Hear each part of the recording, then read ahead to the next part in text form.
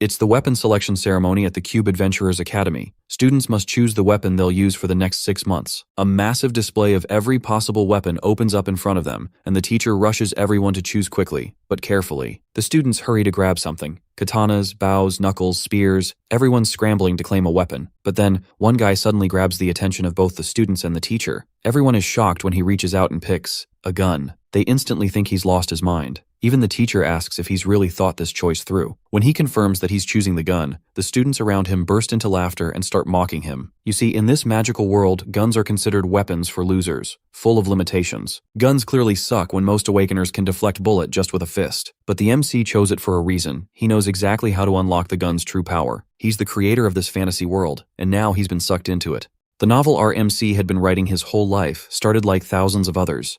Dungeons and monsters appeared all over the earth. Everything was plunged into chaos, and humanity was on the verge of extinction. Korea had become the worst place on Earth. But as always, there were heroes with incredible powers, who began to defeat the monsters and destroy their lairs in the dungeons. Hero guilds appeared, and with their help, Korea became the most prosperous place on Earth. To train the strongest heroes was founded an academy, the Cube. In this story, there was a protagonist and his adversary, but our hero became neither of them. Now for a little background on how he ended up here. The author received a surprising email one day. He was being offered a remake offer for the novel he wrote. The Returned Hero, Kim Ha-jin's fantasy novel, is a story that he's barely continued after facing an extreme writing block of more than half a year. You ever feel like you start something but you can't find yourself finishing it? Yeah, that's basically what's happening to this guy. Ha-jin wondered what the email meant. He figured that his fans wanted him to remake the story a little, especially since Ha-jin stopped working on it. The next day, he woke up already inside his novel as one of the Cube students. Inside the Cube, the first-year cadet has just won first place. This blue-haired, happy-looking fellow is Kim Soo-ho, and now to share the author's most troubling problem. He's bearing witness to the world unfolding right before his very eyes. Yes, his own creation has now sucked him to become a part of it. The Cube, the cadet Soo-ho are both confirmations of the fact that it's his own world. Confused, the author questions how he could have ever ended up being sucked in his novel. Immediately upon entering this world, the author has seemed to gain some sort of super-hearing power. He can hear the people of the crowd sharing their opinions about Kim Soo-ho's rise, both in positive and negative light. But their opinion isn't of a concern to our protagonist. It's the fact that he can hear everyone loud and clear. The name Kim Soo-ho runs amok in the author's mind. Soo-ho is supposed to be the main character of this novel, and the world that the author created. He's the one who is supposed to lead the ruined state of the world to an era of harmony and peace. Since he is the typical hero, he possesses a hero's kindness, as well as a striving heart for good. But what's even more interesting is a dark secret that Soo-ho has been guarding with his life, keeping that part of himself locked away. With him aside, our nameless author focuses on Soo-ho's rival, the guy who is supposed to oppose him in the story and give him some competition. Entering the stage, the second-place cadet is revealed to be Shin Jong-hak. He's a confident, dare I say rather arrogant guy. He's your average trust fund baby because his dad owns one of the best companies in the country. The author highlights that Jong-hak's talents could potentially give the main character a really tough time, especially because he later ends up turning into a villain and an evil character. Both main characters of the novel are right before his eyes. Once again, the author is most certain that this is the same world of the novel, which begs the big question. If those two are the main characters, then what role does the author play in this story? Is he also important? Well, he thinks that if he's starting out in a novel he wrote, he should have a name at least. His thoughts are disrupted by another student, who calls him Chundong, and asks if he got any sleep last night. Okay, the author now has a trillion questions to ask. He can't even believe that he was called Chundong just now. The chubby fellow confirms that he's the only Kim Chundong that he knows about. The name Chundong shoots down our boy's expectations tenfold. He was at least expecting to become some kind of important character or have some important role to play like in most transmigration isekai stories. But this Chundong fellow is so random that he didn't even write in the novel. Not even the author remembers writing about a nobody like his own character. So this hotshot thinks something will be different if he just sees his face, because maybe that will help his memory a little and make him remember things better. The burning question plaguing his mind is, just who is this Chundong guy at all? The funniest part about this hilarious situation is when the author realizes that his face is nothing more than a question mark. He's not even important enough for the game to render a special face for him. Faced with this puzzling situation, the author experiences a shock and tries to come to his senses. He gains a realization at last. There's nothing more than discovering your face is a damn question mark. But check this.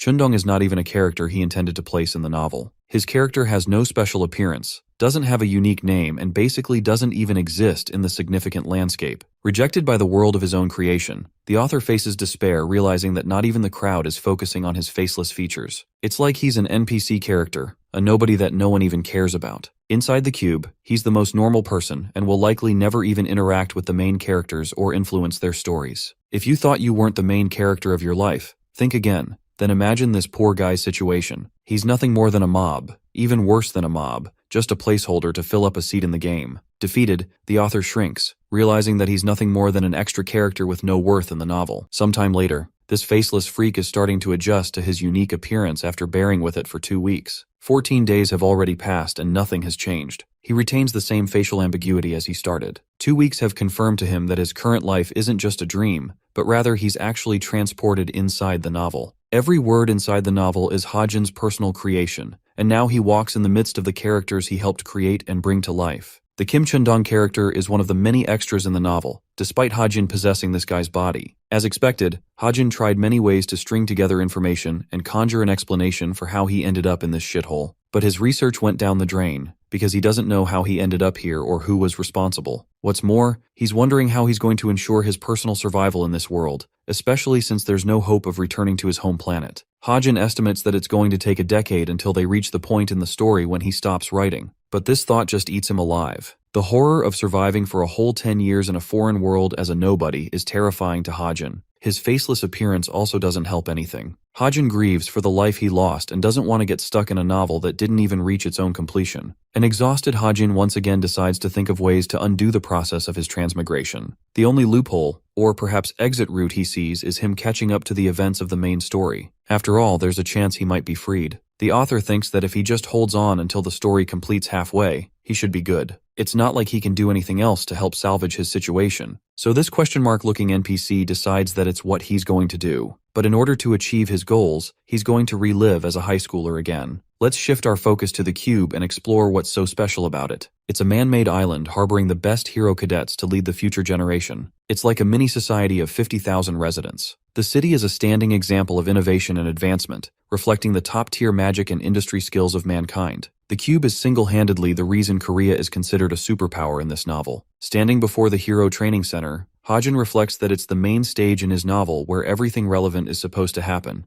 It's a beautiful blue structure where heroes train with special skills. The superpowers in Hajin's novels are called gifts, and just like you'd expect, every hero has them. However, only the best of the best, the top elites, are granted qualification to become the cadets of this facility. The same goes for Chundong, whose body Hajin is possessing. This boy is also supposed to be a cub cadet, meaning he's probably got some skills going for him. The problem is, Hajin has zero knowledge or idea of this guy's abilities, so it's kind of like starting from scratch and not knowing your powers even exist. The author is at least confident that Chundong might have some connection to the training center. He's hoping to find whatever resources he can to use to his advantage, as that is the only way he's got a shot at surviving the terrifying school and its fierce cadets. Hajin enters Class Veritas, a classroom considered the center of the Cube Training Center. This place has everyone: the good, the bad, the cute, and the ugly. There's Jonghak, and even the main character of the novel, Suho. Soon, most of these characters will have their own objectives and run into different events, which will cause many things to happen. Hajin takes his seat and feels disgusted by the fact that he's got to survive 10 whole years with this same class. To top it off, he doesn't even have a damn face to greet them with confidence.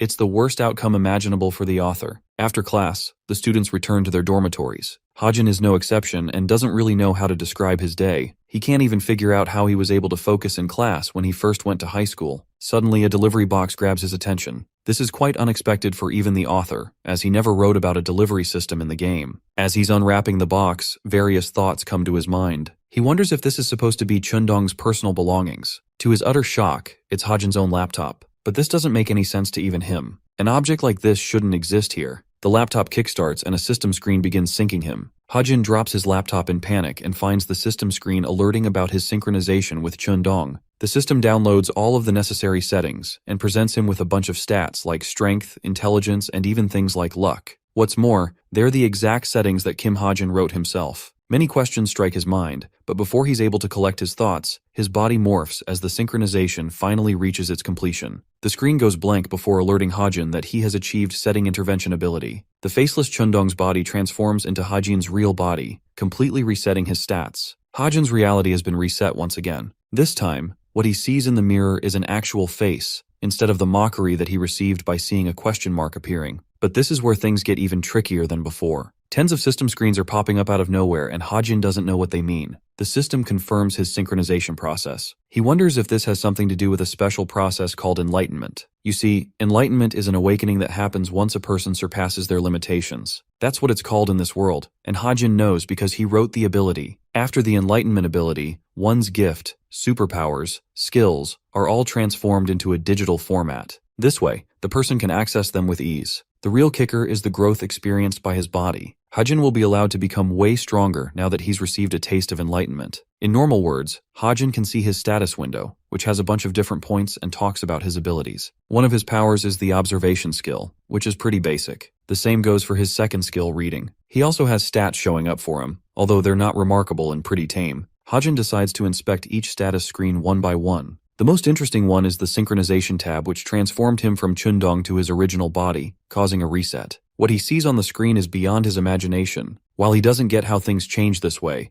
Hajin is convinced that the synchronization caused his face and appearance to change. There's also the fact that his personal stats are way weaker than Chundong, who is supposed to be a cadet of the school. But instead of stats, he gets points to compensate for his shortcomings. Anyway, with that out of the way, Hajin fixates his attention on the unique authority screen. Apparently, he has the ability to create new objects by spending his SP points. By doing so, it will consume his SP bar, but it can help unlock a world of new possibilities for him. SP or story points will only be obtained as the plot progresses and his importance increases. What's unique about this aspect of the novel is that Hajin doesn't even remember writing anything about story points from his side. The author is soon to catch on that he must increase his importance in the novel so that he could influence the story and gain story points as a consequence. He's starting to piece together his objective in this world. The reason he's getting access to his laptop as well as the status screens is because this man is supposed to go through hell fighting monsters and eventually influencing the main storyline. It's not an ideal outcome, so Hajin is already in the mood to curse the heck out of his own creation. But just as he's mouthing his frustration, another screen prompts him, surprising the author. It's supposed to contain hidden information about something. Stuck in this rut, Hajin is frustrated that he has to interfere in this world so that he has a sliver of a chance of returning to his old one. He gets up and starts running his fingers on his laptop. Since he doesn't have a choice, Hajin believes it is better to act now rather than wait for the story to reach the point where his novel stopped. There's also no guarantee if he will return to his previous world if he does reach that point.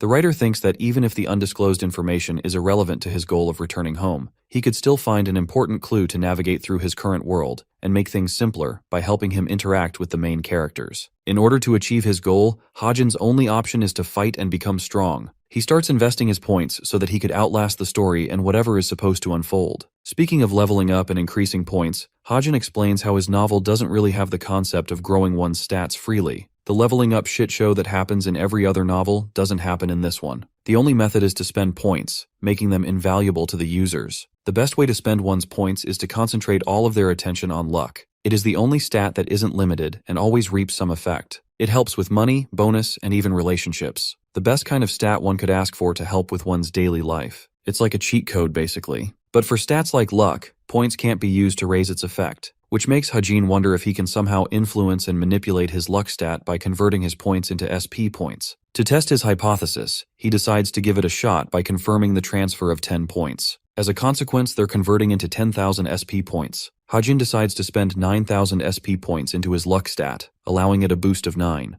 The mysterious luck ability activates and kicks into effect, slightly bumping his luck stat by a point. This means his luck passive stat affects even itself, making it a really valuable investment. Hajin then focuses on the protagonist's stats. Suho's magic power stands at a powerful 9 and is capped at that level. Hajin has just surpassed that barrier by increasing his luck stat to 9.1. As for the rest of his story points, he decides to focus on perseverance to help him survive the harsh training of the facility. Thanks to Hajin increasing his luck stat, it also helps with significantly boosting his perseverance ability when he boosts it with points. He's already feeling grateful for its effects as the investment is showing promising results. Suddenly, the system glitches and issues him a warning screen. His tampering with probability has caused an error to occur. Since Hajin was basically cheating the system creates a restriction to prevent this loophole. He can no longer manipulate his abstract stats with story points. The author is a little peeved that he was hit with a restriction like that, because otherwise he would be too overpowered. Hajin realizes that he has hit a wall with his gimmicks, but still, he managed to increase both luck and perseverance to a high level. which should be enough for him to overcome many obstacles in the story. A thought crosses his mind. He gained 10,000 story points for being a novice. Those points can be used pretty sparingly.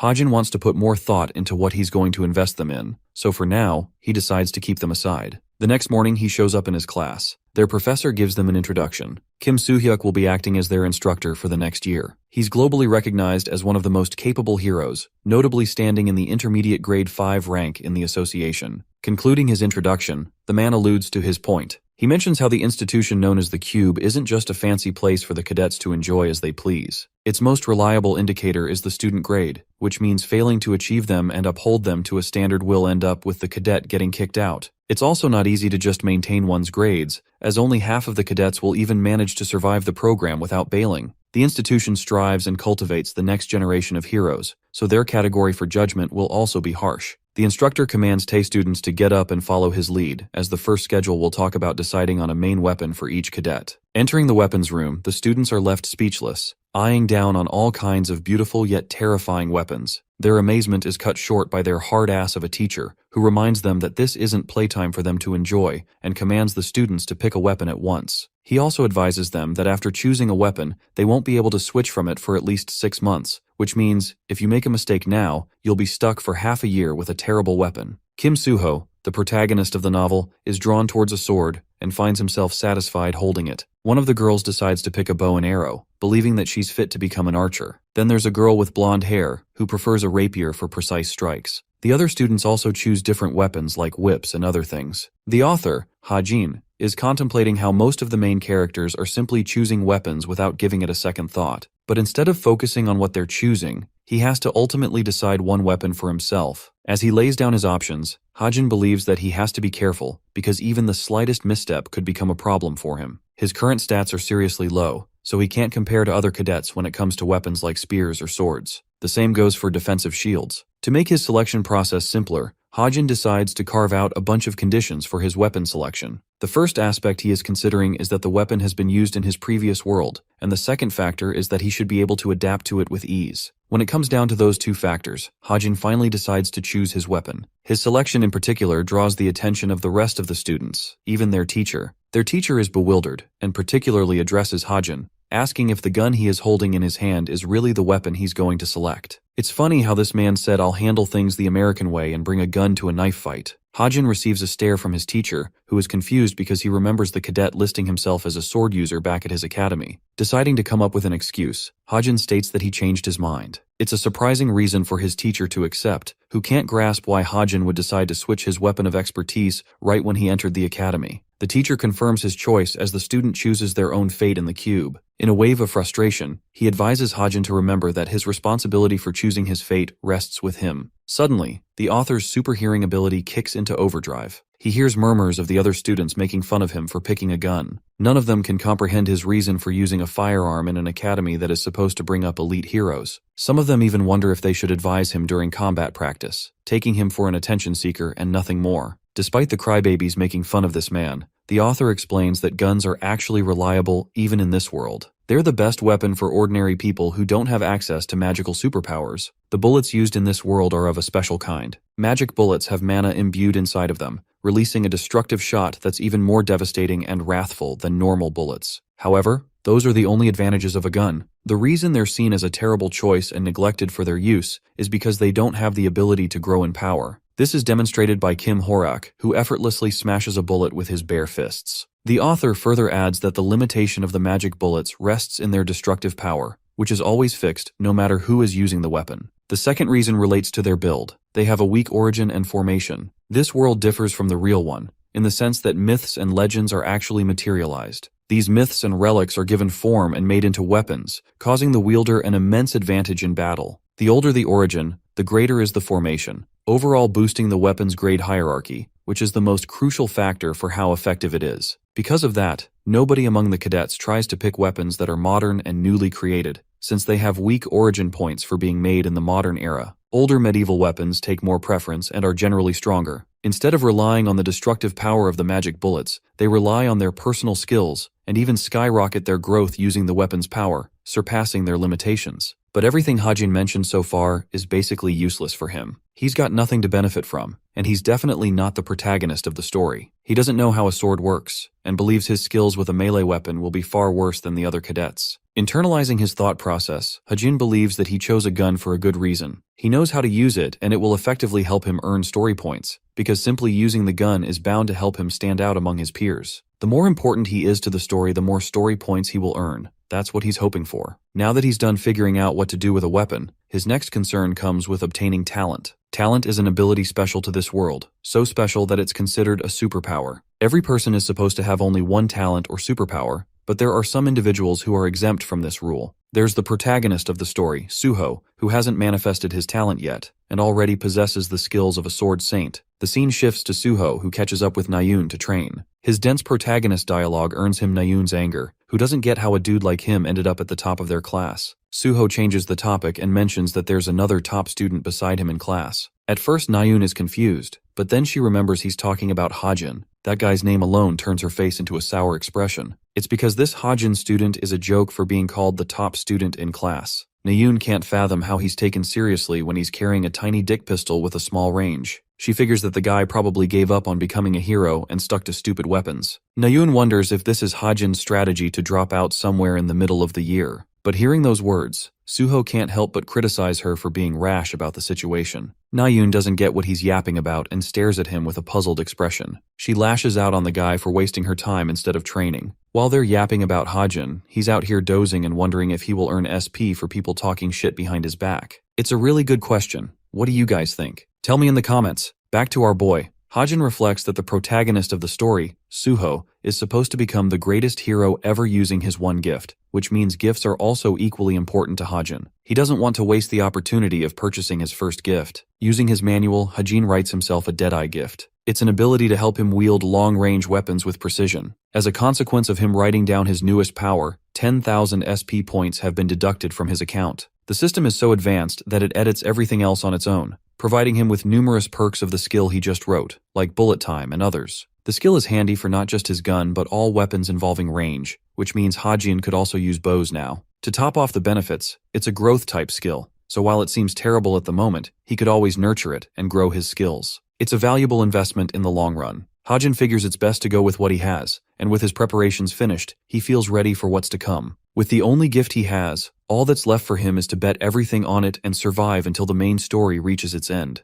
The scene switches over to their class. A teacher is explaining strategies regarding how the cadets should deal with towers and dungeons. The funniest part is for Hajin to realize that the explanations he wrote in his novel are now appearing in the textbooks of this class. Imagine taking a class of materials you wrote and created. Hajin is having an easy time just enjoying the lecture since he doesn't really have anything new to learn. He's actively deploying his observation and reading gift to help him. More information about these two gifts is provided. Observation allows him to observe everything in his field of vision. He can see through things and even read stuff from his laptop without having to waste effort. The teacher instructs them to review the contents of the lecture since their written exam is supposed to begin soon. Nayun gets fired up in frustration. She's bored to death and really can't stand the lecture. Suddenly, Class Veritas is interrupted by someone who instructs the cadets to show up at the plaza. Hearing this, Nayun is excited she gets to escape the boring lecture. It's finally time for practical training, a subject that our boy Hajin isn't looking forward to. Arriving in the training arena, the teacher explains how everyone should already know about the contents of the class. First, they will make teams of 4 cadets each, consisting of 2 warriors, a sharpshooter, and finally 1 support warrior. Further, these teams will remain the same until their mid-semester exams come around. All teams are supposed to be balanced between the high-ranking and low-ranking cadets for a fair competition. The instructor tells them to go and find their teammates at once.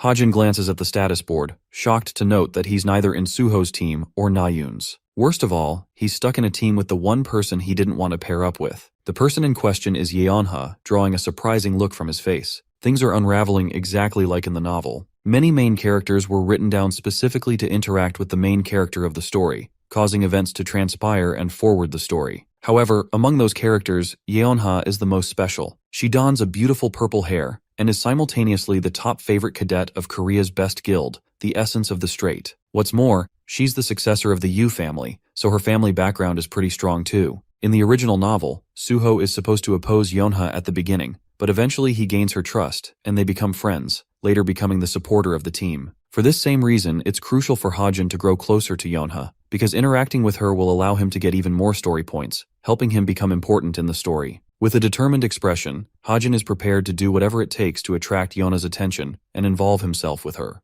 Yona's team members come and greet her. Apart from her and Hajin, there's Hosung and Hazuki, making them a team of 4 just like planned. Since Yeonha is a thoughtful and calculating person, she contemplates speaking with them at first, but ultimately accepts because they're her teammates. What's funny is that she boasts a blooming and formal attitude with her teammates once she decides to talk to them. Both of her teammates are weirded out, but Yeonha turns her attention to the final member of the group. Hajin makes his presence known by coming forward and approaching her. While he's a little scared, he knows that Yeonha will have a sour relationship with him if he's not confident in carrying himself. Hosung interrupts his train of thought and immediately calls him out for being the hotshot who chose a gun as his weapon. The dude is busy yapping around carelessly, not knowing that their teacher is about to slap the shit out of him for chatting ignorantly. Hosung receives a jump scare from their instructor, who roars at them to get moving with the monster hunting mission. The directions have already been provided to each team through their smartwatches. Our team gets their move on and paces in the grain field. Yeonha checks her smartwatch, indicating that they're close to their target. She wants her team to buckle up and prepare for what's to come. Further information regarding the monster will be revealed when they arrive at the location.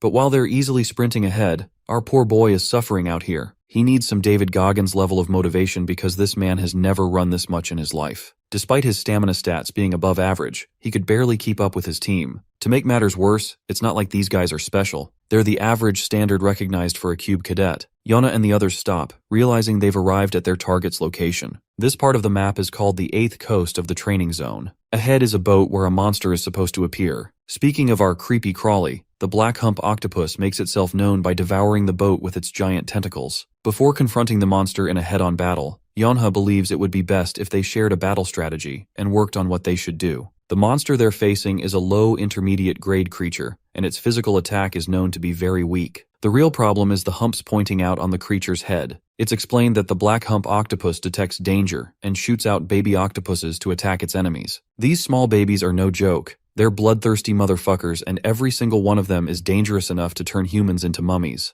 Hasung suggests they immediately target the throng of baby octopuses when the fight kicks off. The girl Hazuki believes they're going to need a sharpshooter to handle the small octopuses with his gun, so she thinks Hajin would be best for that. However, opposing this idea strongly, Yeonha claims that she's going to be the one to handle the baby octopuses instead. She wants the rest of her team to save their abilities after she's done, because Yeonha thinks they'll need to annihilate the monster in one hit, since it has super fast regeneration abilities. Yeonha's sudden dismissal of Hajin's contribution strikes him as odd. He immediately figures out that she's just ignoring him and doesn't even believe he's worthy to be a part of this training. Yeonha asks if the rest of her team is ready. She marks the beginning of their operation, leaving our boy a little annoyed by her damn attitude. The black hump octopus unleashes its destruction by destroying the boat, while Hasung uses his battle axe to draw the creature's attention towards him. His loud stammering sound is enough to catch the octopus and lure him close to the shore. Enraged, the monster blitzes towards Hasung and unleashes itself. Poor guy is scared shitless by its sheer size and runs the heck away.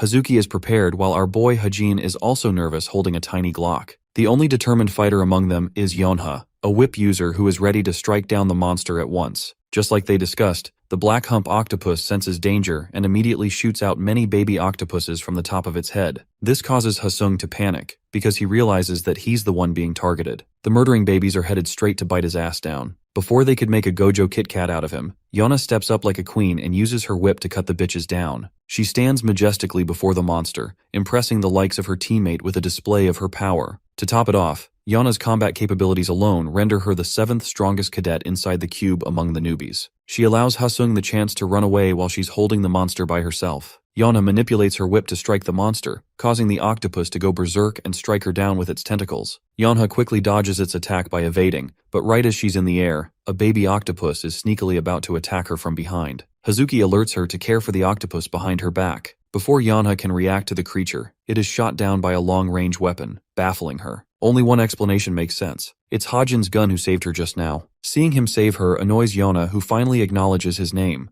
Let's take a little detour and discuss what SP points are capable of. Like previously stated, they can be exchanged for stat points. They also increase when Hajin's importance among the main characters and the story rises. Since he's supposed to be nudged in as an extra, nobody, standing out and gaining popularity is a tough thing. The main characters already fill up the story after all, So the only other option to gain importance is for Hajin to interact and help with the story of the main protagonist. That's what he did by saving Yeonha's life just now. His shot shocks each of his team members. A distracted Yeonha reminds him to know his place since she wasn't expecting him to take part in the operation. But while she's distracted, the giant octopus shits out more of its fun-sized models for them to deal with. Yeonha prepares to fight them, but some of them are even targeting Hajin. It's not a tough fight for the author, who can read their attack patterns with ease. Hajin closes his eyes, concentrating his full attention to performing his best in the given moment. He activates one of his skills called Bullet Time, which was one of the gifts that the system created and edited for him. Using it slows down the perception of time for 3 seconds, easily allowing Hajin to become John Wick and shoot these ugly bastards with ease. After locking his aim down on each of his targets, the dude embraces his American rights and goes all guns blazing on these fuckers. By the time 3 seconds are up,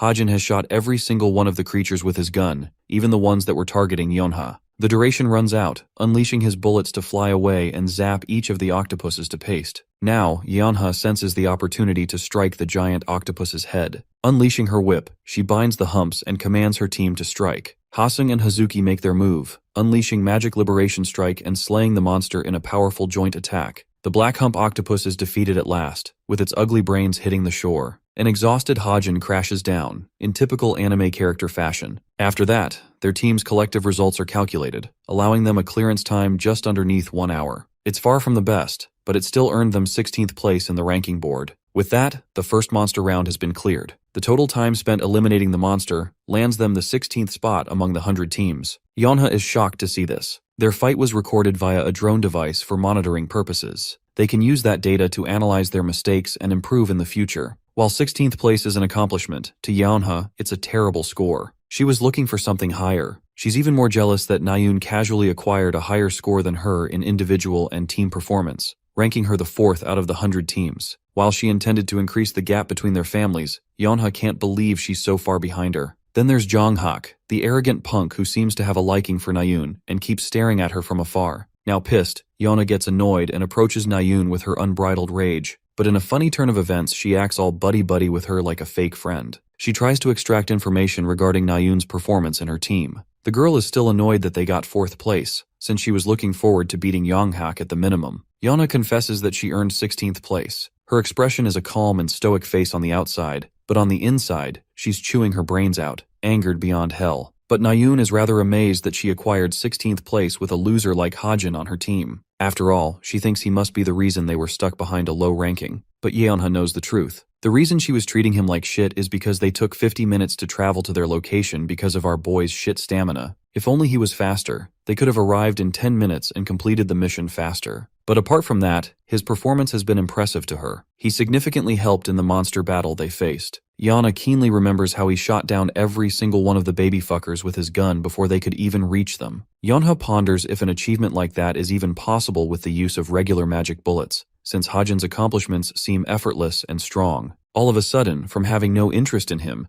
Yeonha is now curious about the man's true identity. As for our boy Hajin, he's just gotten done working out. I bet he must be steamrolling himself to get better stamina after what happened back there. The author explains that he forgot to check his alarms ever since he started training and wonders how much he gained points. Since luck is always helping him out at max potential, his accuracy for defeating the monster has shot up dramatically. His gift has also experienced growth. Now every single shot will be considered a bullseye target. Hajin's senses like eyesight and hearing have also sharpened, and overall story points increased by just 27. Remembering what happened with his performance in the monster round, Hajin reflects that luck must be playing a key role then too, helping out with his SP points. His overall plan to involve himself with Yeonha is going well so far, helping him with the points he needs. His physical stats have also increased thanks to his training. Strength, endurance, and health have all experienced a boost, which is further amplified by his luck stat. Since Hajin has already worked on his stats to this degree, he believes that he should conclude his training session for the day and head home. Back at her dorm room, Yeonha is busy reviewing the footage of their fight in the monster round. She's specifically drawn to Hajin's crazy shooting skills, as he was able to shoot 60 bullets in the span of 3 seconds with a single handgun. For reference, Yeonha tries to play around with the idea of shooting 20 bullets a second.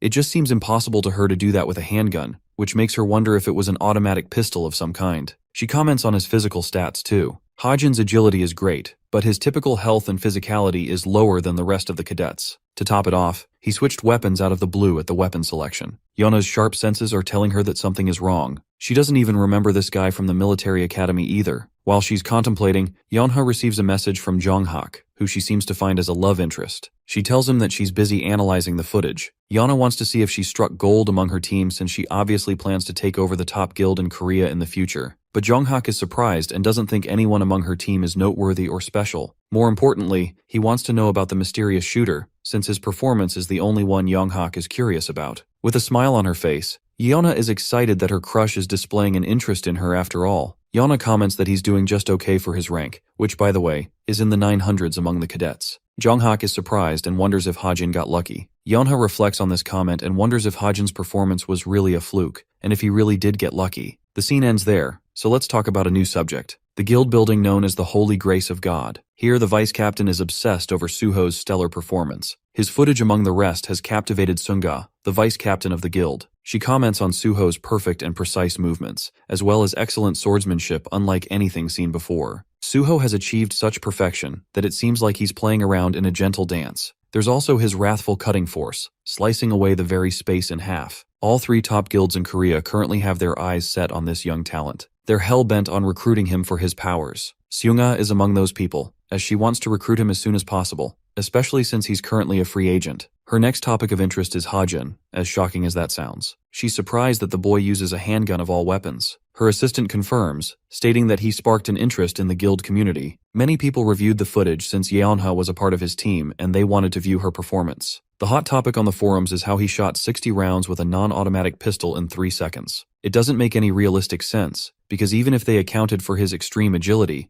Hajin's gun wouldn't be able to survive the brunt of so much recoil in so little time. Since his talent is surrounded by a wave of mystery and allure, some people have started calling him unorthodox. The vice captain also comes to learn that he switched his main weapon from a sword and transitioned to using a handgun right after coming to the prestigious institution. Sunga recognizes him as someone who has achieved enlightenment, the same phenomenon in which a person manifests their talent or special ability. It's of course impossible to know from the start what talent will be manifested. Because of that, some cadets prefer to switch weapons right after manifesting their gifts, since it doesn't match what they're currently using. However, this kind of situation is known to cause a rift in the cadet's career, setting them back by at least 3 years in terms of performance. That's why the military academy usually encourages the students to become involved with numerous weapons and master them instead of relying on a single one. Sunga can't grasp the fact that the boy became an enlightened warrior at the age of 17, but she thinks his talent is limited if it is only related to guns. Still, she thinks he's worthy enough to be reviewed as a candidate. Seunga quickly changes her mind and decides that it would be best to allow Hajin's talent to manifest before they attempt to recruit him. She wants to see if he's really capable of achieving her expectations as an unorthodox. It's Wednesday, which means a training session is going on. Suho is facing another student in an equal clash. This part of the training program is called the anti-personnel training. It's usually executed by 2-person groups, where only training weapons are used, allowing for easy results and little to no injuries. However, for Kim Hajin, he's being roared at for performing the worst. Poor guy has the shittiest luck in the world despite his passive skill. He's the only student who had to face his teacher instead of another student, and as a result, he lost 18 times straight. The real issue with this training is that training guns aren't ready to be used, which means using a real gun is obviously going to cause injury if he faces another student. That's why the instructor himself has taken responsibility to face Hajin and handle him. Poor guy is suffering and calls for surrender, but his pathetic whining is ignored by his teacher who prepares to chuck a fist in his face. Before his punch reaches Hajin, the warrior evades a critical strike that crushes the ground. His teacher is shocked that he dodged the attack. Hajin proceeds to dodge another 2 punches from him, leading the instructor to realize that while he seems like a trash student with shitty posture, he's actually got a godly pair of eyes for tracking his attacks. Clairvoyance. Yet another skill Hajin obtained as part of his Deadeye gift. This sharpens his senses and allows him to detect a target's movement path, helping Hajin loosely evade every attack. It's true that he can see the attacks, but the worst part is dodging with his own body. The rest of the students view his performance and chalk it down as clumsy and lazy. The gang may be making fun of him for being a loser. It still helps boost his story points by 40. So in a way, he did manage to get what he wanted, but he hates the fact that people are making fun of him. After the exhausting training, Hajin relaxes by taking a refreshment. When he turns to his right, he sees Yeonha passing him by. She shares a look of disgust on her face, almost as if she views him as an inferior nobody. It's funny because he's the author who wrote about her personality in the first place. He's in an experimental mood today and decides to call out Yeonha's name before tossing her a drink. She catches it with her reflexes, and confusingly asks if he's taunting her to a fight. Bro's riz is so bad that she's out here thinking he's literally trying to attack her. Hajin explains that he's just trying to extend his gratitude to Yonha for helping them advance in the training session.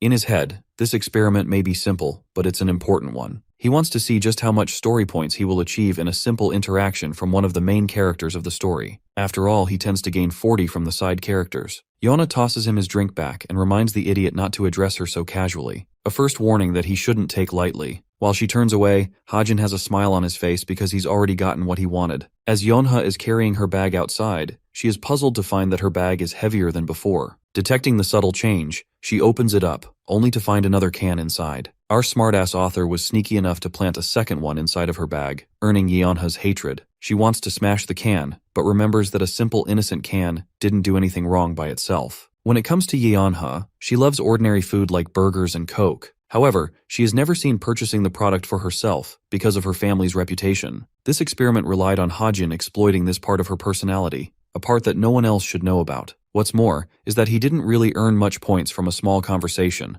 once again motivating him to take action in the events of the main story. Since he already knows what's going to happen next, Hajin believes the National Weapons Museum's demonic human ambush is soon to take place. Demonic humans are evil entities who have made a pact with a demon. They're granted a significant amount of power in exchange for their souls. This way, the demons use them as their tools to do their biddings. The incident to happen in the future will be caused by a demonic human who is currently hiding in the museum with the goal of eliminating a particular target. Eventually, the demonic human is defeated by Suho and the rest of the main characters who also happen to be there at the event. Through this event, Suho gains the recognition and validation of the other main characters. The main protagonists will be Suho and Nayun, who are going to fight against the demonic humans. The villain won't be too difficult to deal with, since this happens right at the beginning of the novel and is effectively Suho's first enemy. Knowing what will happen ahead, Hajin is already thinking of ways to intervene in the event. While he's figuring out a way to join the museum, one of the instructors shouts at him for standing pointlessly outside the dorms.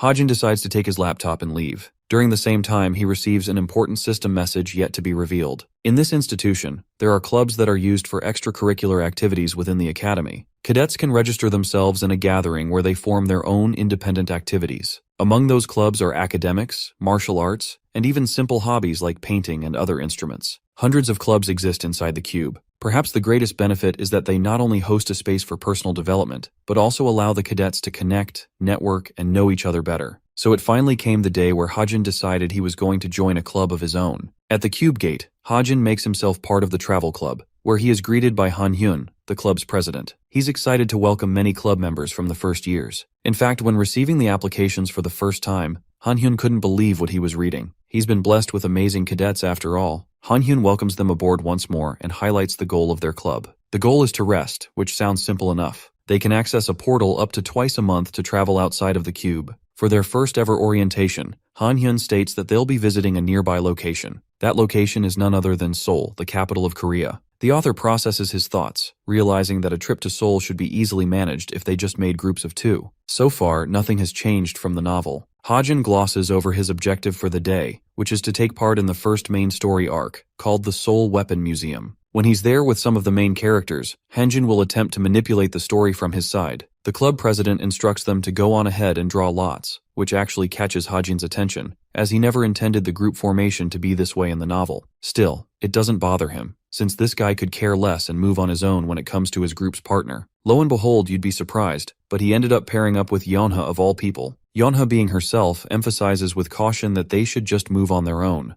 Hajin is okay with that and leaves her to her business. Before leaving, Yonha turns around with a lethal look on her face. The face that screams, "I will fucking kill you if you ever talk to me casually one more time." This being his second offense, Hajin receives his final warning as Yonha isn't planning on letting him off next time. The guy simply accepts his fate and moves forward. The scene shifts to the National Weapons Museum, which is supposed to be the center stage for the first arc of the story. It's the largest exhibition hall of weapon replicas across the entire country. While it's a remarkable place, Hajin is breezing through the crowd with disinterest. He spots Nayun to his left, who seems to be obsessed with a particular weapon. Since Nayun is close by, Hajin realizes that the main protagonist of the story must also be near him. Suho is just up ahead observing a weapon on his own as the main protagonist of the novel. Hajin attempts to spark conversation with him and asks if he's checking out the 7-branched sword. He also introduces himself at the same time, which reminds Suho of who he is. He keenly remembers him as the sharpshooter who joined the travel club. Hajin reflects on Suho's personality, as he was written to be strong and handsome with a good heart. Oftentimes his very own readers left the author hate comments for making an unrealistic and cheesy character. Damn, I guess haters keep hating. All of a sudden, Suho claims that there's a gun exhibition close by, and he's interested in checking it out with Hajin.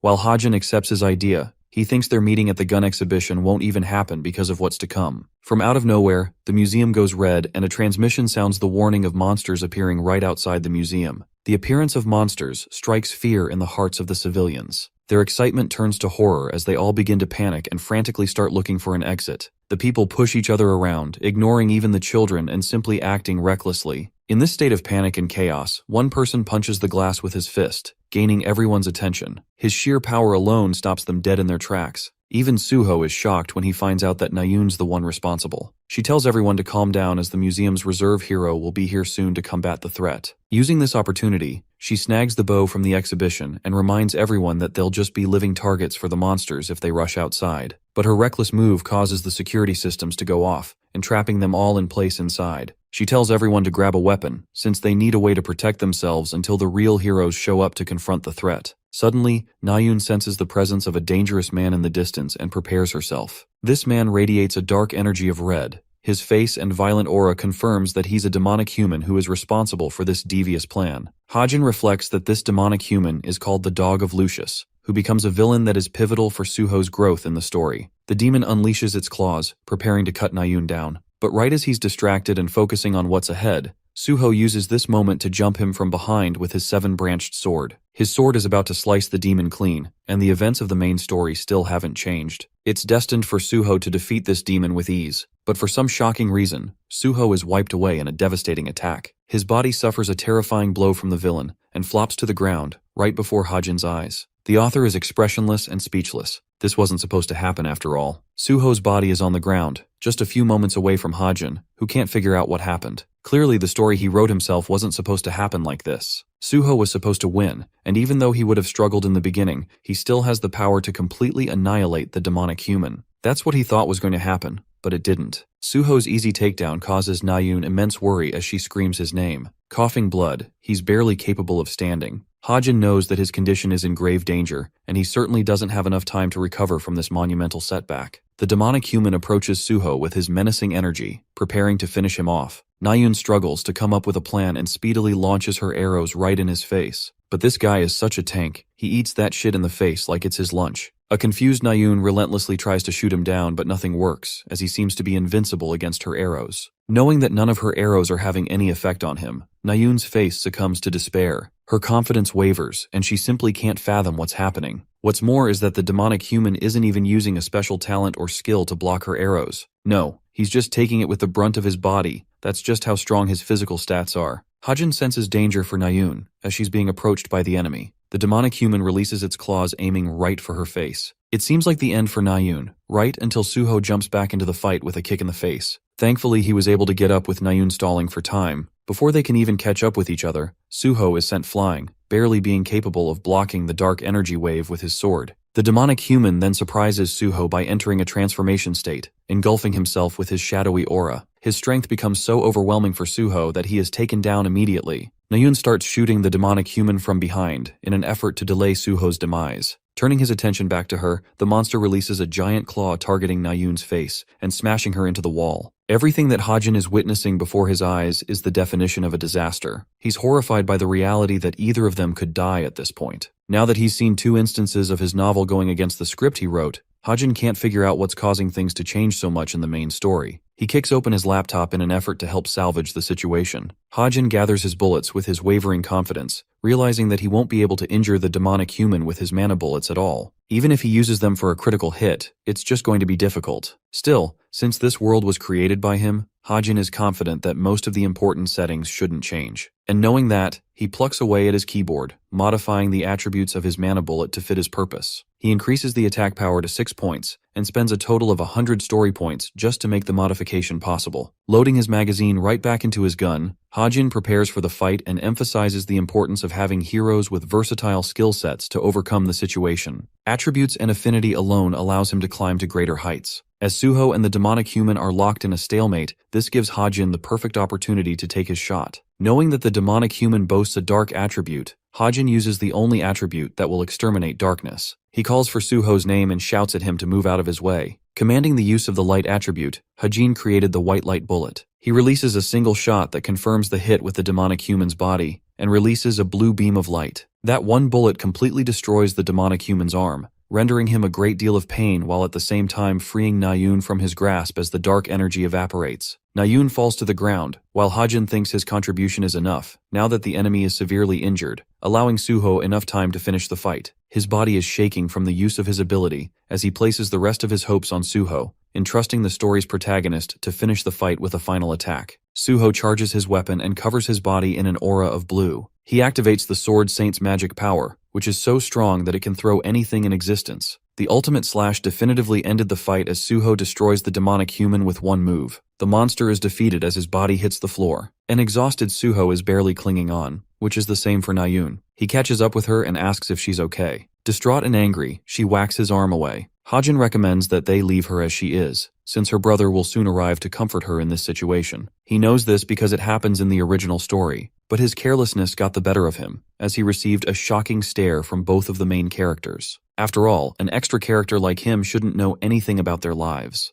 Nayun's voice flickers as she tries to interrogate him, but her condition gets the better of her, so she stops. Meanwhile, the monsters just outside the museum are shot down by the vice captain and her dual blades. Thankfully, the situation outside is resolved and the monsters have all been killed. She asks about the situation inside the museum and learns about the demonic human who was instantly killed, thanks to the cadets of the cube. Wanting to know more about them, she asks for their names. The vice captain is shocked to learn that Nayun, Suho, and Hajin were all involved in the incident. She rushes right to the museum because all she cares about is meeting Suho right now. Her excitement makes her wonder what she should discuss with him. Hajin is coming out of the museum when he suddenly runs into her. Curious as she is, she tries to inquire for Suho. Hajin is already one step ahead of her, and tells the vice captain that he's inside the museum. She goes inside but at once experiences a shock, because this random cube cadet seemed to know her intention of finding Suho in the first place. Yet another blunder caused by our believable author. The dude is catching a break at a park, and reflects that he didn't expect Sunga to run into him like that. He wonders if the situation is relevant to the story changing in some ways. To collect his thoughts, Hajin tries to take it from the beginning. He considers himself as nothing more than a foreign extra character, and deems his current importance as insignificant. The story has been progressing smoothly without any problems so far, so it's impossible that he was directly involved in altering its route.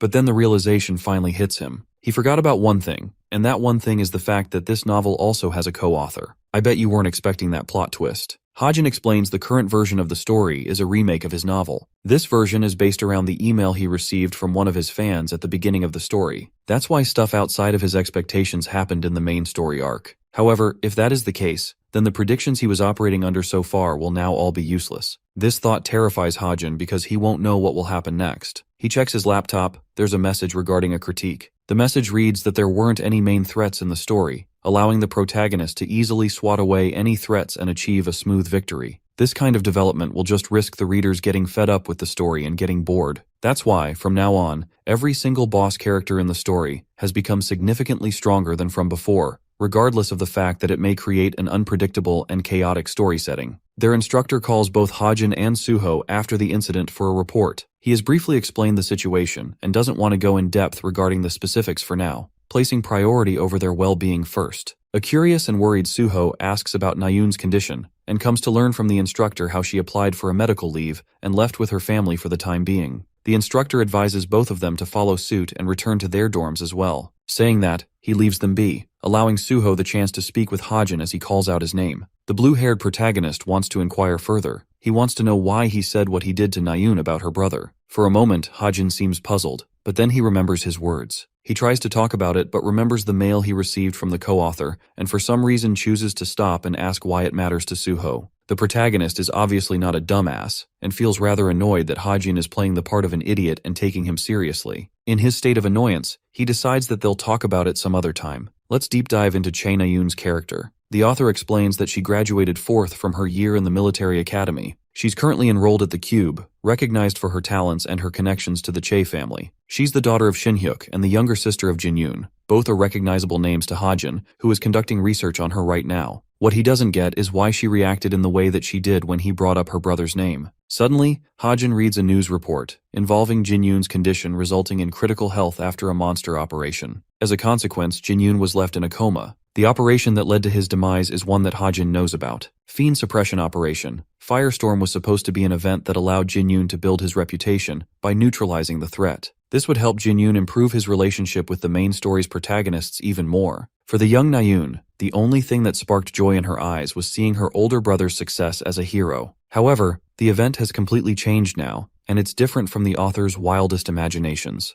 Jin-yoon is the one who caught up in his demise, leading to Na-yoon's trauma. Just then, he receives another mail from the system, notifying him that any further modifications to the story will immediately be revealed to Ha-jin as soon as he points out the changes from the original story. The system also relays that Jin-yoon's brother, and the supporter of the protagonist, Kim Soo-ho, has undergone significant changes in this iteration of the story. We're given a sequence of what went down. The gravely injured hero was barely awake after suffering a brutal strike. The co-author recognized that the protagonist already had way too many supporters, which is why they made the chances necessary to ensure some of them were taken out. Poor Jin-yoon had to be one of those people. 4 years in the past, just after being appointed hero for the first time, Jin-yoon ended up becoming a demon seed. Yes, it's much more terrifying than Ha-jin's wildest imaginations, as he could never have predicted such a horrifying plot twist. The scene cuts to Na-yoon's place. The radio transmission is talking about the sudden monster attack that occurred at the National Museum, reporting a casualty count of 7 with 50 people injured from the incident. A devastated Na-yoon can't bear to hear the news and turns the transmission off. She sulks in her bed all by herself, while her worried father comes shouting her name. Na-yoon sees him and wonders what he's doing out of duty. Shin-hyuk doesn't give a damn about his work and asks about her health. Since she's at the hospital, he wants her to have a full checkup just to be sure. But Na-yoon pretends to be fine and just alright. She's trying her best not to make her father worry, and even thinks he did too much on his part by coming to visit her. But of course, he's still a worried father who cares for his daughter, despite her claims of being fine. Na-yoon addresses her father and requests wanting to see Jin-yoon at least once before she's discharged from the hospital. Seeing her fragile state, her father approves his daughter's request. Let's go back to the Jin-yoon's demise and explore what demon seeds are. Demons are supposed to be the most powerful entities in this world, more powerful than even the fiends or humans. They possess a unique yet terrifying ability to target humans and turn them into demonic seeds. The humans who have been marked demon seeds eventually go through a period of incubation,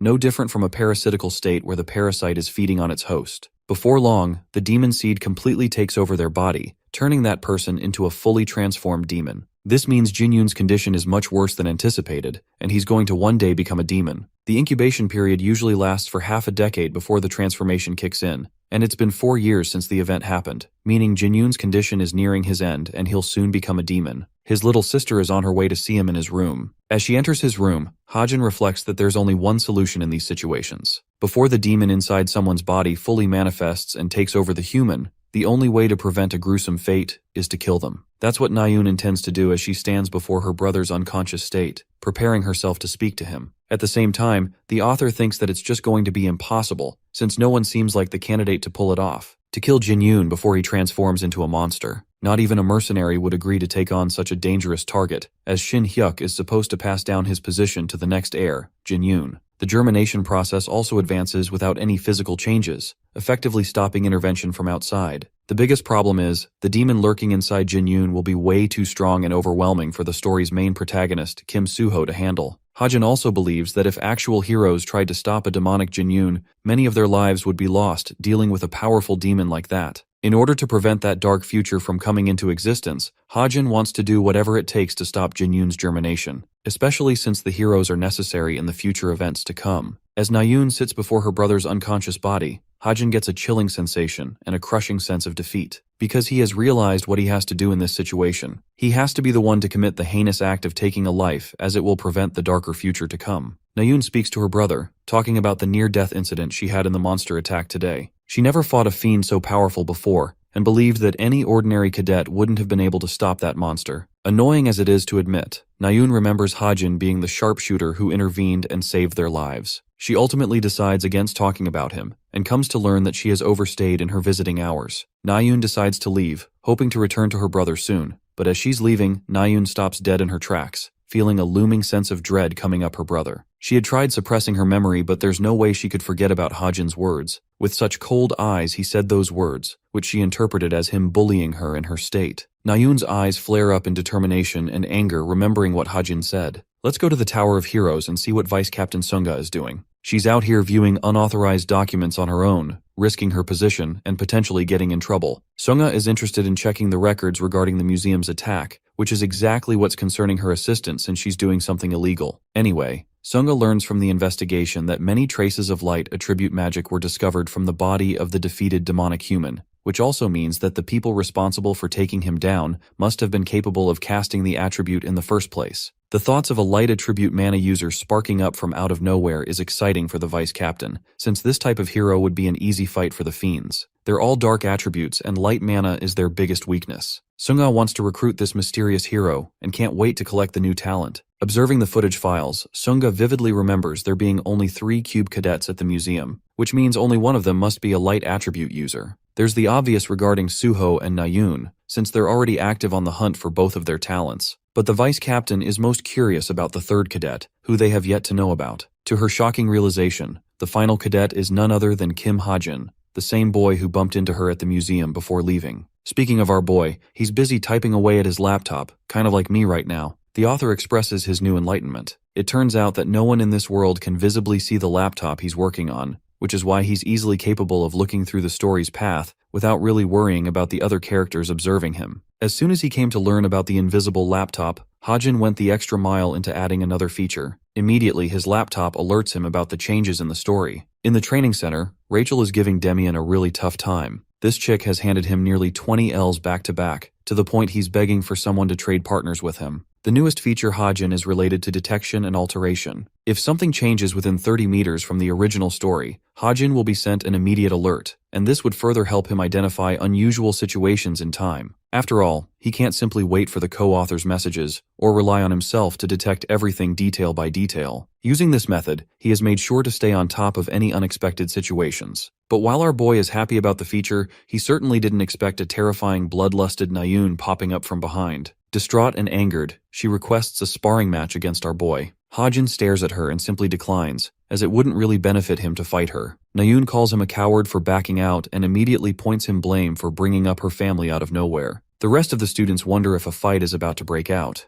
Hajin explains that he isn't participating because of his bullets, since they could deal her some serious injuries in a training session, and he doesn't want to be a part of that. Nayun takes this comment as a mark of condescension, only getting infuriated at him more. The training instructor arrives just in time to interrupt their argument. He roars at Nayun for trying to fight with the cadet Kim Hajin, especially because he's the only student without a training weapon. Considering the potential risks and injuries involved, Hajin is strictly prohibited from training with other students. Nayun storms off in anger, leaving Hajin to realize that it may be far too late to issue an apology at this point. I mean, what he did was a stupid move as the author, but nothing can be done now. Hajin emphasizes that he has a different priority in mind, which is why he's been training like hell to get even stronger, as evident by the bruises on his hand. That priority is none other than killing Nayun's older brother, which is also why apologizing to her seems like a fruitless case. If he gets close to her now, it's going to ruin everything between them later and cause Nayun an even worse betrayal. The scene cuts from there and transitions to another club orientation.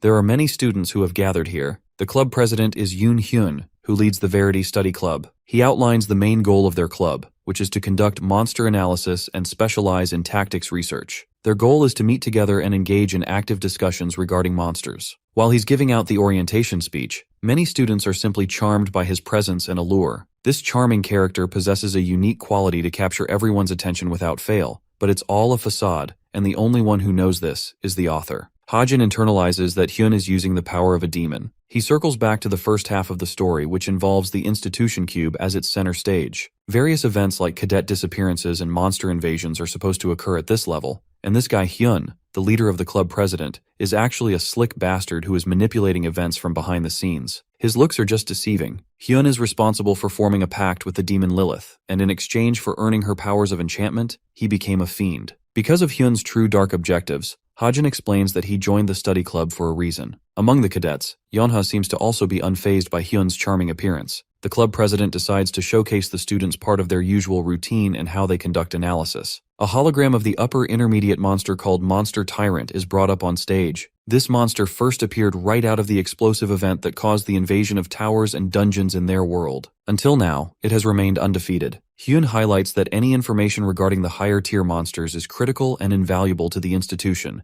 since this helps them make plans to subjugate monsters. More so, by just acquiring information about a monster's vital points, they can sell it for billions. A playful Hyun decides to pick his target from the audience and asks Yeonha for her opinion regarding the creature's vital points. Yeonha counters that its vital points haven't even been discovered, and she's right, but Hyun still thinks her opinion would be valued as that is what they do as a fun activity at the club. As his closing note, the club president invites them to attend the after-party to share their opinions regarding the creature's vital points. With the speech settled, Hajin comes to speak to Yeonha, asking if she's interested in going. In response, he's just casually ignored. Bro tries again, but this time shouts at her just to get her attention. Yeonha stops to confirm that she will attend the after-party as it might help her out with some information she could use. Figuring out her intentions, Hajin blurts out and asks if she's going to use that information to lead her future assault team in her guild. This remark catches Yeonha's attention. The Straits of Essence Guild is a powerhouse with its rich history. When the monsters first emerged from the gates 50 years ago, Yeonha's clan founded this guild, which is the reason it is one of the most influential guilds in the entire country. Hajin further impresses and shocks Yeonha with his sharp knowledge of her guild's dealings. In recent times, the Vice Guild Master seems to be the highlight for the guild, to the point that he's threatening to take over the position of the successor in line,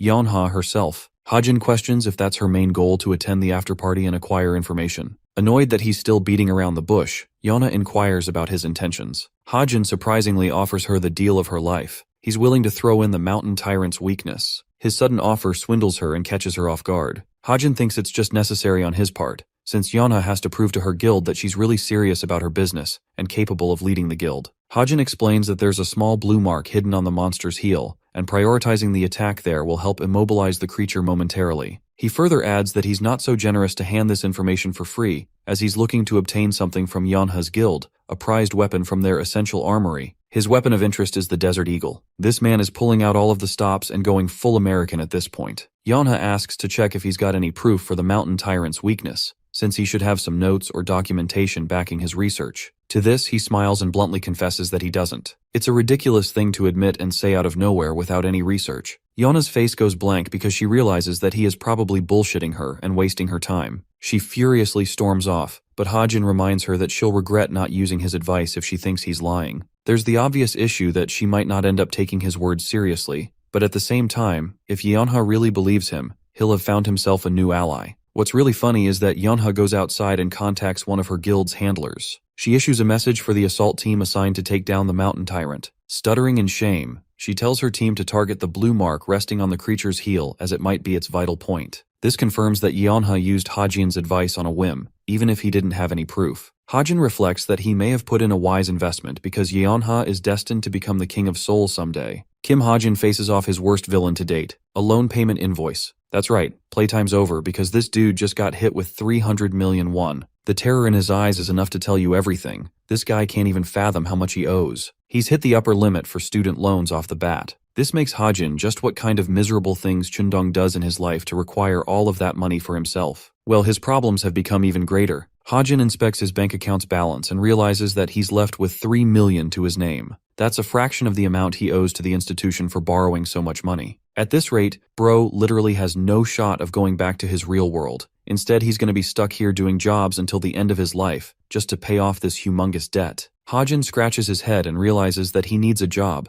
which is a relatable feeling for some of you watching this video, I hope. Now, in this world, there are 2 ways to actually make some money, fast and big. The author explains that the first method is through stocks. Bro is out here trying to become the next Warren Buffett. But here's the thing though, since the inception of towers and dungeons emerging all over the world right now, they are often sought and conquered by the guilds composed of heroes. Now, shares of those guilds are often listed on the stock market, allowing those shares to be traded throughout. Hajin's got the knowledge of all the guilds that are going to be listed. Once again, he's the author, so he knows this kind of stuff for no reason. The real issue is that he's got to acquire some level of capital to invest in the stocks, which means it's not going to be an immediate golf for now. The second option is the field, which Hajin believes is his only option for now. Field hunting is a unique way of earning money. The field in question is known to be a danger zone filled with monsters. Different from the typical towers and dungeon events, the fields have a large variety of monsters, which then you could hunt and earn a fortune from. It's kind of like quest hunting and then selling the corpses of the monsters you just hunted. However, the real obstacle in Hajin's case is really himself. His personal stats are shitty, barely better than the average male. So in his current state, his confidence is wavering, because he's unsure whether he could safely head into field hunting with his current skill set. The author reflects that it would normally be quite wasteful to extinguish his story points just to upgrade the training pistol he has. So he wants to find another way of upgrading his weapon, or buffing his stats. Suddenly the door rings and a voice calls out for his name, alerting him that he's received a package from Cadet Yeonha. Remembering her name,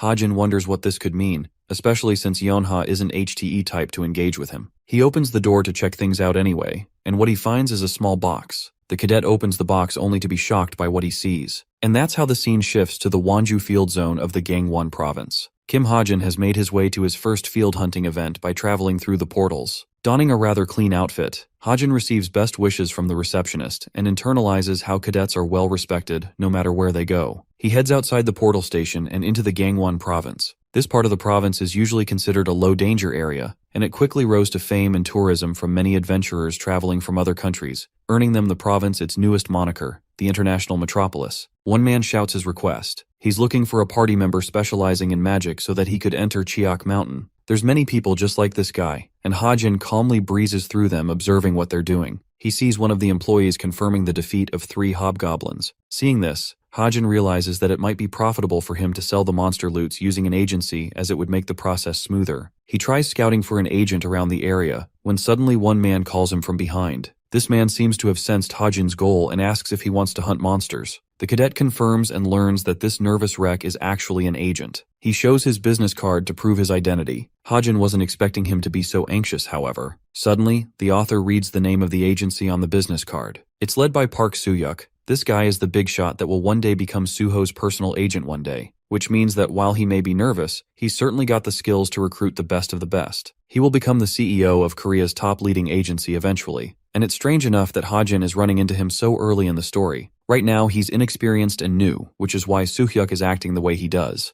Hajin takes special intrigue in their agency and forwards his hand. He's ready to have himself recruited by their agency. In his mind, Hajin knows this is just the start of the story. So many characters have yet to uncover their full potential and bloom into the characters they're supposed to be. He's basically investing in people right now by forming early connections. A sudden thought comes to his mind. Since this guy is supposed to be Suho's agent in the future, Hajin wonders if stealing him is really the right thing to do in this situation. A little while later, as they're making their way to the monster zone, Hajin asks if the agent is doing well on his own. We then see that this dude is just exhausted, like he's never done this much cardio in his life. He's probably at the verge of having a heart attack, which makes sense since cadets are physically stronger than agents who usually use vehicles to track them. As they approach the danger zone, the agent spots a bunch of hobgoblins' tracks. Hobgoblins aren't the hardest to beat, and a pair of them can lump nearly 400,000 won, so it's a good offer according to the agent. However, that kind of money is still not enough. Hajin reflects that only one of his mana bullets costs a whopping 200,000 won, which is way more expensive than he would like. So he's looking forward to earning something more than just striking down a bunch of goblins. Fixing his sights on a target, Hajin points to a boar monster just below the cliff and asks if hunting it would be fine. The agent immediately becomes worried since this is a steel boar, a monster that is known to be immune to bullets, as they're not strong or sharp enough to penetrate its skin.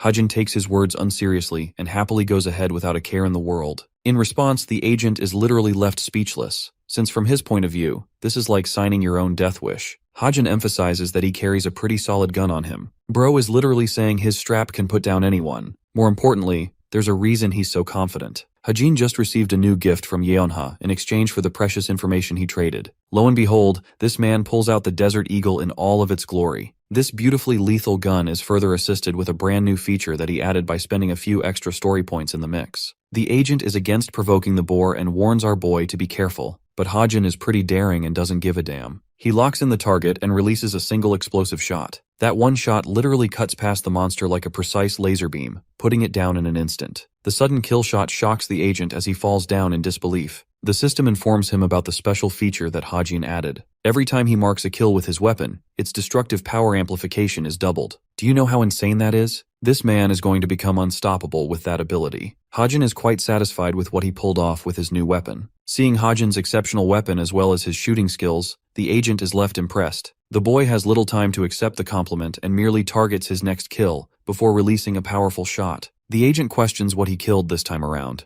Hajin explains that he saw a black pelican from afar and decided to shoot it down. It's amazing to the agent that he can see this far with such accuracy, to the point he could shoot things in the air. Kim Hajin confirms with confidence in his abilities, playfully remarking that he possesses eagle eyes after all. He tells the agent that he'll go down the cliff to take care of the monsters. The agent runs after him in a hurry. With a black pelican down as well as a steel boar, they've acquired 2 heavy monsters back to back. Hajin asks if he's capable of safely transporting them back. Soo-hyuk explains that it would be rather convenient to pay the dispatch fee and call the logistics crew. He even calculates a budget for the amount they'll receive after taxes. Hajin is simultaneously impressed by his keen attention to detail, which will soon become the agent's reason for national fame. He shakes Hajin's hand in confidence, and the two of them hope to work together, extending their partnership in the future. The agent recalls Hajin mentioning that it was his first experience in field hunting. From that, he wants to know how the boy is going to spend his money once he receives it. Like a true businessman, Hajin expresses that he's going to buy stocks, completely shattering the man's expectations with his answer. The fledgling guild called Packhorse Masters was originally founded by a demonic human or fiend. In the original story, they play a big role. Sitting at his laptop in his room,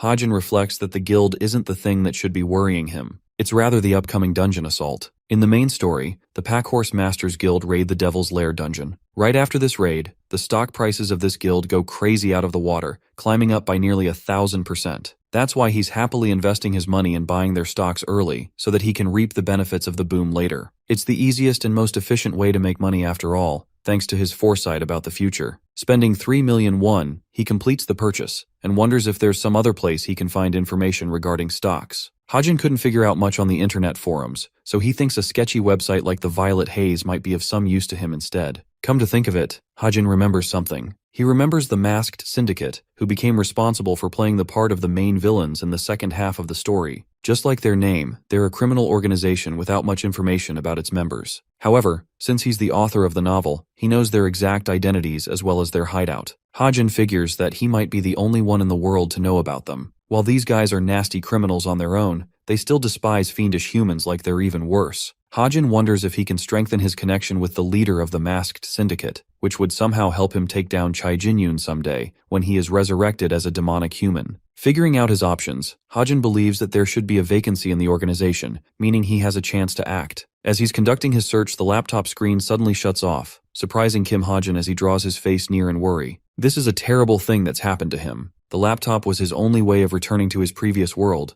Losing it would set him back immensely. Fortunately, it turns back on, relieving him to some degree. 1 whole month has passed since he got into this world. The laptop is receiving a sudden update. Bro was hit with the Microsoft update and nearly collapsed, thinking he'd lose his work. Anyway, let's cut to another scene. At a restaurant, a couple is sitting by themselves, attracting the attention of the people. It's the disinterested Jonghak and the delighted Yeonha. Jonghak starts the talk expressing his annoyance. He doesn't want to take part in polite and noble meetings like this. Yeonha pokes fun at him and thinks he's only gaining benefits from partaking in this meeting. After all, he's talking to someone who is destined to lead society one day. She asks about his grades and learns that he's doing just okay. Yeonha mocks him for not pursuing first place. But the thing is, Jonghak believes his grades are just okay specifically because he's in second place. Bro is winning but has really high standards for himself. Interrupting their meet and greet comes an unexpected guest. It's the dazzling Nayun, Jonghak's crush. This guy literally springs up from his chair and breaks his personality just to gain her attention. Seeing him jump up like that with so much interest turns Yeonha off, since she really likes him. Jonghak checks on Nayun and asks if she's doing alright. Nayun expresses that she was fine, but while their bickering is going on, Yeonha is getting irritated at being ignored. All of a sudden, Nayun brings up Kim Hajin's name and catches Yeonha's attention. Yeonha turns to Nayun and inquires about him. The girl explains that during the demonic human incident at the National Museum, there were only 3 cadets, and one of them just so happened to be Hajin. The demonic human got the better of them and crushed both Suho and Nayun, so much so they couldn't beat him until one man stepped in the fight out of the blue. Kim Hajin annihilated the fiend's hand with his shot, and Nayun was there to bear witness to the impossible event. She couldn't believe how he could pull that off with a training pistol, which leads her to wondering about his real motives. Yeonha is in deep thought when Nayun decides to ask more about him. She wants to know what Yeonha thinks of the guy, especially since they were teamed up together in their first training. The girl flinches to respond. It turns out that she did a background check on Kim Hajin because of her own suspicions. She learned that he's just an orphan who joined the Cube and owes a staggering debt of 300 million. But apart from that basic information, it's not like she knows anything out of the blue about him. What's more, she can't figure out how he came to know about the mountain tyrant's vital point, something that not even the top researchers or analysts knew at the time.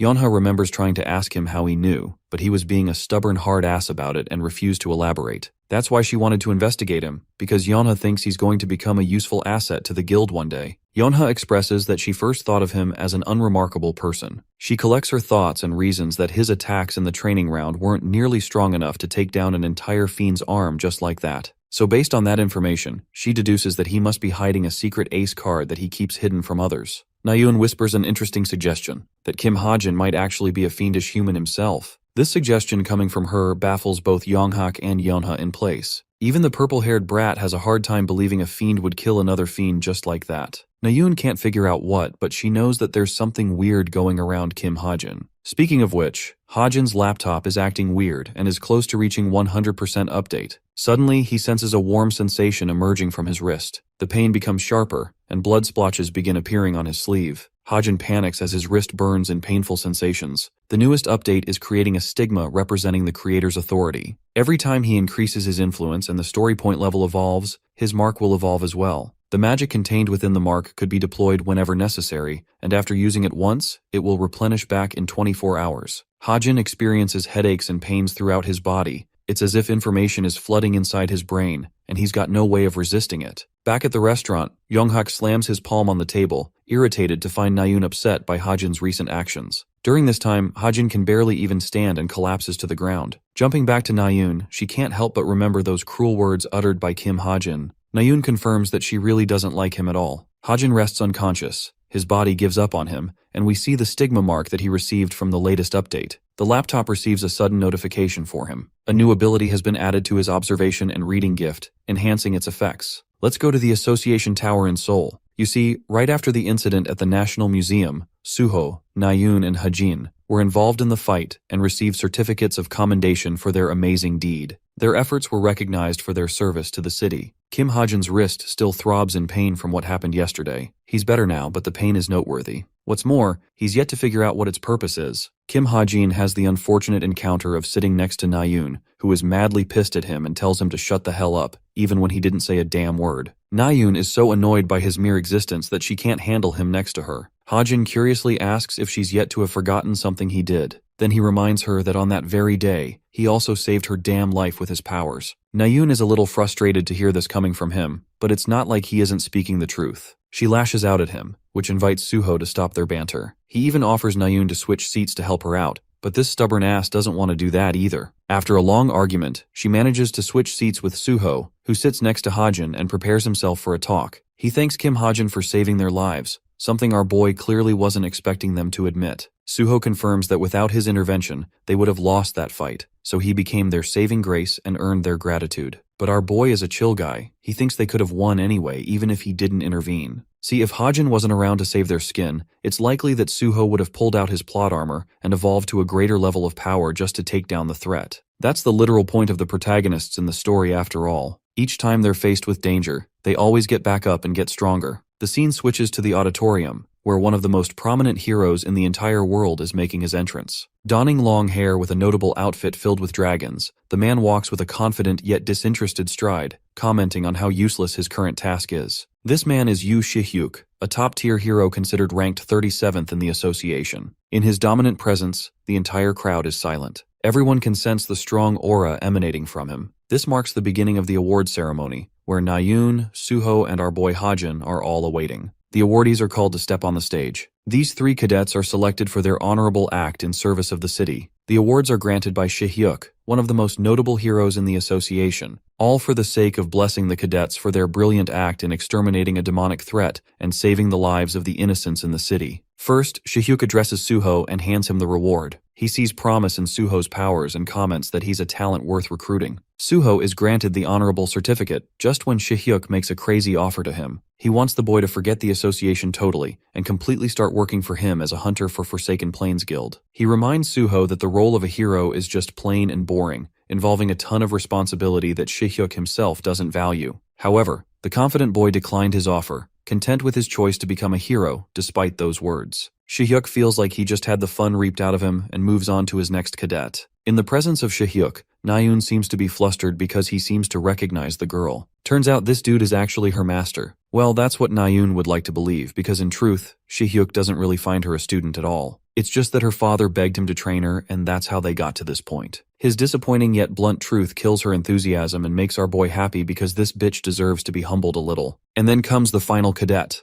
Shihyuk seems to really like Hajin right off the bat, because he doesn't recognize this plain-looking kid at all. The first question he asks is who he is, because that's how insignificant and plain he seems. Hajin describes the situation by comparing it to indifference. It's as if his presence is being completely ignored because Shihyuk doesn't pay him any attention like the others. The award ceremony concluded just like that, as boring as that sounds. Cadet Naeun is the first student to be asked about her thoughts after receiving her award. Well, after the ceremony, our boy is the happiest he has ever been. He's just received 15 whopping millions as the prize money for the fiend extermination. It's great because he's gonna need everything. He's gotta cover that 300 million. He sits by himself and decides on how he'll invest the rest of the money. His interest is to buy more stocks from the guild. In the meantime, he's dying to inspect the new features his laptop received right after the painful update. Upon opening his laptop, he sees a message, notifying him about the updated functions. The first is the stigma mark he received, the second is the internet activation, the last one is the tome of truth added to his observation and reading skill. The stigma mark is related to what happened to his left arm, but there's almost little to no description provided on it. It just tells him he can use magic whenever needed. While it does say that,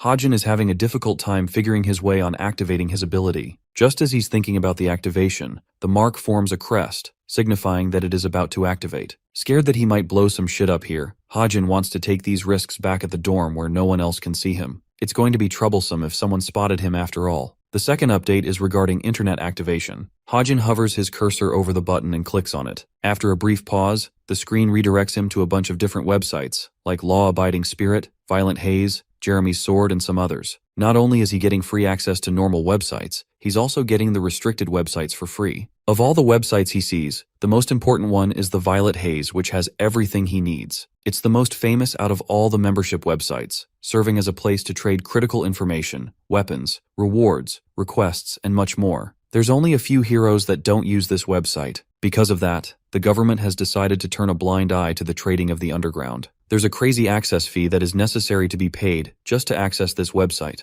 In our boy's case, all he needs to do is spend 200 of his precious story points. He does the purchase to create his account for the time being, and the moment he is thinking about connecting to a particular page, someone calls for him. It's the beautiful Sunga, and the vice captain has caught him. She knows that Hajin knows about her identity, and she also remembers how he is the only person who disappeared from the ceremony a while ago. She came here to especially hand him the card of their guild, the Holy Grace of God. This isn't just any deal, as even Hajin believes earning this card means a big accomplishment. Sunga has a bunch of important questions to ask him, so she sits down and wonders if he's willing to entertain her with them. Of course, Hajin already suspects that she's interested in scouting him potentially, so she sits down and asks if he's prepared to help her out with her questions. Normally, Sunga looks the most kind when represented in the media, but in reality, she possesses a different side to her. Even the best of the best talents are kicked around when it comes to her. She only cares about the best of the best and deals in absolutes, leaving behind anyone that is unnecessary and unimportant. That's the true personality of the Vice Guildmaster, Shunga. Forming a connection with her at this stage is going to be tantamount to Hajin's success in the future events to come. So that's why, before she even wants to speak to him, Bro just cuts her off and coldly states that he's got nothing new to tell her. After facing this rejection, Sunga tries her best to clarify things. She wants to tell him that she's the one expressing a key interest in him, and surely reminds him that she's the Vice Guildmaster of Korea's top guild. Hajin seems to acknowledge her position and ranking, but he's dismissive of it because he knows she came here for personal reasons. He knows for a fact that Sunga is only coming here because she reviewed the footage of him using the light attribute shot.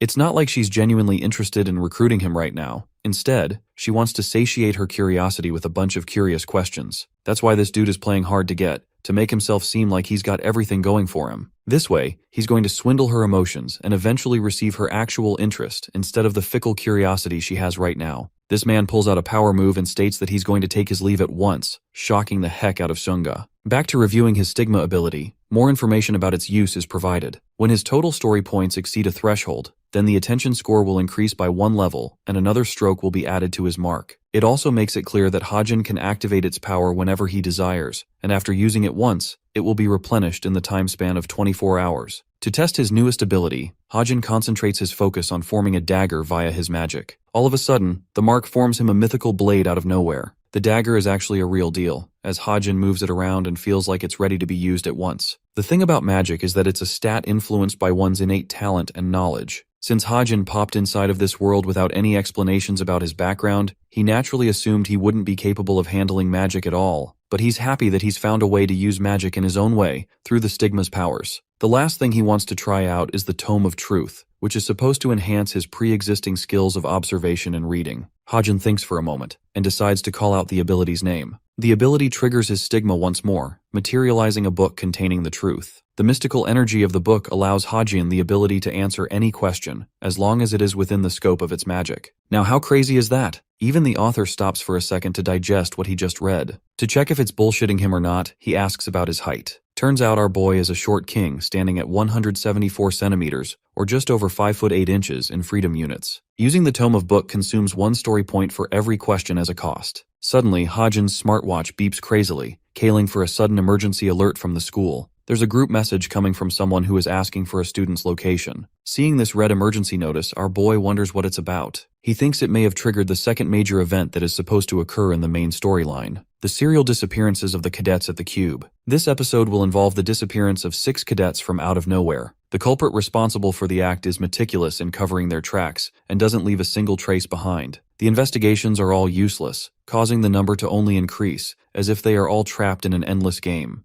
Hajin remarks that this episode is important, because the perpetrator's final target is supposed to be none other than Yu Yonha herself. Now, even Hajin knows that things would be troublesome for him if the co-author interfered in this part of the story and edited in some changes, since they could threaten to just remove one of the main characters like at the museum incident. Our boy takes matters into his own hands to catch the criminal, but thinks that even that would be proven fruitless, since his needless interference will disrupt the course of the story forever. All he can do for the meantime is simply wait and observe for the story to go down. The scene switches to the training center the next day. Suho is replenishing himself with water when one of his friends points to the scene just up ahead. While Hajin is attempting to work out and enhancing his physical strength, a bunch of annoying bullies come to tease him and disrupt his workout. They call him a loser for being unable to lift a simple weight, despite being enrolled at the prestigious institution. They even suspect that he must have bribed his way inside. Suho tries to help him out since he has a strong sense of justice, but his friend grabs him and pulls him away. Suho can't believe that the class rep Younghan isn't doing anything to stop those guys. But Younghan explains that it's clear from those delinquents that Hajin somehow got on the bad side of Jonghak, which is why any involvement will label Suho a target as well. There's also a possibility that these guys are faking to test his reaction. Suho can't believe what he's hearing, but Younghan thinks that a dude who shattered the demonic human's arm couldn't be afraid of dealing with a bunch of amateurs all by himself. He's of the opinion that Hajin deliberately hides his true strength. But this theory is proven ridiculous pretty quickly, because our boy cannot for the life of him lift that barbell. He's just struggling out here before giving up. Even the losers think that he's just pathetic. Younghan is starting to believe that luck may have been on his side. This fake-ass switched sides so quickly. Anyway, Suho ignores him and rushes to save Hajin anyway. The rest of the cadets quickly realize that a fight is about to break out, and Nayun is eavesdropping too. Once again, their instructor comes out roaring like an angry dad. He's pissed that they're making a mockery out of their training session. The instructor tells the students to gather around for their scores for the quiz to be revealed. The sheet will be put on the wall so everyone can view the results in groups. The cadets come around checking the board and realize that a ton of them were annihilated in the quiz. In that very same quiz, only one student's name is at the top. It's none other than Kim Hajin, the same annoying cunt who couldn't even lift a simple barbell earlier. Rachel and Jonghak are respectively second and third.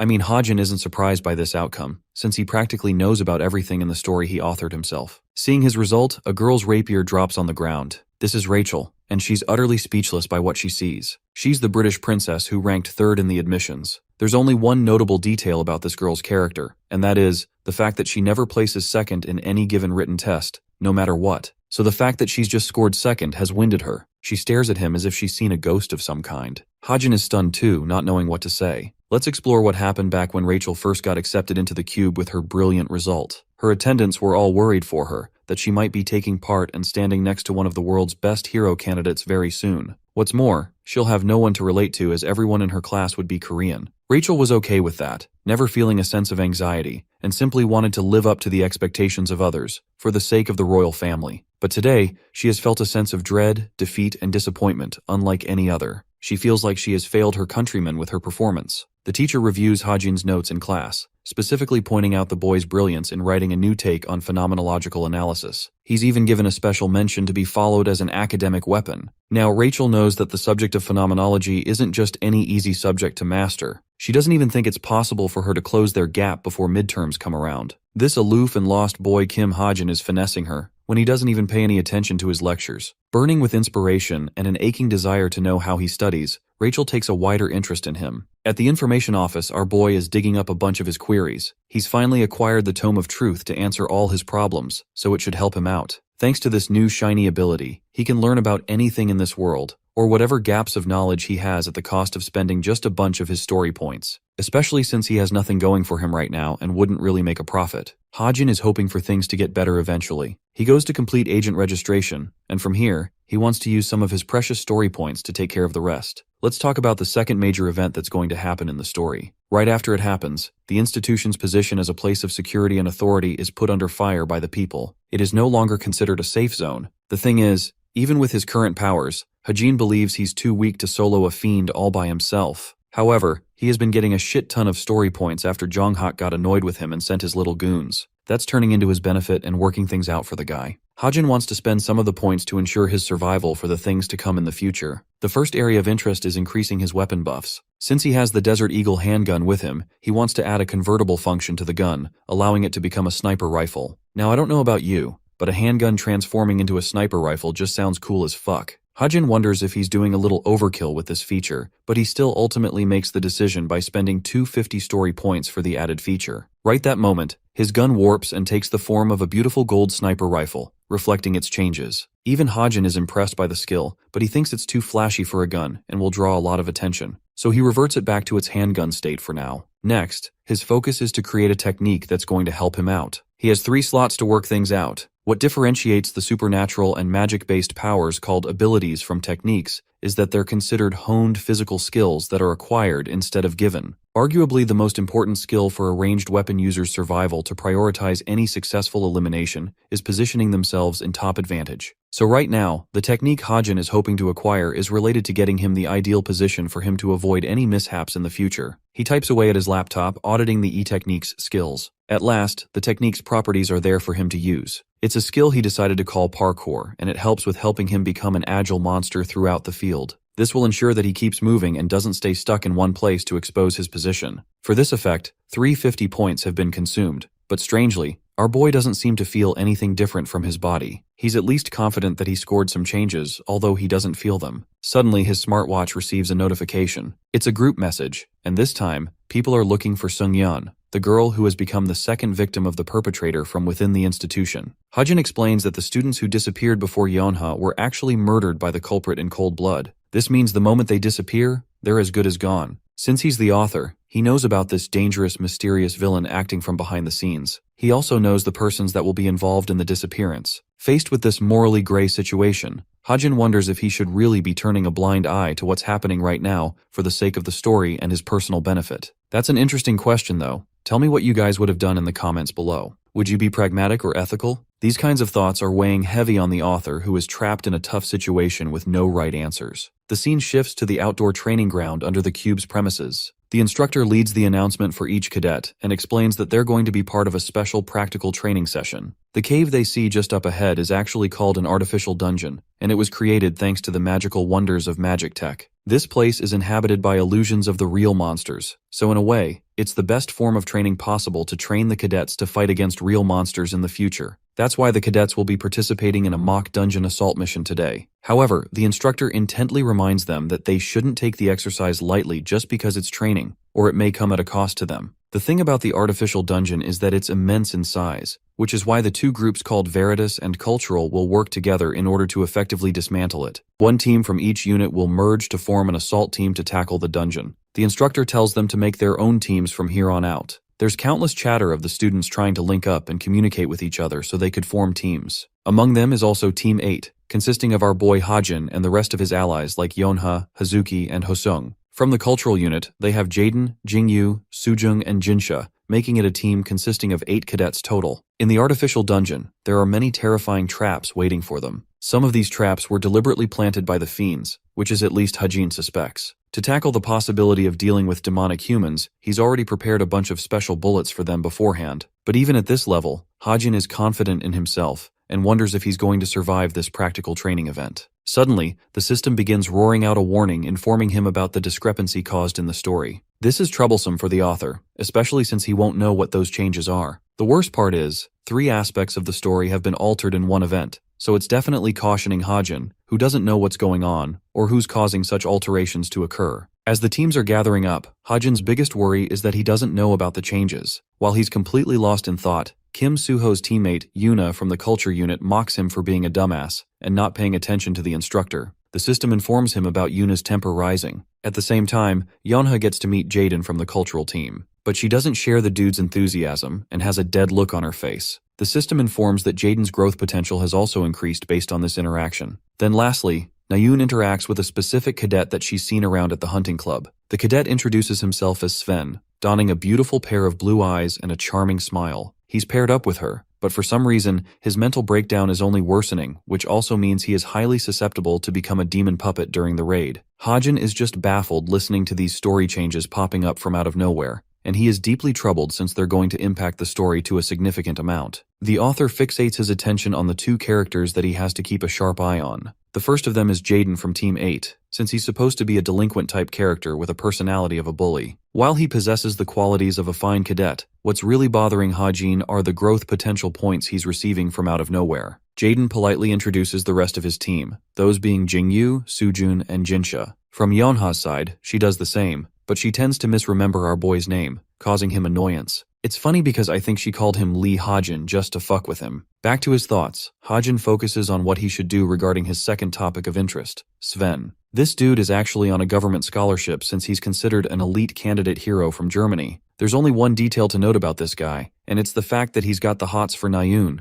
Is it me or does everybody just like Nayun? Someone needs to check if she made a contract with the Demon of Enchantment. Anyway, like the rest of the international students inside the institution, Sven came with the purpose of attaining glory and reaching the very heights of success. But that remains to be an unfulfilled dream for him, especially when talents like Nayun, Suho, and even Yeonha are in the picture as the main characters. Seeing their monstrous and brilliant abilities, Sven became lost and mentally torn. He had never felt true inferiority and humbling defeat before coming to the institution. His insecurities got the better of him, which is why in his mad pursuit for power, Sven sells his soul in exchange for ultimate strength. Well, those are the details the author wrote that he's confident about. The real problem is that his transformation is going to happen during the raid. It has moved forward in the timeline, and while he's hoping it doesn't have much of an impact, Hajin is still worried. His thoughts are crushed by Jaden's sudden greeting, who squeezes his shoulder and reminds him not to get lost in his thoughts. Hajin snaps away his arm to push him off. Jaden is too quick to denote him as a scumbag and thinks the rumors about him must all be true. Hearing those words, Hajin internalizes that his reputation is at an all-time low right now. A particular rumor has taken effect in the Orbis unit, causing many people to set their sights on him.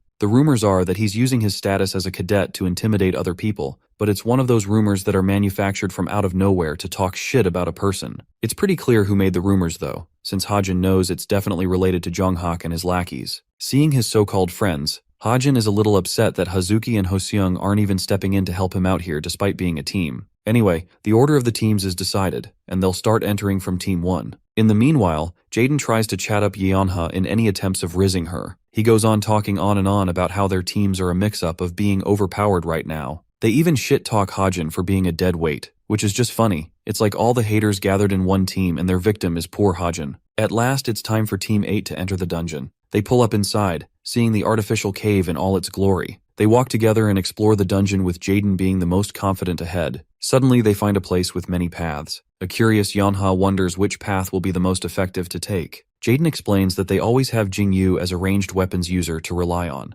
Hajin breaks his silence and suggests exploring route number 6 out of the blue. His sudden interruption annoys Jaden a lot, but strangely, Yeonha seems to trust his gut and actually accepts his suggestion. Her sudden approval surprises Hajin, and while she calls him useless in front of the group, she can't help but admit that he's got a good pair of eyes on him. Hajin is a little upset that she has to drag his name through the mud just to give him a compliment. He's okay with it as long as they can meet Nayun down the same route. The thing about Sven is that he might really end up making a pact with the demon lurking inside the cave. That's why the burden will fall on Nayun, and she's going to have a tough time dealing with him alone. If she falls right now, the rest of the story will be in shambles since her character is crucial to forwarding the plot. She's an invaluable piece that can't be lost. They enter Path 6, but Jaden is still a jealous bitch who calls Hajin an attention seeker. Our boy doesn't care about his insults and simply chooses to focus on the monsters ahead. The rest of the cadets can't see a thing in the dark, but Hajin seems to be fine with spotting a salamander in the near distance. He also thinks it might be some kind of dungeon switch, which could reveal some properties about the dungeon. Worried, Jingyu thinks he should try shooting a light arrow and check things out for them. With Yeonha's approval, he prepares a shot and releases it, carving a path of light just ahead. To everyone's shock, there is indeed a salamander monster up ahead. Jaden is shocked while Yeonha alerts everyone to get into battle position to strike this bitch down. Hajin, on the other hand, is anticipating something before making his move. Yeonha brings out her signature whip weapon and takes on the battle head-on. She unleashes her strong whip aimed at the beast, interrupting it, charging an attack from its mouth. I'm not going to lie, this dude looks like a Pokemon. With its mouth restricted, Hazuki and the other melee fighters pounce in to crush the monster with their powerful attacks. Since it's only a hologram, they defeat it rather easily, suffering little to no consequences from the fight. Yeonha hears the rumbling sound and realizes that the dungeon is transforming after the monster's defeat. The electric charge coming from her whip is observed by Hajin, who is impressed that she has already awakened her Eve of Awakening power. Just as they're about to move, Hajin trips on a pebble and crashes on top of Yeonha from behind. At the same time, a sharp projectile swiftly misses them by the mark, which would have hit if he didn't stumble just now. Both of them hit the ground in a hard crash. Hajin's face is sweating bullets because he knows he's dead now. Yeonha tries to ignore his bullshit act and tries to ignore him for a moment, but then she gets fired up and wants to beat him up. As she's preparing to beat him down, the rest of their teammates point to the arrow that nearly killed them just now. It's during this moment that Hajin realizes that when they stumbled just now, they actually avoided a lethal poison arrow. The scene cuts to Sven, who has been injured by one of such arrows, and begs Nayun to leave him behind. Carrying his heavy ass weight, Nayun shouts at him to shut up if he can't run. She still can't believe what happened earlier. An arrow from out of nowhere came flying and hit Sven from behind. She couldn't believe that it was a part of their training, so she made a run for it, especially since this is an artificial dungeon where situations like these aren't supposed to happen. Now let's explore the giant ass demon she's trying to escape from. This lava golem is a mini Godzilla that's chasing after Nayun. No wonder she's pissed at Sven for yapping shit while being injured. The artificial cave has its training underway for the cadets. They're busy fighting the fire salamanders shooting beams from their mouths. Hajin's team is defending against them pretty well, especially the cultural unit. They defend and counterattack with long-ranged weapons. The same goes for Hajin and Yeonha, who are swiftly cleaning up the mess with ease. Jaden is having fun slicing down on the monsters on his own. This back-to-back fight seems to be an easy victory for our heroes. They haven't faced a really difficult monster so far, since they're nothing more than fodder. Apart from the poisonous arrow, they don't think they have encountered any traps to watch out for, so they're fine with pushing in and exploring deeper. But something about the poisonous arrow does not sit right with the author. He even received a notification about it from the system. He can't believe that these idiots still think the arrow is just a part of training and not an actual threat. Hajin is riddled with so many thoughts when suddenly, a strong creeping presence from behind terrifies him. A fully charged salamander is preparing its devastating fire beam, ready to launch at any moment. Hajin is utterly shocked that one of the salamanders survived and wasn't dead after they made sure it was down. The enormous fire blast is released in their path, with Yeonha and the others standing defenseless. This one attack could annihilate all of them. This is why Hajin intervenes in the battle with his stigma magic, releasing his one-time use ability to cast a water barrier at once. The stigma magic releases the water barrier, protecting them from the beam's wrath. The beam is powerful, but eventually it fades against the defensive properties of the water barrier engulfing their team. Finishing up its attack, the salamander crashes as it was its final resort. But what Hajin pulled off just now has shocked the eyeballs of his teammates. Hazuki and Hosung just don't know what they saw just now. They also couldn't believe that the attack from the salamander is so powerful and a part of training. It's the real flame breath at full strength, and while it didn't fully connect with the heroes, it was dangerous. Jaden is the only one enraged from the incident, and immediately grapples Hajin for hiding his water attribute powers, especially since they needed them a while ago. Hajin tries to play it calm and explains that he's just using an effect of a magic item, but Jaden isn't going to buy his excuse. Yeonha pulls in to break them off. What's troubling them is the fact that they faced a real monster in an artificial dungeon. Yeonha reasons that the place is supposed to mimic a traditional or normal dungeon, which means it's likely that one of the salamanders evolved in some way, or something else caused it to pop up. She doesn't want to focus on the details of that for now, because she's confident they'll receive points for taking out a real monster later. Yeonha leads the group and acts like she doesn't really care about what happened, but in her thoughts,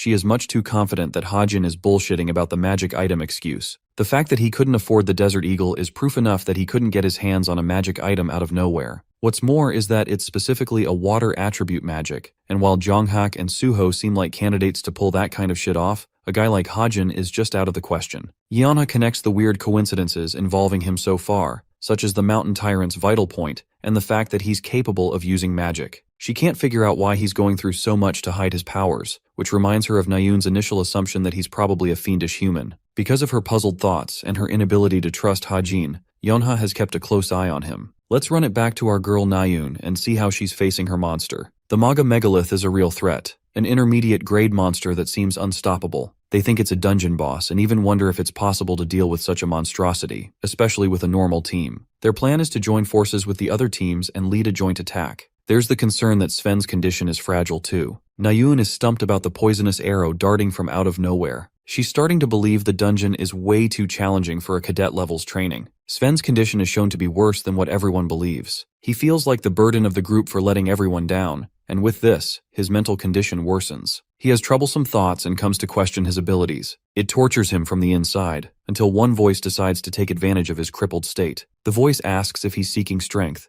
especially since he's suffered so much throughout this time. This voice promises to give him exactly what he wants, by offering him the strength of his dreams. In exchange, this demonic voice requests that he surrender everything else. Faced with this offer, and in his pitiful state, Sven gleefully accepts the offer without thinking about anything else. Just as he accepts the offer, the demonic fiend captures his soul in its trap, causing him whirling pain. He shouts in agony as his body succumbs to pain. Nayun rushes to him and requests her party mate's attention, but all of his screaming has actually drawn their ugly old Goliath to this location. He stares at them for a casual hello before obliterating the place with its lava. The monster sways its giant fist to crush the structures. The cadets are probably performing athletic level sprints here because they're so afraid a damn fist will crush them if they're not fast enough. The monster slams the place down, sending some of the cadets flying in place. They're stuck with practically no way out. Even Nayun has hit a hard wall just carrying Sven and can't see a way out. Before she can even recover her breath, the horrifying creature pops up with its scary eyes. Now that's a nightmare right there. No one would want to be Nayun right now. The girl can't believe what they're facing and is now convinced that this isn't a dummy. Faced against its wrath, Nayun is terrified to admit that they might just die in a place like this, an artificial dungeon.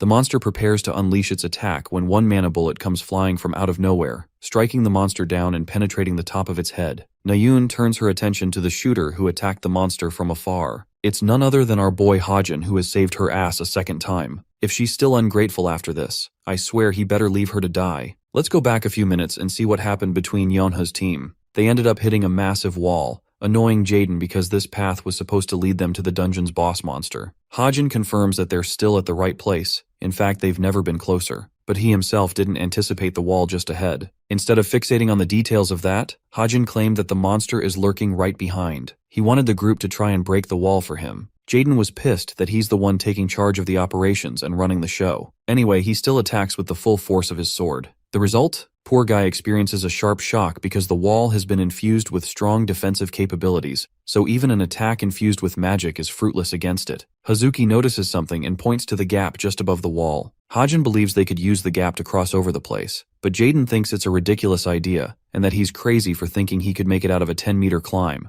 Realizing that Jaden's a fool who probably can't do what he's about to pull off, Hajin decides to go first. He uses his parkour technique, strengthening his grip and making him so agile that he turns and tosses his way up, lunging like an expert until he reaches the top. From there, he avoids the group and just dashes away. Right then, the entire group hears a sudden boom coming from the other side. The dungeon is once again experiencing a sudden, unexpected change. Jaden doesn't know what's going on, but what they don't know is that the giant lava golem has been wreaking havoc. Inside, Hajin comes to rescue Nayun. He's pleasantly surprised that the stun properties of his shot just wore off and didn't last very long against this creature of bulldozing size. He calls for Nayun to run away while she still can instead of sitting idle. Things get worse for our boy since the towering monster just so happens to have found its newest target. Bro's face turns pale as he begs Nayun to save him now instead of running her ass away. Instantly, the group assumes battle formation and strikes the lava golem from many angles. But despite their heavy blows, none of the hits work against this beast as it stands impenetrable as ever. Seeing them come to their rescue, Nayun is glad and decides to get down to business as she readies a powerful arrow shot. She wants them to keep the monster distracted while she prepares her shot.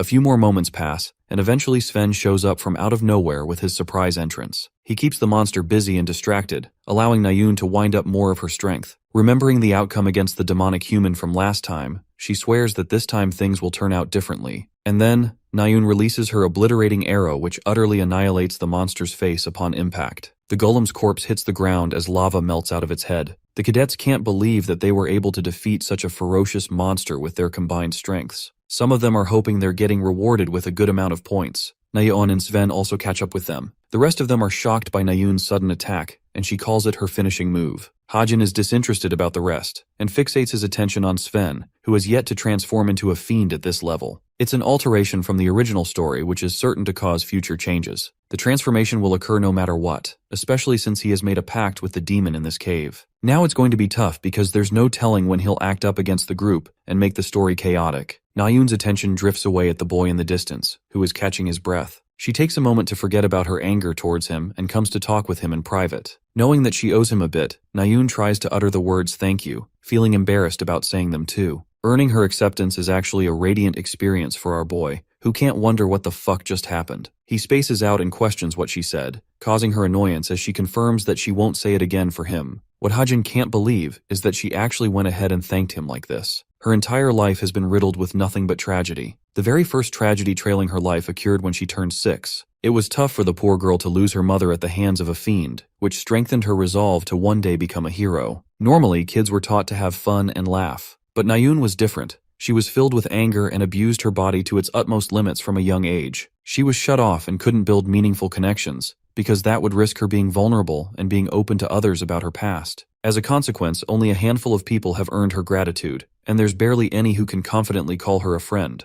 That's why this moment is so special to Hajin, because the character he wrote to only say sorry finally said something completely contradicting herself. He knew it better than anyone else as the author of the novel. Nayun goes on a tangent and questions why he's letting Jonghak's goons annoy him when he's so strong and capable in real situations. After all, just one shot from his gun was able to stun the monster in place. There's just no way the goons are a match for a guy like him, so she doesn't get his intentions. Hajin expresses that he doesn't really have a way to beat them truly. It's strange to Nayun, who has seen him beat a monster with his weapon. The boy demonstrates his new gun, the Desert Eagle, and explains that it's just a custom-made craft which helps take care of things for him. All in all, he's trying to avoid looking like a strong guy. Nayun goes crazy hearing him admit to a crime so openly. Modified weapons are actually illegal in the institution and would cause an immediate suspension. Hajin confirms that it's the only reason he uses the weapon when he truly needs it. Thankfully, he's found a way to hide this gun inside the stigma mark, allowing him to keep stronger weapons tucked inside his inventory without getting suspended every time. However, Nayun is still not buying his excuse, seeing how strong he is. That's when she curiously questions if he possesses some kind of gift related to his firearm skills. Hajin doesn't give her a proper response, but she's pretty content and leaves. She isn't going to rat him out for using the gun, but recommends he stop using it. Before leaving, she stops to touch another topic, the same topic that spiraled her hatred towards him. Hajin grows silent for a moment, and still refuses to apologize or clarify. He doesn't want to apologize and earn her a connection, since she will forgive him, which is really bad for what's going to happen in the future. Bro is literally plotting to assassinate her older brother. Of course he's not going to fuck her over mentally by befriending her right now. His target is locked in to kill Chae Jin-yoon in the future no matter what. When Nayun returns to her group, they all are dying to know if she's somehow friends with the guy. She declines quickly, but Sven seems to have caught on something with his creepy look. A sudden announcement is made to the cadets, and the dungeon training exercise is suspended at once. They want all of them to exit the dungeon right away. I mean, they caught on pretty late. They'd probably be collecting corpses if not for Hajin. Now, there's a bunch of different problems that came up during the assault exercise. The first is the fact that all surveillance cameras were shut down right after the exercise began. Then, real monsters instead of artificial ones found their way and spawned in place of the dummies. Finally, the staff didn't act until the last second when things went wrong.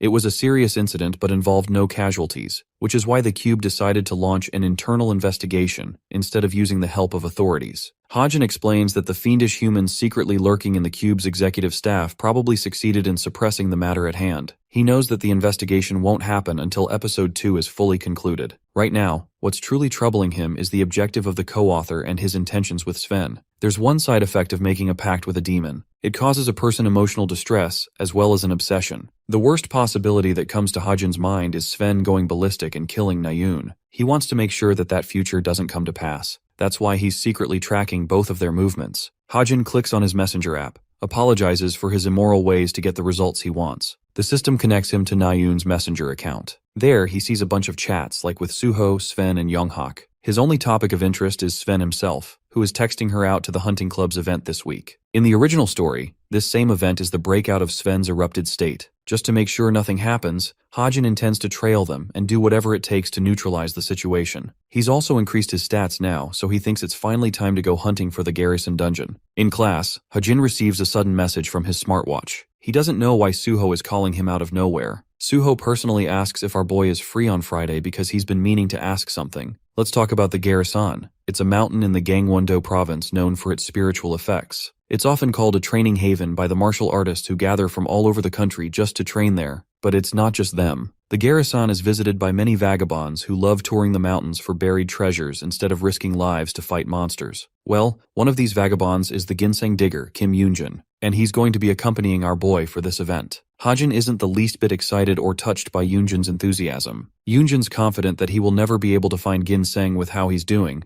but Hajin corrects him, stating that his purpose isn't ginseng but something else. There's lots of blabbering that really crosses odds with our boy, and he simply chooses to ignore him. Yoonjun arrogantly assumes that this kid is inexperienced, and he's kind of right because Hajin trips and falls so many times just on his way. But right then, he finds the dazzling ginseng. He can't believe his eyes. Bro ends up munching on the 7-year-old ginseng root. Thanks to the modification function, it will allow him to double his stats by 2 points for a shortened duration. What's so damn crazy about this specific ginseng is that if he sold it, he could have made 700 million from it. It still kills me why he didn't use it to pay off his debt though. Hajin stumbles and finds himself troubled to travel up so far. He thinks it's reasonable that the dungeon he's looking for hasn't been discovered yet. In the Garrison, beyond its glory lies the place he's looking for. The Undead Dungeon, the cave of terror that the author now stands before. The boss of the dungeon is called the Death Knight, and he's a really tough upper intermediate grade monster. The ginseng buffed his stats quite a bit, but this dude is still going to destroy Hajin from his expectations. As he steps inside, Hajin expresses that he doesn't care about that because he's got different goals in mind.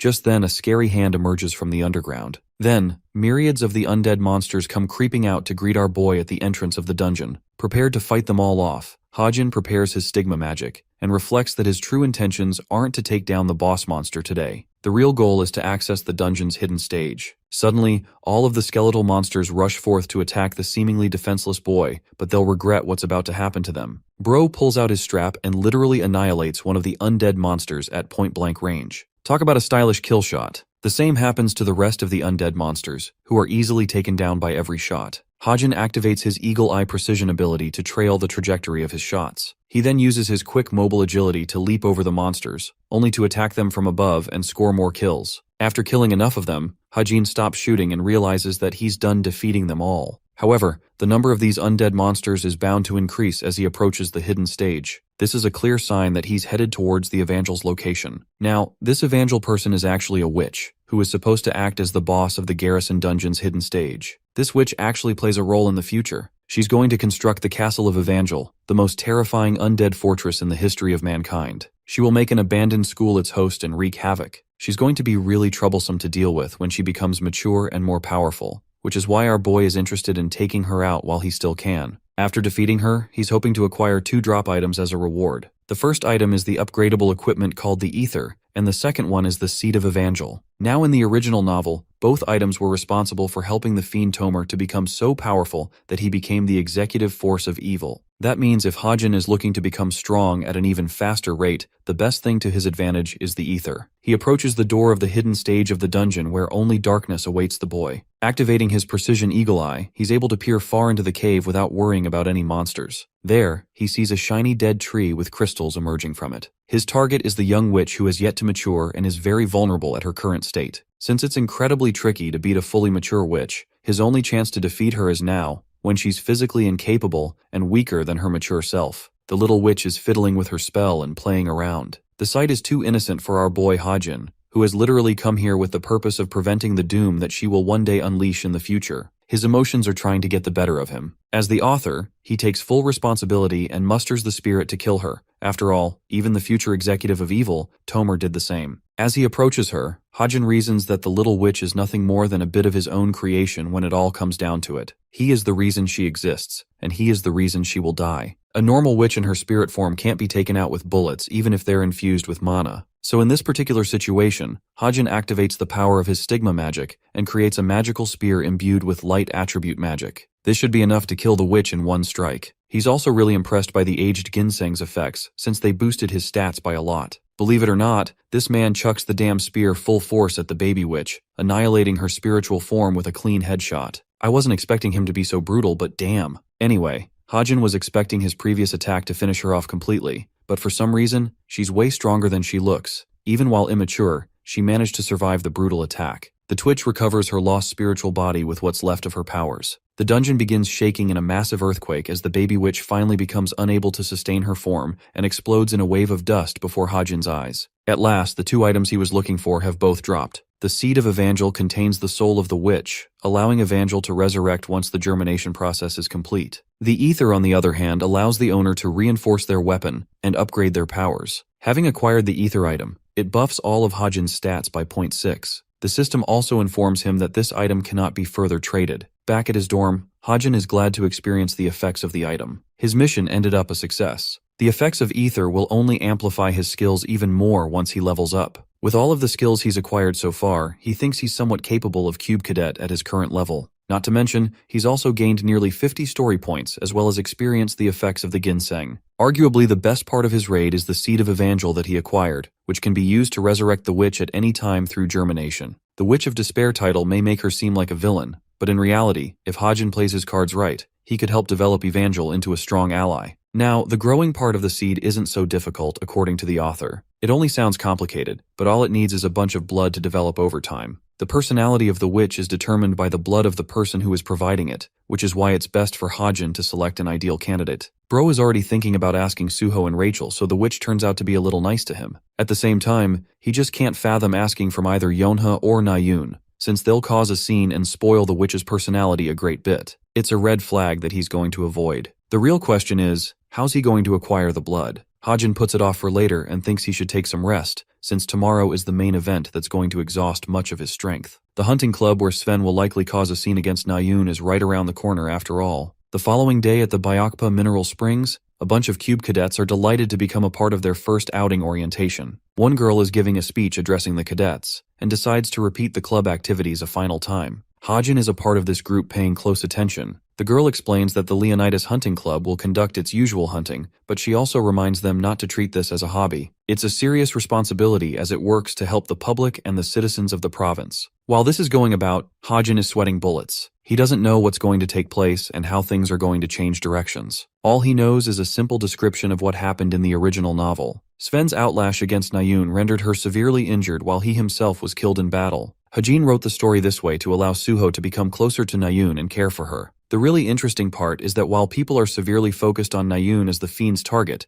Yonha becomes the victim while defenseless. Hajin is extremely cautious and even terrified of the outcome, since it is much different from the original story arc he created for Sven's character. While he possesses some bits of demonic power at his current level, he's yet to manifest into a full transformational state. Hajin is hoping that it would be ideal for Sven to throw a tantrum here so that he has the best chances of taking him down with other people. While he's fixated on Sven, Nayun is bothered by our boy's consistent stares. She doesn't get why he's looking at her like that, not knowing that he's keeping an eye for Sven's every move. Nayun is also starting to feel afraid that this guy might secretly have a crush on her, which is just funny. Sven is also wary of him and tells her to be careful, but Nayun takes his warning as a joke since he doesn't pose any threat to her. Sven clarifies that he's talking about the disappearances that have been going on as of recent, implying that our boy Hajin might be related. However, Nayun has developed some form of trust in him and believes that he's an innocent guy who isn't the type to act like that. The hunting begins as Sven and Nayun go on ahead, with Hajin trailing and keeping an eye on them for any incidents. Some time passes and they're off in the forest, where an innocent deer is annihilated by a brutal demon. This brutal demon is none other than the bastard Sven, who is testing out his newly acquired demonic powers. Sven releases the animal when he hears Nayun's voice calling for him. She's hunted an animal down herself, but what really amazes her is the fact that this dude hunted down way more than her in such swift motion. Bro is standing there like an innocent freak while she doesn't know what's going on. Sven claims victory for the hunting mission, and as part of their deal, he could ask anything from her. But when it comes the time to say his wish, Bro fumbles in his feelings and tries to ask her out. While this is happening, our boy Hajin is keeping a sharp eye on them both. After all, he knows this could prove to be problematic. The Demon Seven made a pact with is called the Carnal of Desire, and as such, a person that becomes a fiend as its puppet is riddled with their own desires. That's why Sven is incapable of restraint right now. Anyway, Sven becomes the big boy and lets out his words. He wants Na-yoon to be his girlfriend. Hearing those words, the girl pauses momentarily, not knowing what to say. Her puzzled and startled reaction makes him wonder if she's trying to refuse. Na-yoon confirms that she doesn't know how to feel about dating someone she's barely known for a while. Her cold words really sting him.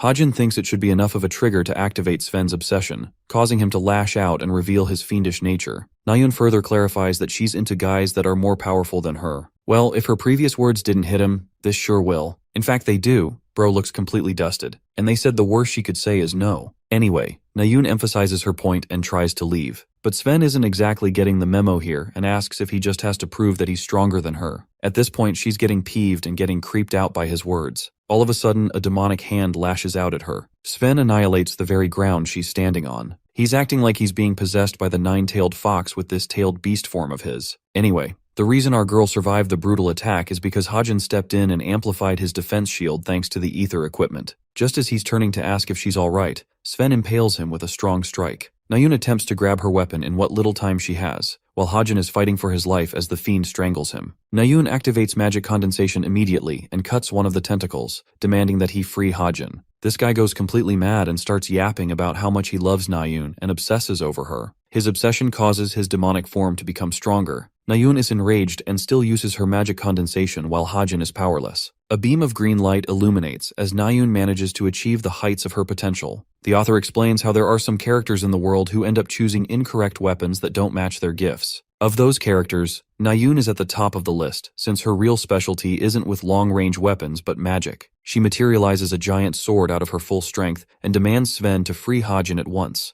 Na-yoon goes ahead and releases a cataclysmic attack against the fiend. The aftermath of this attack is nothing but destruction from where Na-yoon stands. It shredded the ground itself, impressing Na-yoon with her own powers. Hajin can't even believe what the fuck he just saw. He thinks the girl casted a damn lightsaber like she's the last Jedi or something. She's just as confused as him and doesn't know what happened. More importantly, Na-yoon is worried if he's okay. Hajin confirms that he's doing well, but her own condition is a real mess as her last attack drained her power completely. Her vision turns hazy and she collapses to the ground. Hajin rushes to her aid. After a while, the unconscious girl finally wakes up and flinches, realizing that he's carrying her on his back. She's so embarrassed that she wants to be put down at once. Hajin doesn't think that's a wise idea, and he's trying to help her out, but this girl is far too embarrassed to accept his help. He lets her go, causing her legs to give out on her as she collapses to the ground once again. Na-yoon is terrified as she doesn't even possess the strength to stand on her two legs. It's almost as if she's lost control of them. Bro looks at her with a baffled face and questions if this is the first time she's suffering from a mana burnout. From her winded and stunned expression, it confirms to Hajin that she's probably never even heard of it before. He explains how a mana burnout is when a person has exhausted every last ounce of their mana, causing them to become powerless. This means it's going to be tough for her to walk on her own for the next 2 days minimum. Hajin teases her and wonders if he should just leave her here. With no choice left, Na-yoon is forced to accept his help and climbs on his back. As they're making their way back, Hajin asks if she's still going to keep using her bow as her main weapon, since he's seen an incredible development in battle. Na-yoon is confused where he's coming from, but Hajin tells her that even she must have felt something inside of her. She unlocked a new ability that was previously unknown to her. Thanks to her magical powers, she could help annihilate hundreds of monsters and fiends with just a single slash. When it comes to an all-out war, Na-yoon's powers are borderline unstoppable with the talent she has manifested just now. That's why she's called the supreme ruler of the battlefield in the future. But for that to happen, she's gonna have to give up on her precious weapon, which she has used since a young age. Na-yoon feels enraged because of how much he knows about what's best for her. Hajin thinks she's going to stick to the bow for a while. He helps her get close to the portal and recommends she carry the rest of her way on her own. Na-yoon is left helpless by his sudden leave, even begging him to stay, but this dude is just a chill guy and walks away because he's not a simp. The following day, news of Chai Na-yoon's assault reaches the eyes and ears of many cadets at the cube. They even come to know about the identity of the fiend Sven. Hajin merely paces through the cadets without paying any attention. He approaches a door and opens it, only to find a bunch of notable characters gathered all in one place. There's Horak, Jonghak, Yonha, and then the class rep Yonghan. The key players have gathered in one location, and Hajin is a part of them. Now let's talk about the day before the incident involving Chai Na-yoon. Suho asked our boy out to spare some time on Friday because he was looking for a favor from Hajin. When the author asked for more information, Suho told him that he is interested in investigating the missing students. The institution has put him in charge to lead the team from among the cadets. Since the institution hoped to prevent outside intervention, they decided to form an internal investigation at the hands of cadets from every grade in order to eventually catch the culprit involved. The representatives of the first-year investigation team are notable characters like Suho, Jonghak, and Nayun. Suho also added that the institution could have done an investigation using a personal team, but they figured the most effective way to catch the perpetrator hiding among the cadets is by using the cadets themselves. Hajin could get all of that, but he couldn't understand why he's the one being asked. Surprisingly, he learned that Nayun made a personal request to add him to the group, which is why Suho decided to take the step and invite him in. That's why Hajin ended up going. It would also help him acquire more story points on the side, which is good for him overall. Suho begins explaining that they'll need opinions to decide the case. He also wants to lay down the deductions everyone has made so far. None of them believe that Sven's correlated incident with Nayun is tied with the investigation. But just as Suho is talking about this point, Jonghak becomes riddled with rage, questioning if they're talking about the same Nayun from their class. Suho doesn't know why he's being dramatic, and believes that she'll be the next target from their class. This is backed by the fact that fiends are given orders via demons. That means the demon who formed a pact with Sven will likely keep on hunting Nayun using its other puppets. Suho then asks if the rest of them find anyone suspicious to be mentioned in the list, as it would be a great help to know. Now, Hajin himself knows the identity of the person responsible for the disappearances. However, he's trying not to interfere with the events of the story, which is also why he doesn't want to reveal the guy's identity. That's what Hajin believed as 6 students disappeared in 2 months from out of nowhere in the original story. But what's really interesting is that 3 students have already disappeared in 2 weeks in the current timeline, meaning the plot is advancing faster, and more students may fall victim to this guy. Faced with this situation and remembering how he helped Nayun, Hajin is faced with a difficult decision. While he wants to let the story unravel at its own pace, it also means he would risk the people involved that he cares about. He no longer wants to be the person who ignores evils, which is why Hajin promptly raises his hand,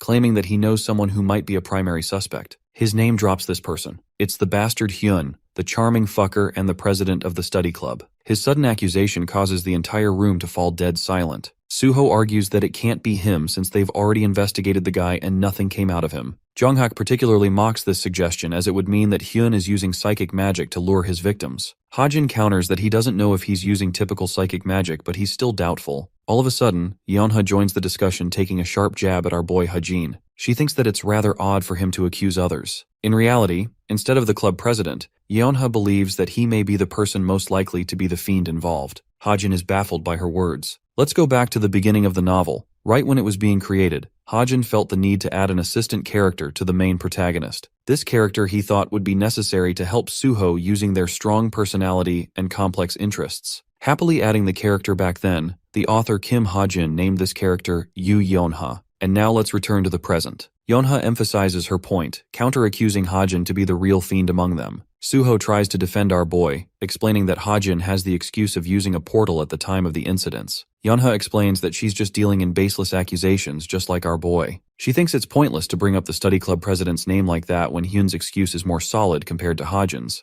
The author tries to control the situation, but he's already lost it as one of the other characters is enraged and suggests they all attack him and see if he transforms or not. The situation turns in the benefit of Jonghak, who has been meaning for this to happen. All the while, Hajin is struck colorless and doesn't get why he has to bear the brunt of their suspicions. He lets out a small laugh, and instead of backing down, roars at the cadet, daring him to come and try attacking him if he's really interested in eating a headshot. I'm not going to lie, I really like this side of him. Suho attempts to break their quarrel, while Hajin argues that they should consult Nayun to clear suspicions about him. He's just about to bring up how they were together at the portal when Jonghak suddenly whacks a basketball full force at him. Enraged that he brought up her name, Jonghak questions why he's bringing her up at all. Hajin argues that when she ended up getting attacked by the fiend, they both combined their strengths to beat the monster. He even belittles Jonghak and his lackeys for screwing around and not knowing the obvious details about the incident. Jonghak loses his temper while the class rep helps calm him down. Hell is breaking loose between the main characters over here. Hajin clears his name and proceeds to take his exit.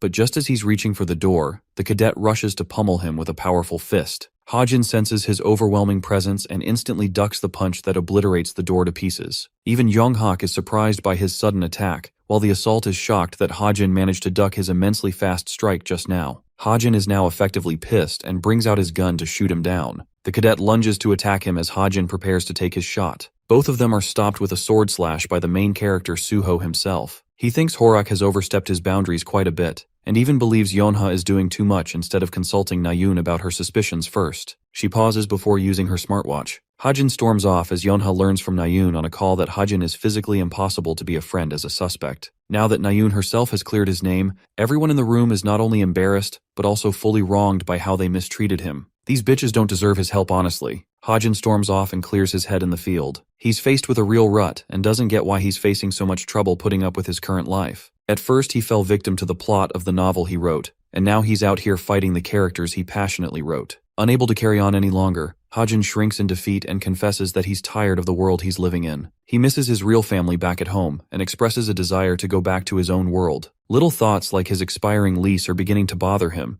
and he wonders if he's already been listed as a missing person in the real world by now. Then there's his parents. He wonders if they're okay and if they're looking for them. There's so much to unpack that he was trying to suppress. At this moment he feels helpless and vulnerable, fragile and boxed. There's no way of going back, yet he can't help but let out a yearning desire to go back. Well, the dude is whining when the system pops up and reveals that his resilience stat has increased in response to what happened today. Hajin thinks it's kind of pointless, but he's still glad his resilience increased a little bit. He believes the person that entered this world may have taken his life by now if he didn't have the resilience to keep on going. Deciding to move past his whining, he cleans himself up like a champion, and from the same shrinking posture now stands a confident hero, ready to face life head-on again. Let's revisit Suho and the rest of the idiots who spectacularly fucked up. Younghan asks where Hajin went, and Suho thinks he's out to get some space for himself. There's Yeonha, who knows the dumbass Horak even went ahead and used his ability just now. What's more, she kind of thinks it's really sketchy how Hajin managed to dodge an attack from a martial artist while being a ranged weapon user himself. It just causes her even more suspicion over him. Well, she receives a sudden message from Hyun, who requests to see her in the study room the upcoming day. This is exactly happening like Hajin said, but as much as she likes to be suspicious, this dumb bitch accepts the offer of a person who is literally getting done murdering someone right now. Hajin is starting to understand why people say it's better to be busy when you're depressed. Ever since he joined the novel's story, he's just been so busy working on improving himself and hunting that he forgot to think about anything in detail about what he's missing from the real world. He's sitting all quiet to himself, while the rest of his characters like Suho and Younghan are visibly worried for him,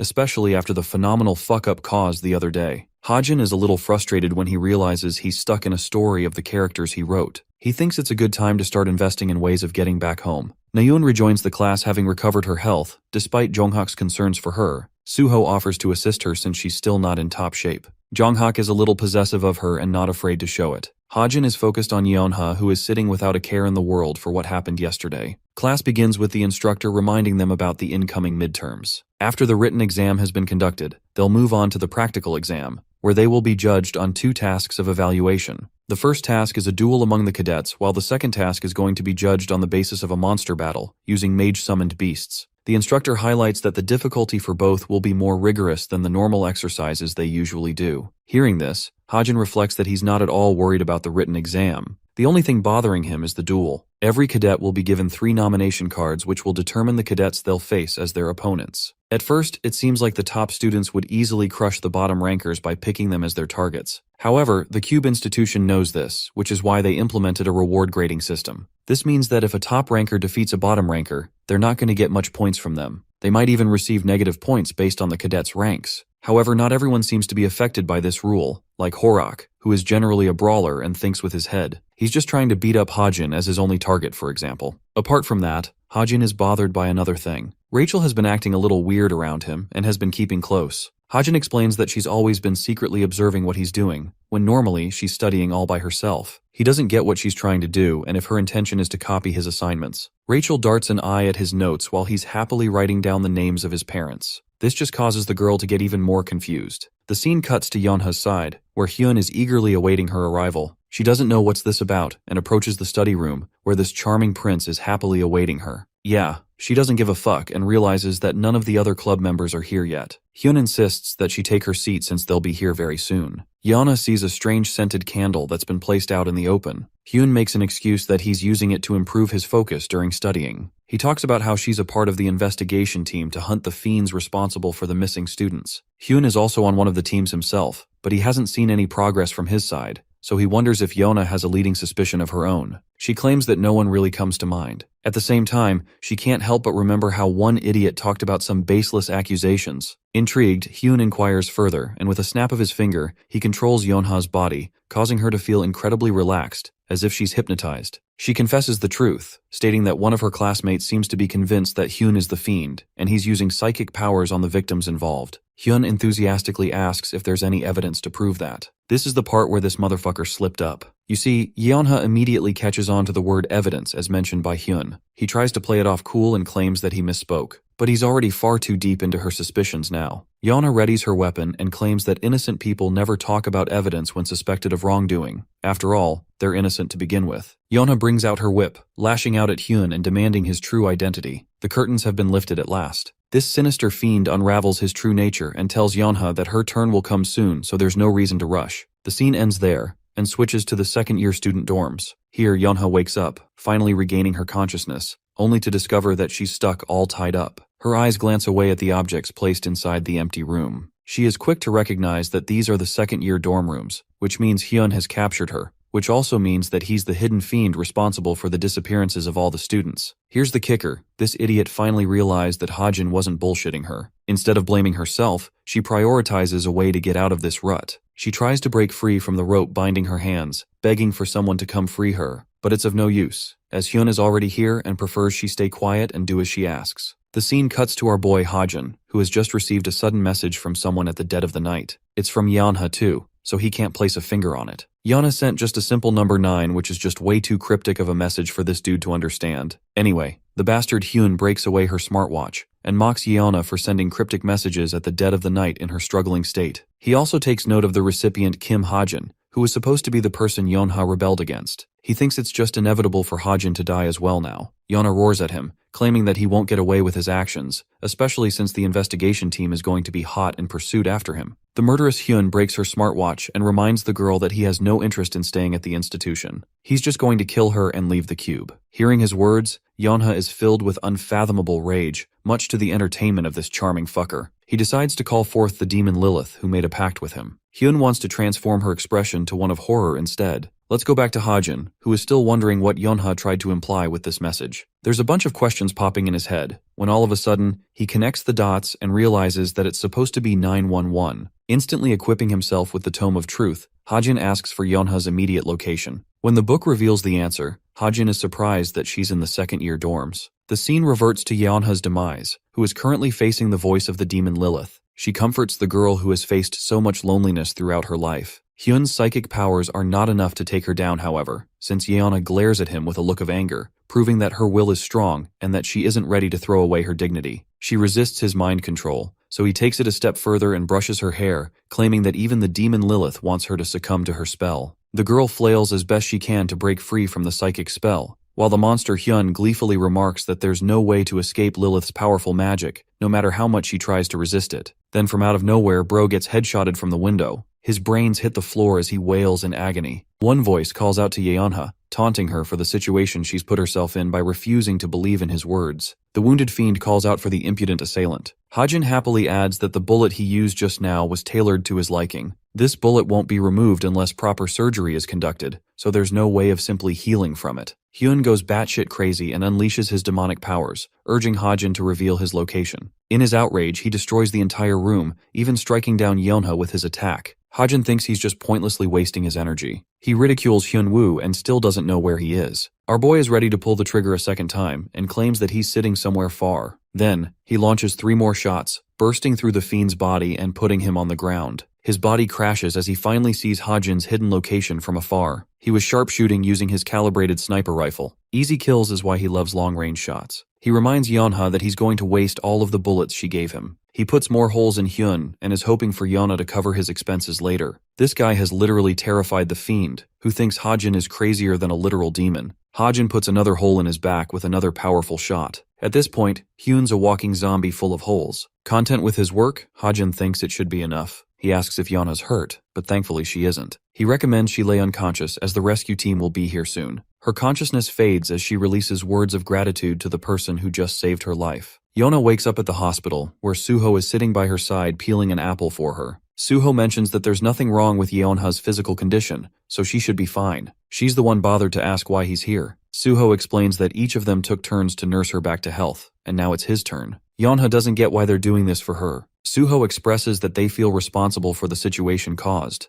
They were the members of the investigation team, and yet, one of their own was harmed while they focused their efforts elsewhere. Suho apologizes on the behalf of the entire group. Yonha is speechless and has a feeling Suho is stubborn. She's also formed a positive opinion of him through this interaction. However, the misunderstanding caused between her and Hajin hasn't escaped her mind. She wants to know if a specific individual came to check on her. Suho doesn't get what she's talking about. Too embarrassed to clarify, Yonha decides not to bother and stares at the beautiful sky outside. Later that day, Hajin receives a personal message from Yonha, who wants to help repay him for his actions. The situation turned out positive for Hajin personally, since he increased his story points by nearly 500. His Deadeye skill also bumped up a grade and reached grade 7. Hajin notes that it's the most amount of story points he's ever received from one action. He thinks the effort required to resolve one of the main arcs justifies the points he received. While he hasn't really used much of his sniping skills, they were good enough to put Yeonha's life out of danger. Just then, a voice calls out for Hajin. It's the agent Suhyuk, who is delighted to find out the young cadet contacting him out of the blue. The man immediately drops to his knees, begging Hajin not to resign from the contract they made. It's not that serious for Hajin though, because he never planned on doing something like that. Instead, he presents a briefcase to the man, claiming that he's interested in investing his cash in SH Entertainment. His words shock the agent. Let's unpack Hajin's thought process here. The ginseng he acquired and posted on the website returned him with a brilliant 300 million won. First, he used 250 million from that amount to invest in Pack Horsemaster stocks, and the remaining 150 he wants to invest in SH Entertainment. Considering the growth potential of the company, Hajin is confident that it's going to reap him profits just like Pack Horsemasters.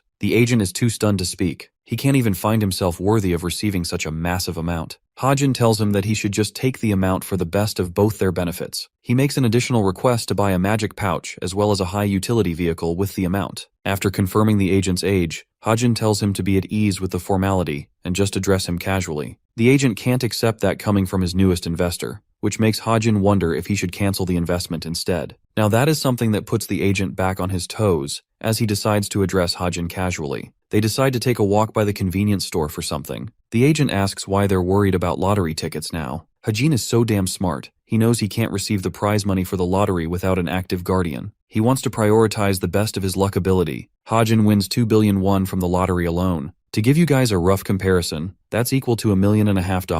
Hajin is prepared to invest this amount as well, and wants the agent to edit the contract accordingly. The agent tries to receive his blessing and guards it with his life, scared that someone might end up stealing the sum from him. Anyway, at an unknown warehouse, a spiritual creature materializes and tells its master that a certain group has begun making their move. The Pack Horsemasters has been listed. The leader intends to steal a particular item and disregards the rest. The spiritual creature also remarks on witnessing something strange. He has come to notice how someone is aggressively buying the Pack Horsemasters Guild stocks. At first, this person invested 3 million, then 10 million, and now a whopping 250 million. It seems suspicious for someone to have so much money without a proper name. The leader doesn't care though, and prioritizes working on their goal. The spiritual creature also reports that he saw a bunch of new pages opening up on the website. There's stuff about the Relic Search Party and the Truth Agency. Something about the Truth Agency strikes odd with him. He wonders if they should file a request to locate the target. The leader aggressively addresses Droon by his name, warning him to cut out his comedy. Droon remembers that the midterm exams are also supposed to begin from tomorrow onwards. Everyone is talking about Kim Suho and Shin Jonghak.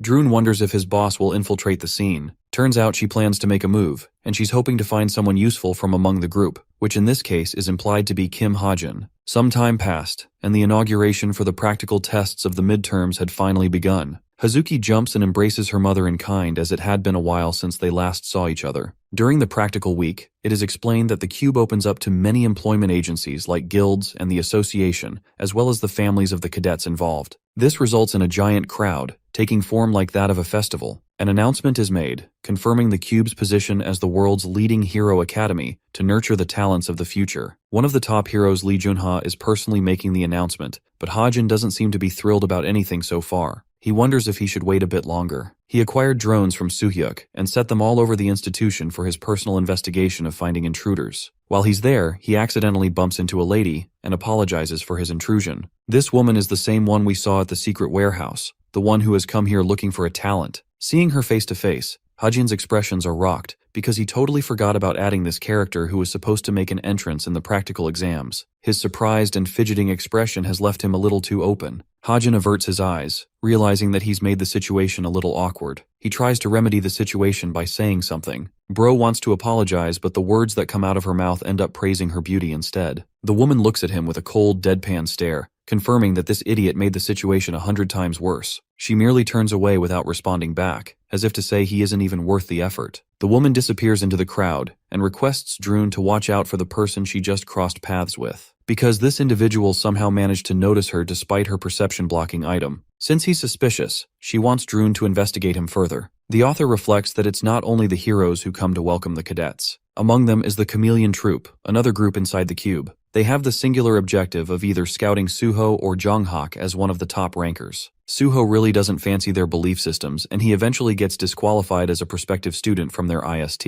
Then they pay attention to Jonghak specifically, and that's how the original story of the novel goes. The infiltration isn't the problem that's bothering Hajin. It's the story changes that could emerge from the alterations, causing the security heroes to also be involved. The fight won't just end in a couple of people dying, but much more. Speaking of the Chameleon Troop, the heroes get a little annoyed at being unable to find a suspicious person. One of the heroes thinks that they would get a really bad reputation if an intruder passed them right in the middle of the practical week. By the way, these two heroes are Junhyuk and Yongji, both respectively ranked pretty high in the association for their skills. They're trying to eliminate a threat before it manifests in the practical week exam. Anyway, let's talk about the suspicious leaders team. They're surprised that one boy was able to see past the siren necklace, which offers a perception-blocking feature to hide its target. The man is actually invested now, because all he sees around him are nothing more than weaklings. As for Drune, he can't figure this dumbass out, since all this guy thinks about is fighting strong people, and that's what he wants to do with Hajin. He is instructed to stay grounded and focus on the mission, since they are unsure about the boy's true capabilities or whether he poses a threat to them. Drune also tells him that the duels are soon about to commence. The second arena is filled with a large crowd, preparing to witness the first matchup of the day. The first duel announced involves a nomination ticket being used. Kim Hajin is making his way when Yonha stops him suddenly and asks if he's headed to the arena. He confirms because he's supposed to be part of the first match. A satisfied Yeonha decides to use her servant to offer him 100 top-grade bullets like she promised. Of course, he isn't supposed to use any of them during the test, but they're still up to him to use however he needs. She's also ready to lend him more in the future if necessary. As Hajin accepts the briefcase, Yeonha clarifies that she's not trying to make things even out between them just because he saved her life. Rather, she wants him to see it as more of a gift from her side. She also tells him that many people have been asking her about the person who defeated the demonic human Hyun during the previous incident. However, since she knows his identity is precious to him, she decided to keep shut. Hajin is glad and hopes she behaves that way in the future. There's obviously going to be a bunch of trouble popping up for him if people figure he's the one responsible for taking out the fiendish Hyun. Yeonha is strangely talkative today and even claims to accept that Hajin hides his powers for a reason. At the same time, she thinks he's got no shot of passing the exam without using his powers. In response to her claim, Hajin is a little baffled. She asks if he knows who's he facing up against, and the surprised look on his face is enough to say that he didn't know until now. Inside the trainee waiting room, one furious meathead is lifting weights, hoping to utterly demolish Kim Hajin in this upcoming match. The scene goes back to Drune, who is investigating everything there is to know about Kim Hajin's background. There's nothing special to note about him. He was an orphanage who ended up in the military academy. He's also a low-rank student without any special talents. The only thing about him is that he's got a giant debt of 300 million to pay off. Reflecting on what happened between the two of them, the woman questions how he broke past the perception-blocking feature of her artifact. She doesn't know how it happened, and Drune doesn't have any clue either. Jungyong, the musclehead from before, decides to meet up with the leader of the Chameleon Troop. She's annoyed that he bolted off someplace else before coming here. Jungyong tries to play it cool, but she doesn't care about him and simply asks what he was able to investigate. He claims that he didn't see anyone special from the group apart from weaklings in his way. Drune thinks it's obvious, but he wants to know if there's a particular cadet that stood out a bunch from the rest. Jungyong claims that he doesn't find anyone noteworthy.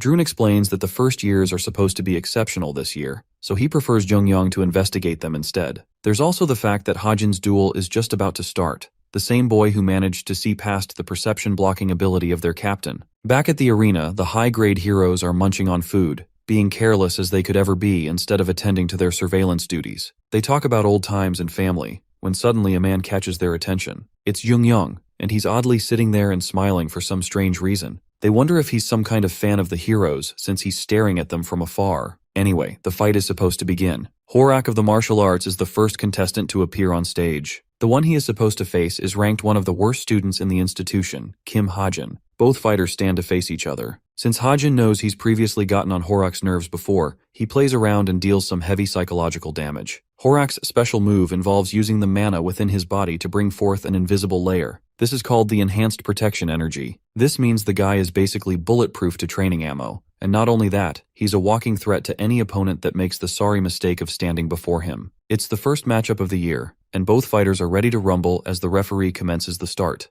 Horak is the obvious aggressive fighter who makes his fist move, while Ha-jin waits in anticipation, immediately activating bullet time to feel him out. Also, he's increased the duration of bullet time from 3 seconds to now a whole minute, which is just insane. This will allow him the necessary time to catch up to Horak's insanely fast movements. Well, it still doesn't save him from the dude punching the shit out of the arena and tumbling him. Even Ha-jin thinks he's some kind of monster. Horak is heavy on the offense and chases after Ha-jin, all the while obliterating chunks off the arena. The cadet finds an opportune moment and whips out his pistol at last. Ha-jin is able to use his shot, inviting the arrogant Horak to believe that his opponent is clueless for disregarding the defensive capabilities of his protection energy. He thinks the bullet coming his way will be easily deflected without any problems. But that's exactly what Ha-jin wanted him to believe. The bullet connects and causes him an overwhelming amount of pain, damaging his shoulder. A shocked Horak is as puzzled as the rest of the people watching this fight. A bullet piercing through the enhanced protection energy has never been heard of before. It's only now that Horak is starting to realize who he's up against. There's just no conceivable way for a bullet to pierce his impenetrable shield after all. The confusion causes him worry, and he shrinks his body to block the incoming bullets. However,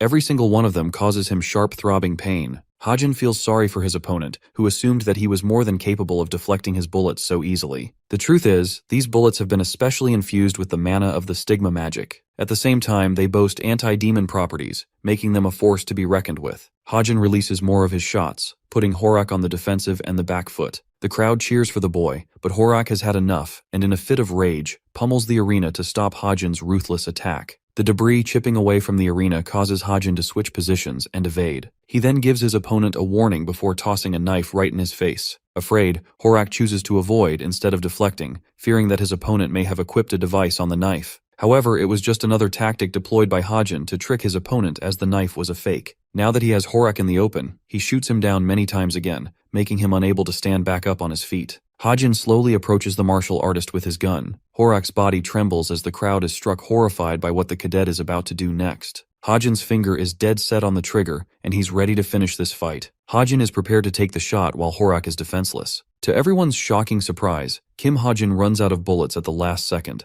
Horak may be exhausted but somehow manages to stand right back up, still as interested as before. But using this situation to his prime advantage, this guy literally throws in the towel and surrenders the fight, rendering his opponent the ultimate bitter taste of both victory and defeat. His sudden resignation even leaves the heroes stunned. The duel comes to a sudden close with the winner being named Horak. This kind of disgraceful victory is at odds with the meathead who roars at Ha-jin to come back. But our boy is too chill to care about him and leaves the stage. After the fight ends, the doctors are shocked that Horak recovered so quickly from his injuries despite being shot by actual bullets. As for the high-grade heroes, Junhyuk asks for Youngji's impression of the fight that went down. She remarks that the cadet Ha-jin was rather competent while his opponent made a ton of mistakes. If only he took the fight slowly to his advantage instead of rushing, he could have won. Despite her thoughts, Youngji is solely obsessed with Ha-jin's performance. There's the fact that he casted inhuman firing speed and even displayed shocking visual prowess to keep track of the martial artist and put him in check. Then there's the fact when Horak started getting weakened, his opponent matched his pace.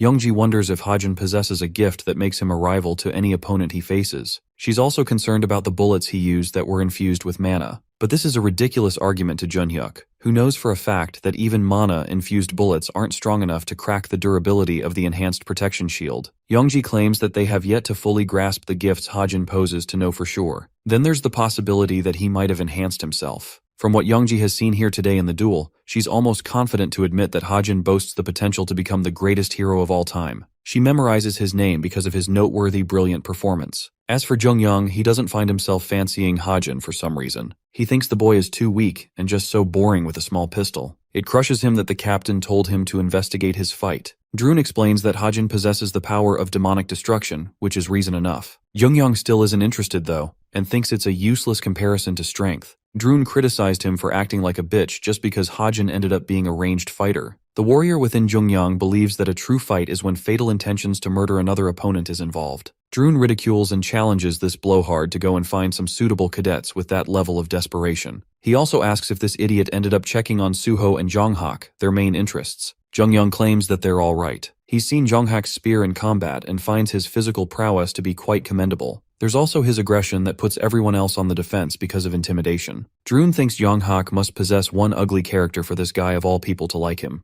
Then he talks about Suho, whom he considers a weird person. Suho's fight was rather interesting when it came to his swordplay, since he can dance around with perfect strokes in combat. He has very sharp and refined movements, but something about those movements didn't seem right to him. Suho ultimately won the fight, but Jungyang kind of believes that Suho is likely suppressing his true personality, as if he's someone other than what he appears as. Drun thinks that this confirms Suho's combat ability lives up to his reputation. Well, Jungyang isn't really pumped about either fighter so far. Lastly, he asks about Hajin, whose name alone is enough to get this guy's blood boiling. Drun explains that the captain is interested in someone boasting anti-magic skills after all. Jungyang still hates the guy, but while he's shouting out in the open, one guard seems to catch him, reminding the citizen that outsiders aren't allowed in the forest, so he must leave at once. Irritated to have been caught, Jungyang approaches the annoying bug and proceeds to squash him like an insect. Just a simple flick from his hand crushes the man's head as his body hits the ground. Hearing what he just heard, Drun asks if this idiot knocked someone's skull out. Jungyang is happy to confirm that he did, which is bound to infuriate the captain since it causes needless trouble for them. The scene switches back to the leader of the chameleon troop, who is reminiscing about some tragic flashbacks of her past. It seems that she lost someone dear to her and hopes to exact her revenge someday. She tasks Drun with keeping a close eye on all three of her favorite candidates. However, the one who takes the most priority out of all of them is Kim Hajin, who could help them smash the mana impairment with his special magic. Drun wonders if this is really the right move since they know next to nothing about the guy. The leader doesn't care, however, and simply wants him to get the job done. After all, she intends to meet Kim Hajin in person tomorrow. On the second day of the midterms, the arena is as lively as it was yesterday. There's a scout from the Knife's Edge Guild and even the Holy Grace of God.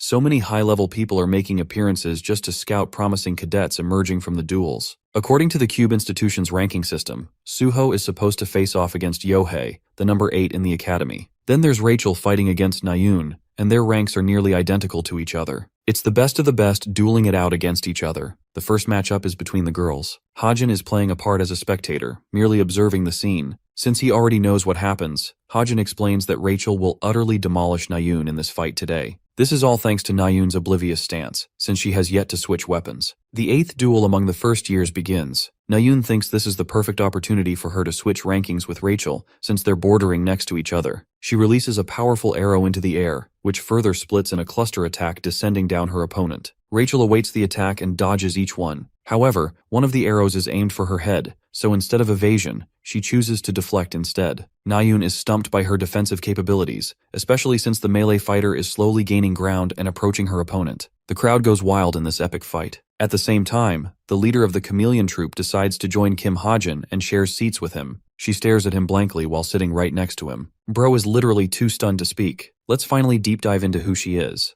This chick is supposed to be one of the most wanted criminals ever, and the person who is the captain of the masked syndicate, while simultaneously boasting a powerful reputation as an underworld figurehead with multiple aliases. Her real identity is only known to herself, and just as the poor woman is about to say hello to our boy, some bitch spills a cold drink all over her face. It ruins her hair and destroys the mood. Even Hajin is flabbergasted. The man apologizes, and they end up unable to see the outcome of the match. Rachel takes the victory, just like Hajin wrote the novel. Anyway, he hands the woman a handkerchief to clean herself up. She finally gets to the topic of interest, having seen his duel against Horak. Impressed by his performance, she hands him a business card to reach her. She also wants to know if the power he used was an ability of some kind. The card she's handing him is just one of her many aliases. It reads Li Xiaofeng, but it's not her real name, because Hajin would be able to recognize it as the author. He feigns ignorance and asks if she's here to scout him as a guildmaster. Hajin tries to take the card despite the fact that it's illegal to scout cadets so early. But as he's trying to pull away, she grips it strongly, refusing to let go. The woman remarks that she's incapable of proving it immediately, but she has enough to offer to him. She's expecting him to give her a call sometime. After that, she gets up and takes her leave.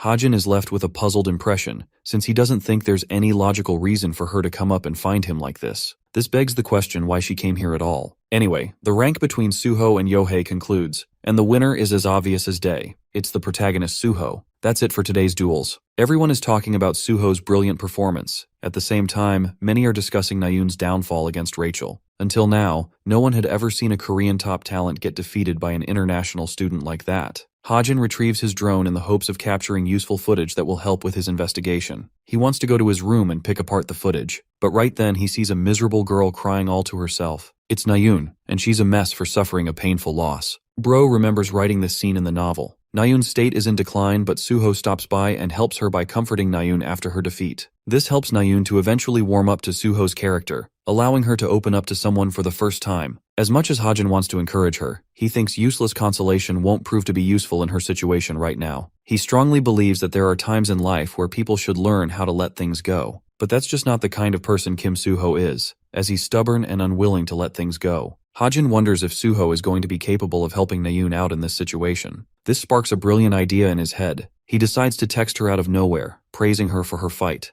Nayoon reads the message with confusion, while wearing a flushed face. Hajin teases her through his texts, reminding her that she would have done so much better with a sword. He thinks it's best for her to switch weapons like he did. His words oddly hit her in a confusing light. Speaking of Suho, he comes by to execute his part from the novel. But as he's about to comfort her, he sees Nayoon's face filled with the anger of 10,000 lions. Instead of pitying herself, she is now fixated on hating the dumbass who is belittling her after her loss. And that's how the first semester midterms exams came to an end. Hajin was casually viewing his drone footage when he spotted something horrifying. It's Junyoung popping someone's head clean off with a flick. The sight is just a brutal mess, leading him to wonder if this dude is also related to the criminal group. From his actions, Hajin can tell he's a serious nutcase who doesn't bear a single hesitation before killing someone. What's worse is that he did it for his personal enjoyment. There are many people like him in this novel. The cities now filled with advancements make daily life comforting, but underneath them lurked the monsters who didn't have any sense of right or wrong. While these people were human from the outside, they still opposed the heroes of the world. They wield a power beyond the ordinary criminals. These psychopathic maniacs are the villains of the story. Hajin reflects that it's simply not enough to be wary of the antagonists in the novel. He's also dealing with an edited version of the novel because of the co-author, which means just about anyone could become his enemy in this world. The midterm's first test has concluded, and so that leads us to the monster testing site for the second practical exam. The cadets are all welcomed by Jin Juhwa, a mage that will supervise the competition among the cadets. Juhwa wants to summarize the exam contents before beginning. This giant stage is the place where monster battles among the students will take place. Juhwa will cast the monsters and the cadets will have to fight them. The examination is supposed to be the most dangerous training they will have gone up to this point, as the summoned monsters will be just as powerful as real monsters, and they won't disappear even if Juhwa tries to cast them away. The cadets are intimidated, realizing they're staking their lives for this one training exam. Juhwa prefers they accept defeat as quickly as possible if needed. Now for the criteria regarding their evaluation. Their performance will be judged based on how well they did against the monster. Juhwa tells everyone to take a position and do their best in the exam. 4 people will be called at one time to initiate Group 1's exam. These 4 people consist of Junho, Hazuki, Junjin, and Spencer. All of them are put on standby until the monsters are summoned. The mage tells the rest of the cadets to pay close attention to the fights. The cadets who aren't fighting will have a chance to analyze the performance of their classmates. They'll be the ones to score them based on how well they performed. They could even add their own notes on what strategies could have been deployed instead. Juhwa wants to initiate the exam, but first, she requests everyone to turn off their smartwatches. She also reminds them to offer a sincere report since it will affect the grade of their written exam, so in cases like these, not even the lazy Nayoon can half-ass the report. Anyway, the monster battles finally begin. The mage casts a summoning magic to bring forth one of the beasts. From her spell materializes the first monster before Hazuki, the evolved ghoul. This strong and agile creature is quick on the draw and gives her a tough time from the get-go. The rest of the cadets mark their reports as the battles are taking place. Group 1's fights are concluded, allowing Group 2 to enter in their place. One of the cadets annihilates the snake monster. It's the class representative Young Han, who has impressively defeated the creature without any trouble. Suddenly a beam of light from above comes roaring down on another monster. It's Nayoon, who used her cluster arrows to beat the unicorn monster, also clearing the test. Then there's Yeonha, who seems to be toying around with the creature she's dealing with. A few more groups pass by until it's time for Group 10 to arrive. Kim Hajin is faced against a unique monster, the Chrome Wolf. As expected, he shoots down the beast with his evasive tactics. Having found a comfortable position, Hajin believes that the fight is too easy for him, and he'll be done in no time with it. But suddenly, something bad happens, causing confusion amongst the cadets. Hajin looks up to ask what happened, while the hero Junhyuk receives a report to act on duty. He also gets scolded for ignoring his responsibility. Youngji reminds him that one of the guards was literally murdered yesterday, so this is no time to be lazing around. An emergency alert has been fired off, but Junhyuk asks if she's uncovered the origin of it. Youngji suspects it came from the seafloor near him. As Junhyuk is speaking to her, a man comes out from behind. It's Jungyong, the villain, and he's happy to take care of the guy who has become their newest obstacle. Junhyuk warns him that he should be trespassing into off-bound locations. Jungyong simply doesn't care and prepares to fight this guy. He warns Junhyuk that it will be a fight he's going to regret. But as they're taking position, the vibration grows stronger, stealing their attention. From the sea, a tall twister manifests, forcing the examination to come to a suspended state. Cadets are instructed at 1 to evacuate the site and prioritize their safety. The final group engaging in the monster battle is told to immediately evacuate instead of completing their battles. Hajin is agitated, leaving things halfway and questions what's causing so much trouble. The building rumbles as the monsters roam free. Hajin is hiding behind cover, afraid for his life since the monsters haven't been unsummoned. He calls for help, but no one seems to be around. He analyzes the situation, realizing that a mere coincidence couldn't have caused this level of madness. He wonders if it's the work of a fiend from among the mages who is secretly the perpetrator. Hajin lays down his suspicions. He marks out Jin Jua from his suspect list because of the mere fact the system would have informed him about it. It's clear that no one in the examination center expressed any new changes that would have caught his eye. Then Hajin faces a critical realization as his eyes dart around, realizing what's truly causing this havoc. Over to a different side, Rachel is confronted by a mysterious warrior. Their mere presence causes her unease. As Hajin collects his thoughts, he thinks it's possible that the story is causing an original event to occur, just like the existence of Kim Chundong, a character whom the author didn't write. Sir Lancaster is revealed to have a connection to Rachel, and is likely the culprit manipulating the scenes. The story has just experienced another major twist that Hajin doesn't know a thing about.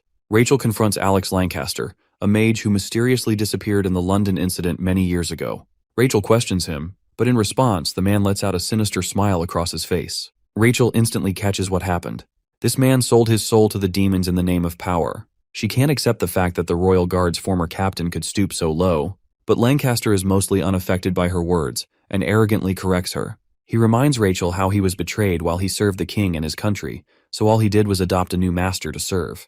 Rachel grips her blade, recognizing this man as her enemy, and professes that she will bring him to justice. With her incredible speed, the exceptional student attempts to slash her. However, she is shocked when her blade simply phases through his body, as if it's intangible. Lancaster apologizes to her. After all, the person in front of her is nothing more than an illusion, incapable of receiving any damage.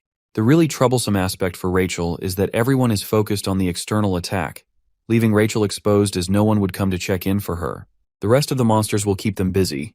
Lancaster points out how different the institution is, as her country would have thrown hundreds of people just to protect those of the royal family. Remembering the horrors of what Lancaster faced after losing someone precious, which likely caused his switch, he is even more convinced. The mage tells her that he doesn't have the time to discuss much else right now, so he'll leave her be. Rachel tries to seize him, but let's be honest, it's not like she can stop him anyway. Lancaster's body dissolves in black, but from there, a dangerous faceless assassin emerges. With his twin blades, the assassin disappears into thin air before striking Rachel with an incredibly powerful blow. She's physically shaken and sent on the back foot. The assassin continues hammering his powerful attacks, so much so that Rachel's body is receiving mild slashes throughout. This is an opponent she can't overpower in a direct flight, so she plans to wait for an opening to strike. Unfortunately, that won't happen as Rachel's weapon is swindled away, leaving her completely defenseless. The dark figure stares at her prey, now that she's left with nothing but her human body. But Rachel has a few more tricks up her sleeves as she's able to use telekinetic magic to draw her sword. The weapon comes flying back right as the assassin prepares to deal the finishing blow. But an unexpected explosion from the outside causes a distraction, stopping them both. One man steps inside on top of the rubble. Seeing this person, the assassin switches targets and decides to attack him at once. Hajin converts his weapon's configuration once more, and this time he pulls out American breathing style's second variation, shotgun mode. Hajin has eliminated the target without much trouble. Apparently he didn't even take more than a single shot. He's okay with spending 250 story points for the cause, since it was all worth it in the end.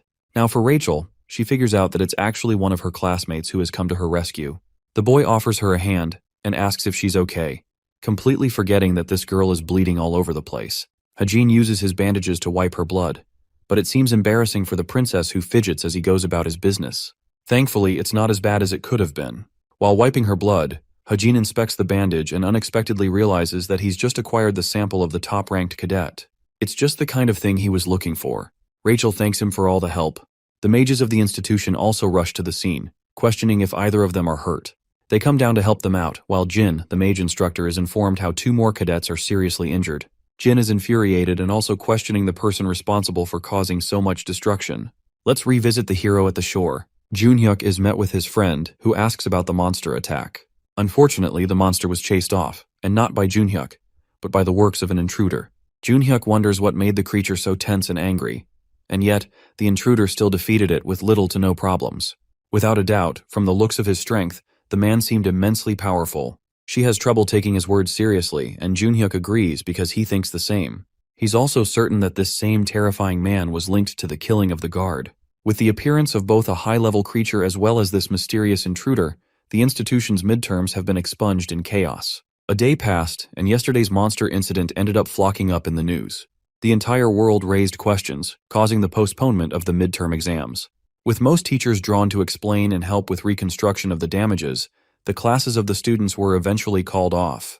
That's how Hajin's class celebrated in joy, as they had 10 full days to themselves with no work to worry about. Their instructor couldn't believe his eyes. They were celebrating right when their classmates were nearly killed. But I kind of understand their excitement. All of a sudden, Hajin's laptop is hit with another notification. He learns that it's yet another divergence from the story about to take place, which is annoying enough for him to deal with. The mage known as Alex Lancaster is the topic of interest. We come to find out that he lost an important family in an incident, and his infuriated state increases the chances of him targeting Rachel. There's also his ever-rising potential to become an even greater villain, depending on how the story pans out. Thankfully, Hajin remembers Lancaster from the list of British characters he wrote. This guy is supposed to be a serious villain, but his appearance here is premature and unexpected. At this point, Hajin is regretting not adding more heroes on the protagonist's side, because the villains in this story are getting out of hand. Deep in thought, he's at least glad to have acquired Rachel's blood without any suspicions. Suddenly, one girl hits his head. Only Nayun is bold enough to do that. She's pissed at him, but it's warranted because Hajin keeps telling her to forget about archery and pick up something new. That's because he knows it's an incompatible weapon with her potential. Suho and the class rep are watching the scene from afar, realizing the 2 problem children are at it again. Suho for some reason thinks they're behaving better than before. Nayun goes back to her dorm room, satisfied that she was able to annoy the heck out of our boy for teasing her. Yet, Nayun receives a message on her smartwatch. It's the feedback report on her recent test performance. An excited Nayun is interested in checking others' reviews as well, like Suho for example. Very surprisingly, Suho wrote high remarks for the girl. He mentioned how scared and uncertain Nayun was, until she became confident, and eventually proved herself as a skilled cadet. He describes her persistence and talent to be one of her strong suits, and actually favored Nayun's decision to keep using the bow. Suho even mentions how some doubt her abilities, but the only aspect she's lacking in is her self-confidence. Lastly, he thinks that Nayun has the potential to become one of the strongest heroes as long as she keeps proving herself. Reading such words, Nayun is shaken and flustered to tears. She is further convinced in her prowess as an archer, and disregards Hajin's bullying. Nayun reads the second report, which is written from an anonymous account. This person wrote an entire essay for some reason. Excited more than ever, especially after Suho's review, she jumps ahead to read. After a small pause, Nayun's entire body trembles with anger. Her blood is boiling at the words she's reading, to the point Hazuki catches her screaming from inside her room. Filled with anger, Nayun vows to prove this anonymous bully wrong. Having placed the sample from Rachel on top of the seed, Hajin waits in anticipation. The seed of Evangel that he discovered in Garrison holds a special power. Upon being fed sufficient amounts of human blood, the seed will eventually rebirth the witch Evangel. Hajin is a little glad that it's got the qualities of Rachel now, so the seed won't turn out to be a menace to deal with. Otherwise, he'd be dealing with a damn villain. He impatiently pokes at the little seed, begging it to just grow already. Suddenly, the author experiences a sharp pang across his body. His face grows pale because he literally can't deal with what is about to happen. The second stigma mark has just appeared on his wrist, promising him a hell of a pain like last time. His screams roar as the night comes to an end. The following day, our boy is spaced the fuck out. Even his agent sees his restless face and wonders if he's all right. Hajin changes the subject and asks about the agency's business. Thankfully, they've acquired a proper transport for hunting now, and they've also grown in customers. It's given the man some clarity compared to the stressful setting he had to face on the field. He thanks Hajin for his endless support, and Hajin decides that it's best to change topics again. Seeing a crowd gathered nearby, he asks what's going on. At first, he wonders if they're from some guild. Then it is revealed that certain heroes from the Straits of Essence Guild are making their way. causing such an uproar. From among these people, Hajin glances at Yeonha and wonders if she's also here for an investigation with her team. Surprisingly, she also manages to catch him peeking at her. Yeonha comes up to ask if he's got anything to do with the field. He politely explains that he's just here for a quick cash grab and even introduces his agent. The dude is stunned that Hajin shares a connection to a prominent member of the Straits of Essence Guild. Hajin thinks about it for a second and realizes that Soohyuk being paired with Yeonha has got to be one of the worst combinations because of their opposite nature. As established before, Soohyuk is supposed to become the main hero's agent in the original story. When Yeonha discovers about his agency, she becomes the catalyst to investing in Soohyuk's company, causing an enormous growth for the business. But now, a real problem has risen. It's undecided whether or not the current Yeonha will deem Soohyuk's business a worthy investment. It could cause a really negative trajectory for Soohyuk if she doesn't. Anyway, Yeonha pulls out a surprising move and decides to join them for the hunt. It's a shocking twist to Hajin, who has 1,000 questions raised over his head. Anyway, the tense car ride continues with both of them being distant from each other. Hajin waits patiently and wonders Yeonha's intentions. The girl finally speaks, and straight up asks if he's got anything planned for the future. Stunned, Hajin requests her to clarify the question. Yeonha expresses that she wants to know what he plans to do after he's done graduating from the institution. The author reacts normally and states that he didn't invest any thought since it's so far away. Yeonha explains that it's reasonable to spend time thinking about the future, since in the third year, they won't be seeing the institution as often. The third year is when cadets are classified as trainee heroes, complicating their lives. Here comes the main point. Yeonha directly offers Hajin an invitation to her guild, reasoning that they're standing just in second place in top rankings. The holy grace of God being the best guild all over. However, as soon as Yeonha takes over the guild, she aspires to make it the best guild in all of Korea. She also promises him plenty of support all around, ranging from agents to weapons. Poor Soohyuk flinches when he realizes his job might be cooking. Yeonha confidently shares that she's presented a lucrative offer to someone who has yet to realize their potential as a hero. The boy reminds her that she can't just do whatever she wants since scouting cadets at this stage is considered illegal for any guild. It actually causes an enormous fine of nearly $350,000. But this girl is so rich she thinks it's worth the risk. The vehicle comes to an unexpected hard stop, launching Yeonha's face into the seat and giving her a nose bruise. She shouts at the damn driver for stopping all of a sudden. A nervous Soohyuk explains that they've already arrived at their destination, which is the monster point for today's mission. Yeonha is in disbelief and mocks him for pretending to find a monster point while being a normal agent. Soohyuk explains how monsters seasonally love going wild in April, causing my heroes to go and hunt them down. This is the reason many monster points are overcrowded at this time of the year. The place he selected was mainly to highlight Hajin's strengths as a sharpshooter, giving him an environmental edge on the field. To back up his agent's words, the author confirms that he's already verified the information, so there's no need to worry. Hajin tells them that he'll return after he's done with his hunting mission. Saying so, he leaves the two of them. But it seems Yeonha is also disinterested in sharing a chat with the agent and leaves quickly saying her guild members are soon to arrive. She knocks at the window, surprising Soohyuk with her sudden return. Turns out the agent has impressed her with his skills, so she's interested in doing business with him in the near future. 10 days passed since the midterms came to an abrupt end. Classes naturally resumed their pace, allowing the cadets to return to the institution. The curious cadets explore the results board, wanting to know about where they placed. We can see from here that Kim Hajin placed at the top of the list, which is a natural expectation as he believes himself. Right after beating Horak during the practical exam, the idiots who Younghak sent after him decided not to bother him. So these days have been nothing but filled with tranquility and peace, the kind of peace he didn't initially receive when he first entered the institution. As he's going about his business, one punch crosses his face and smashes the nearby wall. It comes as no surprise, but the chick is Nayoon, and she's mad and pissed because of the report Hajin wrote under her profile. However, from his reaction, it seems like the author is unaware of this report. Nayoon isn't in the mood to play with his bullshit and explains that only he could write such a terrible report on her. Turns out Hajin did in fact write the report, and did it because he wanted to help her. An infuriated Nayoon hounds him for constantly reminding her that archery isn't suitable for her. The cadets all around them observe the scene as Nayoon presents him with a bet. Surprisingly, Hajin accepts the bet. His conditions are simple. If she loses the bet, then she isn't ever allowed to pick up the bow again. The stakes get on her nerves as her blood boils just to prove him wrong. Hajin emphasizes that he'll use a bow just to prove his point, but in exchange, he needs some training to equalize the bet. Nayoon thinks any amount of training he goes through won't be enough to save him from the bet. She walks away believing that she'll win this stupid bet, while Hain reflects that he's achieved a proficiency of level 7 when it comes to his sharpshooter skill. That means, if he raises his level a little higher, He's basically going to curb stomp her in this challenge. To top it off, his luck stat will help him too. The author believes that Nayun's current struggle is avoiding the harsh reality. She thinks her skill with a bow and a sword is equal, when they're not. At the same time, Hajin knows that praising someone won't improve their skills, and the only way to get better is to get stronger at whatever you want to achieve. The scene cuts to room 303 of the Grace Hall, where the travel club's president, Han Hyun, is giving an announcement following the conclusion of the midterms. Hajin is spacing out in his thoughts, recalling how the study and hunting club were both suspended after being related to fiendish incidents. The current events of the story are also advancing at a slower, less significant pace than they were in the original story.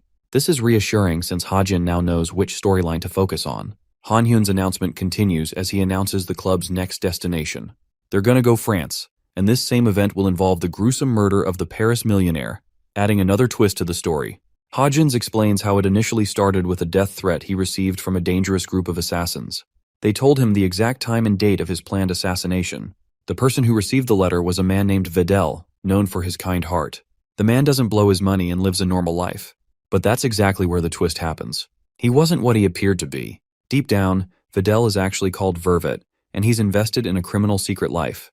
Known to be the worst of the worst, this man actually rose to riches by manipulating and frauding people with his schemes. Typical crypto bro behavior. Anyway, he ended up escaping the consequences for his actions. But he could only escape for so long, until even his trails were exposed. He couldn't go to the police for help, and didn't have enough time to hire a protection group for his security. After all, they would need to be strong enough to defeat assassins. The fear of death began creeping up on him. Just when everything seemed like a grim ending for him, he found a way. Vidal ends up getting his hands on this unique method, which became possible thanks to the Cube students journeying to Paris. In the original story, Han Hyuk struggled with finding a suitable space for the cadets to stay. While they were discussing this, Vidal sniped at the opportunity like a snake and kindly presented himself forward. He invited the cadets to stay at his manor, large enough to fit every cadet. That's how the story followed. Well, it was more of a plan to shield himself from the assassins, since they would have to go up against the cadets just to kill him. Hajin's computer receives a message, informing him about a new job offer. He's excited to receive a message from his first client. The boy explores the contents of the job. The client wants him to find a scammer who caused the downfall of their family. They also attached relevant information for Hajin to locate this person down. Hajin explores the information and finds himself rather surprised. The scene ends there, and we get a glimpse of the warehouse, where a few members are rewatching Horak's fight against our boy. One of them is thrilled to find the capabilities of anti-demonic magic. Others are impressed by this year's freshman batch, specifically Hajin. Asking their captain a question, the woman mockingly asks why they're reviewing a rookie's fight all of a sudden. While she's on the fence, a different member vouches for the boy's talent. They also explored his background and learned that he doesn't have any connections to worry about. They think Hajin's fixation must be materialistic and related to money, so they're going to use their endless cash to make him join the group somehow. One of them highlights their main objective, which is to track down the traitor from their group and punish them eventually. He thinks Kim Hajin will be a suitable candidate for the job. Assuming the idea that they're going to enlist him, they face trouble assigning him a color spot. The only color left is black, which represents the strongest of the bunch, and it's also the same color of the one who betrayed them. One man decides to step it up to claim the color himself. It's the brute maniac who killed the guard. However, the rest of him rained down insults on the guy for being too much of a bonehead to claim such a color.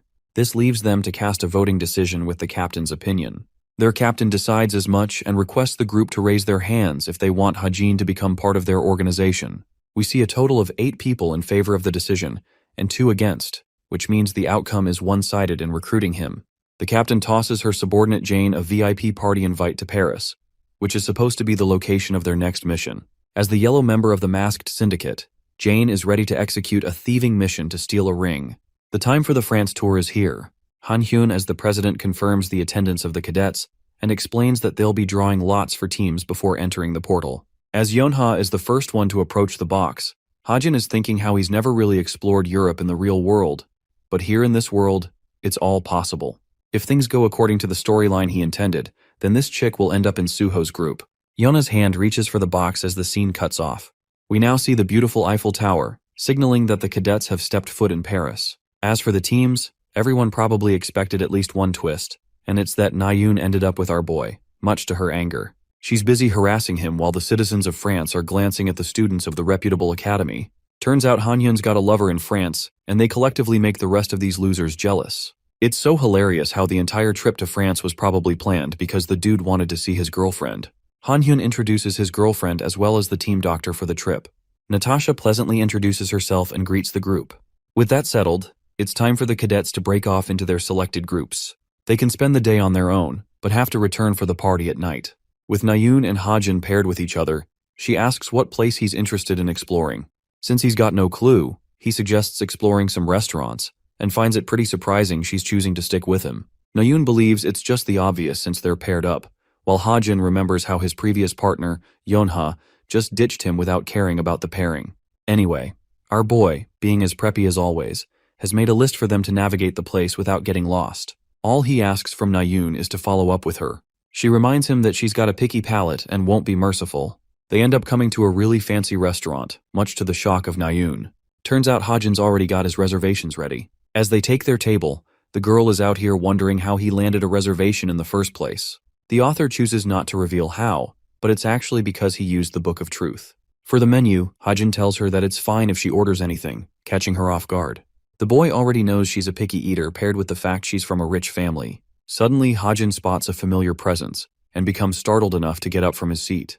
This dude was doing everything well, but then he just raced off, leaving the girl to herself. Sensing the danger of the situation, Hajin questions if this is yet another alteration from the storyline. He rushes to approach a couple and calls for their attention. The glasses girl is Yoon Seonga, another main character who isn't supposed to pop up in Paris. Sunga doesn't know what to say, while Hajin had to step on the gas just to catch up with her. Sunga pretends not to know this guy, even though Hajin wants her to drop the act. At this point, the system offers another story alert as Sunga's boyfriend steps up for her. Hajin decides to back off and explores his laptop. The system has given him a story modification alert regarding Jane and Sunga, forming their connection to Paris. While he's busy outside, Nayoon doesn't get what this dude is doing on his own. Hajin recalls that their first encounter was in the headquarters of the Holy Grace of God Guild. Both of them signed up as new recruits at the time, shared missions with each other, and even bore through difficult times together. They were basically inseparable best friends who always supported each other. But then, that image of friendship shattered as Jane decided to betray Sunga. In their duel, Sunga was defeated and begged for answers. Jane, the person who she took for her friend, ended up being a sadistic person who just wanted to toy around with her. Her real identity was Valoran, the yellow member of the masked syndicate. She's a villain and the queen of disguise and thievery. Right now, Sunga seems to be undercover on the hunt. Joran remarks how she looks annoyed. She shares her relief, because this moment is an opportunity for her to move on from her past. Joran doesn't want to trust the informant who told them about Valoran's eventual appearance at the party. And while Seunga is suspicious of the information, she also knows Jane well, and knows that she's likely to come to steal something valuable. After all, how could she resist the priceless ring of Homer?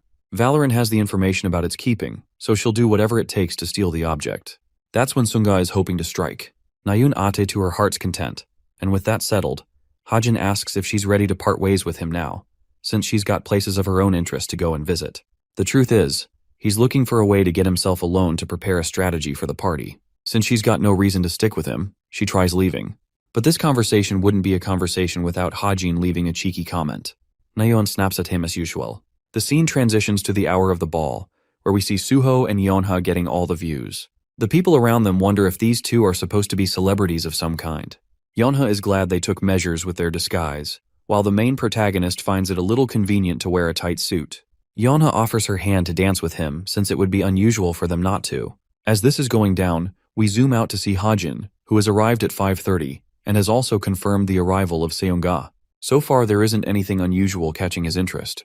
The event is being held at an old palace right in the outskirts of the city. Hajin is here to make sure no drastic changes occur from the story. Using his Deadeye ability, a surprised Hajin discovers a magic portal opening out of nowhere, which isn't meant to happen. Now when it comes to portals like these, only demonic humans are capable of opening them. What's even worse is that only powerful fiends are capable of opening these portals, which means the threat they're dealing with isn't just child's play. One of the people inside the hall is secretly acting as the fiend and maintaining the portal's activation. Right then, Hajin receives a system notification. This time, it's a critique from the co-author to explain his reasoning behind the changes. The mysterious co-author believes that an ultra-rare item like the Ring of Homer should have a greater interest from the characters hunting for it. For this reason, a fiendish group called the Fellowship of Evil Deeds have taken interest and intervened in the event. Learning this fact, Hajin remembers just how powerful the fiendish organization truly is. Their leader Kim Hakpyo is a dangerous man. They love waging war and stealing valuable artifacts, and they're involved in many of the conflicts in the world. In other words, our boy now has to deal with an entire evil organization, all because the co-author decided for him. Activating his ether spell, Hajin seems to have covered his face with a mask and intends to stop this plan from happening. Scouting from above, he checks for Valoran Jane. Speaking of that woman, she's currently choking the life of a waiter in secret. Maintaining her disguise, she passes the authorization to the safe where the ring is being held. The mission seems to be an easy success for her, as the artifact is just inches away from her. Valorine attempts to snatch the ring, when an apprehensive yet familiar voice calls out from behind. Turns out that Valorine is using Joran's identity to do her dirty deeds. She's surprised to encounter Sunga at a place like this. The confident Sunga claims that she's out here checking up on her assistant, playing the part of a fool. She steps forward and decides to hug him from behind. Valorine is losing her mind, not knowing what's happening out here. Suddenly, Sunga tightens her grip and reminds Valorine that she's not interested in being fooled again. Saying so, this chick literally pulls a suplex and pummels her body into the ground. The explosive battle catches the attention of the outward hall. People thought a bomb went off just because of their fight. Valorine lunges past the smoke and transforms back to her original body. She's actually impressed by Shunga's ability to see through her flawless disguise. Sunga is in no mood to talk and speeds up to attack her. She knows that Joran went missing the moment they stepped into Paris, and she could tell by the difference in their speech pattern that Valorine had already made her move. Impressed by her sharp eye, Valorine thinks it's only natural she's cautious because of the first time she was betrayed. Before Sunga can attack her, a whip catches her arm. It's Yeonha, and she wants them to stop wreaking havoc in the hall. Sunga asks about their identity, since she doesn't know they're cube cadets. Yeonha breaks her disguise and instructs her to lower her weapon so they can avoid chaos. But Sunga isn't planning on backing off. Her electrical energy destroys Yeonha's whip, causing her a literal shock that her weapon is no more. Sunga turns her attention to her opponent, who quickly dashes in with a piercing strike. Thankfully, she dodged it, and began counterattacking with her sword. The sheer power emerging from their strikes is blinding. Sunga is having a hard time keeping up with Valorine, but she eventually finds an opening of her own and deflects her. With her sword chipped and smashed, Valorine lays defenseless on the ground. A bloodlusted Sunga raises her sword, aiming to finish her off for good. But right as she's about to kill Valorine, Suho intervenes and blocks her blade with his own. Valorine is sweating bullets out here, realizing that she literally could have been killed just now. Shunga offers Suho a polite warning to get out of her way unless he also wants to meet the same fate. The hero refuses to back off, acknowledging that he's unaware of their reason to fight. Despite that, Suho's strong sense of justice compels him to stop the two from fighting. His words are useless against a provoked Sunga, who literally kicks him away. But when she turns to Valorine, she is no longer there. It was enough time for her to make her escape. Sunga rushes to catch her, while she happily runs off. Suddenly, a wave of black darkness comes in between the two. With both of them left astonished at the scene, one fiend has managed to acquire the ring for herself. The Ring of Homer is now in the hands of a demonic human who seems to have the combined powers of a mermaid with tentacles. Observing the scene from outside is the author, Hajin. Let's break off from here and see what Nayun is doing. Poor girl ended up getting lost, just like our boy thought she would. She's been struggling to navigate a damn map, and ends up always coming back to the same location. Nayun's pissed at her useless smartwatch and suddenly realizes that her father is the CEO of the company who manufactures them. Girl instantly retracts her statement and decides to call Yeonha for help. Unfortunately, she's unable to get in touch with her, making Nayun even more frustrated. Revisiting the hall, Sunga immediately recognizes the demonic human by its powers. Since she's also a powerful hero, Sunga demands the creature let go of the ring at once. The arrogant fiend persists in her act and states that she and her fellow demons are more deserving of the prized artifact. Hajin is still watching the scene, waiting for things to escalate. He collects his thoughts, stating how the group of fiends have acquired the ring, and what's worse is the fact that none of the heroes in the hall stand a chance at retrieving the object. Assessing the need for a plan B, Hajin makes his move by releasing a slime whip. He launches it at full speed, causing it to break the window and crash inside. The fiend is alarmed and unexpectedly caught off guard. Hajin is safely able to recover the ring from her grasp while the demon looks around clueless as to what happened. With her distracted, Sunga rushes in to make her move at full speed. The fighting begins and has allowed Hajin the opportunity to escape unnoticed. While he's observing the ring, Hajin is suddenly attacked out of nowhere. He barely escapes a giant explosion, leaving a crater in the ground. One man steps forward with an energy blade in his hand. He's here to stop the intruder from escaping with the ring. Hajin wasn't expecting another fiend to pop out of nowhere. The man politely greets him and introduces himself as Sidious. He also shares his association with the Fellowship of Evil Deeds. The talkative bastard is rather impressed by Hajin's impressive ability to steal the ring without trouble. He doesn't care if Hajin is quick-witted and fast on his feet. After all, Sidious demands that he return the ring at once. Our boy declines, making things annoying and complicated for the fiend. So his second option is to steal the ring by force. Sidious prepares his lightsaber and lunges forth to attack. He releases a dark red wave of magic which cuts through the landscape. Hajin barely made it alive without being turned to ashes. This man is not to fuck with. He's overpowered as hell. Sidious explains that his weapon is a magic sword, a really pricey object that cost him millions. So long as the person wielding it can supply it with enough magic power, the capabilities of this weapon are limitless. He offers Hajin to simply return the ring without getting himself needlessly hurt. Now here's the thing about demonic humans. When they form a pact with demons, their mana supply goes up by several magnitudes, which means the weapon he's holding is the perfect one for a fiend, making them really hard to deal with. Hajin's focus is on the magic sword, and he's thinking of ways to somehow subdue the weapon first. Sidious confidently prepares another swing, unleashing a wave of energy again. Hajin evades with his defensive maneuvers, and he finds himself forced into a corner. Starting to feel the need to strike a conversation, Hajin tries his best to negotiate. Sidious almost doesn't want to take him up on that offer, since he's already turned down negotiations before. He also taunts the masked warrior for thinking that he could best him by buying time. Sidious has sharply assessed his abilities, and claims that Hajin is much weaker than those heroes inside the hall. He's got nothing more than a gun and a skill to evade. It's bewildering to the fiend that nobody like Hajin has the confidence to oppose a powerful fiend. With his monologue over, Sidious prepares to unleash a final sword strike, hoping to end his opponent for good. Funnily enough, the magic fades into nothingness, surprising both the fiend and our boy. Sidious doesn't get what happened with his weapon, while Hajin's standing there speechless. He offers an explanation. The magic sword is now rendered useless for the rest of the day, a fact that not even the fiend knew about. What's crazy about this is that Hajin's passive luck factor intervened, and because of that, it malfunctioned the magic sword. Of course, Sidious thinks he's just mouthing things off like an idiot, because he doesn't have the knowledge of Hajin's powers. He's also confident that he'll slaughter the human without a weapon. But Hajin is uncertain about that claim, which seems to be an overestimation. With the remaining stigma, the author channels light magic and alters the mode of his gun. Sidious charges full speed to blow Hajin away with a single kick. But right before his attack could connect, Hajin releases his shot, ending the fight. The scene transitions back to Nayun, who is playing video games instead of searching for the ball. She sees a bunch of police cars patrolling by and wonders what's going on at this hour. There's also the fact that literally no one is talking to her, making her feel alienated. Nayun is in a bitter mood and fails to understand why she's acting the way she does. All of a sudden, one boy decides to take a seat next to her. It's Hajin, who popped up right out of nowhere, startling her. He's in an injured state, and barely capable of forming a sentence because of his previous battle. The dude literally collapses before her eyes, giving her a shock. Nayun worriedly asks if he's okay, but the fatigued, battle-worn Hajin is unconscious and incapable of responding. In his dream, Kim Hajin experiences one of the events of his actual life. He had just finished his CSAT exam during this time. His parents called for him, and they were around for him. He questioned why they risked their health to come for him. Suddenly their image begins wavering, becoming hazy. At the time, the boy broke into tears, apologizing for failing the exam badly. His parents tried to comfort him, understanding of his condition. They embraced their son in a loving manner, showing him support even in hardship. Remembering that touching memory, Hajin wakes up crying his eyes out.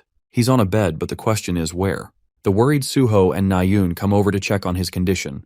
Nayun is annoyed she had to drag his ass all the way here because of his unconscious state. She also notices his dried-up eyes and taunts him for crying. Suho orders her to go outside while an assistant shows him support by bringing him apples. She explains how his condition reflected exhaustion, and she wants him to rest as much as he can. Hajin doesn't get why he's receiving all of this support or where he even is right now. Turns out he somehow ended up in the manor, which means they've come in contact with Videl. It's already late, but Hajin isn't hungry and refuses to join the others for dinner. His mind is flooded with the thoughts of the assassination incident, which is going to initiate its plan very soon. Hajin is glad that he's awake to see things happen in real time. The maid requests Nayun to leave along with her for the night, causing her to become upset. Suho bids them farewell and proceeds to peel an apple for Hajin. He's unsure if it's the right thing for our boy to get up so soon. The author checks his smartwatch and learns what was reported in the news. Thankfully, the report states that no one was killed and most people suffered minor injuries at best. However, there's also no mention of Valorin in the report, which means she escaped without trouble. Hajin decides to share a conversation with Suho, requesting information about the fiend. Suho explains that he also isn't an expert on knowing what happened. The monster escaped before the heroes could defeat her. Hajin takes the apple slice and eats it. As Suho is slicing the apple for him, Hajin observes his injuries and advises the hero to take care of himself. The author even sarcastically asserts that he's the protagonist of the story, so it would be a real problem for him to get injured. Hajin reflects how Suho confronted Sunga without any hesitation, and in response, she was prepared to kill him because he got in her way. It's the thankful timing of the fiend that saved Suho's life, or else he would have suffered brutal injuries. While Hajin understands the hero's intentions and the path he is supposed to follow, there's a problem and a major weakness, because those who follow the good have to make difficult choices. At the same time, the author reminisces his own thoughts. He misses his parents and wants to return to his homeworld. Suho thinks the word protagonist means little to nothing in their world, and if it was the case, then he thinks Hajin would be as much of a protagonist as he is. In Suho's optimistic and bright worldview, everyone is a protagonist. Speaking of which, Suho talks about the report that Hajin wrote from his anonymous account. He noticed that he was going unnecessarily harsh on Nayun for seemingly no reason at all. Hajin begs to differ, emphasizing that archery doesn't suit her talent. That's also the reason he made the bet with her. If she loses, she will never use a bow again. Suho offers his thoughts, criticizing Hajin's approach for forcing his way with her into quitting. Hajin bounces back with a sharp response of his own, questioning if it is the correct approach to praise people up to no good. After all, praising them all of the time doesn't make people any better or stronger. There's also the chance that they'll ignore the advice, making the process frustrating. Hajin questions if someone like Suho would be okay with accepting responsibility in that case. Suho asks an obvious question, inquiring the basis for Hajin's thoughts on Nayun's archery skills. He wants to know if Hajin is willing to take responsibility if she ends up on the incorrect path. Hajin explains that he's done research on her and studied her more than anyone else. In simple terms, since he wrote the character himself, he knows what her weaknesses are. It is the reason he can see things beyond Suho's understanding. Suho doesn't really get what he means by that, and hears a clamoring sound coming from outside. Using his special eye, he's able to tell that Nayun was actually eavesdropping in their conversation using the concealment skill. Her precision was so sharp that they couldn't detect her until now. Anyway, Nayun bolts into Yonha's room, completely flustered and embarrassed. She doesn't get what he is murmuring about. Yona wakes up asking what's caught her so troubled. Nayun tries to play it safe and tells her it's nothing. Yonha returns to bed, leaving Nayun to her own thoughts. She's trying her best to calm down and maintain composure. She also thinks neither Suho nor Hajin were able to detect her just now. Still, his careful selection of words raced through her mind. Nayun finds herself flustered when suddenly a loud scream wakes her up. An extremely agitated Yonha wakes up from her sleep a second time, demanding Nayun to shut the heck up already. Poor girl tries to explain that she didn't even make any noise this time. Both of them are quick to realize they just heard a real scream coming from outside. The scene shifts to Videl's maid, who is utterly horrified to find the man murdered in cold blood. The assassins have done their work, just as they promised. Every cadet bursts out of their rooms to see what's going on. Suho is the fastest among them and descends down by himself. Hajin came outside too with a gun in hand, and he's equally as shocked that this man jumped from the third floor. Suho dashes the fastest he can and slams open the door. There, his eyes widen as he sees the sight of Videl's bloodied body. Videl's maid is struck with horror and explains what happened. The rest of the cadets are also terrified to discover the horrifying truth.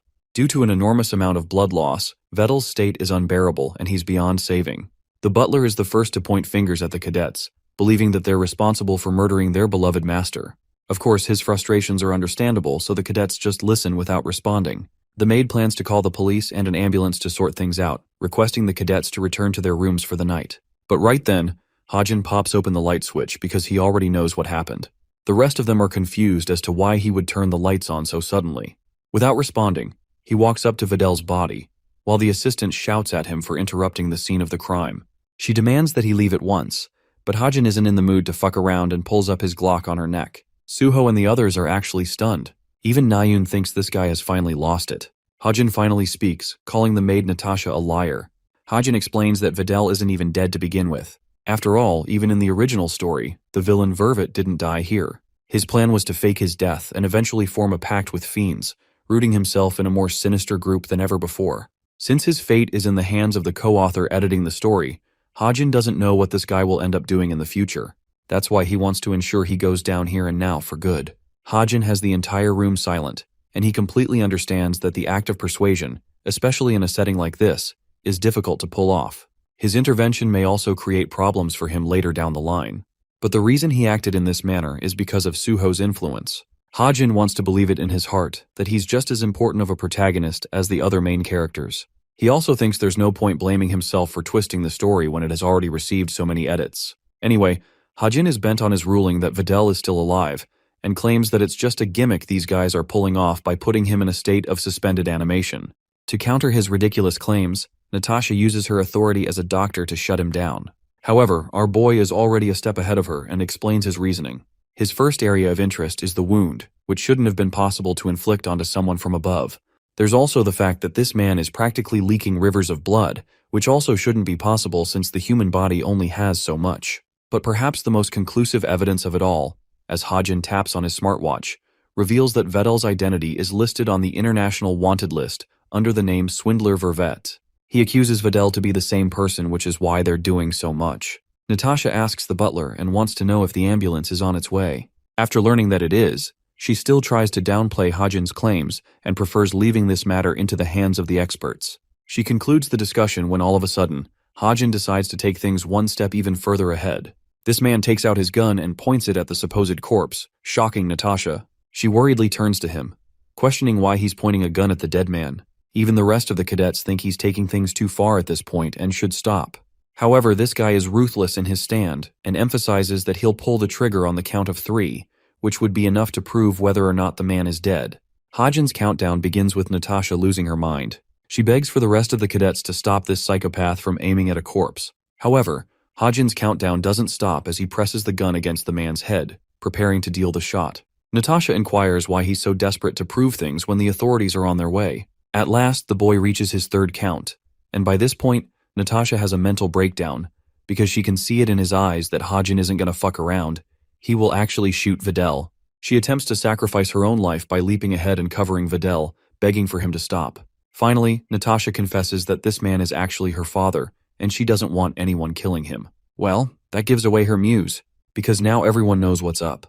The butler is suddenly startled by a gunshot. Hajin declares that they need the help of heroes instead of the police right now. After all, they've just confirmed and caught a wanted criminal in the manor. The authorities eventually arrive and arrest Natasha while retrieving her father's body. The supposed murder was in reality a scheme played by the father and daughter duo. Knowing that everyone was searching for him across Europe due to his snide reputation, they wanted to help Videl escape investigations by faking his death. They also wanted to use the testimony of the gullible Cube cadets to make sure their case was solid and convincing. The plan was to use the revival technique right after putting him in suspended animation. Fun fact, the drug for putting someone in the state of animation is not that costly. So Natasha, who had a background working for the institution, was able to acquire it with little to no trouble on her hands. Beyond that, it was a piece of cake. She made an illusion of a chest wound, using the illusory magic of an outlaw mage. She also used a bunch of transfusion blood packs to make the blood more convincing. Now the first responders coming to the scene wouldn't really know what's going on. They'd just assume the man was assassinated somehow. The same goes for the police authorities, who were secretly paid to be on their side.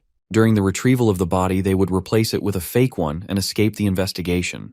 After that, the Cube cadets laid out their own testimony from what they saw, strengthening Vedel's case. After all, it's very hard to oppose the reputation of a Cube cadet. Beyond that, Videl would be classified as someone officially dead, allowing him to continue his life of crime under another secret identity. Well, that was the idea in the original storyline at least, which won't happen anymore. Using the Book of Truth, the boy learns that Videl is being apprehended by the Hero Association in France. It's safe to say that he's cooked and never coming back. Hajin hums a tune, satisfied with his inquiry, and actually giving the institution a positive name in the media. Manhwa comes around, impressed by his deductive capabilities, and calls him Sherlock for being able to figure out so many things. She even recommends that he start his own detective agency as a joke. The real question bothering her is the fact that Hajin seems to know about criminals a little too well. To make up an excuse, he chalks it down to his family's history. Speaking of history, the author doesn't even know about Kim Chun-dong's actual backstory, since it's a character he didn't even write in the novel. Let's take it to the headquarters of the Fiendish group. Silison reports her failure to successfully retrieve the Ring of Homer due to the intervention of a masked warrior. She's even more shocked that this warrior was capable of defeating Sidious. The leader of the group wants to know if this person was also a fiend by chance. But Silison is dead certain that he wasn't a friend nor a hero. With those possibilities narrowed down, he wants her to investigate the mercenary and hunter groups to connect the dots. Since he's dangerous, he reminds her not to track him on her own and prioritize informing him instead. The leader of the Fellowship of Evil Deeds is extremely annoyed that Silison openly advertises herself as a fiend, as if she's proud of the fact. She tries to feign ignorance, but he knows her well. He roars at her for not keeping her identity as a fiend a secret from the rest. She apologizes for her act and shifts her appearance into a human form, allowing her to blend in with the others. The leader wants her to investigate the masked warrior and asks about the magic sword that Sidious lost. Silison isn't exactly thrilled to reveal that they've lost the magic sword. Speaking of that lightsaber, it's resting in the author's hands, but he's yet to understand what he's going to do with it. He doesn't really have a proficiency in magic, and can only reliably use the stigma magic. It's basically a useless weapon all in all, and while selling it seems profitable, it would be a waste of a weapon. Inspecting the extremely rare Ring of Homer, Hajin reflects that unlocking the real capabilities of the ring requires someone to penetrate it with a large amount of magic. However, for his case, he can swindle past that barrier with ease. Just by spending a bunch of his story points, he could alter the properties and awaken it manually. With the purchase confirmed, the artifact gleams and shatters to become a silver ring. Its abilities include increasing the IQ of the user as a passive skill every day. It also amplifies magic to some effect. Hajin is proud that he can use it safely, and even trade it later if he doesn't want it. In his mind, he's thinking about giving it to Suho or Nayun, who would be far more capable of realizing its effects. There's the fact that Nayun is exceptionally advanced in magic without her knowledge, so she may be more suitable of the two. Curious about his personal stats, he checks the system and learns that he hasn't experienced much change beyond agility and sensitivity. It's starting to feel like Hajin's abilities are stagnating since there's only so much growth he can go through. However, he's confident in his tenacity to work hard and overcome the wall. While pondering the question, he wonders if he can face the bratty Nayun in his current state, which reminds him to investigate Chundong's personal history. After all, he's certain the co-author left some clues for him. Accounting for the fact that Chundong ended up in the institution, despite being an extra character, he's still classified as an exceptional cadet who is promised to become a hero someday. With that consideration, there's just no way he had normal parents. For the investigation, he decides to hire Yu Jin-hyuk, an expert people finder and background investigator. This guy is at the top of his league in his field, and his extremely high fee reflects his skills. But since Hajin doesn't really have any other options, he thinks he should hire the guy. Suddenly a bolt of realization hits our boy. He has emptied his bank account by investing all of his portions of money in stocks, leaving him broke. Suddenly, his eyes glance towards the seed he's been nurturing. He tends to its daily feeding, and the scene ends there. Next, we see Yeonha's view, who seems to be phoning Jin-hyuk, likely to investigate Hajin's background. Norway's chilly winter is here, and you might be wondering why we're here of all places. The author doesn't want to get into the nitty-gritty details, and instead gets his face bashed with a snowball. It's the pesky brat Nayun again with her precise aim. Hajin delves into his summary, reflecting how club activities resumed after the short break caused by the fiendish Sven incident. The hunting club decided it was best to go on a reunion event by renting a cabin in Norway. The senior cadet decides to explain the contents of the event. Numbered flags have been placed throughout the forest, and acquiring them rewards the finder with a gift, ranging from all sorts of valuable goods. The cadets are inspired to look for the flags because of the promised rewards. Like always, it's time to draw lots for team arrangement. Like always, rotten luck finds Nayun, and she annoyingly ends up with Kim Hajin. At this point, she's convinced he's rigging the outcome to fuck with her mood. Pissed off, she demands that he doesn't slow her pace, while Hajin politely warns her about the boar trap she's about to step into. Poor girl gets caught in the trap, much to his amusement. Anyway, Nayun is a little surprised Hajin isn't wearing heavier coats to cover himself. The cadet explains that his jacket is functional enough to survive the coat. What she doesn't know is the fact that he's using a special relic called the Royal Coat Jacket, allowing the user to manipulate the temperature at will. This coat was actually Rachel's happy gift to him for the midterms. She's just a sweet angel in his eyes. Funnily, he thinks he should have written kinder characters in the story just like her. A curious Nayun points to the flag just up ahead. Hajin confirms the number with his eyes, declaring it to be number 1. Still, he doesn't get why it's placed up so high. Nayun doesn't really give a damn about climbing and starts leaping up like a monkey. The author gathers something from his pocket and finds a blade attached to a bunch of wires. Nayun finds them ordinary and doesn't get his initiative. However, the author reflects that these wires have been particularly strengthened by the stigma's magic, making them powerfully unique. He throws the blade aiming near the flag, believing that its initial trajectory doesn't really matter. After all, he can manipulate it with his magic. The knife ends up hitting its target at the base, releasing the flag from the top. Nayun is pleasantly surprised that his gamble worked. The flag pops down in front of the boy, who reaches out for it to inspect the prize while an excited Nayun comes running. Hajin reads the note and learns that they've stumbled upon first place. Turns out it's Sunga's actual phone number. While it seems like an amazing prize to Nayoon, Bro is looking depressed and tells her to just take it. She yaps about her status as the vice guildmaster of an elite guild, but that doesn't matter, and Hajin isn't looking for her contact since he already has it. This unintentional display of kindness makes her flustered. She tries to return it, claiming that she did nothing to earn the prize. Hajin is okay with that and recommends they return to the cabin. The scene shifts to Yeonha, who remembers her inquiry to Hajin and his response. She's got a puzzled look on her face, trying to create an association on how Vettel could have ended up in Hajin's head. After all, he's a European criminal, so there's no way for them to know each other. So her second assessment is that he may have memorized faces of wanted criminals. But that doesn't make much sense either. Her main hypothesis stemming from all of this is that Yeonha believes Hajin has had a tragic past in his life, and because of that, he's probably finding the person responsible for making him suffer. That's why he memorized the criminals wanted list. There's the fact that he's an orphan too, which makes her wonder if his parents may have been assassinated in secret. It makes sense to her that he would memorize the faces of criminals and keep his true powers hidden from everyone. Yeonha believes his true objective is to keep a low profile, hunt the criminal, and eventually deal them the killing blow. But despite her contemplation, her thoughts are nothing more than a theory, and his past is still etched in mystery. However, if it's truly the case, then Yeonha thinks she can turn that into an opportunity for herself to one day recruit him in her guild. All that strategy dumping makes her feel depressed because she secretly hates calling Jin Hyuk. The scene shifts to Jin Hyuk's office, who picks up a ringing phone call for his agency. But when he hears Yeonha's voice, he's surprised and wonders why she's calling her uncle all of a sudden. She makes things simple and states that she's got a job opportunity for him to track Kim Hajin, a 17-year-old cube cadet. She wants everything there is to know about his past. Entrusting his brilliant detective capabilities, Yeonha thinks he's the only person who can confidently execute this job. The students are shocked that Hajin was capable of finding the number 1 flag as well as the 4th. Coincidentally, the 4th flag's prize is somewhat more useful as it's a VR headset rather than a chick's number. Anyway, the group enjoys their stay at the cabin. Food is top-notch and Hajin's helping prepare it for others. This way, he's actually gaining a positive image of himself, much different from the rumors that others presented about him at the beginning. Hajin remembers his aunt having her personal barbecue place, which is why he's adept with handling a grill. The students discuss the end of the semester, talking about how one shouldn't trust anyone during the finals because of the difficulty of the exam. What's worse than the difficulty is that it causes a lot of conflicts between friendships. Finals week is critical to a student's grade after all. A bunch of them bring up the remedial unit, drawing Hajin's attention. This unit is just like its name implies, a class full of cadets who became failures and couldn't advance.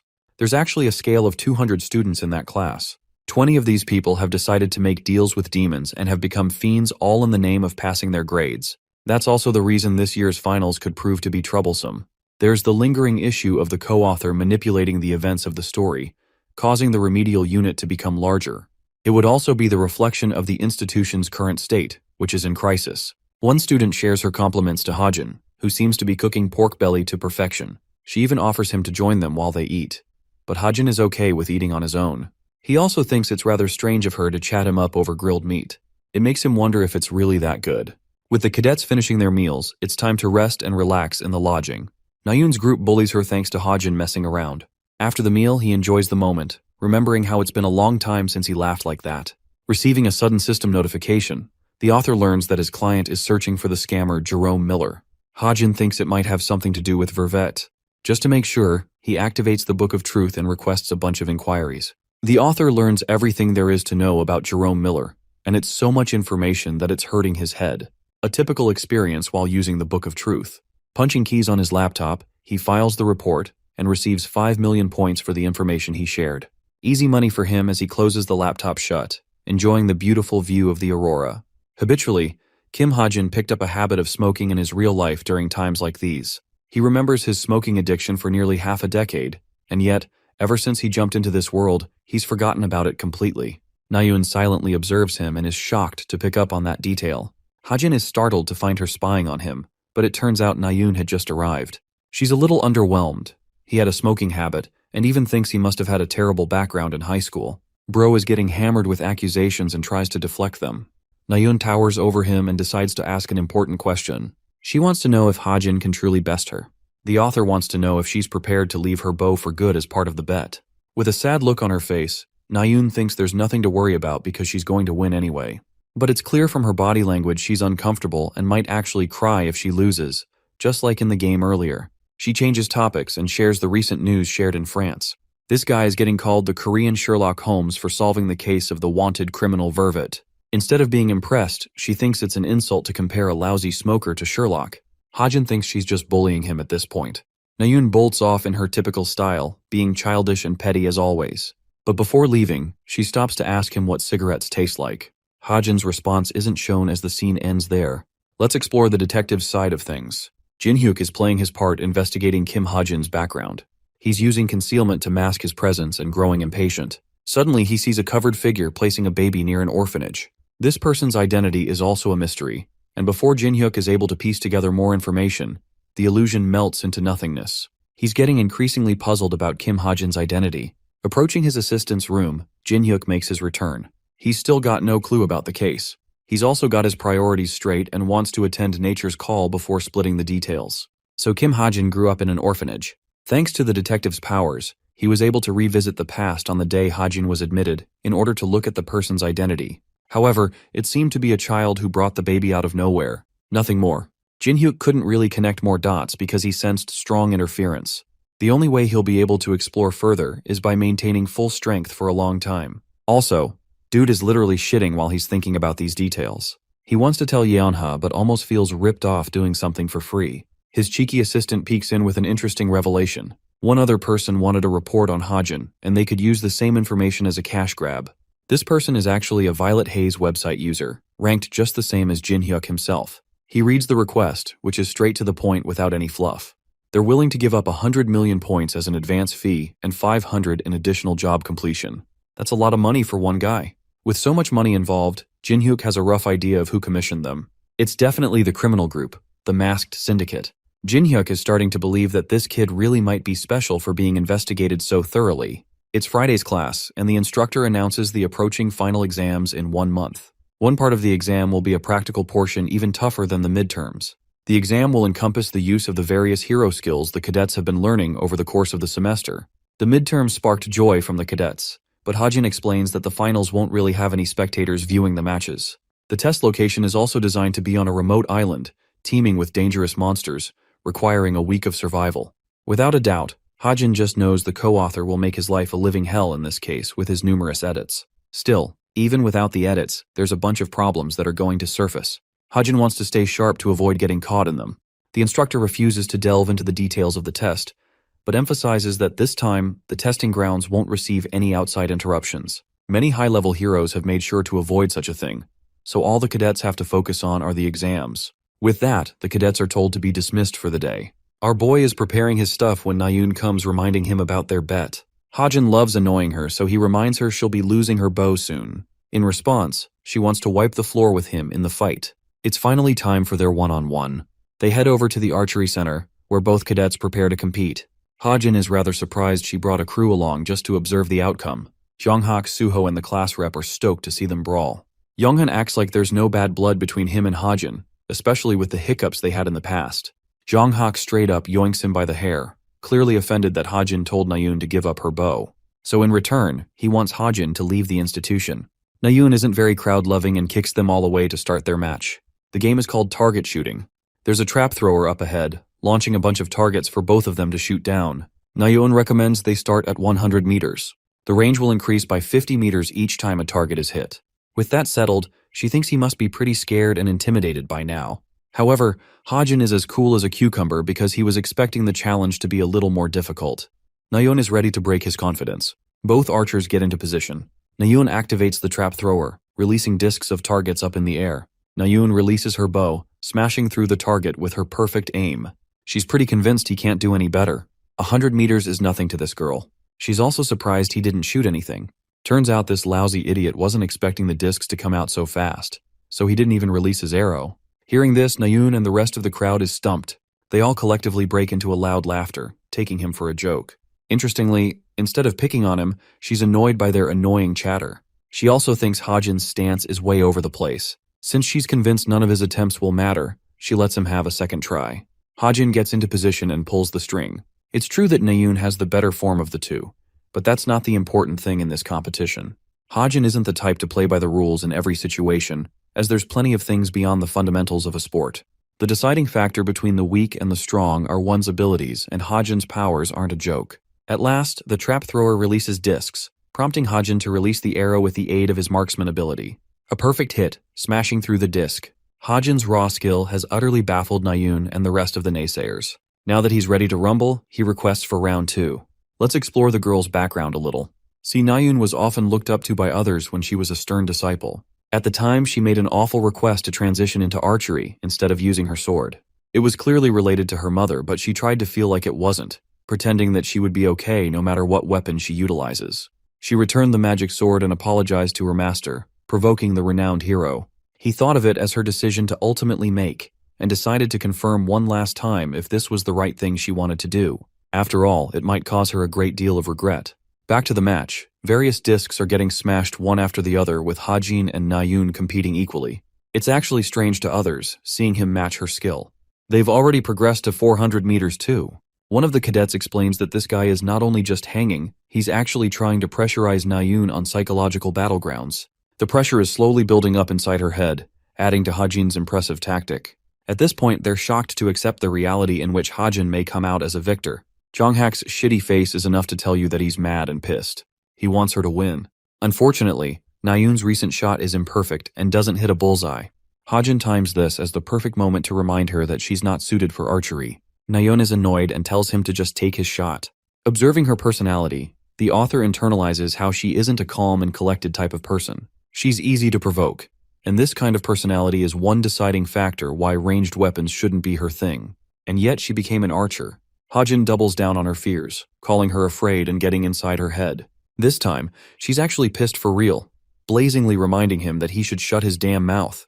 But it's not like he's backing down. In fact, it's the only right answer to him, as there's no reason to defend her choice. Everything she has said so far has been nothing more than just hubris she made for herself. Nayun's composure is fading, and she quivers to hold her bow, once again reminding him that he should shut up. Hajin breaks her by reminding Nayun that good isn't great, and that she'll never be able to defeat a fiend on her own or avenge her family. Now this was the kicker, as Nayun releases her shot at the flying disc. The arrow completely misses the mark, much to the shock of everyone including Yonghak. She herself is stunned at how she missed that. In the end, Nayun was defeated in a competition that was supposed to favor her. After the match, Yonha finds Nayun sitting by herself and sulking. Considering her friend, she wants to know what happened. Nayun only remembers one thing from their fight. It's the fact that he insolently brought up her family.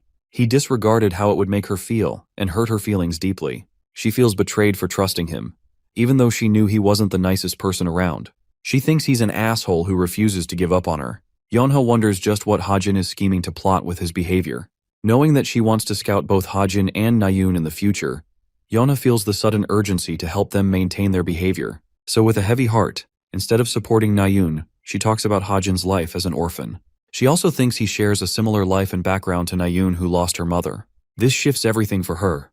Yonha thinks that while she's putting out an assumption, it's possible he sees her as someone important, someone he wants to teach important lessons, hoping she lives a better life. Coming to this realization, Nayun's eyes gleam while Yonha decides it's best to leave her be for now. With Nayun left to herself, the girl remembers the decision she made in her childhood, claiming that swords were boring to her. At the time, her brother was there to support her decision, believing that she was capable of achieving great things. However, he wanted her to make one last promise. He wanted her to reconsider her choice when the time was right, which means that he also believed his sister was more suited for a sword. Remembering that promise, Nayun feels some level of conviction now. As for the author, he's improved his story points massively thanks to his influence in her life. By the end, we see Nayun's confident stride to a new beginning. Revisiting the detective, we come to find that Hajin's life shares a connection to crime. That's what he tells his niece, and requests if it's better to leave the investigation here. Yonha wants him to persist in his investigation, and claims that she's hell-bent on recruiting Hajin into her guild. This makes him beaming with happiness. Jinhyuk is prepared to do double the effort for the cause. Following the match with Nayun, things got complicated because of the many people watching the match. This time, Hajin's afraid of what's going to happen once he enters his classroom. He even contemplates skipping and suddenly finds an unexpected early arrival. It's Nayun, practicing with her sword, her hair now cut short. She's surprised to see him and embarrassingly hides the weapon. Not like it would make any difference. Hajin asks if she's practicing and glances at her hair. Nayun demands that he speak his mind. Hajin taunts her for going overboard and cutting her hair because he stepped on her nerves. Enraged, she excuses that she did it for the summer's heat. Hajin forms a genuine smile and praises her looks, asking if she's feeling good. Nayoon agrees, so Hajin leaves her to her business and decides to go about his own training. She remembers the fact that Kim Hajin was supposed to be a sword user when he entered the academy. He threw away an entire life's worth of experience, risking it on a different weapon. The same as she is doing right now. She wonders why he chose to do that. Nayoon's magic sword blazes with her powers, amazing herself with her reach. His comments now seem like heartfelt advice to her. She is now convinced that Hajin knew better for her ever since the start. Speaking of our boy, he's busy making a bunch of purchases right now. Right before final start, an inspection will be carried out on all of the cadets to check their gear and weapons. He's taking care of the camping stuff for the island. The seed disturbs Hajin with its request to feed her. Hajin inspects its size and realizes that it has grown in size, so hatching should also be around the corner. She's supposed to look like the typical 4-year-old straight out of birth. He thinks it should be alright to keep her hidden inside the dorm as long as she transforms her appearance. Inspecting the seed, it enjoys Hajin's embrace, and he hopes for it to hatch soon. Now let's head to the Masked Syndicate's meeting. Valorant is shocked that their leader is taking extra steps to transform her appearance into a cadet, just so that she could observe what's going on in the finals. She requires Jane's help, who still doesn't think it's necessary for her to go overboard.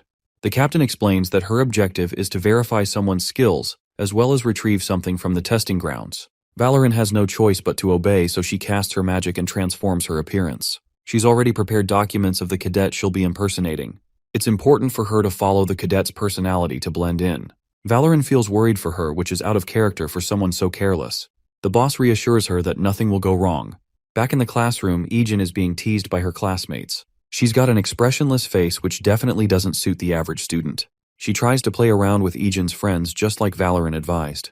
All of a sudden, Kim Hajin brats into the scene, right when she's delivering an Oscar-worthy acting performance. The funniest part is that this dude is literally dying inside, because he can see right through her disguise using his observation skill. Even the boss knows that he has figured it out. Bro tries to hurry the fuck away and takes his seat. He's demolished and can't figure out what is going on. There's no plausible reason for the captain of the Masked Syndicate to be here. Anyway, the written exams wrapped up quickly, which means it is time for the practical exam. The cadets are on board a ship as their transport. Hajin is eyeing down Ijin with keen precision, knowing that it's the captain in secret. He originally thought she wouldn't make an appearance again, but she broke the pattern from the original story and came anyway. Just to make sure things proceed smoothly, he's got his eye on her. He once tried talking to her, but received nothing apart from a beverage. He wonders if this is related to her investigation on Suho and Jonghak. The instructor demands the cadets' attention and explains the rules for their exam. They'll have to survive up to 5 days on the island and try to score points as much as they can. Their goal is to beat monsters or steal points from other cadets, and it's also possible to purchase and sell points. The ones who are hoping to get an excellent score are encouraged to try and steal a supervisor's name tag, earning them 200 points. Sounds like easy money, but Hajin reflects that it's impossible to try and challenge the hero supervisors. The exam is about to begin with the ship nearly arriving on the island. Having arrived at the shore, the cadets come through. Hajin finds Rachel immediately and requests that they complete the final exam together. She's surprised by his sudden invitation, but when it comes to the characters he created, Hajin is trying to take measures in the best way possible to counter any edits from the co-author. There's the looming threat of a powerful villain mage who is trying to hunt her down. So, Hajin believes she's the one who is at most risk in the exam, which is why he wants to protect her. Surprisingly, even this polite girl knows when to reject someone. The author isn't surprised that this happened, since top rankers prefer going about their business by themselves. So for that reason, he wants to exchange his location information just to be safe. He's definitely not in any mood to follow the storyline set by the co-author. Rachel receives his location and doesn't think much about it. That night on the island, one student is carefully treading by herself. It's Nayoon, who comes to a stop as a monster leaps to attack her from behind. There's not just one, but a bunch of these ugly bastards. Releasing her magnificent magic sword, she slices them clean effortlessly. The fight has ended. Nayoon giggles in annoyance because she's fed up with constantly fighting monsters without end. There's just no end in sight, no place to rest or eat and recover. Judging by her exhausted condition, she's afraid she'll be the first one to lose. A beam of light in the distance catches her attention. Filled with hope, she excitedly runs in that direction. She knows that someone is cooking some delicious food and thinks she's saved. That is until the girl runs into Hajin, who had brought his essential camping equipment and prepared for everything beforehand. Nayoon's excitement died while Hajin is a little surprised she came to visit and reminds her they're not supposed to fight so soon. She's shocked that he was able to get all of this gear, but to the author, it was just the obvious thing to do. Nayun pretends not to care, but her rumbling tummy exposes her instantly. Hajin guesses that she must have acquired at least 25 points. He's happy to share the food so long as she exchanges the amount. Nayun is startled by his high demands, but it's not like she has a choice in the matter for being hungry. The author prepares some bacon for her. And that's how, instead of meeting with Rachel, this guy ended up with Nayun, who is happily chewing on her food. He's fidgeting with his laptop and just finished hacking the drone servers. This helps him see all of the footage of every cadet across the island. It helps him keep an eye on Rachel too. Since she's doing okay, Hajin wonders if there aren't going to be any changes this time. Seems like Rachel found a cadet group and requested to purchase food from them. One of them suspiciously told her that they don't want to charge her, but it's clear by his arrogant smile that he's hiding something. It's early and Hajin is already up to get started for the day. He spots the sky and wonders if it's supposed to be a polar night since the sun hasn't come up yet. Nayun also slept right next to him, and she's still out cold. As for the little seed, Hajin realizes that it's her feeding time and tends to her. He finds her extremely cute for being a tiny little thing. Hajin reaches for his pocket and places the seed inside. He asks Nayun if she wants to get up or not, but she hasn't responded yet despite his statement about packing up the tent. Hajin thinks it's best for him to leave after packing up his stuff. This is the part where cadets begin fighting each other, which also means it would be best for him to eliminate the best cadets to make it easier for him. Murdering isn't an option, but the cadets he suspected to be fiends haven't really shown their true colors to become demonic humans so far. There's one difference between fiends who have sold off their souls to other fiends and then those who have sold their souls to demons. Fiends relying on other fiends can be sacrificed, and they can also help recharge each other's mana to prevent immediate transformation. Their contracts are comparably lighter with each other. As for the fiends who have directly sold their souls to the demons, they have strict limitations as well as problematic side effects. Only one cadet comes to mind, and that's Ju Yo-hoon. Hajin prepares his luggage and believes he should search for high ground to get a strategic advantage. His first destination will be the World Tree right at the dead center of the island. Sensing the urge to act quickly, he bolts off, leaving Nayun unattended. We see her still sleeping soundly even after he left. As Hajin is making his way through the island, one cadet working with Yonha has located their target. She asks permission to strike this person down, but Yonha strongly opposes her decision and explains that they won't be hurting Hajin at any cost during the competition. It doesn't make any sense to her teammate since Hajin's ranking is at the dead end of the bottom rankers at Cube. However, Yonha knows what he's capable of and thinks that they would be unable to defeat this guy even if they challenged him. The author approaches the World Tree and descends to prepare for something. Rose doesn't get what he's doing by assuming such a position and wonders if this maniac is going to start leaping the World Tree at this point. Preparing himself, Hajin defies expectations and does exactly that. With his incredible agility, he maneuvers past the World Tree, bouncing with extreme agility. It leaves Rose completely winded while Yeonha uses this as an example of why they shouldn't be attacking this guy. She reminds Rose that his rank is just a false assessment of his true powers. In fact, he's so sharp that he'll detect her arrows without even having to look at where they're coming from. Sei requests Rose to keep this information a secret because she wants to value Hajin's privacy with her future goals in mind. Rose understands and decides to keep the secret, while Yeonha receives a notification on her smartwatch, alerting her about Ijin. She decides it's best for them to head back now. Hajin is still navigating his way through the World Tree. He activates his special eye ability to get a good view of the cadets lurking nearby. One particular candidate stands out to be a noticeable issue. Hajin is locked in and has discovered one of the fiends. He thinks it's the easiest job in the world because now he just needs a stick to attach directions and imprint a certain message on top. With his preparations finished, Hajin swings the stick at full speed and manipulates its trajectory using stigma magic. The stick is aimed right for his target and approaching him full speed. The fiend seems to be unaware until the stick hits the ground just nearby. Surprised, the cadet picks up the stick to inspect what's going on. Then he scouts the direction it came from to see where the person could be hiding. His immediate suspicion is the World Tree, where Hajin is sharply staring him down.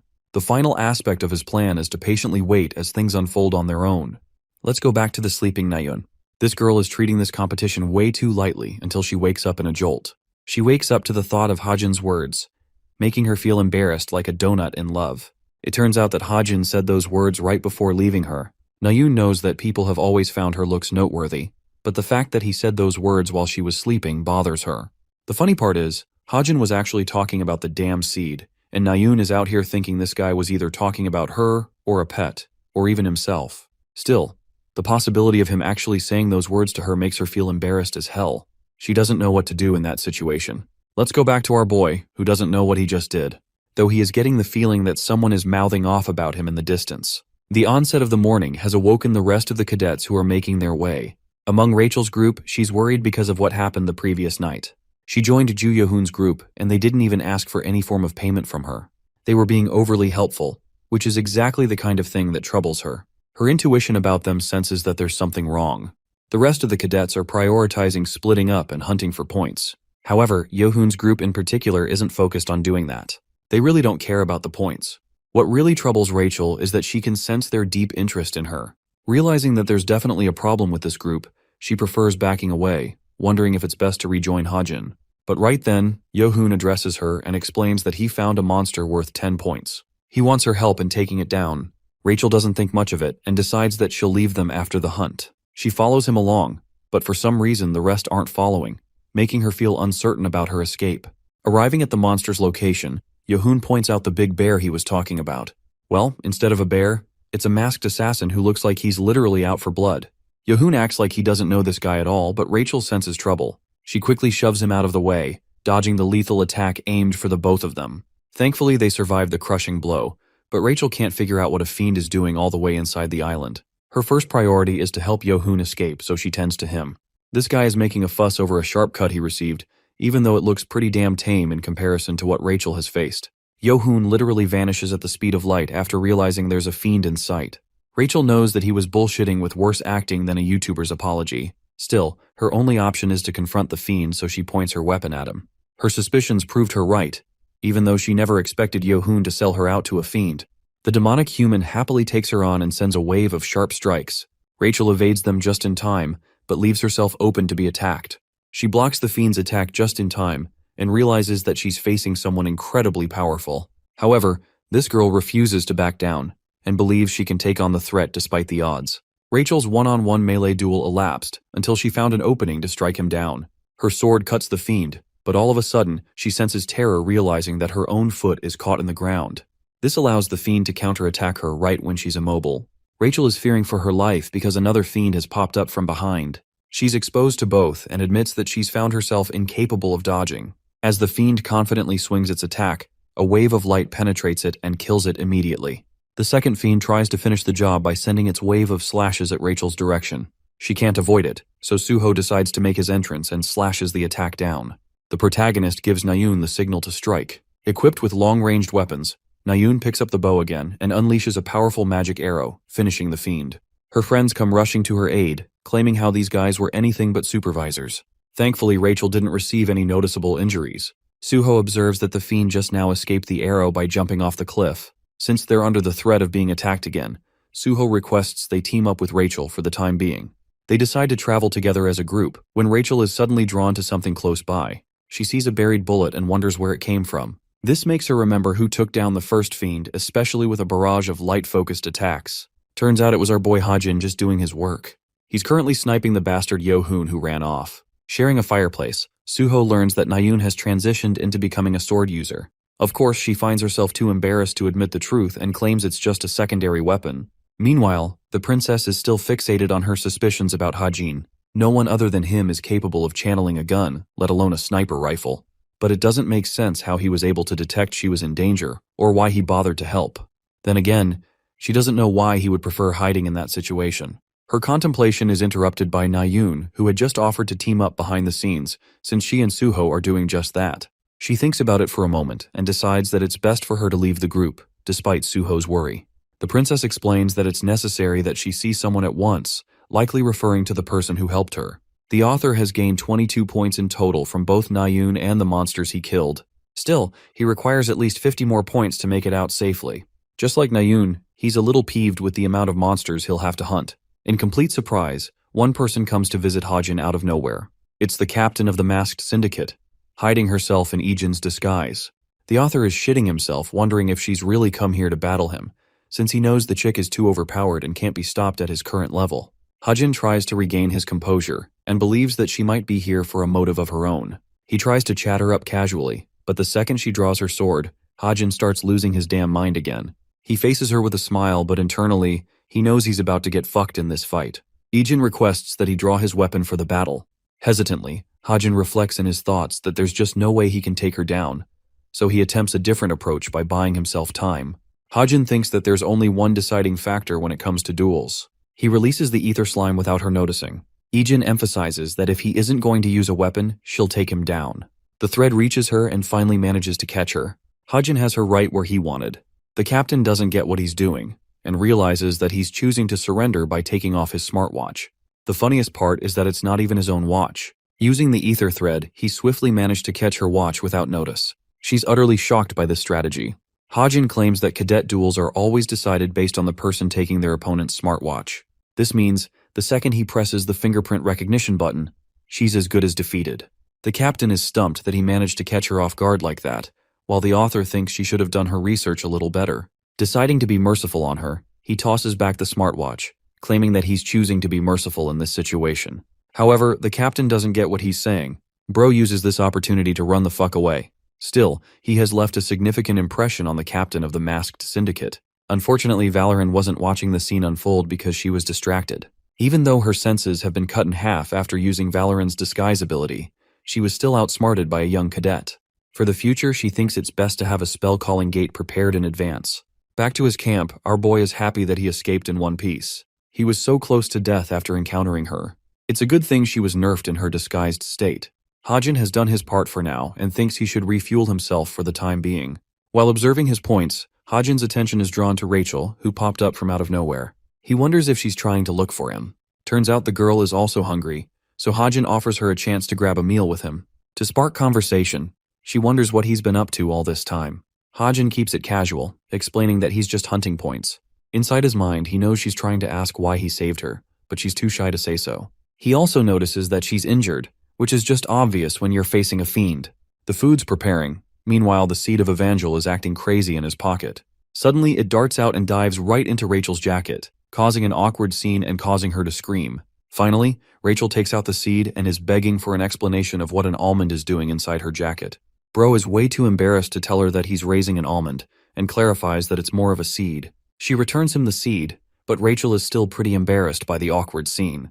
As Hajin is checking on the food, Rachel finally makes the request she's been meaning to ask. She wants to team up with him behind the scenes like Suho and Nayun earlier. Hajin explains that Nayun said the same thing in the novel. Anyway, the princess explains that there may be a team out there hunting for her. She talks about Yohun. Hajin tells her not to worry because he won't be going after them anymore. The scene hints that Jonghak has already eliminated the group in his fury. Jonghak has brutally annihilated the rest of Yohun's teammates. He doesn't get what's going on, or why Shin Jonghak of all people is here. With a sharp grin, the man greets him with a powerful projectile, causing the stick to land right next to Yohun's face. The stick has a provocative message written on it as well as a location attached. Yohun tries to explain that it wasn't his doing, and that he's hunting down an innocent person. But Jonghak isn't the rational type and doesn't give a crap. This makes Yohun shit his pants as Jonghak grips his spear, claiming that he despises people like him. Grabbing the cadet's throat, he chokes him and mentions his annoyance with manipulating snakes like Yohun. The scene ends there, and we see a glimpse of the supervision tower governing the exam. A part of this team is Seonga herself, who seems to be busy in thought. Her friend comes to ask what's keeping her up. Seonga mentions Hajin's name, instead of fixating on Suho like always. She explains that while Suho is still the top candidate they're hunting for, she's managed to receive interesting information about this guy too. She was able to get her hands on a secret document called the Yanha Report. Interestingly enough, in that report, Yonha personally believes that Hajin is a stronger candidate even over Suho.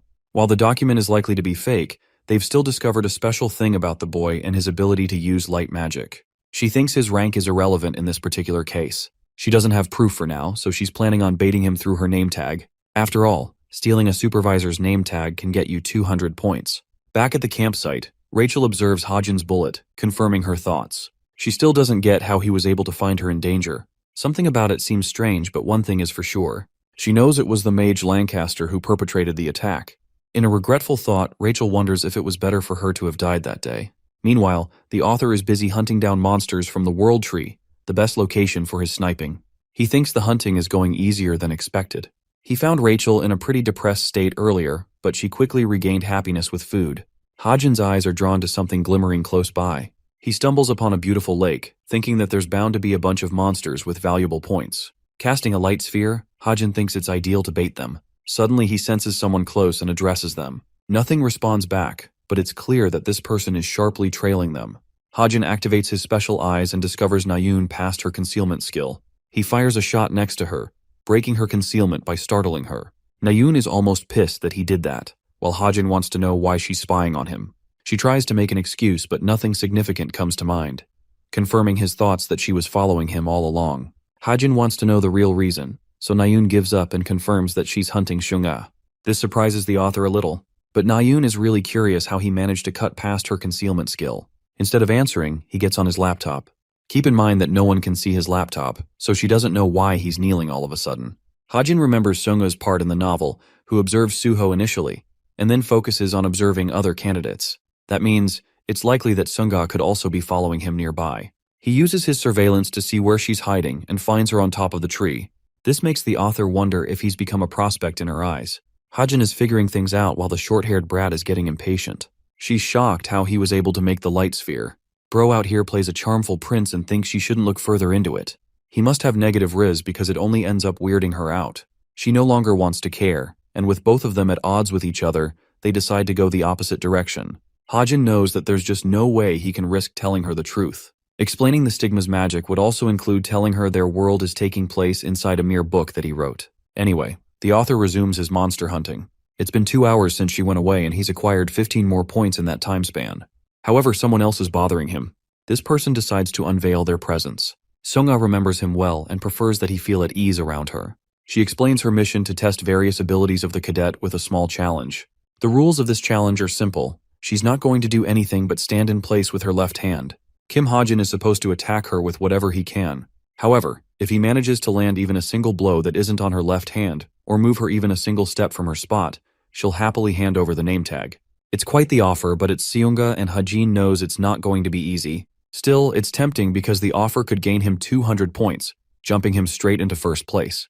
The main obstacle is the fact that he's dealing with the brilliant Seunga, so it's going to be difficult. She wonders if he's going to reject her or take her on. Hajin reaches for his gun, implying that he's ready to fight her for it. He shoots a bullet aimed right at her. Seunga thinks this will be the perfect opportunity for her to gauge his skills. She wipes the bullet with a flick of her finger, showcasing her amazing senses and speed. She's already seen him pull off a light sphere, and while she wiped the bullet away, she can still feel her fingers throbbing from the impact. Seunga is happy that the report proved to be reliable after all. Hajin, on the other hand, is a little disappointed. He used a strengthened round, only for her to deflect it without even using magic. This means the direct approach will be impossible with this hero. He uses his stigma to craft 2 blades and swipes them at her. But this attack is rather easily dodged by Seunga, who notes how he used to be a sword warrior before his conversion. His variety of skills impresses her. The author arms his gun again and attempts to shoot her back to back, all for Seunga to speedily block every attack. She notes how his weapon is beyond powerful for a training weapon issued by the institution. This confirms to her that he's using a gift related to honing his guns. What she didn't expect was for the knives to come flying right back at her. Hajin is intelligently using an off angle to catch Seunga off guard, since she's only allowed to use her left hand. However, she wouldn't be a hero without her own tricks. Seunga ignites her aura, blasting away the knives from her spot. She didn't break a rule, since the attack didn't connect with her body and she didn't move. Now it's certain to our boy that he just won't be able to beat her. Seunga is extremely impressed that he can alter the trajectory of the projectiles using magic. She swooned like hell and wonders what kind of ability he used. She compares him to an onion with one new layer after another. She wants to inspect his entire arsenal of talents, but this dude is done as he puts away his gun and literally just starts walking away. Seunga's shocked as fuck. She struggles to believe that he's just leaving like that. She asks why he's headed the other way, right when things were beginning to enjoy her. Suddenly, the clever author turns back and reminds Seunga that she just lost for taking a step. She was careless and forgot about her condition not to move a single step. The sudden horrifying realization sets in for Seunga, who can't believe she's just been outsmarted.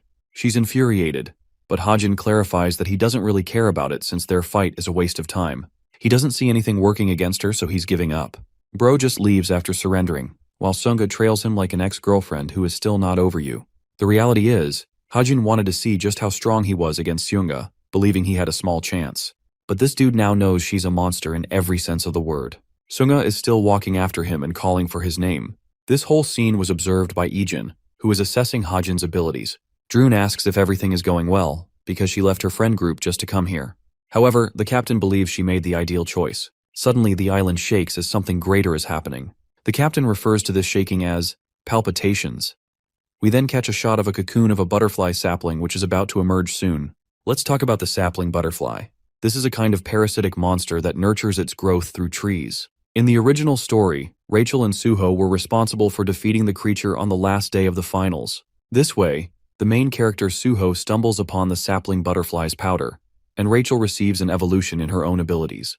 However, currently Rachel is stuck with the author. He has to find some way to indulge her into the events of the story so she can fight the sapling butterfly. There's one glaring issue though. Rachel suddenly asks where they're headed since they're aimlessly searching around. The problem is, Hajin has no idea where the fuck the sapling butterfly will emerge from. Let's visit Suho's group now, who have collected a pile of monsters, placing them directly in first place. 20 hours are left until the end of the exam. Suho is going about his business when all of a sudden, Nayoon intriguingly asks Suho's opinion on Hajin's abilities. She mentions that he acts like he's masking a ton of his powers. The first encounter at the museum, then in Paris.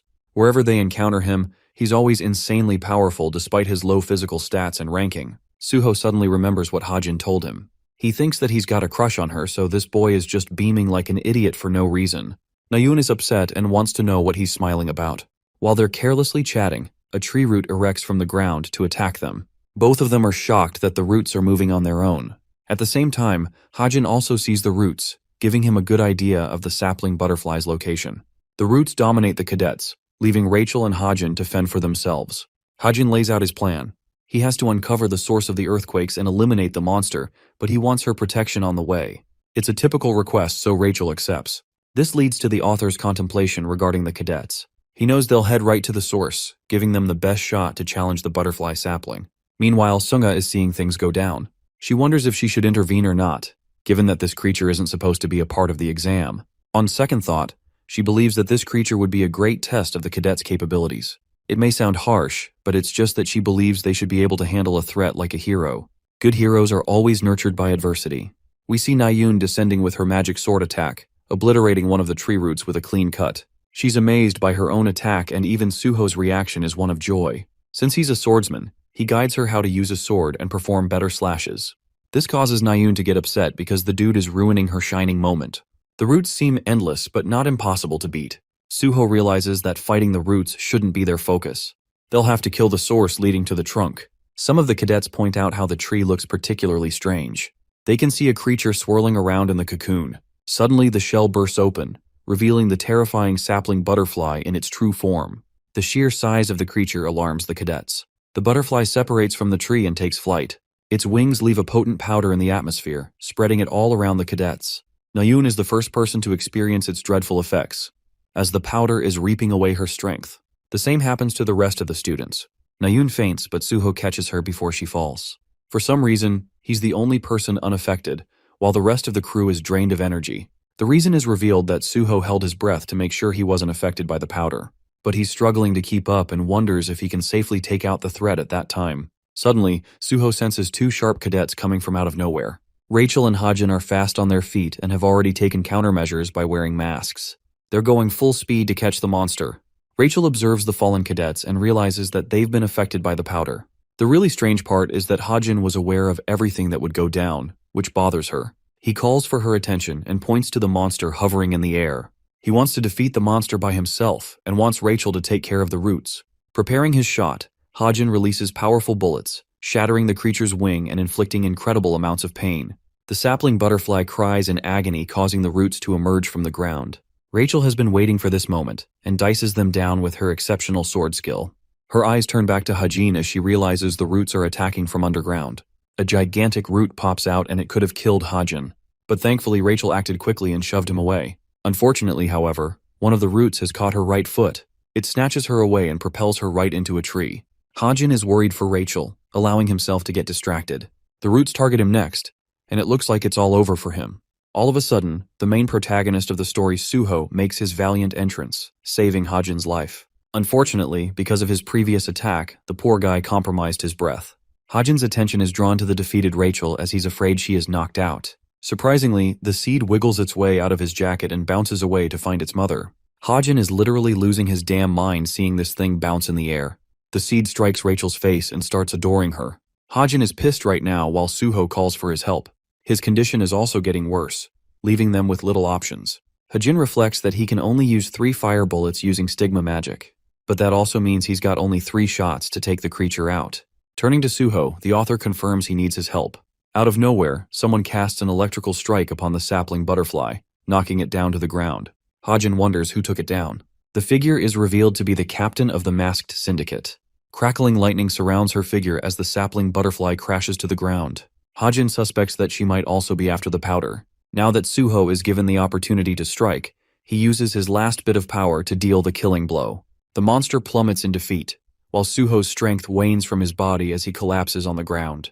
Ijin stands before the sapling butterfly and reaches for the object she came looking for. Suddenly, Hajin confronts her and demands her to stop, claiming that it's not something she should be taking. According to the author, not even the captain knows the function of the powder at this point in the story. In fact, she's just retrieving it to resell the product and make money. But that's going to steal Suho's powerful development. He needs a strength buff by acquiring the powder to take down future enemies. A disinterested Ijin checks her surroundings and sees that everyone except for Hajin seems to be knocked unconscious. With the effects of the powder wearing off, the captain can't believe that a typical cadet like Hajin can resist the power for so long. She's found him an object of interest and plans to observe him closely in the future. Speaking of which, Hajin is blocking out the effects by using ether to conserve his breathing. He tries to wear his mask again, but then all of a sudden, Ijin engulfs him in a portal of black. Inside this spatial dimension, the captain reveals her identity. She knows that Hajin always possessed knowledge that it was her from the beginning. He tries to play it safe and remembers the name she told him back when they met at the midterms. For a fast minute, even the captain can't recall that name, because she has so many aliases that it's hard to keep up. She remembers the card she gave him with a fake identity attached. Hajin wonders if she's some kind of test supervisor. The captain is suspicious and probes him for more information. He tries to gaslight her, but she issues a warning shot with a serious look on her face. The captain is prepared to eliminate him, but suddenly remembers she's supposed to act like a hero.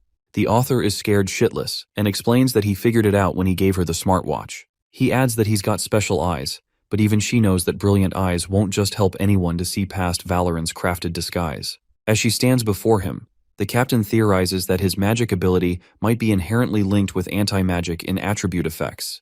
In that case, every aspect of magic being produced from his body will wield anti-magic properties. This is the only way he would be able to see Valoran's ability, by concentrating the effects in his eyes. Believing that assumption, the captain is now completely persuaded by Kim Hajin's value as an asset. She breaks the illusion sphere, and in goodwill, decides to share the sapling's powder with him. The captain has a condition of her own, but Valoran stops her at the last second by reminding her not to blurt something stupid. Lo and behold, the simplest thing she could ask for was Hajin's phone number. After the conversation, the author feels a breath of relief. He was convinced it was game over for him. Still, he got what he wanted. The sapling's powder is his for the taking. The captain's intrusion messed up the timing of things. Hajin wonders how he can safely deliver the powder to Suho without racking suspicion. Suddenly, he remembers both Rachel and the seed that was tending to her. Her body is glowing in a beam of light. Hajin is scared because the seed is finally undergoing its hatching state. The beam of light blinds Hajin, while Rachel slowly wakes up from her dream. She spots a girl before her eyes, a girl who embraces her with love, healing all of her injuries. Something about this girl feels familiar to her. Rachel realizes that she looks like a younger version of herself. The girl tries to communicate with her, but Rachel couldn't comprehend her words. She wants her to try and repeat what she said. Unfortunately, her dream ends with Hajin rushing towards her. There's a mini Rachel sitting next to her. Evangel addresses the horrified Hajin as her father and tells him that her mom has fallen asleep again. Youngin and the others are knocked out and finally regain consciousness. They see the dizzy Hajin carrying Suho, while Seunga manages others. The 4th day of the final exam finally ended.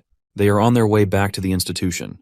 We see Hajin in a contemplative state, as the finals have ended. Though the sudden appearance of the butterfly caused some issues, additional points would be given to the ones who were involved in taking down the monster. Inspecting his smartwatch, Hajin realizes that she has yet to contact him.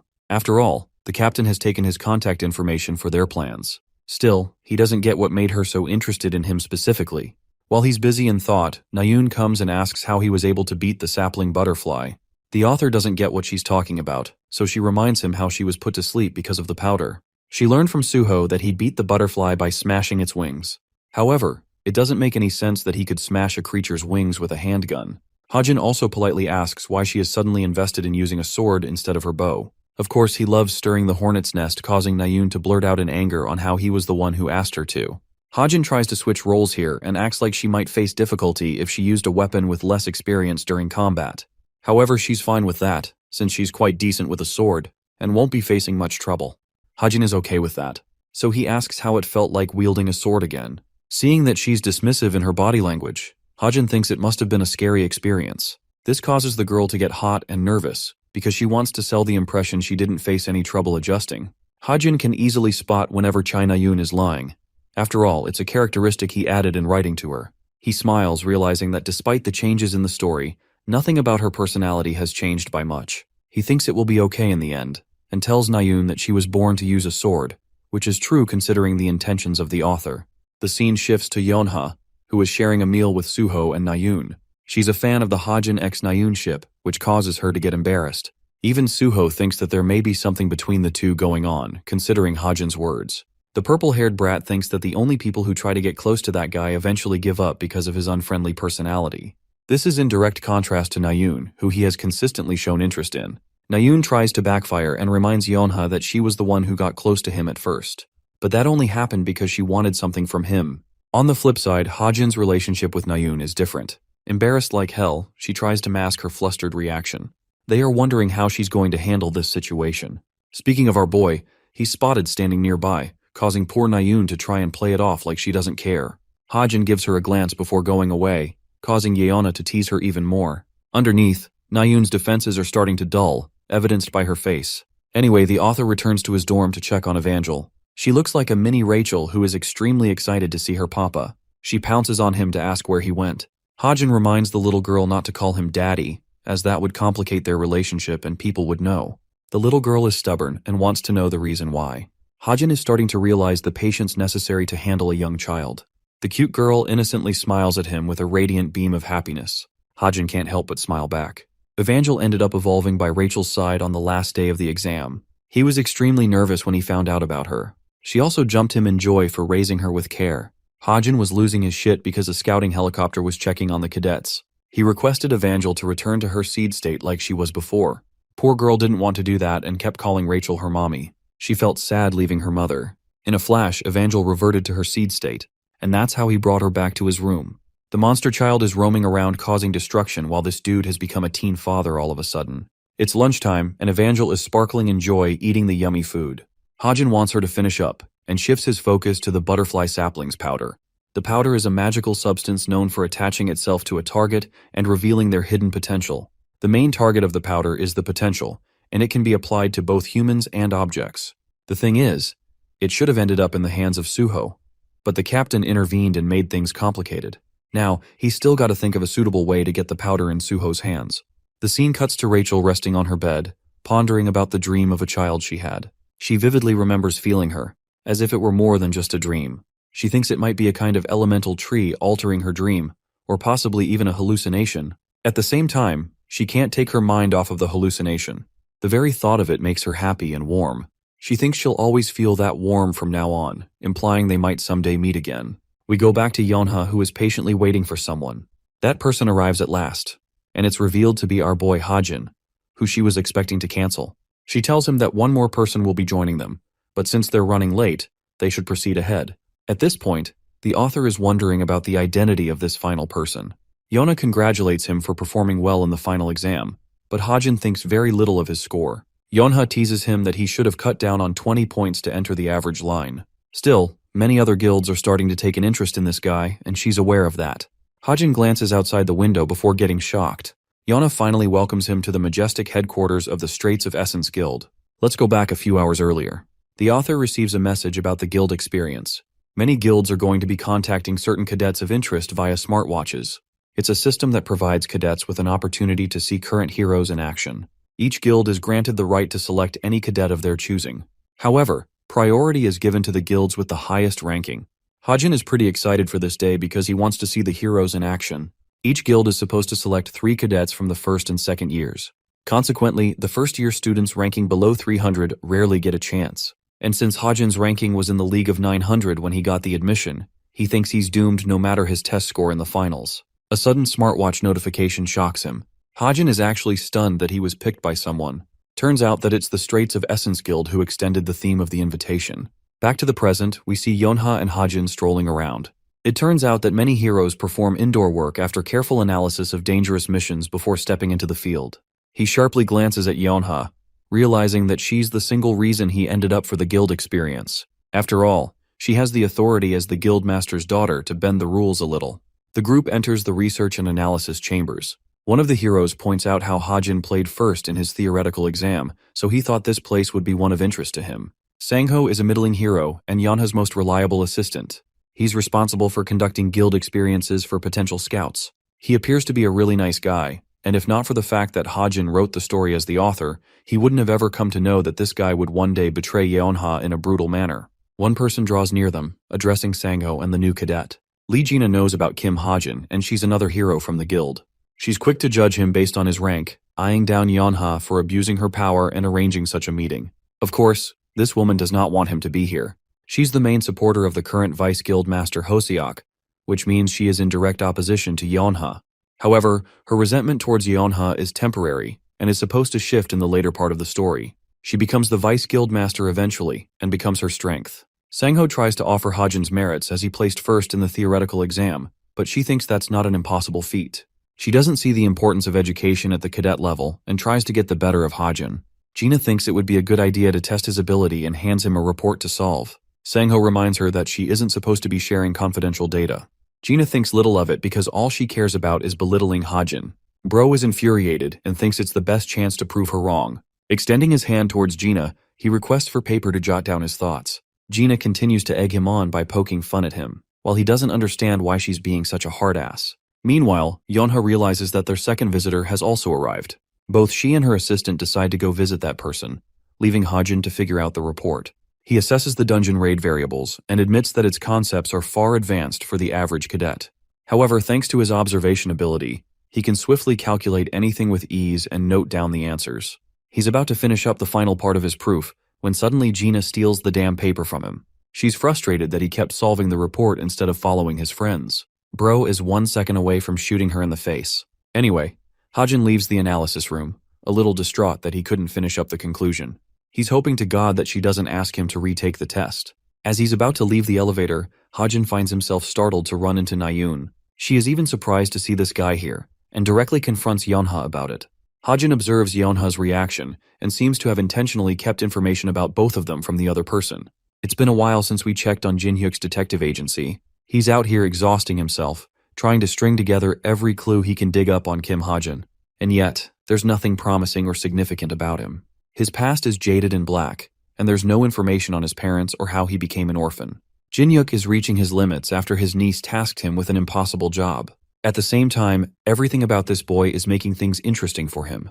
We see a snippet of a report that mentions an accident that took away the life of a pregnant woman and her unborn child. Next up is the mobilization assignment for Nayun and Hajin to experience. Sangho wants to know what made the girl take her time. Nayun expresses that she had a meeting with her grandfather before bolting all the way here. Her grandfather is no joke. He's the great hero Che Juchul. Yona receives an important call and signals them to go on ahead. In the restroom, she talks to her uncle Jinhyuk and requests a report on the investigation. Jinhyuk teases her by saying that he didn't even get the chance to start yet. Yona is enraged hearing that, while Jinhyuk asks what's gotten her interested in the boy's parents to begin with. After all, it's not like Hajin is actively looking for them. Based on her earlier hypothesis about Hajin's interest in criminals, Yonha thinks he is looking for his parents, which makes her wonder if they were also linked to some kind of crime past life. This connects to Jinhyuk's investigation in the Gwango shelter massacre. He cuts her off and claims that he's got a client to handle. Jinhyuk drops the call on her and begins to wonder if there's a connection between the boy and the massacre. Speaking of the massacre, 16 years ago, a surge of monsters flooded Gwango and took many lives. The incident resulted in the death of 9 heroes and 87 civilians. Jinhyuk was responsible for investigating the incident in the past and was eventually expelled from his family because of it. The government came to the conclusion that fiends were behind the attack, but that was just a cover. Instead, the real perpetrators were hiding elsewhere. The president of the country at the time, Kim Seoko, the chairman of the Daehyun group, Juchul, and finally Yeonha's father, Jinung. They didn't bother hunting him down, and instead went with assassins to do their bidding. The incident didn't really matter all that much to them. This begs the question, what if there was a survivor from the incident? What if Hajin's parents lost their lives in the brutal massacre, leading to the boy's vengeful path? Sensing a critical danger, Jinyuk feels obliged to stop investigating the case. After all, if he becomes Juchul's target, he's the one who will be in danger. The story jumps back to Nayun, who is enjoying herself running full speed with the others. Unfortunately, Hajin has shit physicality, so he's barely keeping up with these guys. Sangho wonders if Hajin will be okay, but Nayun isn't worried about him. But for some reason, Yeonha is pissed as hell. She's mainly angered at her damn useless uncle who cut her off. They arrive at the monster destination where a bunch of golems are wreaking havoc. One golem is about to end the life of innocence. It swings its powerful fist into the ground when suddenly Yeonha's whip catches and stops it. This allows Sangho the opportunity to bolt ahead with his spear, releasing it with full power and destroying the golem. Meanwhile, Hajin has just caught up with the group thanks to his slow pace. Nayun prepares her arrow to shoot down the golem. She senses the need to use her sword instead. Reflecting that golems share one main weakness, she lunges full speed ahead to slice down its ankles. Nayun's sword supercharges with magic, and the moment she's about to deliver her strike, the golem catches her off guard with a powerful punch to her abdomen. Nayun receives a jolt of pain and falls to the ground with a thud. She can't believe that golems have become so strong. The creature prepares to finish her off when one voice calls out to her help. It's Hajin, who manages to pull her away using his ether magic, but maybe a little too close for comfort. Surprisingly, just the mere thought of saving Nayun caused his ether to react on its own. This causes an awkward situation between the two. While Hajin is thinking of ways to resolve the situation with some kind of response, he decides to give her meaningful advice that she should fight from range if she finds herself in trouble. He even tells her that her sword is capable of longer ranged strikes. Nayun doesn't take his words offensively and finds herself spaced out. She pretends to keep her tough girl act. Turning away, she thanks him for his help. The author internalizes that there is a crucial reason for her to continue wielding her sword, because it will allow her an overwhelming advantage of gaining 10 times the mana capacity of normal heroes. Nayun has an innate ability called the Mana Ocean, which she uses through her sword to channel its effects. In simple terms, she has a monstrous pool of mana and even surpasses Kim Suho's magic power in raw output. The mission is successful with the heroes taking down the golems. The relief teams are here to take care of the rest. Suddenly, Hajin feels a sharp stare from someone observing him. The moment he exchanged a look with this person, he could tell who he was facing. Nayun calls for him because they need to go, so he turns back and feels sorry for the person watching. Anyway, Gina is tired from working long hours in her office. Her friend recommends delegating the task, but this arrogant asshole thinks she's better than everyone. Her friend glances at the paper Hajin wrote. Gina, being a D1 hater, tries marking the exam for the cadet in order to belittle him further. But when she read the report, she was simply too stunned to speak. Her attitude towards him immediately shifts. She floods Hajin with messages and an immediate request to call her. Poor guy doesn't want to revisit the headquarters, and certainly isn't interested in meeting her again. In fact, he leaves a message to Sangho, claiming that he won't be joining the guild experience tomorrow. Hajin thinks of a spicy plan to ramp up the fun. Hajin sarcastically replies to Sangho, reminding him of his ranking in the institution and believing that he's unfit for an amazing guild like the Straits of Essence. This in turn makes the assistant mad because it's all thanks to Gina's blabbermouth that led to the boy's interest being shattered. Knowing that Yeonha is going to be mad and pissed at them later, Hajin believes this is the best course of action. He's starting to feel sleepy after the exhausting day, especially with how much he has to keep his little energetic child busy. He lifts up the girl and believes that he should take care of something else while Evangel is still soundly asleep. The boy reaches out for the powder and inspects it properly. Something has been busying his mind lately about the use of the powder. It's the fact that the powder is in great abundance, meaning he could use it to nurture many main characters all at once, including himself. So he decides to split the powder into 3 parts. The author reminds himself that he also has to survive apart from the main characters, and that's why he should be taking strategic advantage of each situation. With the powder split in 3, he takes one part and thinks that using it on his body would be the worst because he doesn't have any hidden potential to be awakened. That means the one thing he should be using the powder on is his ether magic. And that's what he does by sprinkling it on top of the golden sphere. Now, the powder is going to take effect soon. Hajin receives a sudden message from Nayun at a late hour, prompting him to wonder what could be bothering her. She messaged him being thankful for his help, and for some reason she wanted to continue her message and kept our boy waiting for 10 full minutes. She tested his insanity all until he asked what she wanted to say.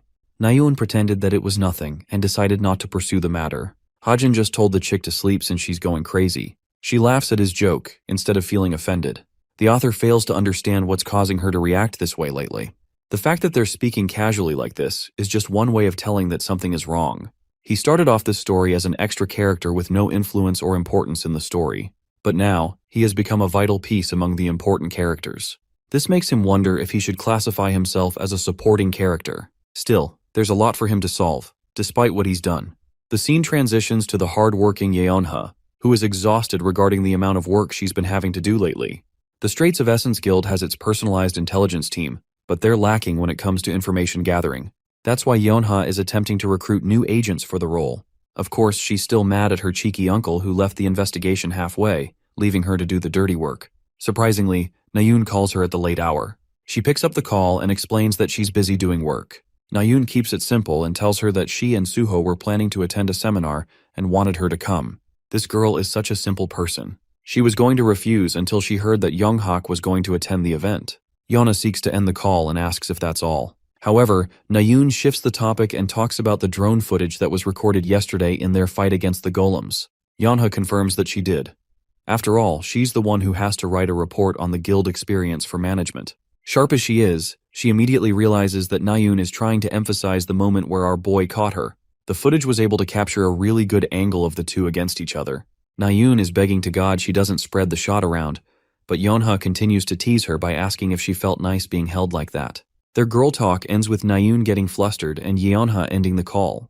We finally see Nayoon's perspective after the call ends, only to find out that she's a ball of pink embarrassment. Meanwhile, Yeonha is convinced that Nayoon is trying to stop herself from believing in the truth. She happily returns to her work, uplifted by the conversation she just had, until she receives a sudden message, which shocks her so much that she gets up from her seat in disbelief. Kim Hajin voluntarily decided to resign from the guild experience because of Gina's stupidity. She's now infinitely more mad and talks shit to Gina for ruining a spectacular prospect. She's also mad at Hajin for always doing the opposite of her expectations. Going back to the author, his story points are receiving a hit because of his increased influence in the story.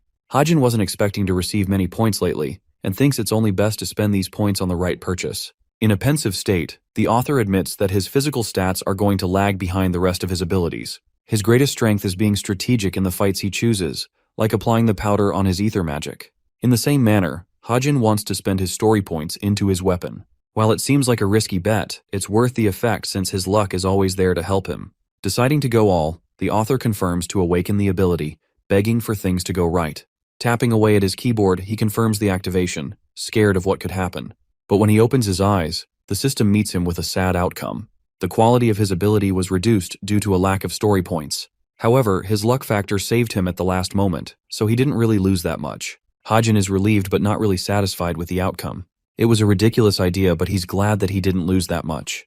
With the preparation phase finished, he remembers why he's choosing to enhance his abilities right now. Peeping at his smartwatch, Hajin receives a notice from the travel club's next decided destination. It's about time the main storyline resumes from where it left off.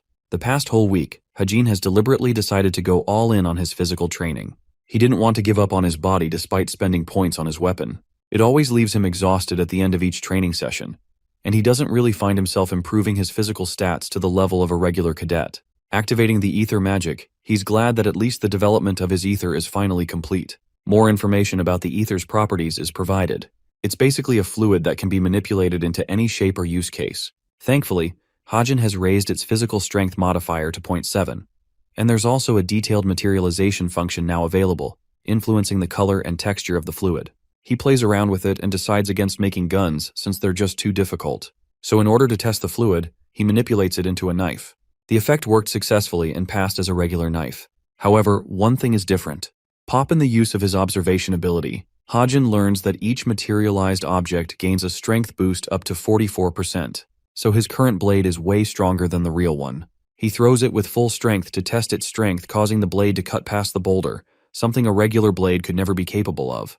The detail materialization is an amazing boost paired with the random boost system. Both abilities are pretty strong, despite being weaker than mythical weapons. Hajin wants to use this ability to deceive his opponents when the time's right. He mentions how careless people are prone to receiving injury from even a simple knife, which is a good thing for him in this case. The scene transitions to the lovable Evangel, who is playing around with the ether fluid. Hajin tells her to stay in her room while he's gone for his club activities, even promising to buy her something delicious if she promises him. He teases the cute potato before deciding to head off. Evangel waves at him with a cute smile and anticipates his return. Meanwhile, Rachel receives her servant who wants to come and ensure her safety. After the recent incidents, the institution has decided to place important personnel guarding her. There's also talks about the cadet who saved her life. The Royal Guild is interested in scouting Kim Hajin, which makes her very happy. After all, she knows for a fact that his fighting prowess exceeds that of a bottom ranker. She suspects that other guilds are probably already on their way to extending their offers. Of course, they can't do much at this stage since it's illegal to seriously offer an invitation at this level. The Royal Guild doesn't hold the same ranking as the best Korean guilds. However, they do have one of the best systems to approach cadets. This way, Rachel thinks they could create the most valuable offer for Kim Hajin compared to other guilds. Let's jump ahead to the travel club's president, who is introducing the group to England. Burning hot as it is, Nayoon's a little upset. Yeonha questions why she decided to swoop in with her cadet uniform on. What's more, the chick is shocked that our boy is chilling despite wearing a jacket on top of his damn uniform. Psychopathic behavior.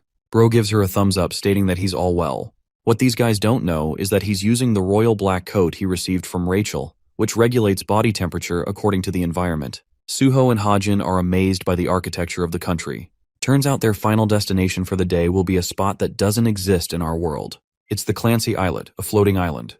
The only way to get there is via the use of a portal. The author explains that this artificial island is owned by the government and is made out of floating stones. It's a place where currency flourishes, allowing for entertainment and opportunities, auctions, and even product launches. It's basically considered the Golden Island comparable to Las Vegas.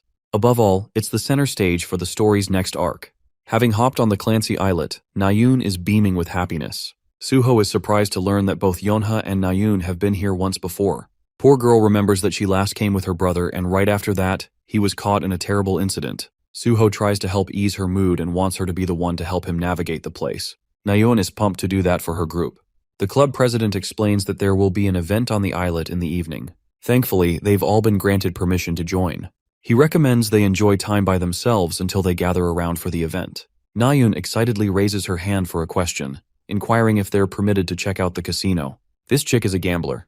It turns out that the cadets are treated as adults, so they're allowed to explore the casino area. The four of them decide to head to the casino, with Nayoon being the most excited of them all. This casino is glittering with gold all around. Hajin wasn't expecting the place to be so bold in its appearance. Nayoon, being the gambling addict, wants to go right away and have fun. But before that, they need to show their ID cards with the receptionist. Thanks to Hajin's special observation ability, the dude immediately sees through Valerine's disguise and inquires how long she's worked here. He plays around as if it's nothing, but knows that Valorine has already made her way inside. The event that's going to happen at 7 is problematic for several reasons. There's going to be several demonic fiends gathering here for it. Clenching his fist, the author hopes to maintain his sense of reason and calm, even though he knows his anxiety will be testing him greatly. But not for the reasons you're expecting. This dude is low-key thrilled to go gambling to test the limits of his luck stat. The incident is going to occur at 7, leaving him with plenty of time to mess around. After a while, Hajin ends up cleaning out the entire slot machines thanks to his monstrous luck. He wonders where he should go next. Poor Nayoon, on the other hand, is on a losing streak big time. The man she's facing is called Bert. Annoyed at her losses, she's done with the game and tries to leave.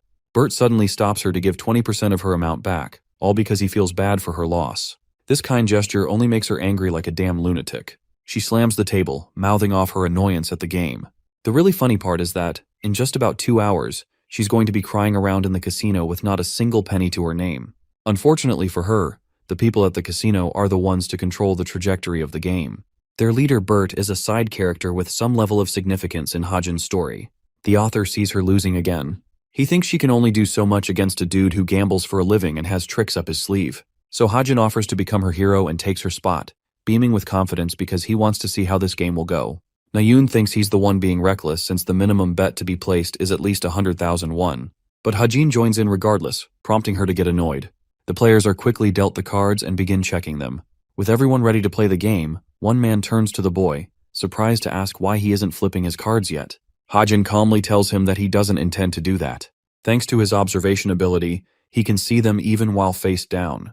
It seems like crazy behavior coming from a kid, so they wonder if the boy knows how to play this game at all. The author doesn't care much about his banter and intentionally reveals the card with the lowest value. The man is fed up with Hajin looking down on him and acting arrogant, but our boy reminds him that he's the one who decided to talk to him. It causes a scene until Bert calmly takes control of the situation and reminds his friend that they're dealing with a cube cadet, so they have to be respectful. Now when it comes to Bert, he's equally as stunned by Hajin's stunt. But he's a fine actor who is trying to maintain his composure, that is until our boy breaks it, of course. A while passes at the casino. We see a shot of Valorine in her disguised state, having confirmed 6 members from the Fellowship of Evil Deeds and 3 heroes from the Association undercover. There's also a scammer and a hero acting on his own, though the last guy seems to be harmless. Speaking of which, she's also encountered Hajin, whom the captain is fond of. Still, she wonders if the boy will be able to recognize her, having previously encountered her before. The captain tells her that he can see past her disguise by using his special ability, but even she thinks he wouldn't do that on normal people. She couldn't be more wrong about this assumption since Hajin's ability is active all the time. Now let's go back to Bert's shitty face, who seems to be in a rut while Hajin is playing confidently. It's the 12th round and there's a huge jackpot of nearly 60 million won. Bert's card is the Ace of Hearts. Pair that with the rest of his cards, and he's got the full ace stack with him. Despite having amazing cards, Bert is an expert gambler who maintains his poker face. He swings for a call, which in gambling terms means to accept your opponent's bet and place one of equal value. Nayun chimes in and raises the bet higher than another player. Hajin trails her with the same choice. Bert's got 4 aces, which means the bare minimum requirement of beating this guy requires 4 of a kind. Normally this is considered impossible. Overcoming a full house with 4 of a kind has lower chances than winning a damn lottery. But Hajin's case is different. Bert points to the cadet who is placed all in. Surprisingly, he's got his eye set on Hajin's necklace ring, which is the artifact he acquired at the hall. Nayun is surprised and asks further about the ring. Hajin chooses to play dismissive and tells her it's not important. But knowing this love-struck fool, Nayun probably thinks he's keeping it for someone. She's done with the game and gets up to leave. Hajin wants her to stay, but Nayun knows the game is already over. She even wants to compensate him by paying him the money he lost, instead of tossing an important ring on the bet. Hajin yanks her and tells her that it's fine since he's not going to lose. This unintentional move by him makes her feel embarrassed again. Hajin tells Bert that he's got his hands on a really expensive ring, so he wants the man to offer his bracelet in response. Bert is fine with doing that. Both artifacts are on the table now. It's time for the main event, to flip the cards. Bert is the first to do so, and reveals his 3 aces paired with 2 jacks. A full house, Nayun is dead and lost in defeat. Bert apologizes and immediately tries to take all the chips for him. After all, there's no way he would lose now, right? That is until our boy reminds him that he's yet to reveal his cards. The game's not over. Bert is almost offended at the thought, so Hajin reaches to flip those cards for him, revealing his 4 of a kind. Nayun's face is all you need to know about her reaction. She thinks it's impossible for him to pull that off, while Hajin acts like it was all luck in the end. Even Bert is done for. It's impossible to him how this could have happened. His calm composure is destroyed as he lashes out against Hajin. So much so that security has to come and restrain him. Security checked numerous times and proved that Hajin is innocent in his victory. She thinks of the guy as a loser while he's inspecting the bracelet. It's a special magic artifact with a magic seal, reducing the wearer's damage and restoring it as their mana. The funny thing is, not even Bert knew about its true power.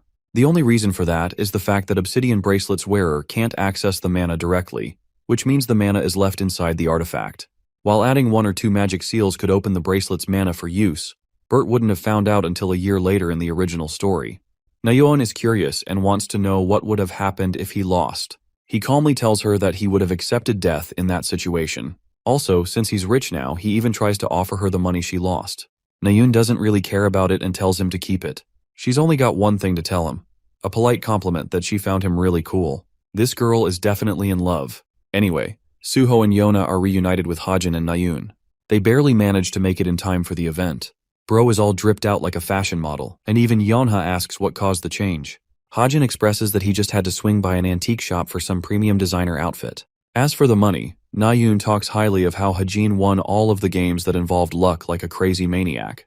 Their conversation is interrupted by a guy who seems to know Nayun. She wasn't expecting to meet him in this place and comes to learn that he just came here for fun. Hajin asks if he's her secret boyfriend or something, causing her to get worked up and flustered in a strong refusal. This guy is Kim Junwoo from the Forsaken Plains Guild, the same hero whom Valorant regarded as harmless. Yan has got lucky on him and greets the guy in a very businesslike manner. They chat with each other, while the captain of the masked syndicate is secretly eyeing them. She asks for Valorant, who materializes using her magic, ready to carry out her role. The event begins with a bunch of transmissions broadcasting it. Talks of VIPs having come from all over the world are surfacing about, marking the event's global significance. There's an announcement of the new white crystal usage method, and people are stoked to learn more. Arriving in her hot ride, Rachel steps out of the vehicle looking at the most majestic person there. She's met with a dozen interviews begging for an opinion.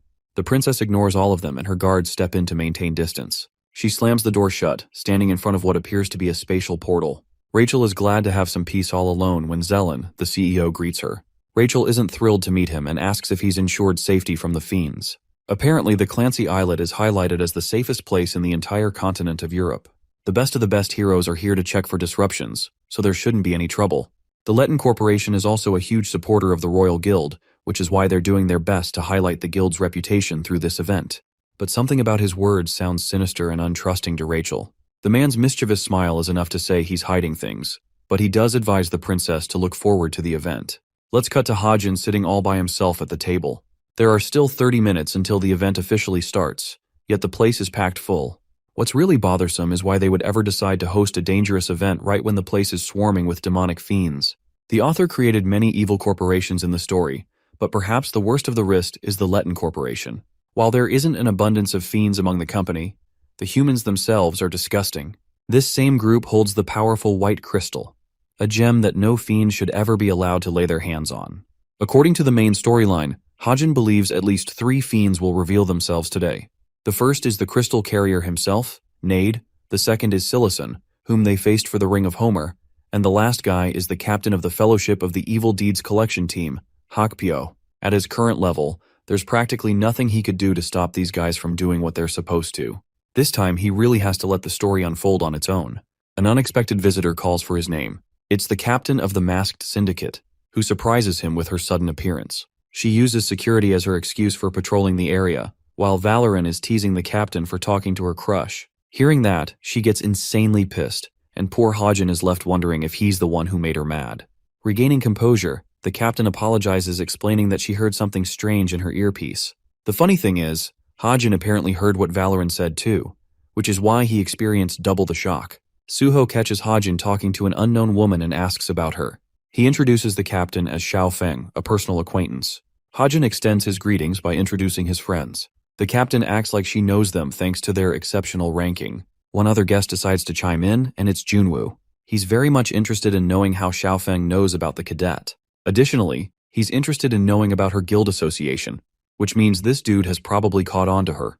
We jump forward to the event finally starting. Both Suho and Yona are together, leaving Hajin with the other two. Xiaofeng doesn't answer his question and states that she is going to return to her assigned position. She quickly leaves, while Hajin is sweating bullets, hoping that this clown didn't figure out her identity just yet.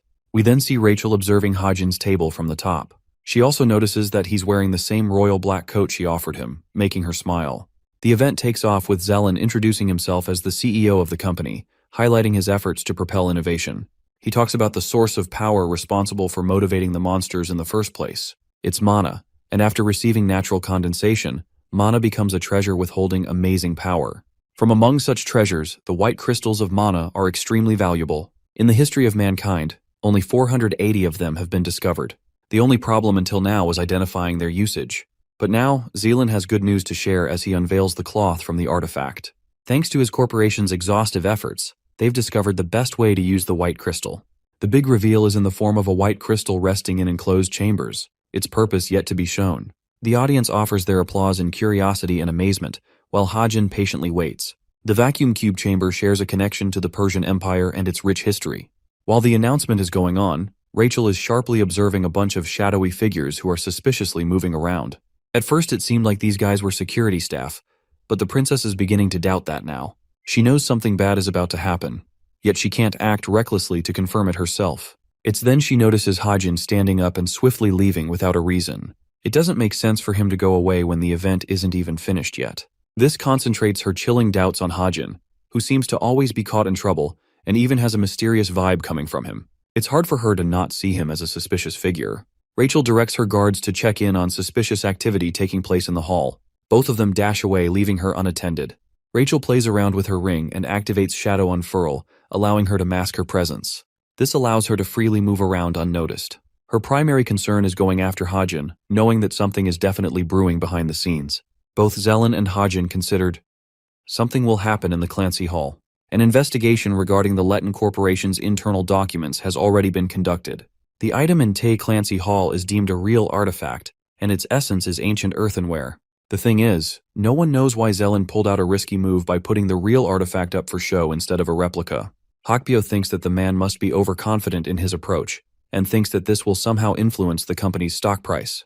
It seems like an okay idea in theory, considering the fact that the entrance portal of the Clancy Islet is properly monitored. The island was also created with the help of magic, which means artificial ports of fiends are also rendered useless in this domain. So in this situation, Hakpyo and his group used an aircraft to do their job, something no one would expect for fiends to do. Anyway, Hajin is walking his way to an unknown location with Rachel slowly trailing him behind. She's very cautious and wants to observe him from a distance. Thanks to her concealment skill, she catches brief glances of him as he's fiddling with the door leading to the rooftop. There's the fact that the doors won't open for security reasons. Hajin thinks for a moment and reveals a hammer, completely baffling Rachel with his approach. She wonders if this idiot is planning to knock the door down. The Clancy Islet strictly prohibits its visitors from carrying weapons, which is why a tool in this situation is the closest one could manage as a weapon. However, the idea of smashing a fortified magic door down with a hammer sounds ridiculous. This dude doesn't really care and seriously swings the hammer full speed, obliterating the doors and leaving Rachel stunned to speak. She can't believe what the fuck just happened. This dude is just casually walking with Superman levels of strength. Suddenly she hears the clamoring coming from the hall. Destruction has begun as various fiends have begun their onslaught. They're massacring people in cold blood. Even Zealand is pinned as one of the fiends gets their hands on the white crystal. The fiend is suddenly attacked by a hero.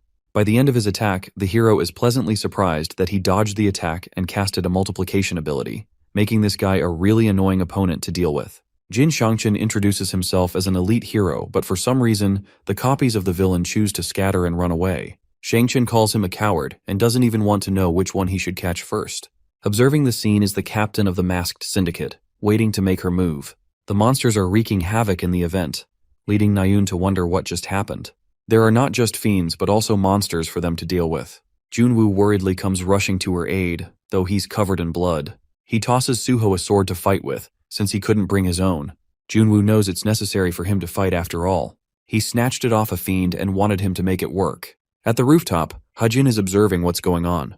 Like the original novel, Nate ended up duplicating himself into 8 copies and ran off with the white crystal. Now one hero is pursuing one of the copies, but that bastard doesn't have the crystal, so it's pointless. Valorin is also pursuing one of the copies, having disguised herself. But this Nade is also fake. And then there's the captain chasing the real Nade, who does have the white crystal according to the original story. She's jumped by a bunch of fiends who outnumber her in a surprise attack. But they keep forgetting how powerful this woman really is. She sends out a tiny little ball of black, which makes her opponents severely underestimate her skill. That is until they come in contact with the sphere that is sucking the very existence of the person near it. The man roars in pain as his body is expunged into the crushing weight of the black hole. The sphere pulls in the rest of the fiends as well, who all are swallowed by the attack. Even Nade is scared to find out the move she just used. A black whip swiftly catches him and impales his body, mercilessly holding him in place. Even though Hajin is the one who wrote about her abilities, he still thinks she has a deadly fighting style. Focusing on the original events, the white crystal will now end up in the hands of the masked syndicate. But then there's a shock. Turns out that in this timeline, this Nade was also a copy and doesn't have the real crystal on him. This immediately prompts the author to check on his laptop if the story has any planned changes. Still, there isn't any message about it, which means it shouldn't be a major or direct change. Rather, this change is caused by shifting the variables of the story. But there's the issue that Hajin is clueless on how to handle a situation he knows nothing about. That is until he remembers his stigma mark, his last hope in this situation. By casting magic power from the stigma and focusing on his eagle eye ability, Hajin could severely increase his perceptive powers. Using that, he's able to scan through walls and observe the surrounding areas with ease. The author has yet to find the white crystal and desperately searches for the person who has it. One vehicle catches his eye. The person inside has the cube vacuum, but something happens causing Hajin to jolt away. The author staggers as information is being flooded to his brain. He overexerted the use of his powers, but this is no time to rest as he jumps off to see the white crystal. Hajin lands near a motorbike and finds it convenient timing. He hops on and apologizes for stealing the bike. Hajin revs it up and rides away. The scene transitions into the reckless state of the Clancy Hall, where Nayun is doing her best to help evacuate the people. Hajin comes and asks for her, causing her to get irritated that he didn't arrive sooner. He tosses her something valuable, and it turns out to be the magic sword he stole from Sidious. He explains that it's supposed to be a weapon suiting her abilities after all. She can't fight fiends without anything to use. This magic sword is special in its ability to react based on the mana capacity of the healer. As previously established, Chase Nayun holds a monstrous pool of mana, which means she's going to rival any fiend she encounters with this powerful weapon. Nayun asks why he's giving her the sword of all people, but Hajin doesn't have the time to explain and decides to leave as he's got something to take care of. Nayun tries to stop him, but he's already bolted away. Having acquired some distance, Hajin tracks the location of the vehicle containing the mana crystal. He speeds up to narrow the gap as quickly as possible. The dude inside the car is curious about how long it will take for them to leave. Suddenly, Hajin comes crashing his bike against the car, forcing a powerful impact that flips the vehicle on its head. He finds himself catching a breath after putting so much strength into the tackle. The dude frustratingly kicks the door open to kill the bastard who put him in this position. More importantly, he's waiting for his escort to arrive. Hajin realizes that this guy always had backup on standby, which is why he was so confident just now. The escort is a cargo plane, but what they don't know is that the author is planning to spend the necessary story points to send it back. This greatly shocks the man holding the white crystal, since they're leaving him without any explanation. The aircraft simply zooms away, and now this dude doesn't have anyone to fend for his life, causing Hajin to draw near him. He pops a suggestion for them to have a small conversation. Suddenly, the author senses a sharp presence coming from another direction. Seconds after, an enormous blast descends from above, obliterating everything in its past. This dude is the same brute working for the masked syndicate, and he's already taken care of Rachel too. This appears to be the worst timing for this guy to show up. The author's advantageous situation has just flipped. He experiences an even greater shock when he sees Rachel's unconscious body by his side. Preparing to fight, he readies his ether magic. Hajin wasn't expecting things to get this complicated. Jong-young sees what he's trying to pull off and recommends that he doesn't engage in a fight unless he's looking to get hurt. But the author isn't ready to back down and aims his gun at the briefcase containing the white crystal, threatening his opponent. Jong-yun realizes that Hajin's concern is regarding the princess, and states that he only brought her along because he figured she was also tracking down the crystal. He doesn't get why she's important to this guy, but he does have a bone-chilling dilemma for the cadet. He asks Hajin if he's so confident about pulling the trigger before he rips Rachel's head off of her shoulders. The author refuses to back down and prepares to pull the trigger, reminding the villain that if he doesn't stop here, he'll just destroy the very thing they're after.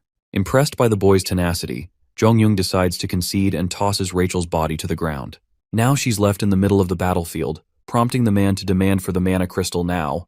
Hajin swiftly throws the briefcase and the guy catches it without any trouble. The thing is, the author wasn't really going after the crystal as he knew it was going to be out of reach for him. At best, he could use it as a bargaining chip to save someone's life, which in this situation happened to be the princess of the royal family. He wants to ask her a bunch of questions, when suddenly, Jong-young reveals a sinister smile and attempts to catch the boy off guard with a fierce and sudden strike. Hajin's "oh shit what the fuck" face is all you need to know about his reaction, especially with a fist blitzing at him full speed. The powerful attack unleashes a shockwave, impressively implying Jong-young's raw strength. The smoke clears with the villain standing impressed by what he sees. His fist was stopped just moments away from the boy's face. Hajin didn't even hesitate or fear the upcoming attack. It's at this moment that Jong-young recognizes the boy's fighting spirit. He was just testing the kid, and is now convinced that he's someone talented. Calling his performance commendable, Jong-young walks away from the author, who finally releases a sigh of relief after he's gone. The situation was so tense that it makes Hajin collapse on his knees. It was the very definition of facing a near-death encounter. Right as he was busy in his thoughts, a fist was checked in his face just inches away from impact. There was nothing in his arsenal that could have saved him from the brutal attack. If he had even made the slightest mistake, his head was as good as gone. Well, Rachel is moving, which means she's awoken from her state. She doesn't get what happened as things happened too fast. Hajin tells her that the villain already left, so there's nothing to worry about. She doesn't understand what he's talking about, so he explains how they've acquired the white crystal. Curiously, the author inquires if she was also hunting for the crystal. Expressing the truth, she reveals that she was just trailing him. Extending her hand, Rachel shows him a bullet that she stumbled upon during the finals. Hajin realizes that it must have been when he used the sniper rifle. He tries to reach for it, but she quickly snaps it away, placing it back in her pocket. Rachel was worried for him, which is what made her trail Hajin, but unfortunately she got overpowered by the enemy and lost. Sensing the opportune moment, the princess inquires why he decided to help him out back during the finals. It wasn't just the midterms, but also the finals, which makes her wonder why he's going out of his way to help her out. Rachel thinks he's intently keeping an eye on her. It's a tough situation to answer, so Hajin slowly confesses an excuse. Bro says he's her biggest fan, which comes out weird. He blooms in his confidence and talks about how he signed up for her fan club online too. Deep down, the author wonders if he overdid it. After all, he can't just tell her the truth. Rachel happens to be one of the characters who is prone to face adversity from dangerous situations. In the off chance that she dies or gets seriously injured, the story would plunge to the point of no return. Finding herself worked up, Rachel strings together her words of confusion, asking if he actually likes her then. Once again, our boy is sweating bullets. He's got that troublemaker riz.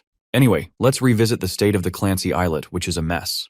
Yonha's annoyed that her hair got burnt while Nayun hurriedly asks if he saw what happened just now. The chick is confused and really doesn't get what Nayun is talking about. She talks about how Junwoo was single-handedly annihilating the monsters with his monstrous fists, without even using a weapon. Then there was the swordmaster Kim Suho with the ability to cut through anything, becoming an unstoppable force. Finally, there was Nayun, now wielding a magic sword so powerful that it practically vaporizes any monster with a single swing. She's really excited about her new weapon. Nayun points to Hajin's mysterious takeoff on a bike. Yona mentions seeing him for a second before he disappeared. Nayun doesn't know where he went, but she's got her eyes set on that bike, and I can't blame her because I do too. Anyway, Blue Boy Suho anxiously announces about Rachel's missing state.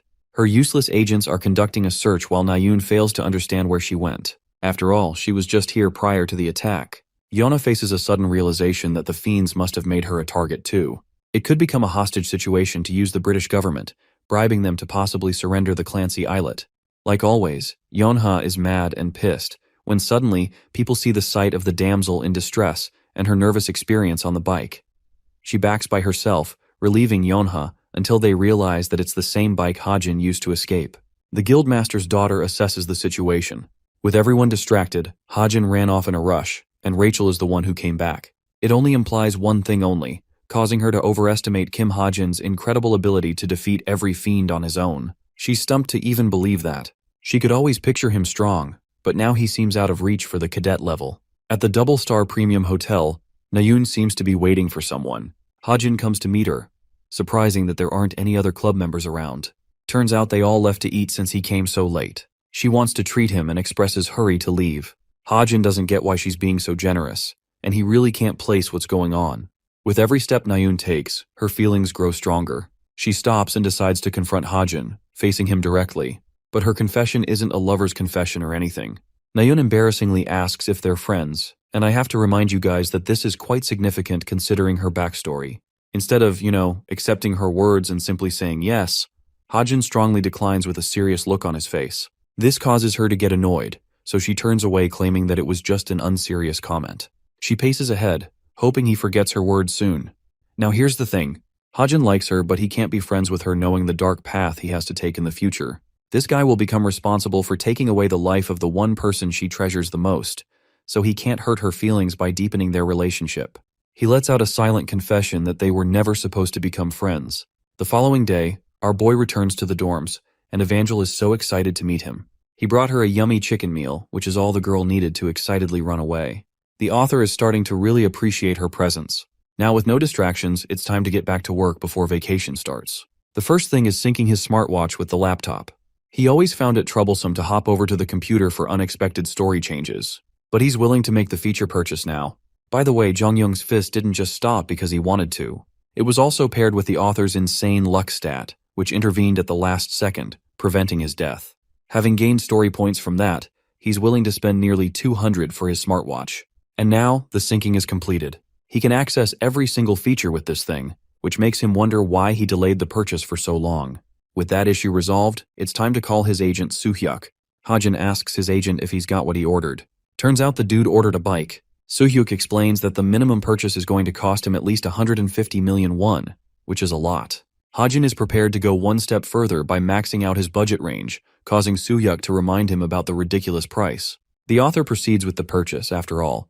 This is the same guy who scored 2 billion won at the damn casino, so this is chump change to him. Also, the story is soon about to reach the part where the Packhorse Masters Guild will raid the Devil's Lair dungeon. Consequently, it will improve their stocks exponentially, and all of Hajin's investments just now will be worth it. Realizing that he's about to be filthy rich, the dude chuckles like a villain.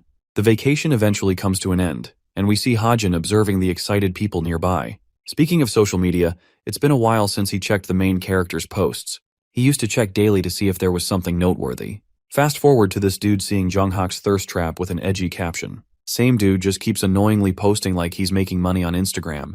Hajin is a little disgusted by him. When it comes to Suho and Yonha, they keep a rare social activity. As for Rachel, you can just imagine that her account is run by the royal palace. Finally, it leaves Nayun, who has yet to upload anything at all since the events of the casino. The author understands that his words may have stung her, but it's nothing she can't get over. Joining class, Hajin is glad that things are progressing smoothly. Their memorable teacher announces the start of the second semester and explains the necessary changes going forward. First is regarding their rankings, and the second is regarding newcomers to the Cube institution.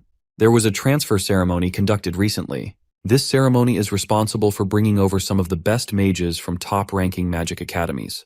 They're all aspirants who want to become heroes, which means 20 new students will be added in each class, completing a batch of 200. The author has already taken the extra step of memorizing their identities for now. The instructor announces their arrival. The students applaud and respect as the mages take space inside the class. Surprisingly, one of them is someone that Hajin fails to identify, which makes him question if he's seen this person before. When the newcomer exposes her face, it turns out to be Tomer. Her appearance may seem different, but the author is convinced that it's her. The bigger question is why she's here. The system suddenly offers him a notification about the story change. The co-author has conveniently decided to add her to the lineup of main characters, so her role seems more prominent. That part worries Hajin because now he has to deal with even more annoying changes in the story. From Tomer's evil smile, we can predict that something evil is brewing behind the scenes. Going back to Hajin's space, he's got a brand new dorm setup thanks to his promotion to the second semester. Rachel is beaming with joy as it is spacious as hell. Apparently he got this privilege with his upgraded ranking as the 334th student at the institution. This guy jumped over 600 ranks and now sits in the bracket of middle-tier cadets. He thinks it's good enough as Evangel can jump around freely with the new space. More importantly, he's got his mind set on Tomer, who he has yet to contemplate about. Hajin politely tells Evangel that he's heading to class and leaves for his business. The first class of this semester is conducted in an outdoor training session with their instructor. The goal is to help establish a connection between the newcomers and the old. This session is called the Dangerous Hike, and while there may not be dangerous monsters lurking on the mountain, there's the fact that many traps are cleverly hidden. These traps will mimic monsters created by fiends, but only this time, the stakes are higher as even the slightest mistake could very well drop the cadets into the hospital. This sends the cadets into despair. They will be divided into teams of 12 and start off from their designated locations. Nayun and Suho are paired together in the same squad, and it appears Rachel and Hajin are off on their own. With the formations made, the Dangerous Hike event begins. We catch a glimpse of Nayun's group, who are a little intimidated by the dark atmosphere. After all, it was morning just now. The protagonist Suho reminds them to stay clear of any traps since they may come to encounter one soon. Speaking of the devil, one student steps onto a trigger, causing a bunch of monstrous vines to catch him. The students each draw their weapons to combat the threat until eventually, all of them are trapped except for the two sword fighters. Nayun helps rescue them, and they're eventually scared to death by a chick who looks like she's from the Ring movie. Both Suho and Nayun are scared shitless, realizing they just had a haunting experience. Supporting as always, the blue boy praises her for her performance.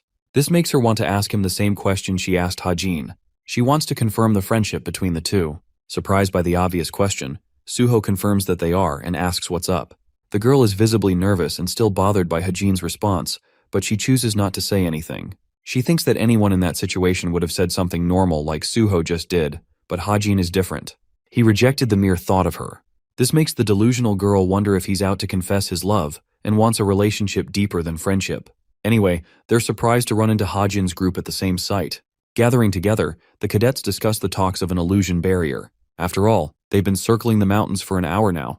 Delic points to the author, who ended up taking matters into his own hands and freed them from the barrier.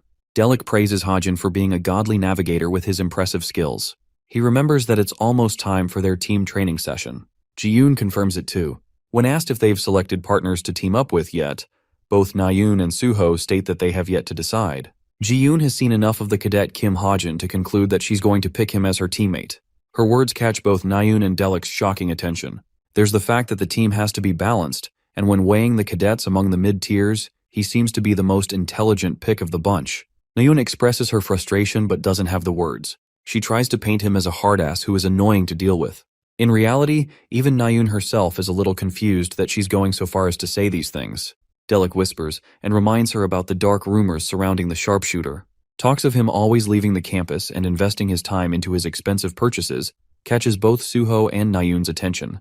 Delic carelessly talks shit about Hajin, prompting a really frustrating reaction from Nayun, who is the most pissed she has ever been. She reminds the asshole that she wants to know if Delic ever even saw him doing those things with his own eyes. She and Suho are infuriated that these people believe in baseless rumors.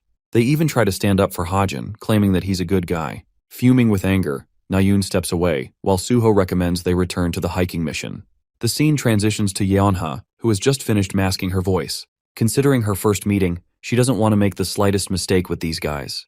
The Falling Blossoms Intelligence Guild, a newly developed group of agents that are directly under her control. Yeonha wears a cloaked outfit and addresses her team. She thinks it's going smoothly so far. She's already divided the Falling Blossom Guild into 3 departments. The first team will actively gather information from different guilds. These are known as the spies. Their priority is to uncover the plans from guilds like the Holy Grace of God and the Desolate Moon. Let's talk about the second team, which will be responsible for searching exclusively strong monsters or dungeons.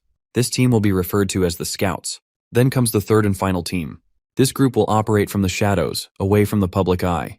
They will take care of any unusual activities, even things as brutal as murder.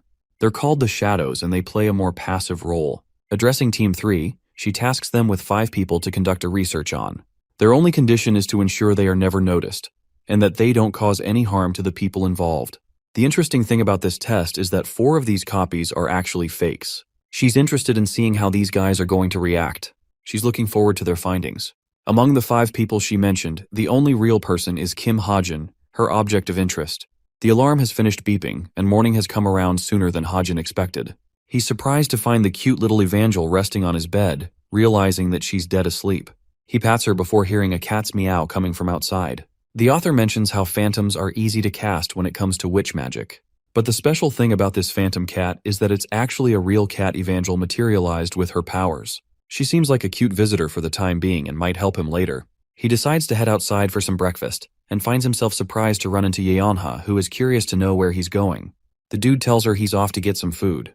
They walk together as Yeonha brings up how his ranking shot up by a lot. At the same time, he admits that it won't improve beyond this level, which makes her wonder if he's thought about his future. Ha-jin states that he isn't worried at all since they have a lot of time. But to Yeonha, time is of the essence as she reminds him of the probation period kickstarting in the 3rd year. In typical fashion, she invites him directly to the Straits of Essence Guild, the same guild that she is destined to lead in the future. It would be pretty easy for him to ride the wave and become successful. But shockingly, he tells her that he is interested in the Forsaken Plains Guild instead. Still, he's unsure if they'll ever accept him, but he likes their mercenary style. In an effort to persuade him, Yeonha claims that maybe she can help him change his mind if only she can find him something that he's desperately looking for. The author is a little creeped out by her words and asks what kind of information he would be looking for. Yeonha swiftly dodges the question like a cat, and also reminds him that she made sure to discipline the heck out of Gina who messed with him. Going back to the classroom, we see the author silently observing the protagonist Suho, who is soon to raid the dungeon. In the original story, after returning from the vacation break and climbing the Geomac mountain by himself, he stumbles upon a hidden dungeon. Raiding a dungeon on one's own seems like an impossible task. But Kim Suho challenges this idea as the main character of the story and becomes responsible for slaying the dungeon's boss. There he receives an important weapon and a buff. With the butterfly sapling's power, that weapon helps him climb to greater heights. The only problem being, the Ha-jin's the one who has the powder with him, so that weapon won't be getting boosted anytime soon. That's why, in this timeline, Kim Ha-jin wants to accompany Suho on his journey while tackling the dungeon, because this version of the story does not favor the protagonist as much as the original did. Also, this greedy bastard is also in it for himself, believing that he'll probably strike gold too. By the evening and in his dorm, the author reflects on his strategy to handle Tomer. There's the cute Evangel resting on his lap, while he thinks of ways to come up with a solid plan before entering the dungeon raid with Suho. Tomer isn't exactly on good terms with the fiends, so if her father can be located, it's actually possible to convert her into an ally. After all, this dangerous mage has only one objective in sight, and that is to locate her father and end his life. Still, it's not like this guy knows about her father's location either, making things difficult. Interestingly, not even the Tome of Truth could help him in this situation. With the detective Jin Hyuk only limited to researching in Korea, it's hard to task that guy too. This leaves only one prospect. The only person in Kim Chundong's life according to the data system. The kid is called Kim Hoseop, and Ha-jin wastes no time getting in touch with him. Hoseop seems to be working his ass off in an intelligence gathering agency, which is why Ha-jin wants this guy to find someone for him. Hoseop is a little worried his boss will catch him, but he accepts the job anyway. Ha-jin also wonders if their school bully still bullies Hoseop, since he's speaking like a zombie. He offers Hoseop a way out if he ever decides to quit his job. Ha-jin recommends that he join the Falling Blossoms Guild under Yeonha's command. With that, their call ends with Ha-jin believing that he's strengthened Yeonha's agency even more. It's time for the solo dungeon raid by Kim Suho, who is busy meticulously practicing with his sword and perfecting his slashes. Hajin comes out and talks to him, which makes the hero wonder if he's also training at the late hour. The author thinks that Suho might be overexerting himself by training this hard so early into the new semester. He cleverly asks if Suho is training for a dungeon mission or something. Initially, Blue Boy plays it safe until Hajin straight up name drops the Geomac Mountain dungeon, claiming to know about the same dungeon he's after. The protagonist is shaken and questions how he was able to figure it out. Hajin acts like he saw him when he found the dungeon. Pointing to his brilliant eyes, Hajin emphasizes that he's good at what they can do. He lays out a proposition for Suho, wanting to join him for the dungeon mission together, even willing to split the rewards in a 90-10 ratio. Hajin is fine with tagging along and letting Suho do what he wants. It's quite the proposition. Suho confirms that he did discover the dungeon last week. It looked smaller than the others, so he felt like the challenge was doable for him on his own. Recognizing the dangers of raiding alone, Hajin thinks that it would be wise to take someone else along. Suho claims that he's unsure about Hajin being a reliable teammate for the raid, so for now he wants to test Hajin's skills to see if he's up to good. Yeah, you can tell the author wasn't expecting his own main character to challenge him out of the blue. The only way Hajin remotely has a chance against Suho is if he's handicapped in some way. But even then, the difference in their abilities would be far too great. Still, he thinks it's better to prioritize evasion in the upcoming fight. Hajin accepts the idea. However, he has a complaint regarding the open ground since it would be pretty disadvantageous to him. Suho is in serious mode and explains that he's not here to test weapons, and there's no point for Hajin to try and win the fight. After all, he's going to stop on his own when he feels necessary. Hajin realizes that this dude is in some real testing mode and isn't willing to back down. He turns to use his intelligence as his only saving grace. The wooden sword he's using as a training weapon is infused with mana, immediately rendering Hajin's bullets useless. If he ends up doing that, he's about to get humiliated by Suho. That means the only reliable weapon in his arsenal right now is his luck factor. Suho wants Hajin to give them the green signal to start the fight. He's trying to drag this out while slowly fiddling with his stat system. With all settings cleared, Hajin thinks it's time they start. A serious Suho starts the fight by dashing right in his face at maximum speed. Hajin activates bullet time to get him a few seconds as a cushion to react to his lightning-fast speed. Thanks to that, he can see Suho's sword trajectory before his attack is even casted. With a few slashes dodged, Hajin manages to evade most of Suho's outlash. Still, even for him, he's getting chipped against the monstrous speed. Realizing that he can't be on the back foot forever, Hajin goes on the offensive by shooting a bullet in his face. Suho casually reacts, and this time, he's the only one going on the evasive. The fight is a really humbling experience for the author. After all, despite the activation of a literal time-slowing ability, Hajin can't evade Suho's attacks. The fight will continue to put him at a greater disadvantage if he lets it drag on. He's trying his best to manipulate Suho into making a small error. Sensing the opportunity, Suho vanishes and appears right behind Hajin in a flash of a second. Since his back is left wide open, he rushes to use ether magic to pull him away by attaching himself to a tree. The protagonist's monstrous attack shatters the ground, which impresses Suho's expectations. At the same time, Suho rushes with full speed to get right up in Hajin's face. Apparently this is exactly the thing our boy wanted, as he had been baiting Suho into stepping onto his jacket. The moment he sets foot, an explosion sends Suho flying into the air, totally catching him off guard. Thanks to that, Suho crashes onto the ground while Hajin timely gets the better of him.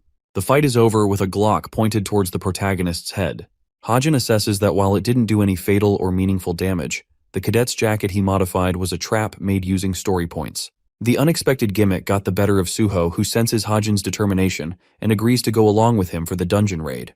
The two friends shake hands, marking the start of their partnership. Fast forward to one of the desolate factories in Suwon. A piece of glass shatters on the ground. Turns out Jongyong broke the relic according to Droon's orders. It's a calculated strategy to double the value of the relic. The only thing left is to activate the white crystal. Droon initiates the activation, causing the white crystal to send a beam of concentrated light. The light rearranges the material and reforms it into a weapon in the form of magic swords.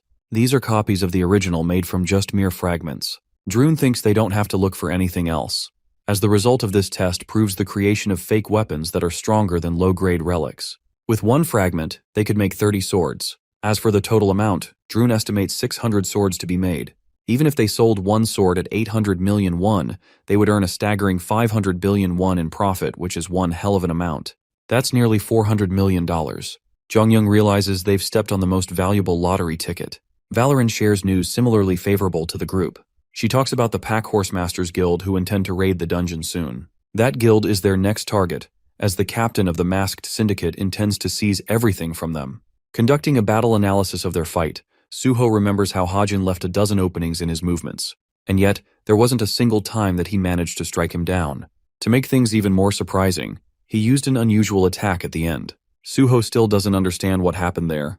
He wonders if it was the result of physical force driving him away, or perhaps a surge of mana. Coming to a smile, the lovable protagonist expresses his failure to understand Hajin's powers. Still, it's clear to him now that Hajin is actually quite powerful, and the only reason he's hiding his powers is for his own benefit.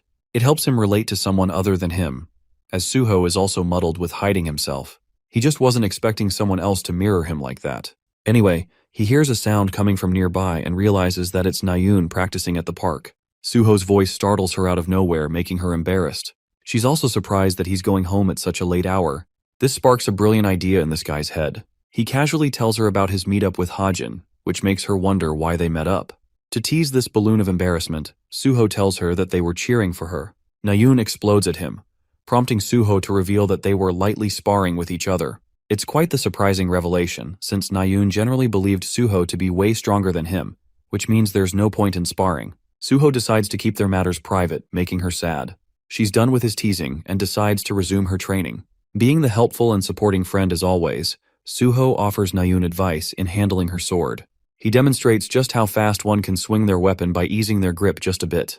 The beautiful slash leaves her stunned for words. She's so amazed that she requests another demonstration from him. In the end, Suho ends up training Nayun for a while. Fast forward to her resting in her bedroom. She remembers Suho's offer to help her out with her sword training.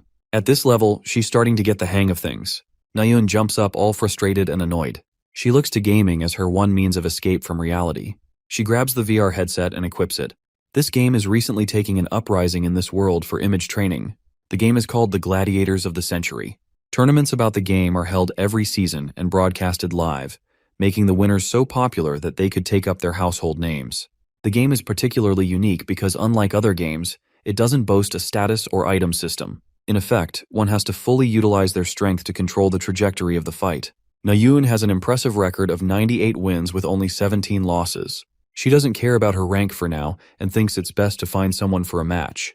Her eyes are drawn towards a sword warrior called the Extra 7. This guy has an equal amount of wins and losses. He's also platinum tier, which makes it seem like the ideal target. She's expecting a couple of hits to finish the job. Requesting a duel with the guy, Extra 7 accepts her request. Their match is about to begin in 3 seconds.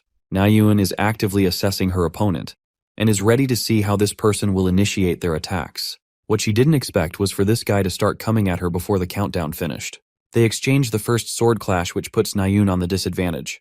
What's more is that this guy grabs her by the collar and then throws her off balance with a kick from underneath. Extra 7 renders the killing blow, and that's how Nayun lost to a guy with a 50-50 stat ratio. This makes her so mad that she thinks that guy is cheating.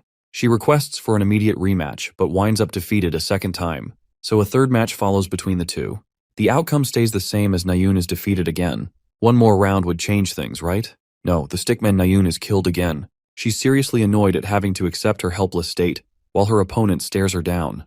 The guy wants to leave to get to sleep while she's begging for another rematch. She learns that he's usually active around this time, so Nayun requests that he teach her a bunch of new skills each time they run into each other. Extra 7 is okay with that and decides to log off. The author puts off his headset, not knowing why that kid was so stubborn just now. He won 7 times in a row. His goal was to test the random buff system inside the game, and he used it on the headset to enhance his stats immensely. The random buff system is proving to be more helpful than he originally intended.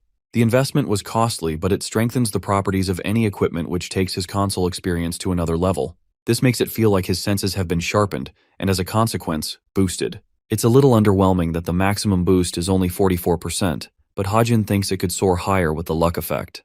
Evangel is out here eating a whole cake by herself. Hajin realizes that he has to actually parent the child and snatches the cake away. She sobs, begging for another slice, but Hajin pulls the ultimate anti-children attack. He puts it on the top shelf. Then he lifts her tiny little body and promises to get her something even more delicious in the morning. This relieves some of her sadness. Hajin promises to follow up with his words as long as she doesn't eat cake tonight. While she's fast asleep, he checks his smartwatch and finds a message coming from Suho, who invited him for the raid meetup. Wearing a smile, the author is satisfied with the date and believes everything is proceeding like he planned. The only thing left now is clearing the raid. A few days after that, his training session continued all the same. Classes were no different either. Finally, inside the game, he unknowingly ripped Nayun apart, but she just got all the more curious to learn his moves. Since he's a lousy teacher, Hajin doesn't have actionable advice. What's really confusing to Nayun is his 50% win rate, especially when he's so much better between the two. To come up with an excuse, Extra 7 tells her that he barely cares about the outcome of the fight. She admires this side of him because Nayun takes losses very personally. Extra 7 believes it's good to end things here for the day. She's hoping to see him tomorrow, as if she's dead certain he'll be here at the same time. Nayun's face is beaming with joy as she waves him goodbye. Hajin logs off, confirming he'll be back. The game has taken up space as a part of his daily routine now. He's actually surprised to find this person being so polite. Still, he doesn't get what to call her since her username looks like a keyboard mashing attempt. Yunanuto's Sixman. Yes, I did the extra effort of spelling it all out for you guys, so please like this video now. Hajin brainstorms what could possibly mean by her username. That's until all the puzzle pieces fit into one name, and that's Nayun. However, he just can't see herself behaving so politely like that. Their behavior is different, so the author is convinced that it might be a guy behind the screen. Going back to the brat herself, we see that she's getting better and better with her swings. Suho is similarly impressed. She talks about how she's playing a game and it's really helping her improve her skill. Blue Boy realizes that she's definitely talking about the gladiators of the century. He doesn't play the game but did hear from others about how useful it is. Nayun explains that she ended up finding a master inside the game with amazing skills. He helps her train each day. He's the one person who really makes her feel excited to fight against. She talks about how he has an aggressive and precise style to cut down his opponent. Each step is calculated and allows for a personalized close combat experience. Suho thinks this guy must be pretty sharp and probably is a hero of some kind. Nayun claims that she remembers asking, but it didn't turn out like that. Suddenly, Hajin's voice draws her attention as she gives him an embarrassed look. Hajin is surprised to find the two of them together and asks what's up. Suho tries to mention their training, but she smacks him shut by acting like they just met each other. Bro has a surprised look on his face, while Nayun cutely communicates with her annoyed face. Hajin thinks they should hurry and get going, prompting Suho to say goodbye. Curious, Nayun asks where they're headed. Suho acts like it's a personal matter and decides not to clarify details. Before leaving, Hajin tells her to have fun training. Nayun's a little baffled and finds herself really confused to see these two getting on good terms with each other. She knows that Suho was joking around when he teased her earlier, but now, it's really starting to make her wonder if they might be meeting because of her. Nayun's delusions are getting the better of her. She thinks it doesn't make sense for Hajin to do that, especially after he rejected her friendship.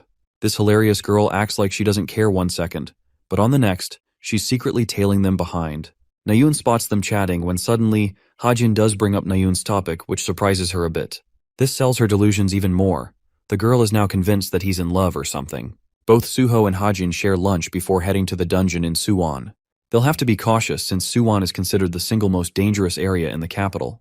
The emergence event of monsters and dungeons left a permanent ground deformation, reducing the place to nothing more than mountains. Because of that, the western part of Suwon became a restricted area. As for the Geomac Mountain, it's located right at the border.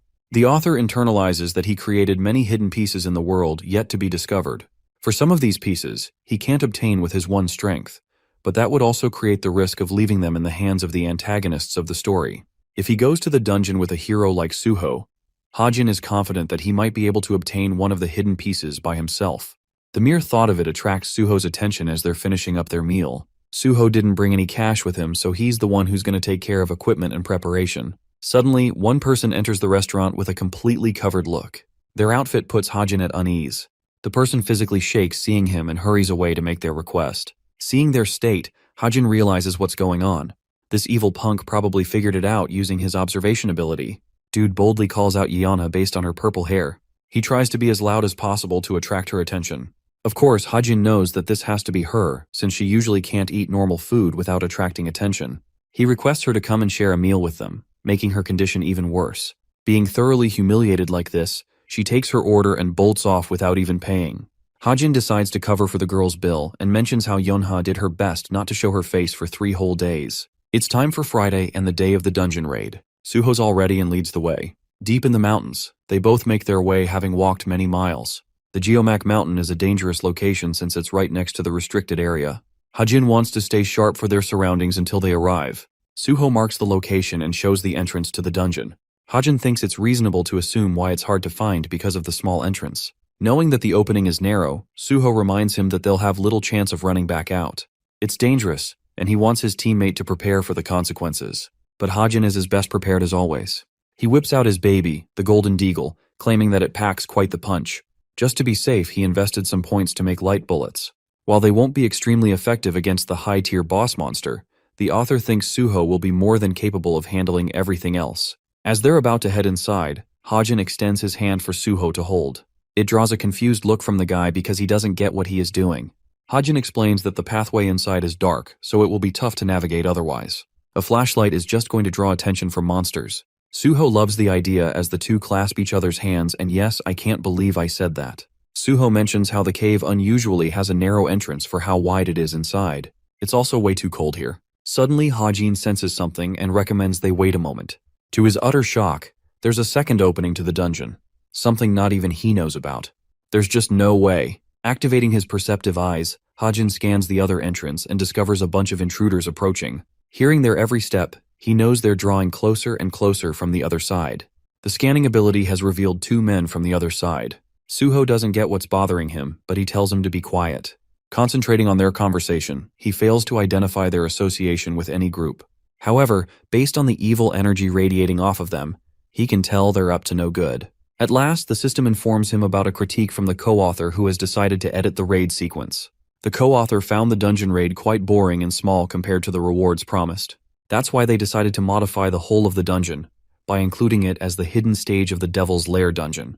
What an unbelievable change. This means that the two dungeons have formed a connection in this timeline. Worried, he asks Suho about the date. It's the 14th of August, the worst possible date as it's the day the Packhorse Masters Guild plans to raid the Devil's Lair. With that in mind, he's almost convinced that both of these men belong to the same guild. He wonders if they just came here to scout for the day. Still, it's causing Hajin to get tensed up, which worries Suho. The author breaks the ice by revealing the location of the intruders. The Packhorse Masters Guild is known to be one of the strongest all around.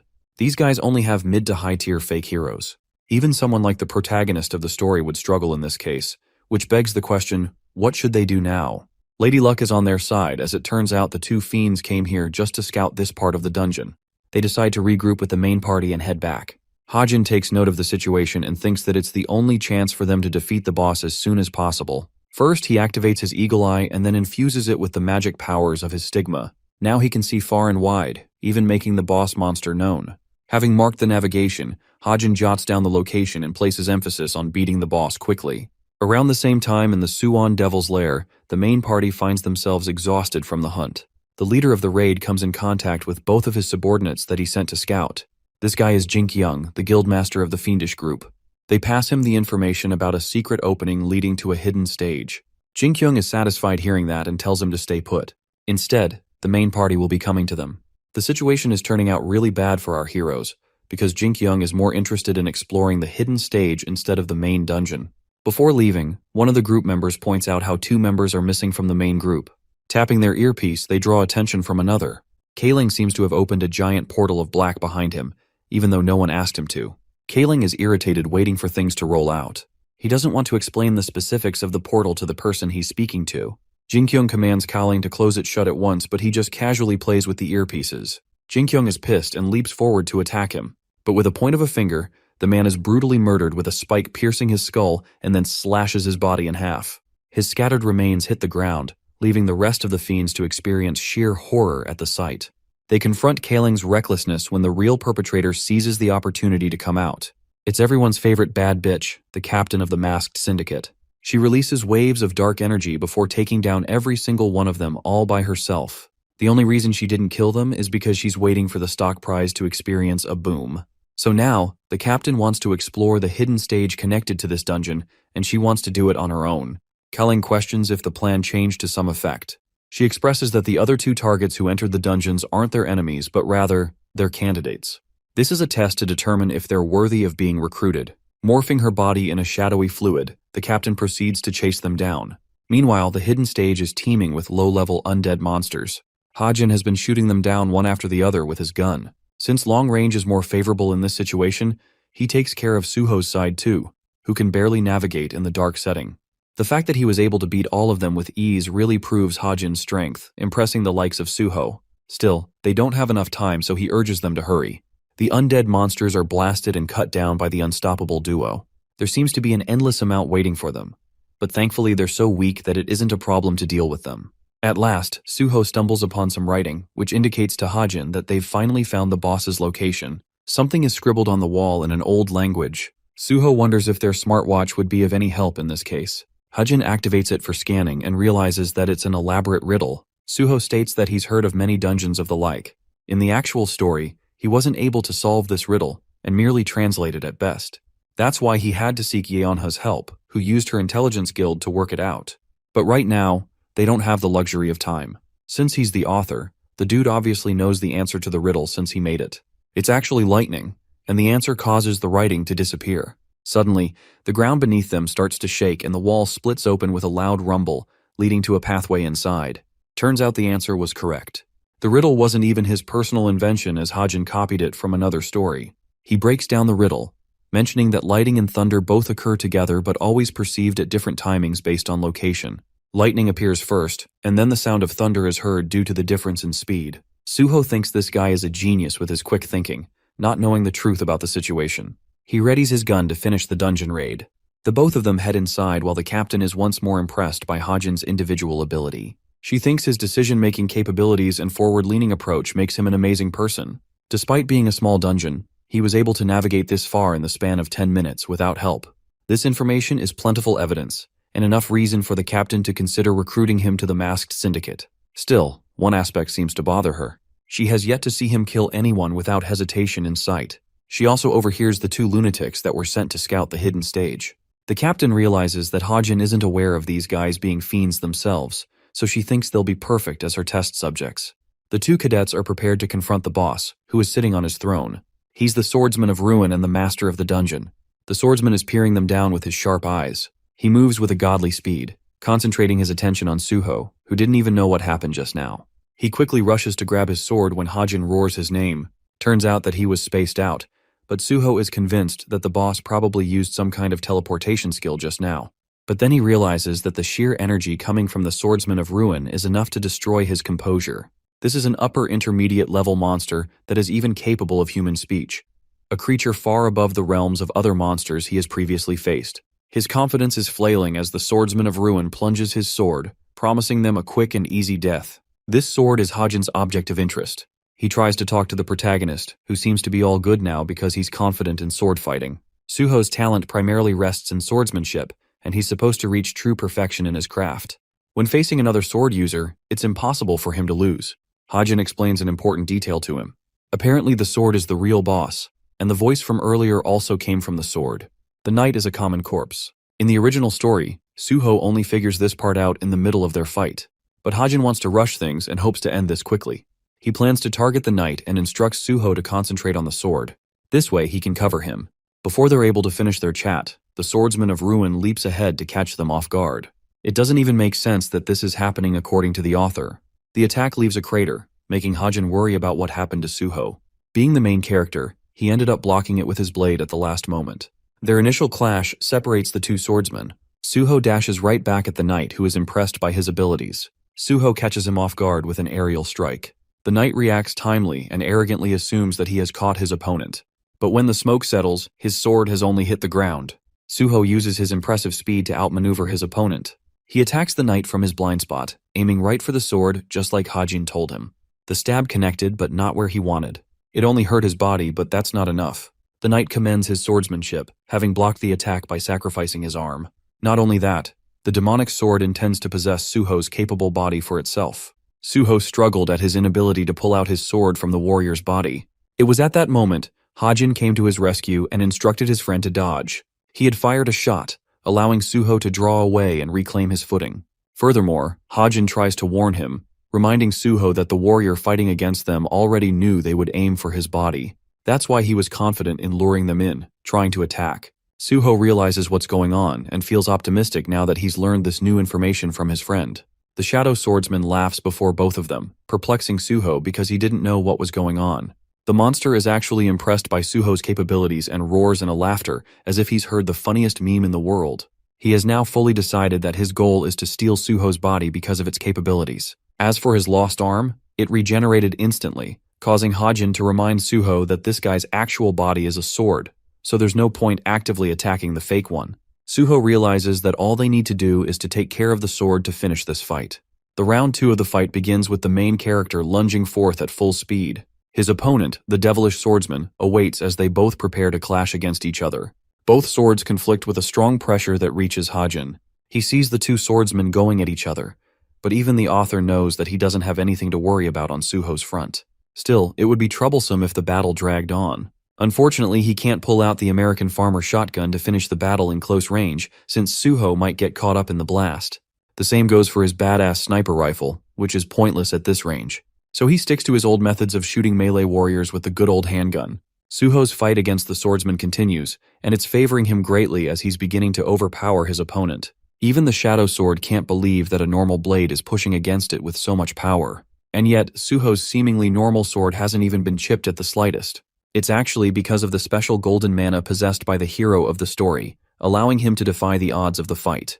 Caught in a pinch, the shadow sword overextends in a fit of rage, lashing against Suho with stronger hits. Blocking that last attack was problematic even for the hero, as he finds his hand trembling from the impact. Then again, Suho is as confident as ever, even in the face of this opponent. It's as if he's growing more certain of his chances the more the fight continues.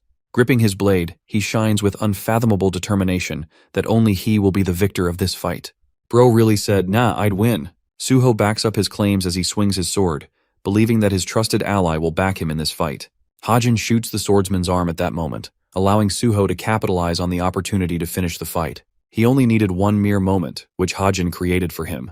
And while this swordsman is actually way stronger than he was in the original novel, Suho's strength as the hero is no match for him. He easily tosses the demonic sword into the air, and then lunges above to slice the blade down with a final swing.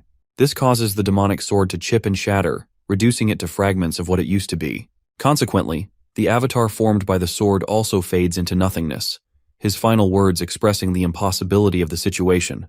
The fight is over, and Hajin is happy that they only need to collect the rewards now. But something catches Suho's attention as the author comes rushing towards him.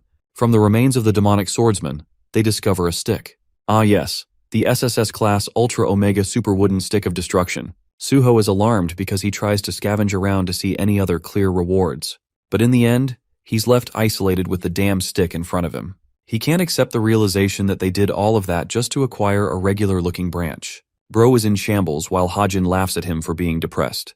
As he's about to explain the true specialty of the branch, the two guys from before return to the scene.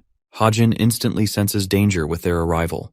These demonic humans are from the troublesome guild that he so wanted to avoid. He was confident that they were heading back to their group, so it doesn't make sense why they returned. The kids are both asked a question, the Baldy inquiring how they got here. The other guy expresses that their guild has tasked them to raid the dungeon, so they're not sure what these kids are doing here.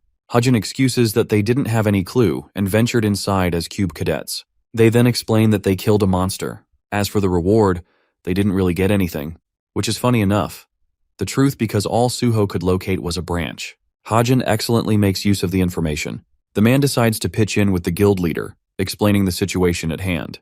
He tells them that they found a bunch of cube cadets, but the only thing their leader tells them back are strict orders to dispose of the cadets at once. Shit is about to get real because the two demonic humans are fully intending to eliminate the kids for curiously venturing into the cave. He overpowers them with a surge of his strength, separating both Suho and Hajin away from each other. By the end of the strange attack, Hajin is left alone to himself. He catches on quickly that the fiend set up a barrier to separate them. He's really worried about Suho's fight more than anything, but Hajin's got an opponent of his own to deal with. Andrew Tate from Temu over here calls Hajin a boring opponent, feeling disappointed that he didn't get to face the #1 cadet instead. The insignia on his clothes is enough to regard him as a hero. Hajin points this detail out to see Tate's reaction. He tries to pry for information, asking what business some heroes have to eliminate a bunch of cadets. Gripping his axe, the man emphasizes that he's got no reason to comply or give answers. After all, the demonic human fully intends to end the boy's life anyway. Playtime is over, and negotiations are thrown out the window. The situation is going at 15 what the fucks an hour, and Hajin knows it. He knows the gap between their strengths is enormous, to the point that this guy should have no trouble just severing the author's head clean. Regardless of the power gap, Hajin believes there is some salvation to his current situation. The man draws a blank face when he sees Hajin reach for something behind his back. The fiend is cautious and confused, until the boy pulls out a tiny little pebble. The dude is literally stumped. Not only is the kid grossly underpowered compared to him, He just pulled out a tiny stone on top of it, as if that was his saving grace. The egghead laughs in his face, which is what Hajin wants from him.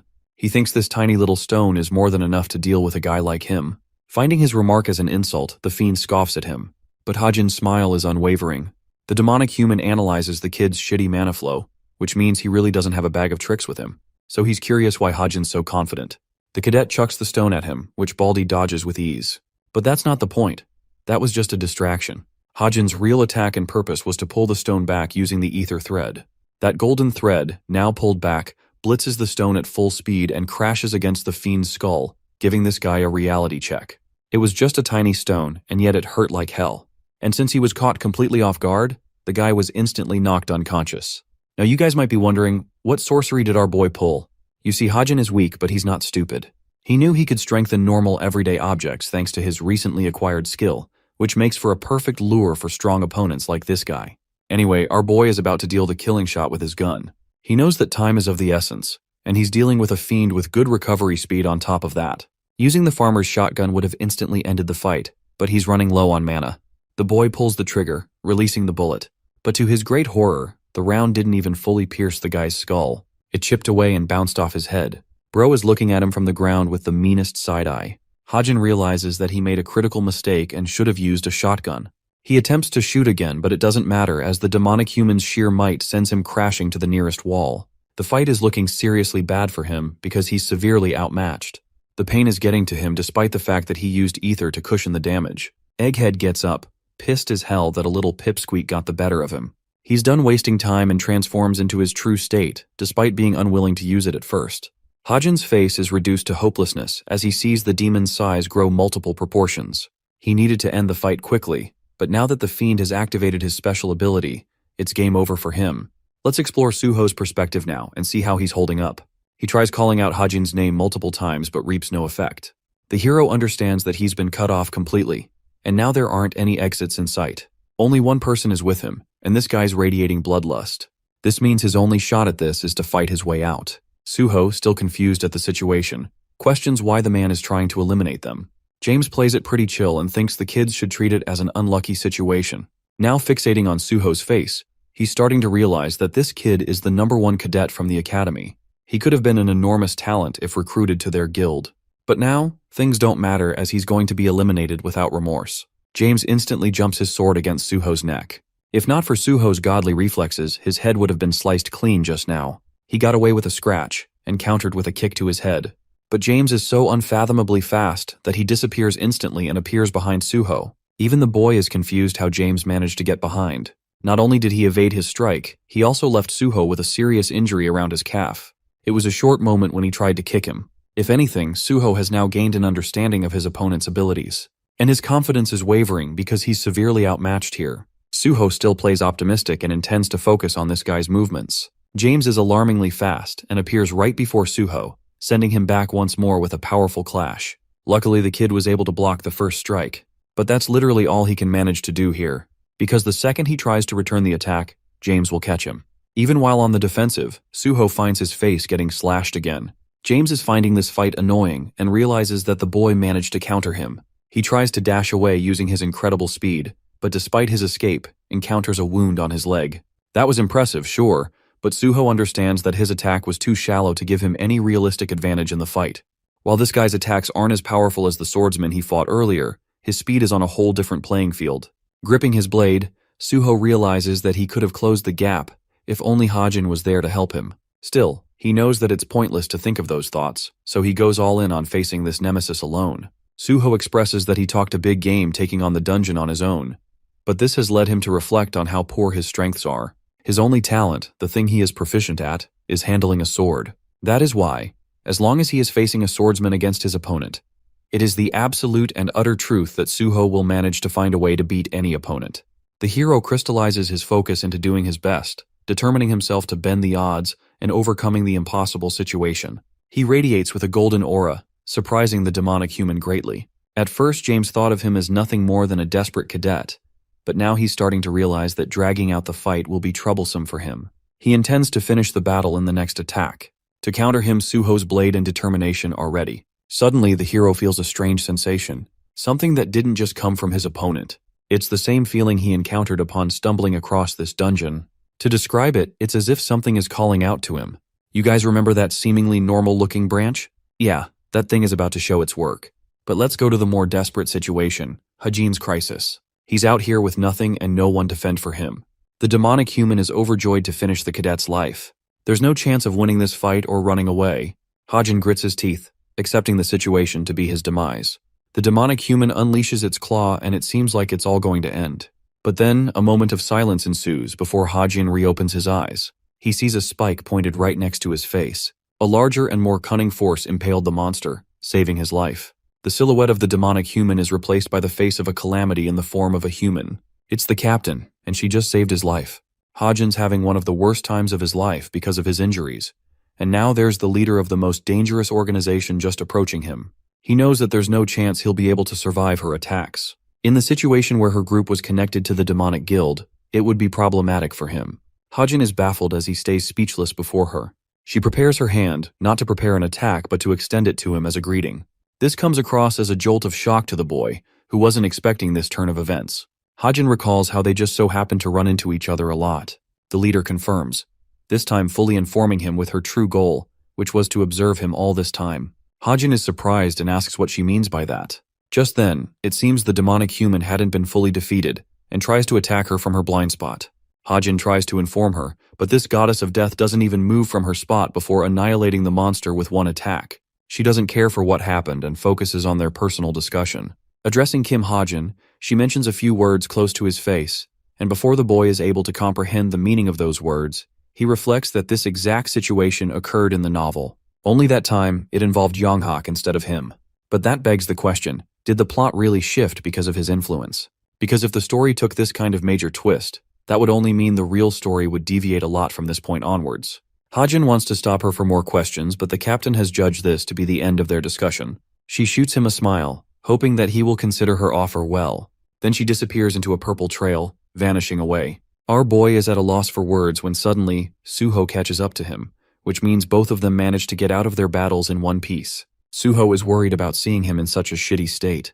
He offers him a hand, assisting Hajin to stand on his feet. He's injured to the point a few days of rest is needed to fully recover. As for James, that guy is on the ground, defeated.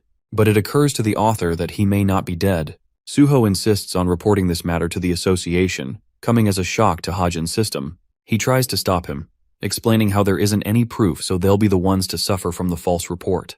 The thing is, Hajin played his cards right and spent millions just to get the demonic guild's shares. He can't exactly expose these guys after that, as it will only harm his investment. Suho, being easy to fool, doesn't question much as to why, but he's curious about the outcome that emerged from Hajin's battle. For that, the author explains that the woman ran away, which works as an excuse. Anyway, both cadets come out of the dungeon alive.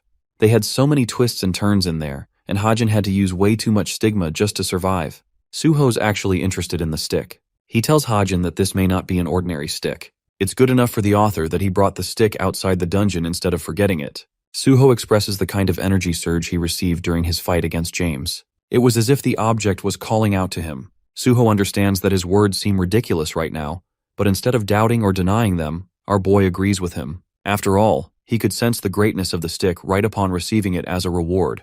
Now let's talk about the real specialty of it. You see, the author intended this stick to be the most special stick in the world, only to be recognized with one's knowledge about mythology. Excitedly, the author tells him about the mistletoe. This divine object was conceived from European mythos, known as the weapon responsible for bringing down Baldur, the god of light. Hence, the mistletoe became known as the Godslayer stick. Oh my god, this stick has a more epic backstory than most characters. Suho is stumped, but even for a divine weapon, it needs to be fully awakened to convert into its true form. Suho realizes that they're just dealing with an incomplete version of what this thing is meant to be. Suho was disappointed at the ordinary stick at first, but he's impressed now. The author reflects that this same Kim Suho still fought against the demonic human, and won without really drawing significant powers from an awakened mistletoe. In order to awaken the object, Hajin tells him to put it on the ground. Then, he reveals the sapling powder that he collected from the butterfly. This is supposed to be the catalyst to drive the awakening of the divine object. Suho's amazed by Hajin's knowledge and findings.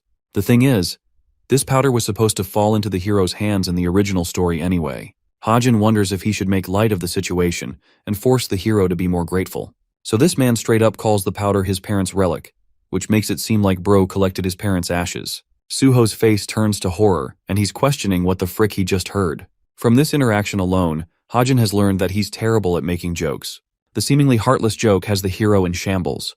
Anyway, the powder's specialty lies in the fact that it boosts your power to your best potential. The point is to sprinkle the powder on the legendary stick of destruction for a change to occur. Hajin couldn't outline the exact details of what would happen, so he tries to demonstrate his point. But Suho stops him, believing that it's an invaluable item to Hajin that shouldn't be used on something like this. Hajin plays his cards and tells him it's fine to invest the powder on a mythical item. Their shared moment comes to an end as Hajin places the powder on the artifact, causing it to experience a change in color. Also, the branch has leaves now, so there's that, I guess. At last, the awakening process of Mistletoe has met its completion. Now, Suho can grow and destroy his opponents in the future to come, and this object will significantly amp up his powers by shifting into a sword. As part of their agreement, Hajin decides to keep a small fragment of the stick. He's fine with taking the leaf. As they're going back, Suho feels uneasy about him keeping the majority of the rewards. But Hajin emphasizes that he's fine with his decision. He insists on his point and sways Suho. Let's talk more about the leaf he just extracted. This leaf, if consumed, allows one's body to become stronger. Or it could even blossom an entirely new weapon depending on the user's choice. It seems like a tiny thing at first glance, but it's actually an amazing reward. Our boy is thinking about the ways to use it when once again, he stumbles upon something hard and trips over. Suddenly, his eyes darted back to the object of his demise. This same exact situation has happened once before when he discovered the rare ginseng. And just now, our boy has earned himself yet another lottery ticket. Suho comes around to see if he's okay. Hajin tells him it's nothing and sings a happy tune, having obtained the ginseng. Anyway, let's shift our perspective to the captain's analysis of Hajin's powers. They witnessed him perform a miraculous feat by knocking down a demonic human with a mere whip of a stone. Then there's the fact that he was ready to pull the trigger, and even shot the fiend in the flash of a second. The funny thing is, they believe that Kim Hajin was unaware of the fact that he was fighting a demonic opponent. Since he's the author, he knows that detail. But to these guys, they think he's a natural killer with how fast he tried eliminating his target. Their analysis has confirmed that the cadet Kim Hajin definitely has potential to join their organization. The captain tells Jane to stop the video. She's uninterested in what happens after the demonization. For some reason, she weirdly finds their transformation disgusting. Back to our boy. He's out here looking like a zombie, having returned to his dorm. His entire body is sore and he's about to collapse any moment. Until his daughter comes to meet him, forcing him to pick her up so he can carry her back to her bed. As he's doing that, the author catches a beautiful glimpse of the night sky, serenading the scene. Let's rewind a few steps and see what happened with Suho.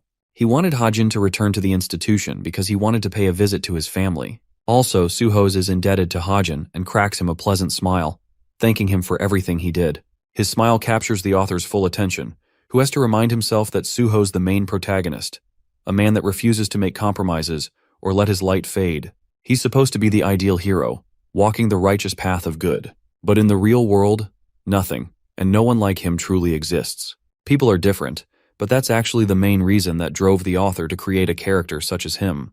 The perfect good character, so to speak. In fact, he named him Suho because it means to protect something or someone. The protagonist who will one day protect this world from doom. Hajin grew silent then and there, before returning him a smile, admitting that Kim Suho is the only person in this fictional that he can trust in a heartbeat. That aside, let's talk about the big bad evil villains of this story. The Hero Association likes to call them the 9 Evils for being the most powerful, a nickname that was considered a compliment to the villains. The third evil, called Defiance, ended up creating a secret sanctuary in the Hamgyong Mountains. And this sanctuary, it's got its own operatives. Currently, they're surprised that one particular girl is showing interest in the missions. She's a demonic human that comes off strange. The girl, Tomer, is interrupted, and she finds it a great annoyance. Tomer is handed a mission file. Her skills being top-notch, she finds it annoying to execute a small mission.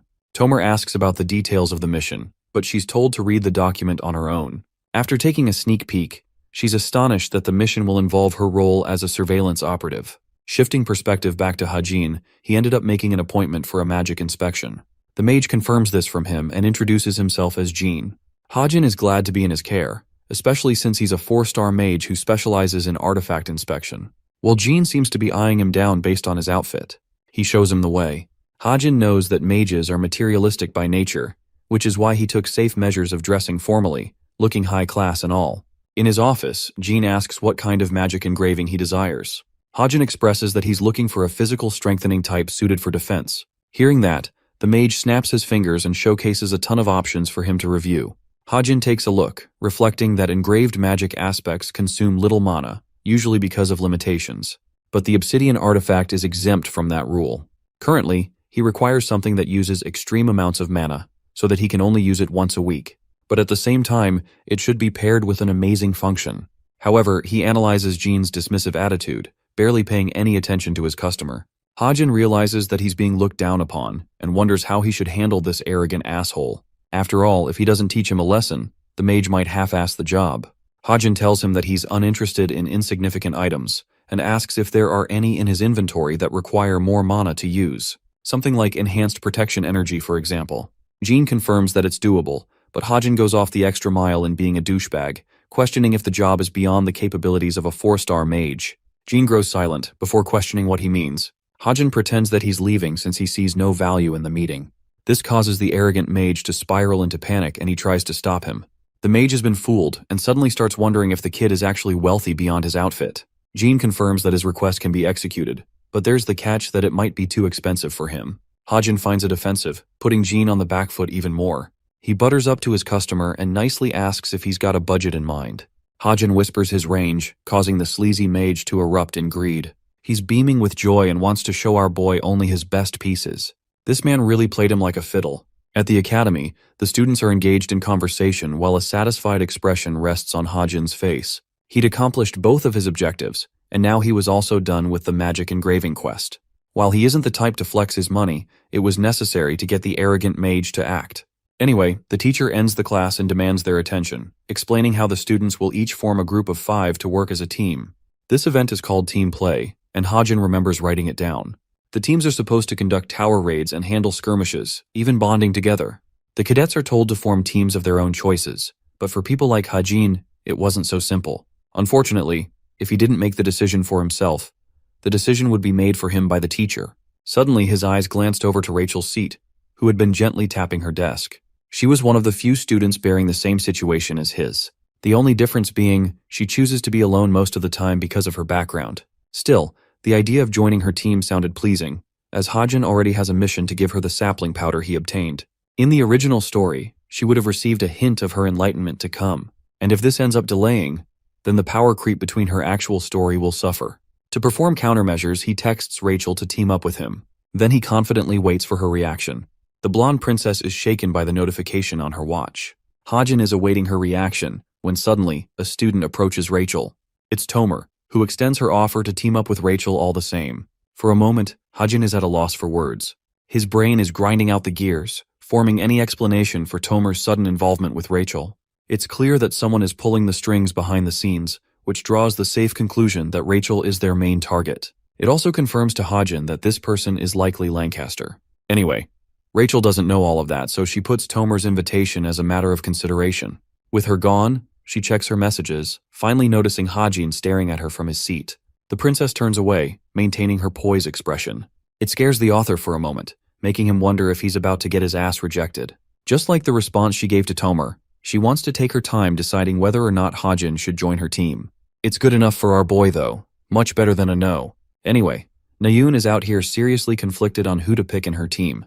She's already decided on 2 members, but she found herself troubled when choosing a cadet out of the top 100 cadet list. The teams would all be granted extra points for including lower-ranked cadets among them, but at the same time, finding capable cadets like that was rare. The only person that comes to mind is, of course, Hajin, who is currently being scouted and approached by a ton of cadets inviting him out to join their teams. Even Nayoon can't believe that he's that popular all of a sudden. She also amuses the idea of him being a perfect contributor, as his grades are also amazing. Nayoon is so sure of herself that she thinks he'll easily agree if she does approach him. But there's one small thing that bothers her. It's the hypothetical future in which Hajin will interpret her invitation as a confession of her love. While she's troubled, Younghak asks what's keeping her so busy. He didn't take his time because he believes every other cadet is the same, recommending her to pick decent cadets and make up for the rest on her own. Nayoon refuses to take his advice, causing him to tease her by snatching her notebook. Nayoon quickly rushes to stop him from flipping open the book, knowing that it's about to ruin her life. Younghak confidently reads the names out loud, until he finally comes to a baffling shock. He can't believe his eyes and loudly shouts Kim Hajin's name, mentioned among the candidates. This instantly annihilates what was left of the girl's self-esteem. Meanwhile, the authors seeing this scene unfold, the rest of the students have all drawn attention to Jonghak. The students are kind of surprised to see Nayoon hunting for Hajin as well. The whole thing causes her to be so embarrassed that she chucks a powerful fist in Yonghak's belly, knocking this man out in a heartbeat. She's pissed that he invaded her privacy and caused a scene like that. Even Yonghak's friends are out here wondering if the dude is dead. As for Nayoon, she flinches at the sight of Hajin noticing her, before turning away in annoyance. Our boy doesn't know what made her so upset, but he couldn't care less. After class, she actually does end up approaching Hajin, grabbing his arm. He's a little surprised, until she's about to explain her offer to team up. But right before the words could come out of her mouth, the princess cock-blocked their moment by stating that they've both decided to be on the same team. Nayoon's eyes widen, she experiences a jolt, her entire body spasming in terror. Poor girl not only lost the fight to Rachel, but she also lost her crush now as well. She tries to act like a girl boss, appearing unfazed and unbothered, as if he needed her. Nayoon exits the scene, wishing both of them farewell. But as she draws away, thoughts flood her mind. She knows Rachel is an amazing sword fighter, just like her. Then, she also shares the top grades, also just like her. The fact that Hajin chose her instead of Nayoon causes her to frown in embarrassment, because deep down she wanted to be picked instead. Homegirl is deep in love at this point. Back to the author sharing his walk with the princess. Rachel stops him before asking if he's planning to switch teams. She's clearly worried because of Nayoon's recent invitation, but Hajin has no intentions of jumping ship. Hozung, the class rep, catches up to them. They're all on the same team, and some of them really wanted to join in with Hajin, who ended up getting dragged along. Among their team, the only problematic person is Tomer, but our boy is as cool as a cucumber and thinks he'll handle her when the time is right. They explore some options to grab some food. Rachel says she's okay with anything, but only the author knows that her favorite restaurant is actually the Hangyu Garden. Just one mention of it makes her beam with happiness. This man is flirting with his own characters. Dude is overpowered. While those guys are going out to eat, Nayoon is bed-rotting exploring her team comp. They've got 2 warriors, a ranged weapon user, a support, and a mage. And then there's Nayoon, who's got the attributes of being a melee and a long-ranged fighter herself. It's a good team until Hazuki asks if Hajin doesn't have any plans to join. This question stops her shut. Nayoon, acting like the tough girl, states that she could have invited him over, but didn't want Rachel to be left with a trash team. Hazuki still insisted on him joining along, but Nayoon's ego couldn't comply. She's fine with submitting the current list. The call comes to an end, and she flops to her bed, bellowing the moment. The brat can't sleep, knowing that she wasted her chances. It pains her on the inside that she didn't ask him out sooner. The reason she lost was because of her own hesitation. It reminds her of the time she challenged Rachel during the midterms and lost to her badly. And after that, she switched to a sword, so fighting her now would be unimaginably harder. Nayoon punches her pillows, a cute pout forming on her face. She fears the possibility of losing to Rachel again, and this time it will cost her Hajin. Speaking of him, he and his team have gone out to explore their first dungeon. This dungeon is unimaginably cold, so they're freezing their balls out here. Upon a dungeon's first discovery, an advanced team is dispatched for investigation of its interior. Well, that's exactly their mission for today. They've walked in here for 20 minutes and they're shivering like maniacs. Even Hajin is cold despite his special clothes. Rachel notices the 5 passageways splitting up the dungeon. Tomer points to one of the passageways and recommends they go that way. But Hajin strongly opposes the decision, without really attaching any reason to it. She argues against him, questioning why he's so certain of his words. It's clear to the author that she's luring them into a trap, so he's doing everything in his powers to prevent that. Hajin reveals to her that he's got good eyes so he can tell. To counter him, she leaves the decision up to the captain of the team. The princess thinks for a moment and recommends they follow Hajin, causing Tomer to get annoyed. Exploring the passageway, they come to spot a Yeti sleeping shut. Turns out Hajin made the right call. Funnily enough, despite his initial interruption, Tomer continued to act like a bitch and tried to lure them into traps many times. But the author was there to shut her down every single time. Poor girl couldn't do anything to get what she wanted. She found herself incredibly peeved that she couldn't harm the group. Not even one person, so that she could at least cause a retreat. Tomer understands that Hajin is the main culprit and decides to go for a more aggressive approach. Donning a bold expression, she goes up to Rachel and demands the princess to come with her. She reasons that it's better to split into teams of 2 for faster exploration. Rachel is about to speak up her objection when Hajin comes right in, taking the opportunity and forming a group with Rachel. He straight up manipulated her in her own plan. Tomer, now even more forceful, snaps at our boy for being overly confident. You see, Hajin has already activated his sight skill to locate the right path. He knows the safest path possible and leads them the way. The sight of the instructor confirms that they passed. The princess, having been dragged all the way here, reminds our boy that he's gripping her hand too tightly. Hajin instantly lets go at the realization, causing her to be a little embarrassed. This guy's unintentional riz is off the charts. The instructor demands the team to submit their report on the sightings. They jot down all the exploration goods they could find. Hajin even outlines that the dungeon boss should be classified at least at an intermediate 3 level. His perfect assessment gets them a perfect score. Team Rachel celebrates for absolutely killing the mission. All except for one, the antisocial murder chick in the background. She's making a face of defeat and frustration, as if she stepped on a Lego, and that Lego was Hajin. Let's go back to the details of Tomer's actual mission. Having been told to observe and injure Rachel, she was promised that some of the executives of Cube would even assist her in this mission, so it won't be the hardest thing ever. After removing Rachel from her daily routine, the rest of the agents will deal with her. At the time, Tomer was extremely confident and thought that the cadets were just a bunch of immature kids. Fast forward to the present, the annoyed murder chick is regretting ever calling it a simple mission. She received a message from her agent asking about the mission details. This caused her even more annoyance, since they'd already asked for a report when she had just engaged with Rachel. In a wave of frustration, Tomer confirms that the surprising and unexpected obstacle was one student, the bastard bodyguard Hajin, who was protecting his princess like a boyfriend. Reading over his profile, she can't fathom how a lower-ranked cadet has the balls to act so arrogant.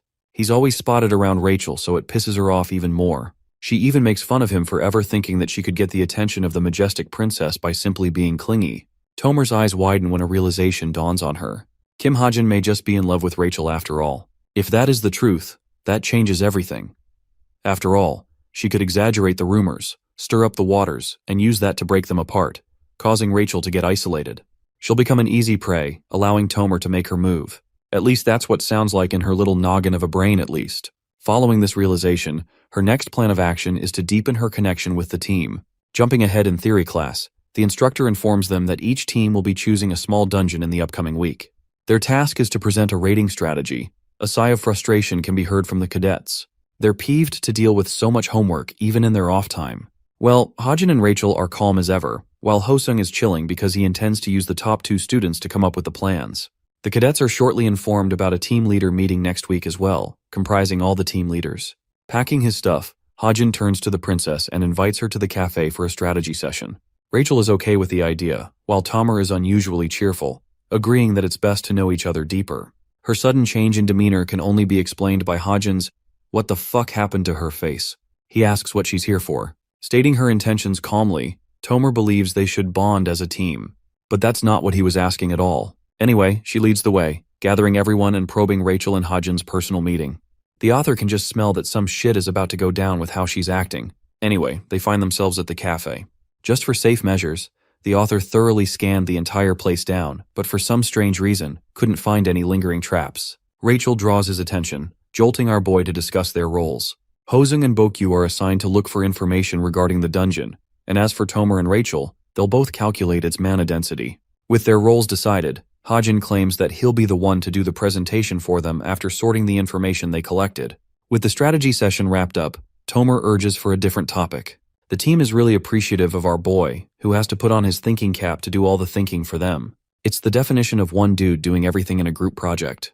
Hajin swats away any attention, claiming that he's just a normal guy even after the attention he's receiving. One of them points out that he's been approached by a famous guild, which instantly catches Rachel's attention. Grabbing his sleeve, she whispers and asks Hajin if he's been approached by the England Imperial family, which of course is her guild. Strangely enough, he hasn't heard anything from them. He checks his watch and recalls that he did get an email from them. The only reason he forgot about it is because he doesn't like to check his email frequently. Checking the email, he's surprised to learn that the guild offered him a full-on scouting offer, even writing the message down in Korean for him to understand. The terms are 100 million won for annual salary and a separate commission rate. But these terms are straight up ass for his level, and even he knows it. Rachel requests looking at the email, finding herself visibly stunned when she sees the diabolical terms. She's so embarrassed that she wants Hajin to just forget the email as a whole. Distraught by the guild's actions, the princess gets up to leave, which as you can expect is bad news for the party pooper Tomer. She's whining inside her head because her plans were thwarted.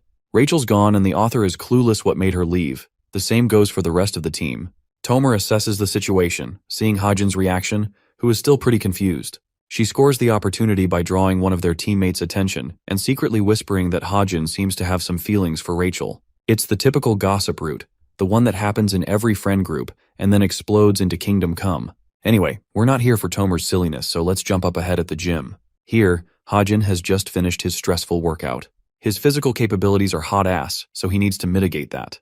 His muscles are so sore that he can't even open the can. So an unexpected face drops by, opening it for him. It's Nayun, and she wants to speak to him regarding something important.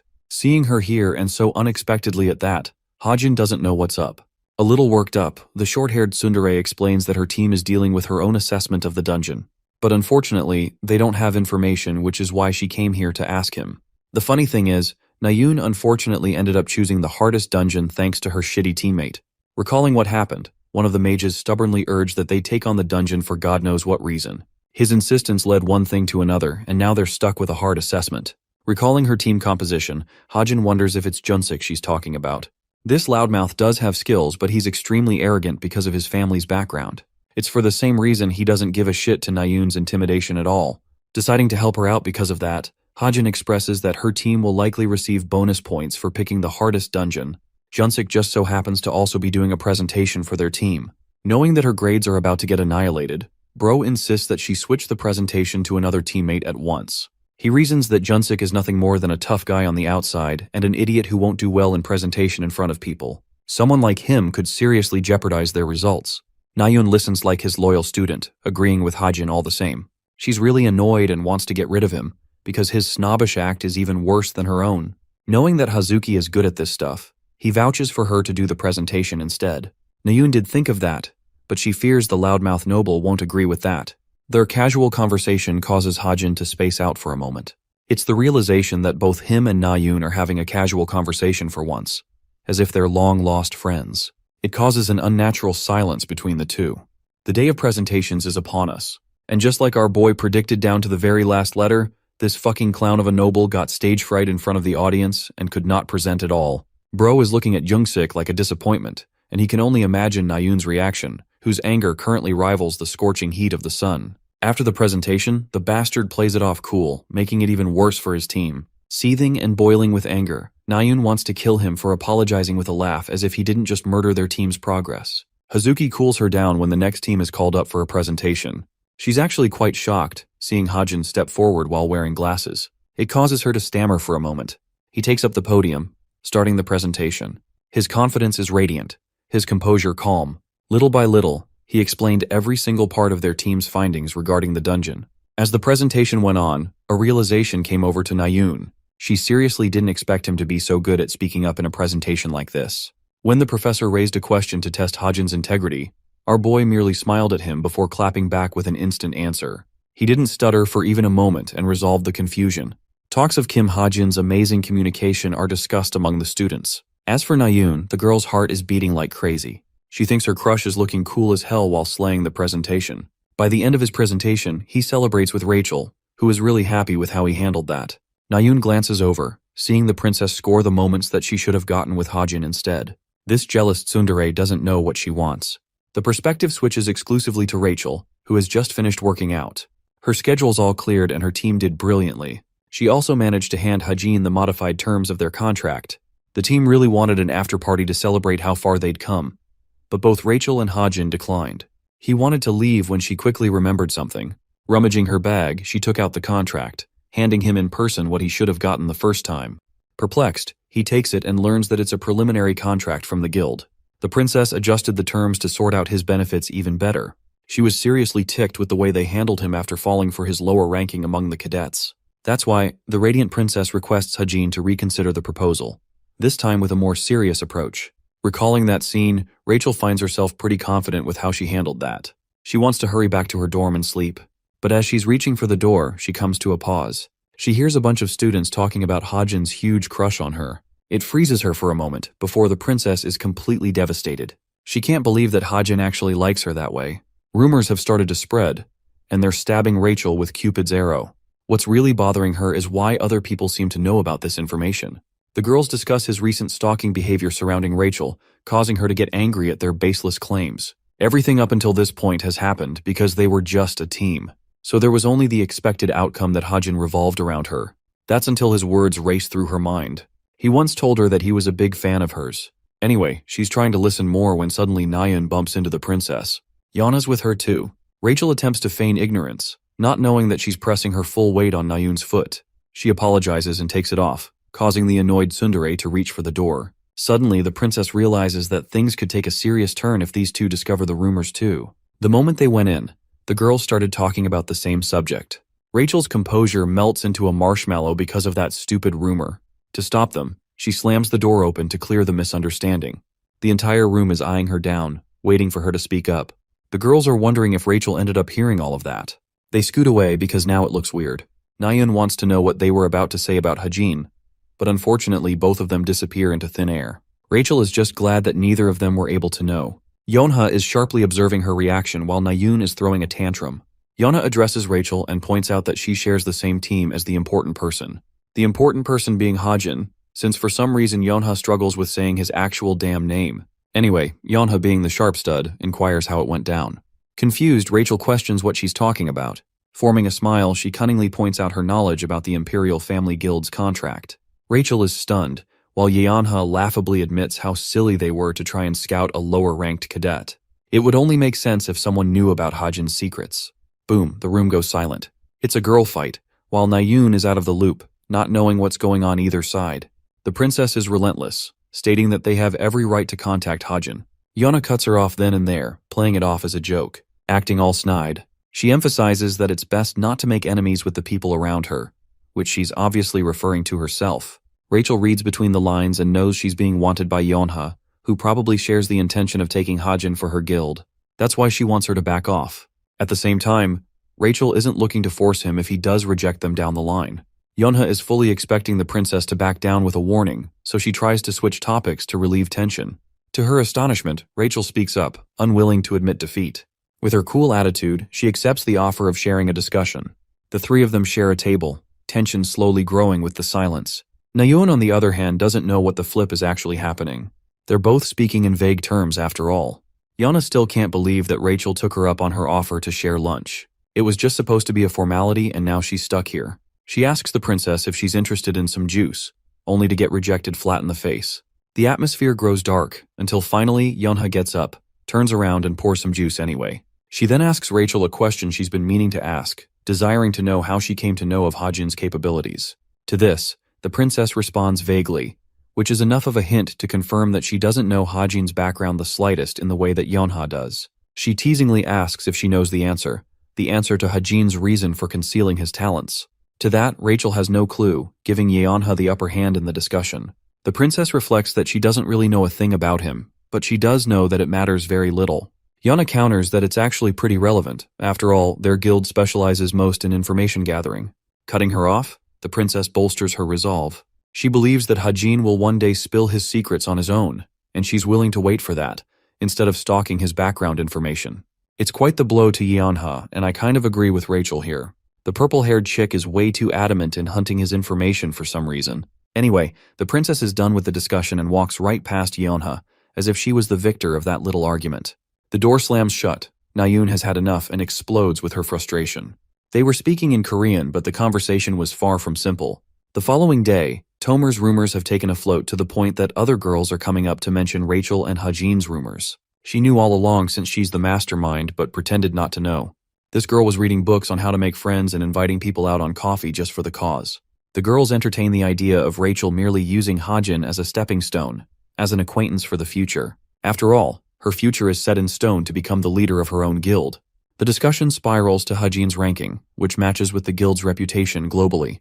All of a sudden, the careful rumors she planted are falling apart. His intention was to get close to the cadets and spread even more rumors using the chain effect. But these rumors had such a terrible lifespan that they're falling apart already. Tomer does her best to create interest, to spiral the excitement. She talks about how Hajin's eyes are always full of life around the princess.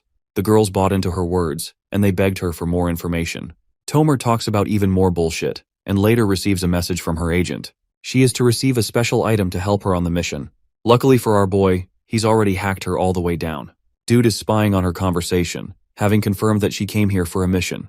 Interestingly, they bumped into each other at the convenience store only last night.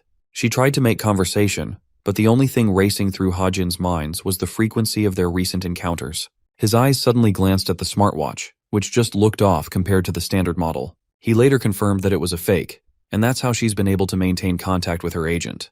It's a good thing because now he's certain about her plans for Rachel. Even though he had to spend a whopping 80 story points to ensure safe hacking, it was a wise investment. Hajin checks her inbox because she's received new orders regarding the upcoming fake relic competition. The item they wanted to provide her is placed at the lowest floor. Realizing that the competition is right around the corner, the author senses the urgency to act. He receives a sudden text message of his own. At first he thinks it's Rachel, but it's actually Nayoon, who is struggling with solving a question. She was pulling her hair out in anger at her pitiful state. The calculations are destroying her front and back. Then she spots Rachel, who also seems to be struggling to solve the questions. Nayoon drifts off to her own thoughts, admitting that even a difficult question like this would be a breeze to our boy. It's embarrassing, but she ended up reaching out to him for help. Girl had an overthinking problem with phrasing her message, hoping not to come across as rude. She settled on her message and hit the send button. Nayoon then deludes herself, thinking she could always solve it on her own too. 20 full minutes passed, and she was now certain that he ghosted the shit out of her. Getting up in frustration, Nayoon's about to leave when suddenly her watch receives a message. The girl goes from cursing at him to giggling like a damsel in distress. As for Hajin, the reason it took 20 whole minutes to write it out was because he was doing his best to simplify the answer in a way that Nayoon could actually understand. Admitting that she works incredibly hard, Hajin knows that she is for certain going to become a better hero than her brother. And that little thought drags him to the pits of despair, reminding him that it's his role to target and assassinate Chae Jin-yoon one day. It really makes me sad that he has to purposefully alienate himself from Nayoon because he doesn't want her to feel betrayed later. Anyway, the author understands that Jin-yoon's state will spiral into chaos as he'll soon become a demon after the incubation period has ended. Right now, there aren't heroes strong enough to beat him in his demonic state. Then there's the fact that he could erupt awake at any moment. That's why, before it could come to that, Hajin has to deal the killing blow. It sucks because he's the only one with the knowledge of Jin-yoon's state, which also means he can't seek anyone's help or trust a person to handle the job for him. The author understands that he can't openly take out Jin-yoon either, not unless he disguises himself. Which leads him back to the captain's offer, the one he received back when she saved him. She offered him to join them, handing him their business card. Of course, this was yet another fake identity, the group called Geronimo Mercenaries. It's one of the best mercenary groups all around, but the reality is, it's just a disguise for Captain's actual group. While he's still confused on why she's choosing to scout him instead of Yonghak, it's clear that he could get help from her to easily kill Jin-yoon. And this way, none of his connections at Cube would ever come to know. Hajin snaps out of his thoughts at the sound of his daughter. The sleepyhead Evangel came out because of the lights. He carries her back, causing him to remember that his patience is necessary. There's still 1 year to go, and he's confident that he'll find a way to resolve the situation by that time. The next day, the mock relic competition is announced. Many students are excited, while some are afraid of how it will affect their ranking. To give you an idea of what goes down, let's talk about relics. When a nation discovers relics, they automatically become their owner, but then there's the fact that many countries have already been destroyed by various raids. It's because of that the relics discovered in those destroyed countries end up in the hands of the lucky finders. To obtain them, guilds and demonic humans go as far as to fight amongst each other. This is called a relic war, and today's competition is a sneak peek of the real deal. It's supposed to simulate the experience. The instructor tells them about the size of the excavation site. It's supposed to be extremely large, and the selected theme is melee combat. And then, any information regarding the relic is unknown, which is why the students are required to make good decisions in the heat of the moment. During the training exercise, the white team will defend the artifact, while the black team will invade them. Each candidate will be disqualified if they encountered a terrible injury, or if they chose to forfeit. That aside, he snaps his fingers, casting a veil over the cadets. They all panic in fear, having just lost their sight. The instructor explains that it's nothing more than an expansion of his mana. He intentionally covered their eyes so they could assign each of them in random locations. The students follow his lead. Hajin thinks it's impressive, but for him, reality is different. His brilliant eyes are able to cut past the veil's obstruction, so it doesn't matter to him. The relic excavation sites are usually regarded as pits, but in reality, it's more similar to an underground bunker. The author arrives on the first underground floor, judging 15 cadets to be on the same floor as him. On floor 2, there are 25 of them. Floor 3 has Nayoon and Rachel, alongside 15 more. This guy knows the girls are definitely going to clash against each other. He moves forward until suddenly, the color of his clothes changes to black. He's been assigned to the 4th floor of the invading team. He wanted to know about Suho and Jonghak's location, but now it's no longer important to him. Judging this place to be the residential area, he suspects someone from a room nearby. The instructor properly announces that all locations have been assigned to the cadets. The relic thereafter is guarded by a so-called NPC. The white team will defend the relic while the black team will try to steal it. The countdown initiates from 5 all the way down to 1. The match finally takes off as the veils are lifted. Loading his gun, Hajin recalls Tomer's mission to collect a relic of her own at the lowest floor. Now, the lowest level is supposed to be floor 7, which makes it hard for him to navigate. Then there's Yeonha in the room nearby, and she's on the opposing team too. She has no idea that Hajin is on the other side of the door, and there's just no way for him to get past her without a fight.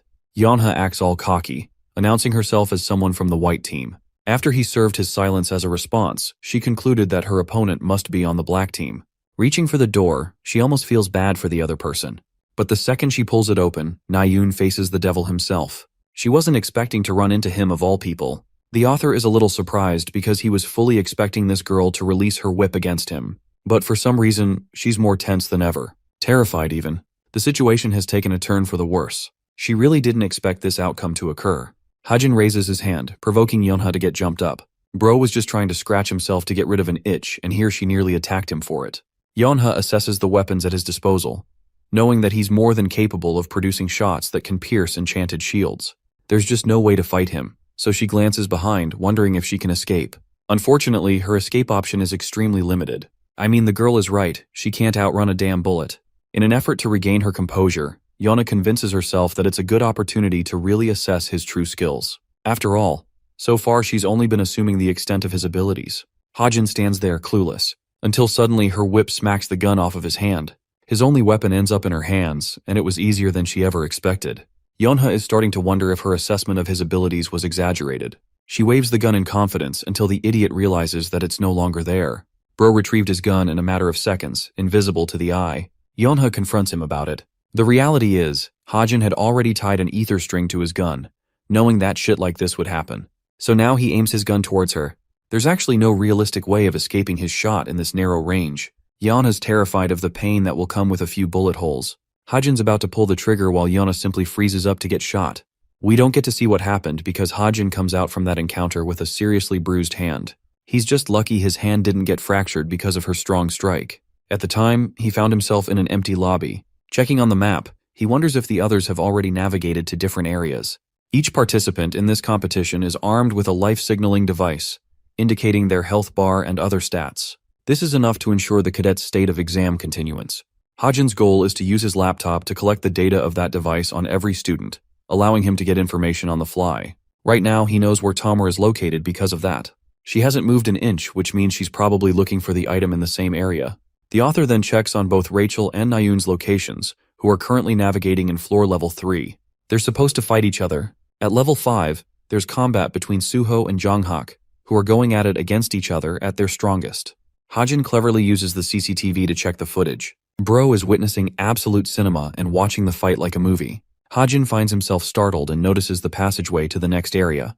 It also reminds him of his real goal to keep tabs on Tomer.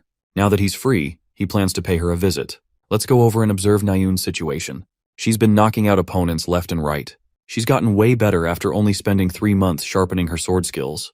Her talent is shining through. Her teammate Jiyoon latches to Nayoon, thanking her for saving her. She could barely escape the black team on her way here. Jiyoon is a support, which means she struggles with taking on combat-focused opponents. She'll be more effective with her enhancement buff skills. Nayoon's excited to hunt down more players when Jiyoon reveals Rachel's location on the same floor. It catches her off guard for a moment, before Nayoon's attention is drawn to her surroundings. Sensing an attack, she urges Jiyoon to get behind her. Interestingly, there's no attack at all. It's just a terrified Yeonha who probably broke Usain Bolt's records just to escape from Hajin. Nayoon wonders what happened to her, and she immediately reveals that she was faced against Hajin. Jiyoon is expecting to hear news of Yeonha curb stomping the shooter due to the difference in ranks. But that couldn't be further from the truth, and Yeonha knows it. Back when she froze up, Hajin walked right past her, bumping her shoulder. He didn't want to defeat her, stating that it's better to take it easy. My glorious king is so forgiving even though I would have loved to see him destroy her smug face. Yeonha doesn't even have the courage to explain what happened, knowing that it was her who nearly lost. Intrigued, Nayoon asks about his activity. Yeonha suspects that he's probably going for reconnaissance. Hearing that, Jiyoon teases the possibility of Hajin looking for Rachel. This leads to Jiyoon openly stating that Hajin likes Rachel. The news rocks the ever-living shit out of Yeonha's soul, crushing her spirit. Nayoon freezes up, visualizing the romantic life between both Rachel and Hajin. She's finding it hard to believe until Ji-yoon claims it's a rumor that is taken up quickly. Yana, being allergic to bullshit, calls it out as merely stupid. More importantly, she doesn't want to focus on something so irrelevant in the important competition. But Nayeon, that girl's knocked out in a daze. Ji-yoon confirms the location of the relic, so their plans are to move forward to the first floor.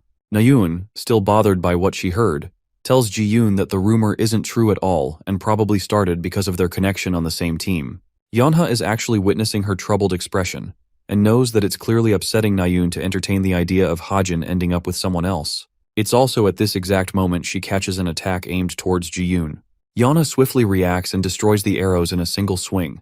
With Nayeon on high alert, she demands the assailant to reveal themselves. Like a true boss, Rachel is standing up on top, looking down on the enemy team.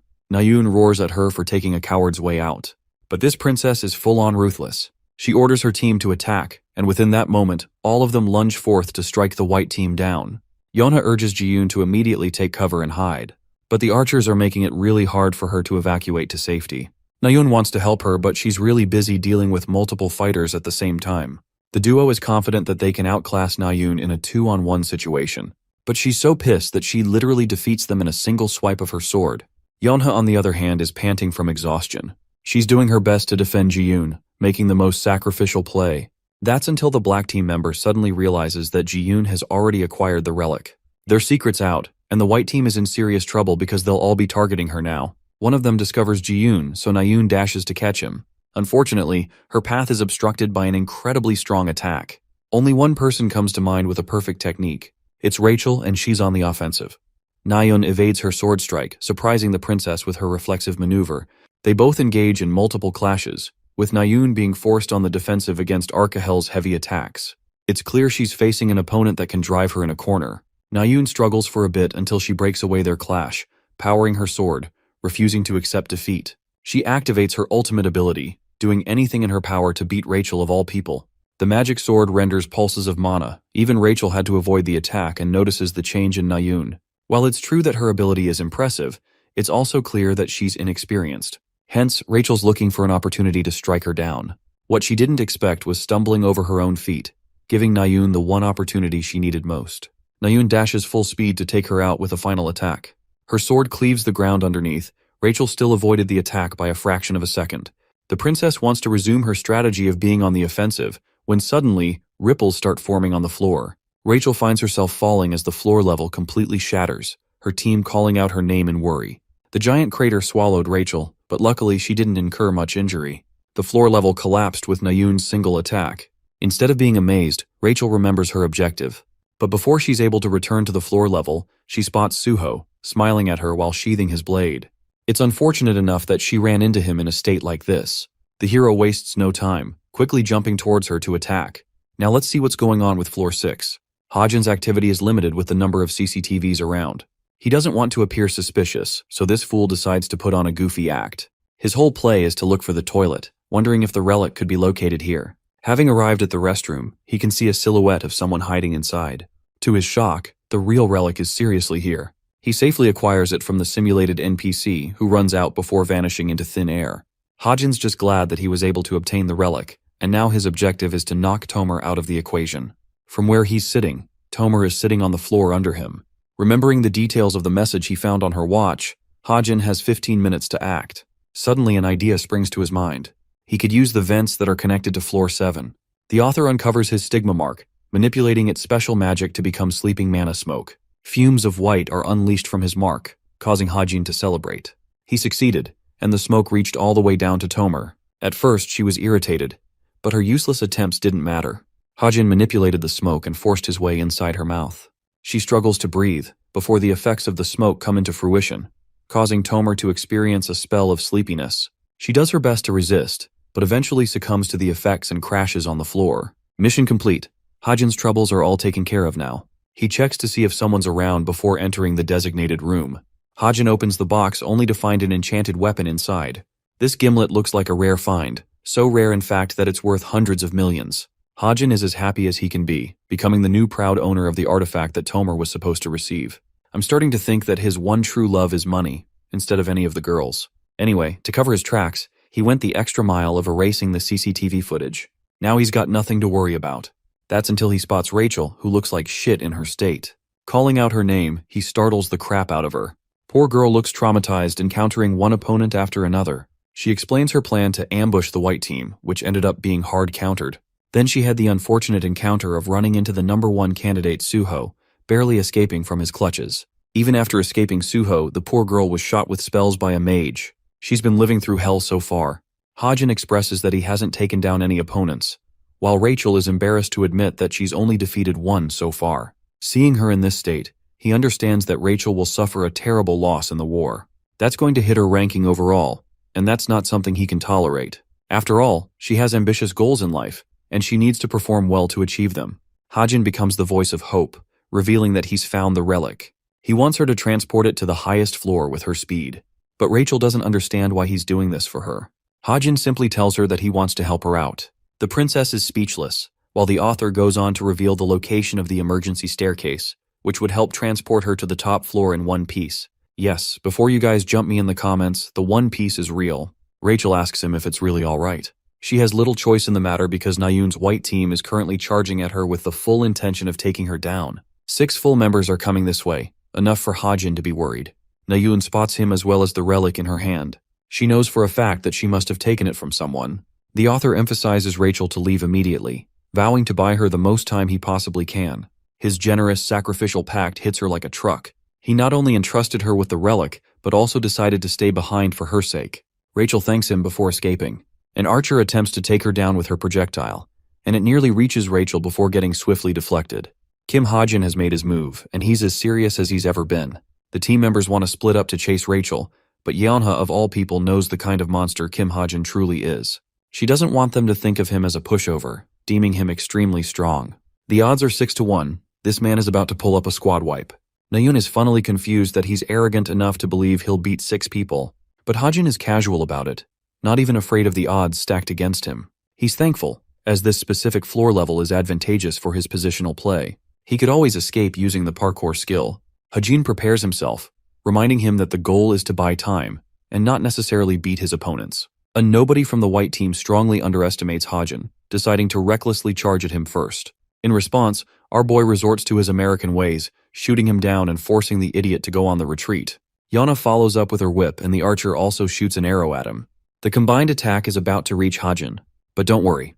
Our glorious king is like, come catch this smoke. He activates bullet time, dodging the whip and then shooting his bullet to deflect the arrow. The deflected arrow comes flying back full speed at the clown who rushed ahead. Bro gets headshotted and gets knocked out. Even Hajin is a little stunned because that was way too powerful. It left a crater in this dude's forehead. While he's lashing out against his team, unfortunately his health bar reaches 0 and he receives instant disqualification. Anyway, Yana's all the more certain now that they can't underestimate this guy at all. She thinks Sherlock Holmes over here calculated the exact angle for the deflection, which is not at all what happened. Poor girl doesn't know about his bullet time ability. Back to Rachel. She's out here fighting the stairs, and in her present condition, the stairs are probably her toughest opponent yet. Girl is internally conflicted about the rumor, and if it bears any meaning. She once thought of it as a malicious rumor, but with his actions, nothing makes sense anymore. Fast forward to her reaching the top floor and reuniting with her team, she shows them the stolen relic. The team is really happy that their captain returned with the relic. But Rachel feels bad. The credit wasn't supposed to go to her but rather Hajin. Unfortunately, the princess didn't have any choice in the matter. Her family is relying on her progress inside the cube, and the same goes for her future with the Imperial Guild. Rachel sacrificed everything for her goals, but she's not ready to back down and leave Hajin on his own. She gathers the team, ordering them to regroup and assist someone in floor 6. Funnily enough, when they do arrive on floor 6, only the defeated bodies of the players are squirming around. Their help was unneeded. Even Rachel's team is confused. She wonders what happened, and can't believe that Hajin single-handedly fought 6 people at a time. She tries to look for him, but instead of him, she finds Jonghak casually approaching them. It was only a while ago at level 5 when Suho faced off against Jonghak. Their fight began with some witty banter coming from Jonghak, who threatened the hero to escape. But the brave and righteous Suho stood defiant, choosing to fight this battle head-on. Jonghak was prepared to mop the floor with Suho, who excitedly made the first advance to test Jonghak's resolve. Their weapons clashed, with Suho emphasizing that he won't be holding anything back, only for his rival to retort that he better not put up a pathetic performance. Jonghak thrust his spear which slashed Suho's uniform. The spearman thought that he'd found an opening. But alas, his attempts were futile as the attack went straight to the ground. He can dodge quite well, but Jonghak is struggling with pulling out his weapon. It's stuck, making him look like a damn rookie. Suho uses this opportunity to kick his opponent, which Jonghak blocks. Still, it's his clear defeat with Suho emerging victorious. However, stubborn as he is, Jonghak refused to give up and unleashed the brunt of his powers into the ground. Suho quickly lost track of him as he escaped out of the place. And that's how this guy prevents himself from getting defeated. He wants to settle the score with Suho at a later time. In the present scene, he's found Rachel, but thankfully they're both in the same team. To act like the tough guy, he confirms having beaten all the guys here. Let's time out for a second and see what happened. Jonghak escaped Suho's wrath after being beaten, then he saw Nayun and Yonha fighting someone incredibly fast. He tried to help out by launching a surprise attack, immediately taking down 2 cadets from the white team. Basically, he finished off Hajin's opponents, but it is indeed true that he beat them. But Rachel for some reason is upset. He's happy to lead the black team now that he's around. Hearing that, Rachel chooses to separate from the team instead of sticking along. They want her to come, but she's too adamant about her position. Rachel draws away from the group, internalizing that she despises those who steal credit from others. This means she is under the assumption Hajin beat all those guys on his own. Poor Jonghak ended up appearing as the bad guy for no reason. With that, the black team managed to steal 2 more relics. Rachel did her own part, contributing and picking off the white team one by one. This allowed them both to achieve what they set out for. As for the white team, Suho's leadership remained strong. They were able to safely transport 5 relics overall. Finally, Hajin somehow managed to survive the skirmish of having 6 people fighting him. He managed to survive in his own way by hiding for the remainder of the competition. But for some reason, he seems to be forgetting something. That something is actually a someone that he forgot about. It's Tomer, who is only just waking up from her long nap. She remembers her mission until she realizes that it's 3 p.m. At first, she thinks her watch is glitching. But then, the time matches up exactly with the cadet watch as well. Tomer is still unaccepting of reality until she receives the confirmation message from the school. The relic war concluded with the white team's victory. A wave of horror succumbs Tomer. She comes outside only to find pitch black in the floor level. There's no one around, the site has been closed. She's the only one here. Ever since she arrived, she has achieved 0 progress in completing her mission. If you ever feel like you're having a bad day, just remind yourself of how shitty Tomer must feel. The cadets are resting, while the instructor is going crazy questioning where the hell is Tomer hiding. He wants to announce the result. The black team retrieved 3 relics. The 2 MVPs were Rachel and Jonghak. The white team's MVPs were Nayun and Suho with 5 relics. Decisively, the white team won. Nayun found herself extremely annoyed despite their victory. She really wanted to beat Rachel, and then she couldn't even beat Hajin despite the numbers being stacked against him. And then there's the damn rumor Ji-yoon told her about. Reading her like an open book, Yeonha comes around and asks if she's still upset about the rumor. Nayun is startled, while Yeonha eggs her on, stating that she might just lose him at this rate. Nayun acts like she doesn't care, but Yeonha knows she's seriously bothered. While it's true that Yeonha doesn't believe in the rumors, she thinks it's possible Hajin only joined Rachel's side because of Nayun's continued resistance. In response, Nayun silently replies that she doesn't want to aim for him if he's easily swayed like that. In the mood to cause trouble, Yeonha giggles before offering Nayun a dilemma between Suho and Hajin. It causes her to act up in the typical tsundere style. Meanwhile, Jonghak joins them. He likes Nayun while Yeonha likes him. This really is a dysfunctional friend group, my god. Jonghak doesn't really care about losing since he was branded the MVP of the team. He also thinks it's logical they lost because Nayun was on the opposite team. Receiving that compliment, she's back to normal. It's very easy to sway Nayun. The trick is to brush up her ego. Meanwhile, Tomer is out here getting her ass scolded.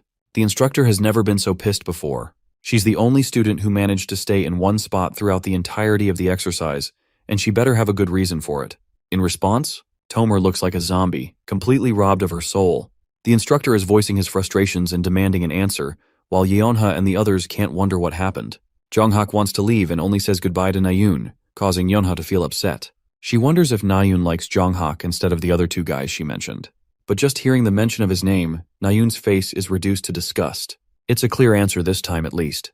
Yeonha expresses how envious she is of Nayun's position. In her mind, she feels sad that Nayun openly has the option to choose from 3 love interests, while she herself doesn't have anyone in her position. Okay, that actually made me feel sad. Then again, Jonghak is red flag, and as smart as Yeonha is, she's thinking out of her ass for choosing him. The practical training of the midterms came to an end with the conclusion of the Relic War. Returning to his dorm, Hajin is reduced to jelly. The author never intended to write the Relic War in detail, so he was afraid something unusual would happen. He lucked out regardless, but his tiredness makes him wonder if he should have disqualified himself early on. Evangel, like a beaming ball of a light, immediately recharges him with her contagious energy. He carries her and finds himself shocked to see her various spirit animals. He allowed her to keep as many as she desired, so long as they couldn't escape outside. Evangel quickly scans his body before asking about the food. This is a real oh shit moment for the author, because he completely forgot about bringing her some. Evangel makes the cutest freaking face. She's devastated that he didn't bring anything. There, he immediately orders fried chicken and pizza. The order's cleared and so are his worries. Hajin was so wrapped up in his troubles he totally forgot about his stocks. He's really scared of what became of the 1.5 billion amount he invested. To his absolute amazement, their value increased over tenfold, becoming a whopping 13 billion in amount. The dude is even richer than before. While he could wait a while for them to go up even more, Hajin doesn't want to risk it. Right now, he's got so much money in his pockets that he doesn't have to worry about a thing for the rest of his life. Now that's a man's dream right there. Regardless, the happiness lasts for only a few moments, until he remembers that this amount that he collected with so much joy will inevitably disappear back in the real world. Let's head over to the Geronimo mercenaries office, which means the Chameleon Troop's office. Jane is working out some missions to assign to the trainee. A requirement is always involved with a test mission for joining their group. The target in question has killed many people, so he's a bad guy that deserves to die. Deeming him to be a great fit, she informs the captain. The request involves the Italian mafia, a guy who is suspected to be a demonic human. Receiving those details, the captain is satisfied. Jane is curious if Hajin reached out to her after their last encounter. The captain confirms that he's already signed his approval. Curious, Jane asks about the details. The captain reveals that he mentioned contacting her when the time is right. Long story short, dude hasn't hit them up ever since. A whole 2 weeks have passed. The captain thinks he should be contacting them very soon, so she wants Jane to sign him up for the mission. The call ends, giving Jane a headache. She really can't tell why their captain is so clueless when it comes to normal things. Still, she executes her request and approves Hajin for the mission. In the next scene, we see Hajin walking past the female dormitories for the first time ever. There, he notes a familiar person. It's actually Rachel with her hair tied up. He learns that she's heading to the library for preparation for the finals. As for the author himself, he's got some business of his own. The one thing different about Rachel is her disorientated state. She looks exhausted, and there's so much time until the finals. It makes him wonder if she's studying too hard, likely because our boy is the top student in theory class, and she just so happens to be his runner-up. In any case, Hajin inquires why Rachel is avoiding him with the study questions lately. She flinches for a moment and forms an excuse, but in reality, it's actually because Rachel is trying to avoid him. He still assures her that he'll be there to help with any questions she's having trouble with. Rachel appreciates him and quickly scoots away at the speed of lightning. Our boy is lost in thought, curious to know if she was in a rush to study. Hajin finds Yeonha to discuss a bunch of things. It seems that he's the one who called her out today. Hajin reveals his knowledge about her pharmaceutical company in the works, which makes Yeonha shudder for a moment. Hesitating, she thinks it's only natural for him to come to know about it since her closest friends do as well. It's been a couple of months, but that doesn't matter. All she cares about is why he's interested. Tossing her a package, Hajin waits for her to take notice. Yeonha is astonished at the sight of a 5-year-old ginseng, a precious little token of luck that our boy discovered on the mountain. He was deep in thought, wondering how to make use of the ginseng. Since he already had plenty of money, he decided it would be better to convert it into an elixir. That's what he thought, at least. But his stigma magic failed to execute his request. With that approach shut down, he widened his search to find someone with connections and the ability to create elixir. That's how he judged Yeonha to be the right person for the job. She's in a state of shock that he just gave her something so valuable like that. The author tells her that she's allowed to use it for research purposes, and then repay him in the long run with an elixir. Normally, it's extremely hard to discover mountain ginseng. The fact that Hajin got his hands on one has her completely speechless. He asks if she can follow up with his request, which of course is an easy one. Beaming with happiness, she assures him that she'll return his favor with interest. Of course, Hajin only predicted that. It's an offer she couldn't refuse. The thing about her upcoming company is that it's literally supposed to soar its way to the skies in the future. However, that's going to take about a decade to fully come into effect. Yeonha receives a sudden message and requests Hajin to wait for a moment. Her serious-looking expression makes him wonder about the person on the other side of the phone. Being the cheeky little stalker, he activates his senses to listen to the conversation. In a shocking turn of events, Hajin learns that the purpose of the call is to update Yeonha regarding Chae Jin-yoon's condition. According to some rumors, his damn fingers moved. This news probably seems like a good thing to any person except for the author, who knows what's coming. Yeonha ends the call, and Hajin outright asks her about the details. But she puts up an excuse and doesn't tell him the details. To Yeonha's surprise, the current expression on Hajin's face is full of horror, despair, and disappointment. He turns away in a sudden motion to leave. Returning to his room, the first thing this man does is activate his Book of Truth. He gets to the point and asks about Jin-yoon's progress as a devil. Unfortunately, he doesn't have enough mana to conjure the full details of that. So he asks a second question, rephrasing it and spending stigma magic on it. You guys might be expecting him to be at 50% or something. And I believe Hajin thought of that too. But when he sees that Jin-yoon's 90% of the way there, he feels worried. He knows that the devil seed from the original story didn't fully emerge for a full 5 years. And it's already been 4 years at this point of the story. Based on that, he may not have more than 6 months to finish the job. I really feel bad for him, guys. Show some love for him in the comments. At this moment, he stares at the message from Xiaoping, the alias of the captain. She reached out to him first because he was delaying it. Gripping his head, Hajin struggles to declare his intentions for the winter to come. Before the season transitions to spring, he has made up his mind to kill Chae Jin-yoon for good. By the end of his monologue, we get a perspective of the unconscious Jin-yoon, his pulse rising, and his fingers moving. This moment perfectly sets the tone for the next part of the story to come. Let's take it easy and return to class.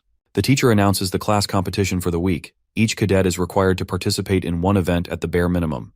A lot of them are riddled in thought, wondering what competition they should join. Let's explore the intricacies of the class competition. Don't have to go full Sherlock on this one. It's just one class fighting against one another. There are various events to compete in, and they are all to simulate actual combat abilities. They've got all sorts of categories for the event. In a formal class, Hajin would be interested in fighting for the most part. However, this is Cube, and for cadets, things don't really make a difference. It's just everyday work. The author learns that Rachel is doing quiz class, but the instructor roars at her, stating that too many cadets are already participating in quiz, so she should switch up. Hajin is at a loss because only 2 categories remain. They're both singing and archery. It's the perfect thing for our boy, who eyes down Nayoon to see her reaction. She doesn't want any part with the event, so he's good to do it instead. Hajin signs up for it in her place and then glances at Tomer. Recently she made a request, and the agency only approved it after a long while. She wonders if the truth agency is reliable at all. Tomer is pissed. Everything she's done so far has gone up in flames, but she's still adamant about her goals.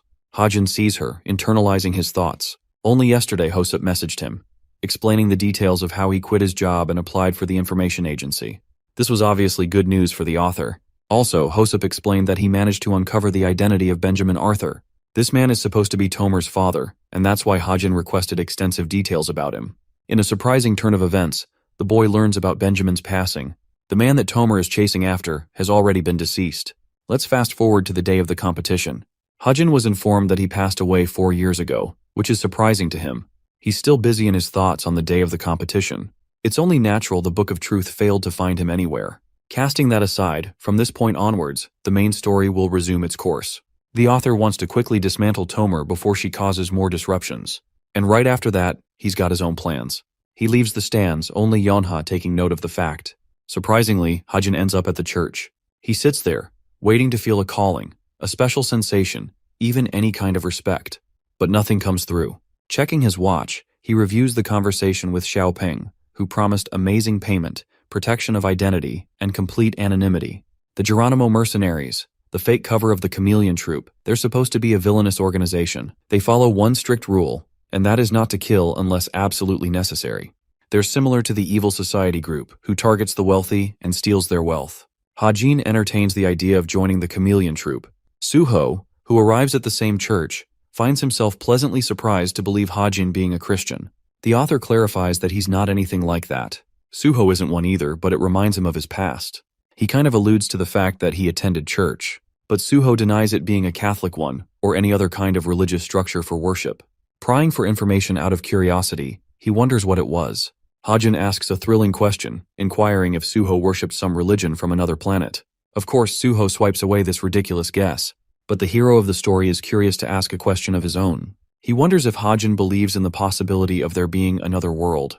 Giving it some thought, the author reasons that the outcall event occurred over 50 years into the past. Just recalling the events of the world in Anno Domini or AD, monsters didn't ever exist for about 2,000 years. The fact that monsters began invading Earth out of the blue, way into the future, seems off-putting. Enough for Hajin to entertain the possibility of their arrival from another world. The author pairs his thoughts with one of the popular theories that their professors like to think about. Suho is surprised to learn that. Hajin goes on to say that it sounds absurd, but it's possible, and he believes it strongly. Like a good friend entertaining another's honest thoughts, Suho smiles and agrees. Turns out, Kim Suho is an isekai protagonist who arrived into this world at a young age, obtaining a new family and life to go along. Unknowingly, he can relate to Hajin's thoughts, and it's also why the author mentioned religion from another world. Still, Hajin thinks that the difference between the hero and the writer is that one of them won't ever have to worry about being lonely. He gets up to leave, but Suho wants to stay for a while. Also, Hajin wants to recommend him to an agent, and of course, it's the one guy that just so happens to be his real agent in the actual story.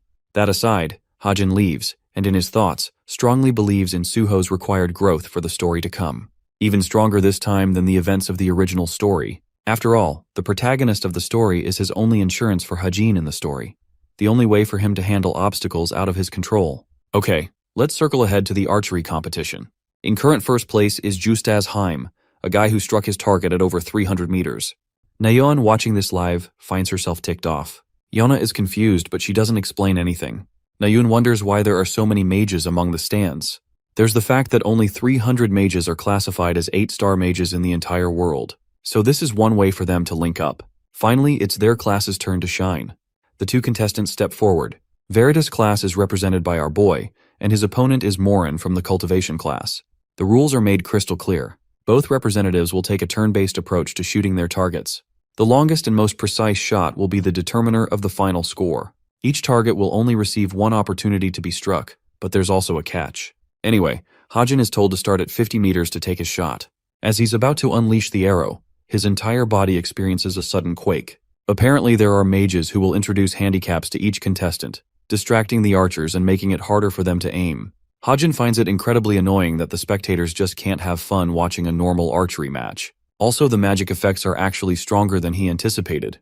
The perspective shifts to Archduchess Ahine, a scarlet-haired 8-star mage with immense magic capabilities. She may look young and beautiful, but fighting against Hajin is actually her nephew. She thinks of Hajin as nothing more than average-looking and unimpressive. My man is being dissed on top of the magic effects he has to endure. She notices that his form with the bow seems intriguing, and intends to start messing around from the 350-meter range, believing that no one will be able to cross that to begin with. The assistant mage is having a hard time with her, but agrees that it's more of an event and not a test, so the cadets should be honored to be in her presence alone. Anyway, the author manages to strike his targets all the way up to 300 meters.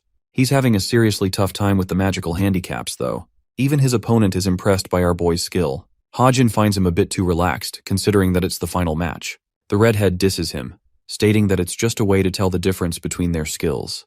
This low jab irritates the heck out of our boy, who only asked a simple question. Hajin goes on to bluntly state that his aunt, the 8-star mage herself, is intentionally hindering him in this match. The stupid redhead calls his excuse as a bunch of bullshit, when in reality, our boy suffered various effects. Bro was even frozen shut at one point. Both contestants have managed to break the previous records of archery. But from the 350-meter distance, the speed of the target will increase immensely, and even their position will change. Morin's given the chance to shoot on his turn. The author knows that he's dearly loved by Ahine, but he certainly wasn't expecting her to bend the rules just to make him win. Well, surprisingly enough, Morin experiences sheer horror as plants erupt on his side of the field. It's just a child's play spell for an 8-star mage, but these plants seem to be so kind in comparison to what Hajin faced. Regardless, Morin is scared shitless and releases the arrow prematurely, missing the fast-moving target. He's horrified to find himself in this position, while Hajin returns the jab by reminding him how archery is all about being calm. Even his aunt is extremely disappointed by his mess-up. She thinks it won't pose a problem since the other boy will also fail, and that will result in a draw, or that is what she thinks. Kim Hajin steps up and the same condition is applied for him. Only this time, these plant fuckers look way more menacing than what Moran had faced. It's like unlocking the boss monster before and after defeating him. Anyway, he doesn't care much about how they look. All he has to focus on is hitting his target. Initially, he didn't plan to take this competition seriously, but Hajin has now decided to use one of his core abilities. Bullet time. Time stops momentarily, stopping the flow of the moving target. The only obstacle being, a vine is placed directly in front of the target, which means even a perfect shot won't be able to hit the bullseye.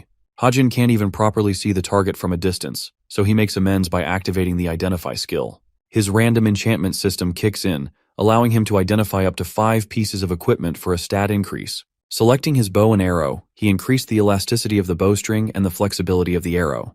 With both enhancements finished, he releases the shot, which beautifully swerves across the vines, bending all the way to meet the perfect target.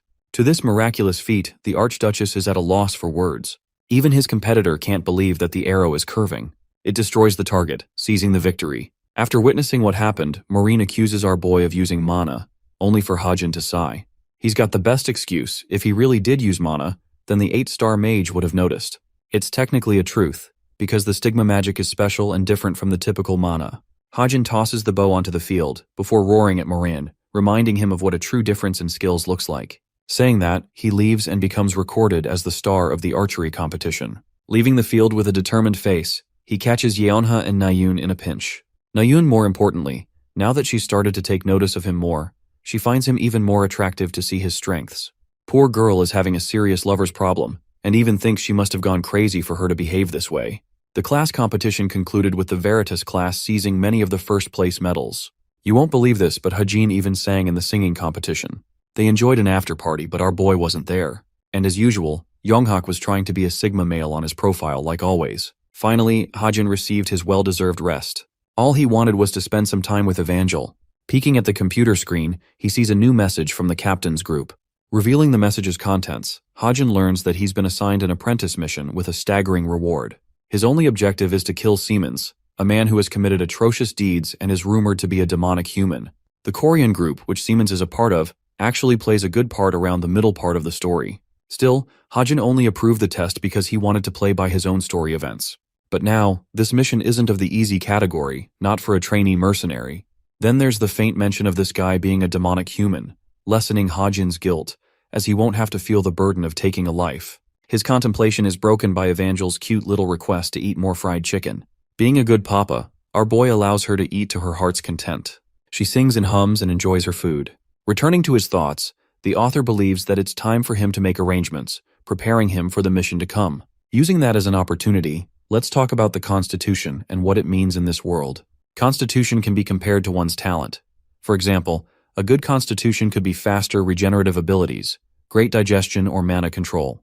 They're the talents of the body, kind of like how some people are genetically better at some things. The constitution that he's written for himself is an intriguing one. Hajin's body can't use mana, an extremely unique authority. There's a difference though. His body does possess mana, he just can't discharge it. And the benefit of it is, it will boost his overall physical stats and vitality points. Bro must be feeling like Toji with how he's restricted to using his mana. But at the same time, the effects of vitality and strength are good rewards for it. It may seem like it's a curse of some kind, but for Hajin, who doesn't even have the regular mana, he doesn't experience a typical loss from it. Also, the skill would prevent him from an instant death in case he encounters one. So he makes the transaction without a second thought. Within an instant, his luck stat also kicks in, boosting the process. The curse turns into a blessing, and his new modified constitution allows him to maintain the boosted stats permanently over time. Even though only a minuscule amount will increase his stats, it's better than nothing. Hajin celebrates in excitement, while his daughter has to remind him to respect their food. Next up, he went to receive the bracelet from the 4-star mage, its enchantment also complete. He thinks the investment was worth it, as now, the relic allows him significant damage absorption capabilities, converting the damage into the mana, later to be used again. Recalling his conversation with the mage, he learned that he can only use the second skill, enchanted magic power, only once, so it's best that he uses it in a life-threatening situation. Of course, not even that mage knew about the bracelet's first effect, the recharging ability that replenishes its function. Hajin also thinks the dude has matured from their first interaction. He was a complete douchebag the first time. As he's busy in thought, the author is approached by his agent, Soo-hyuk. They've come together for a meeting. Soo-hyuk shows him the new office, looking better than ever. The company has 11 employees already, and spots for hunter contracts. Yana invested money for their office. Finally, ladies and gentlemen, let me introduce you to the main female lead of this story, a badass bike. It's just like Hajin requested it. Augusta Vigilante has been modified with magic power, and even has the capacity to go faster with imbued mana. It's expensive for a reason after all. He thanks Soo-hyuk for acquiring the premium vehicle. The agent is startled when he sees a small puppy pop out of Hajin's bag. She looks like the most adorable puppy in existence, swooning Soo-hyuk instantly. Of course, keeping pets is completely opposite to Hajin's personality, but it was the only way he could bring Evangel out. Soo-hyuk gets an important call and decides to leave early. The author is fine with that and sees him off. Sleepy Evangel yawns, while he turns his attention to Augusta, the baddest bitch around.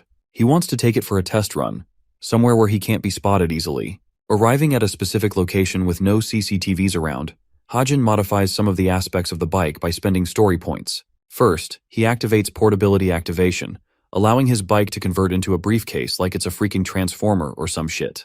The briefcase weighs well over 20 kilograms, which is pretty heavy but still convenient enough to carry. Then he turns to the puppy, thanking Evangel for behaving well.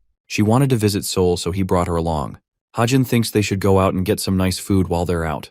Around the same location, Yunha is walking by when she runs into her mother. Honestly, her mother just looks like a copy-paste of herself with wrinkles. She reminds her daughter of the wealth and power she will possess one day. Yunha replies that she's already planned multiple ways to make use of her strengths. Her mother is really proud of her, and finds her husband a fool for not knowing how to correctly invest. Yunha takes it easy and lightly chats.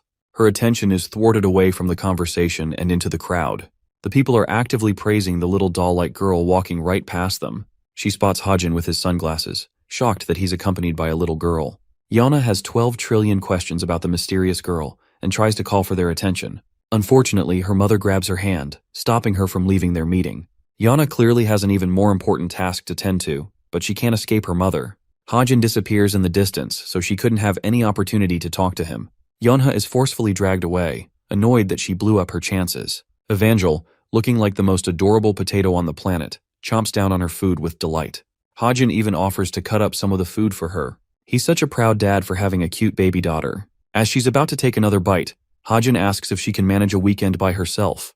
This immediately makes her stop, as she looks at him speechless, a face full of despair and sadness. She's seconds away from crying, so Hajin flinches and acts immediately, offering to buy her toys and anything she likes. The little girl accepts his words, still feeling sadder than ever. She looks depressed and Hajin feels bad for killing the mood. That's until they're presented with a glorious tomahawk, revitalizing her enthusiasm. She requests him to cut it up immediately. After the food, they go on a toy shopping tour. The little girl wants to buy puzzles and Legos, but she stops seeing an actual cat. The little odd-eyed creature is an unexpected sight for them. Evangel grabs his arm, requesting to play with the little furball. She's already decided Whitey as its name. It nibbles on Hajin's fingers in a playful manner. There's no trouble with him taking in a house cat with the new space he's acquired. As for Evangel, he's worried that Whitey over here might end up fighting her spirit animals, but she intends to make sure they all live in harmony. Hajin extends his pinky finger, helping her make a promise with him. This is so cute. Or that's what everyone thinks before they take in their first cat. Right after Evangel took Whitey in, she ruined her stuffies. It was time for Hajin to leave as planned, and he wanted Evangel to play with Whitey during the time being. She's so busy with her new pet that she doesn't even regard Hajin's presence. But this is assuring for him, because he's got someone else to take care of her in his absence. Fast-forwarding ahead, Hajin arrives in Turin with a fake passport. He was panicking at first, but his cleared verification only proves the skills of the chameleon troupe in forgery and fraud. Eyeing around the place, he finds it rather enticing. It's Italy after all, and specifically in the author's version of the story, Italy was modified to fit the narrative. It's actually related to the mafia's effects, as they're different from being a criminal organization, like they're usually depicted. They actually help the government during monster invasions, and have created a guild of their own, allowing them to operate conspicuously and in secret. They're an independent organization for the time being. The Korean group is actually the toughest among the mafias, and Hajin, a new mercenary, is supposed to kill one of their members. It's certainly no easy task. He wonders if this request was issued from one of the internal members of the mafia. Hajin panics when he hears the captain's voice, who had been waiting for his arrival. She's also dazzled to see his case turning into a damn bike, which I bet is as impressive as Tony Stark's portable Iron Man briefcase suit. He learns that she won't be assisting him on this mission at all.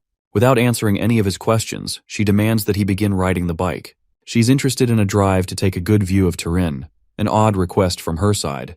Switching perspectives back to the academy, Nayun's exhausted after her daily training with Suho. She wonders why Yona isn't bothering to train at all. This girl still can't forget the thought of Hajin walking with a little kid. At first she assumes it's his daughter, but that's highly unlikely.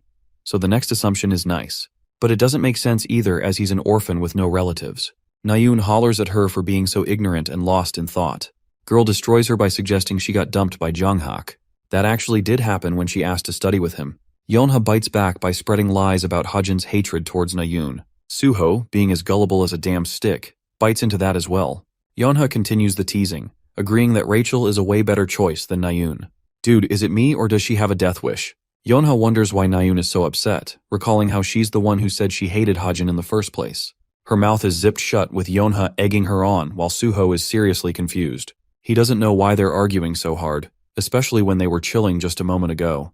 That interaction aside, the captain rides with Hajin. They honestly look so cool in this shot. The author is a little bummed out by her request, until she provides him with important information about a society gathering. It's a clear hint. The location of the gathering will be at Liaron Mansion, and his target is the host of this gathering.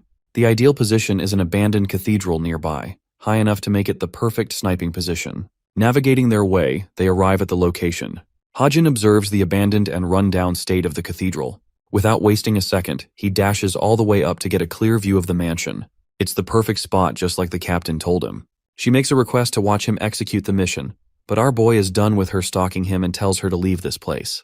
Imagine being the captain and your own trainee rejects you. She decided to leave, still annoyed that he said that. With her gone, Hajin activates his ocular skill, assessing the ideal distance for him to take the shot without being detected. Judging that he's only got a minute to make his escape, Hajin learns that there's a protective but weak barrier around the mansion. He wants to make his preparations before the event kicks in. Activating his stigma magic, our boy whips out his glorious rifle. Then he uses the identification skill, modifying its stats. Unfortunately, luck wasn't on his side as much, so it didn't boost the stats immensely. Regardless, he intends to use the stigma magic to buff his bullets. He's also made sure the bullet will oxidize right after the assassination, leaving no traces of evidence. Long story short, he's got nothing to worry about. Hajin declares his intentions of killing this man in one shot, his fingers hesitating at the thought of taking a life. Jumbled thoughts come crashing down his mind. He knows that his target could very well be a human, as his identity as a demonic human wasn't even confirmed. In the case that Siemens isn't a demonic human, Hajin questions if his actions will brand him as a murderer. It's a deep, dark, and unsettling feeling for him. He understands that in his own novel, the world is full of characters and nothing more. But right now, they feel less fictional and more real than ever. Thoughts of his original life with his parents resurface for a moment. Hajin confirms that the people of this world feel just as real. He's going to spend a decade in this world at the bare minimum, even longer. That's why he wants to make himself used to these types of situations. Despite his characters appearing human-like and real, he deludes himself, persuading his mind to believe that they're nothing more than a bunch of characters in a novel. With that sickening justification, the bullet cuts through the skies at last. A headshot, immediately killing Siemens and leaving the rest of his assistants in jeopardy. The captain is there to witness the scene, remarking that demonic humans never bleed blood. Ladies and gentlemen, your boy has officially become a murderer. After mission completion, he sits all by himself. The captain approaches him. She was able to track him down. For some reason, she's always capable of doing that. She applauds him for his mission performance, but seeing his quivering hand, the captain understands that it must have taken a toll on his mind.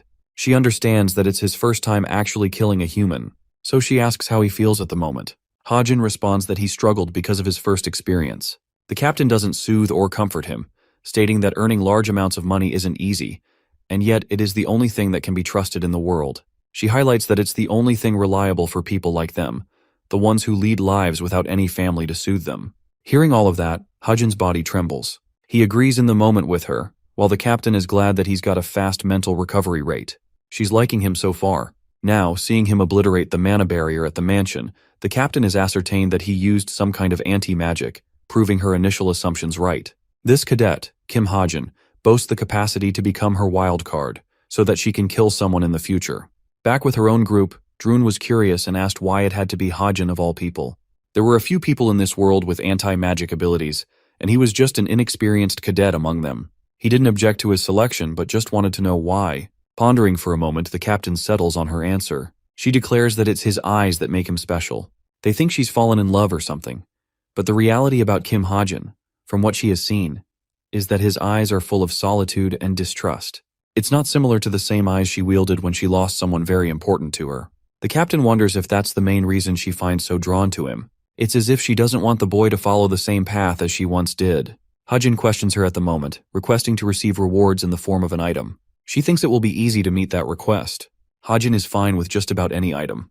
He's actually an excellent manipulator, making use of the captain's weaknesses here. She only has expensive items but doesn't get how valuable they are. That's why there's a chance he'll end up with a more expensive item than planned. The captain concludes that it's a good celebration gift for his recruitment. Our boy cuts her off, shocking her when he admits that he hasn't actually agreed to join them just yet. He believes it's much too early to make that decision so soon. The captain finds it irritating. He's always so unpredictable and hard to read.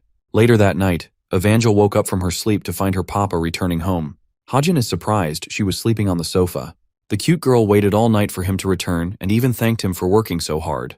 Get you a supporter in life like Evangel, she's the best.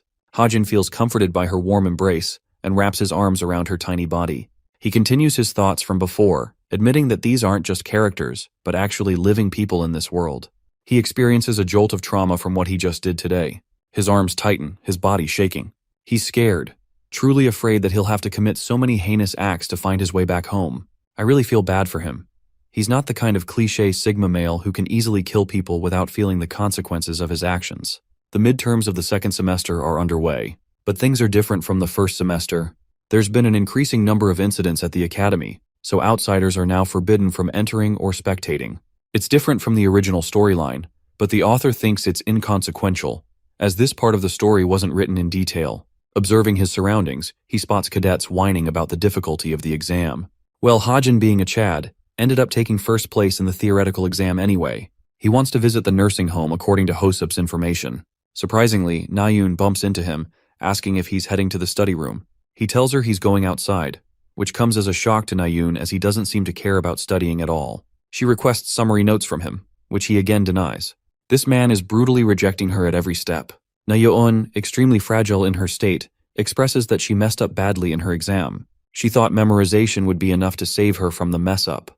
Like a helpless child, Nayun begs him.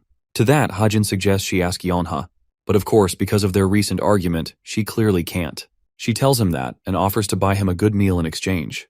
But our boy is already gone. This dude disappeared faster than Batman's parents in his life. Nayun roars his name in defeat. Attending his real purpose for the day, the author arrives at the nursing home. He knocks and finds an elderly woman greeting his name from the get-go. It comes as an utter shock to him. After a moment of silence, it all clicks. His identity as Kim Chundong, the extra character that he hijacked, was here. Chundong was warm and had relationships of his own, and this woman just so happens to be one of them. Hajin pretends to know her well and takes a look around the nursing home. He spots a bunch of patients but doesn't know a thing about them. The woman asks what he's come here for. Hajin doesn't say much and briefly mentions Agus's name. She knows him and recalls how he used to talk to him. Yet another surprise, Chundong shared a connection with Fernand. Of course, this is an altered part of the story added by the co-author. Thankfully, it's not as hectic as other times. The woman goes in deep in thought, wondering if the man left anything behind. Coincidentally, both of them mention the word letter at the same time. Hajin is glad that this part is the same. The lady is confused, but he wants to see the letter immediately. He has no idea about Chundong's actual personality, but it's clear from the reactions of the people that built good relationships with people. Taking off her glasses, the lady thinks it's only natural for Fernand to leave something behind for him. Chundong never discriminated against anyone and comfortably spoke to people. She tells him to visit the Seoho Memorial Park. The letter is parked in his remains. Hajin arrives at the park and gets to experience something that he didn't in his previous life. Locating the correct row, he spots the envelope. It's the letter left by Fernand. The author tries to reach for it before coming to a halt. The thing is, he's aware of the contents inside, so he doesn't really have the need to open the letter at all. Well, not until Fernand's daughter Tomer gets the right to do it. However, he can't risk changes in the story because of the co-author, so he pops open the envelope, fearing the change in its contents. The scene ends with Hajin glaring at the letter. Shifting to Yona's perspective, she's surprised to learn that Hajin took part in volunteering work at multiple orphanages. It comes as a shock to her, and she wonders if that's part of the reason he goes out so often. She knew about negative rumors circulating around him, but in reality, he seems so kind. A boy who grew up in an orphanage and joined the military academy. His life story was so twisted and twisted. In his place, she would have tossed aside his past, but she believes he is governed by it. And perhaps he's reaching out to others to find more information. There's the fact that he never uses his powers for attention, and only uses them when others are endangered. Yonha respects him deeply, remarking him as an incredible person overall. She wants her agents to look more into his background. They address the second subject, which is the assassination of Siemens. They've been tasked by the mafia to track down the killer from Karai. She had already intended to approach this group, so Yonha believes this is a great opportunity to reform connections. She learns about Hosup as their new recruit as well, who is doing incredible work. The scene ends with her reviewing her file, while Hajin stands still. The contents of the letter haven't changed, thankfully at least. He won't have to worry about the truth agency messing things up. Tomer receives a sudden message from the agency. her expression darkening at the mention of her father's sighting. In order to issue a proper report, they want her to transfer the payment. The instructor congratulates them for winding up the written exam. The cadets are granted relief to enjoy their days. While he's buying a drink, Nayoon spots Hajin, excited to ask how he'll spend his holidays. The casual boy replies that he's going to prepare for the practical exam, which comes as a shock to her since it's an entire week away. She rummages through her bag, realizing she should return him to the study guide. Hajin actually prepared one for her, even though it seemed like he completely vanished during their meetup. The guide helped her a ton. The funny thing is, it's not even his own. He just hacked Yeona's profile and acquired it from her hand. Nayoon wants to treat him with food since he helped her out. She suggests going to Hanjeonggak, a name that freezes him in place. This restaurant is of the finest quality in all of Korea, enough to make our boy's mouth salivate. He plays it chilly and rejects her up front, reflecting that he's got to make preparations for the main incident after his exams. He even tells her to go with Suho if she wants to. Nayoon interprets this as him being jealous, and faintly asks if that's what this is about. Bro immediately regrets saying that as he splashes his drink all over his mouth. Hajin is at a loss for words and wonders where that came from. Nayoon switches topics and expresses that she just wanted to treat him well for his help. Hajin walks away, stating that he's uninterested. As he's walking away, she attempts to lure him in by mentioning the free full-course meal he'll be getting. But unfortunately, there's nothing from his end. This girl is going straight to Delulu Island because she thinks Hajin only rejected once she brought up Suho's name, and she feels flustered going with him alone. On his way back, our boy is thinking of buying his daughter a bunch of snacks. Typical dad behavior. As he's walking along, he hears a familiar voice. It's Tomer speaking to her agent, who is incredibly upset by her mission performance. She also ended up losing the important artifact that they sent her. Our boy conveniently stole it, of course. Tomer begs her agent for money because she's running low, only to hear him roaring at her for the phenomenal fuck-ups she's been involved in lately.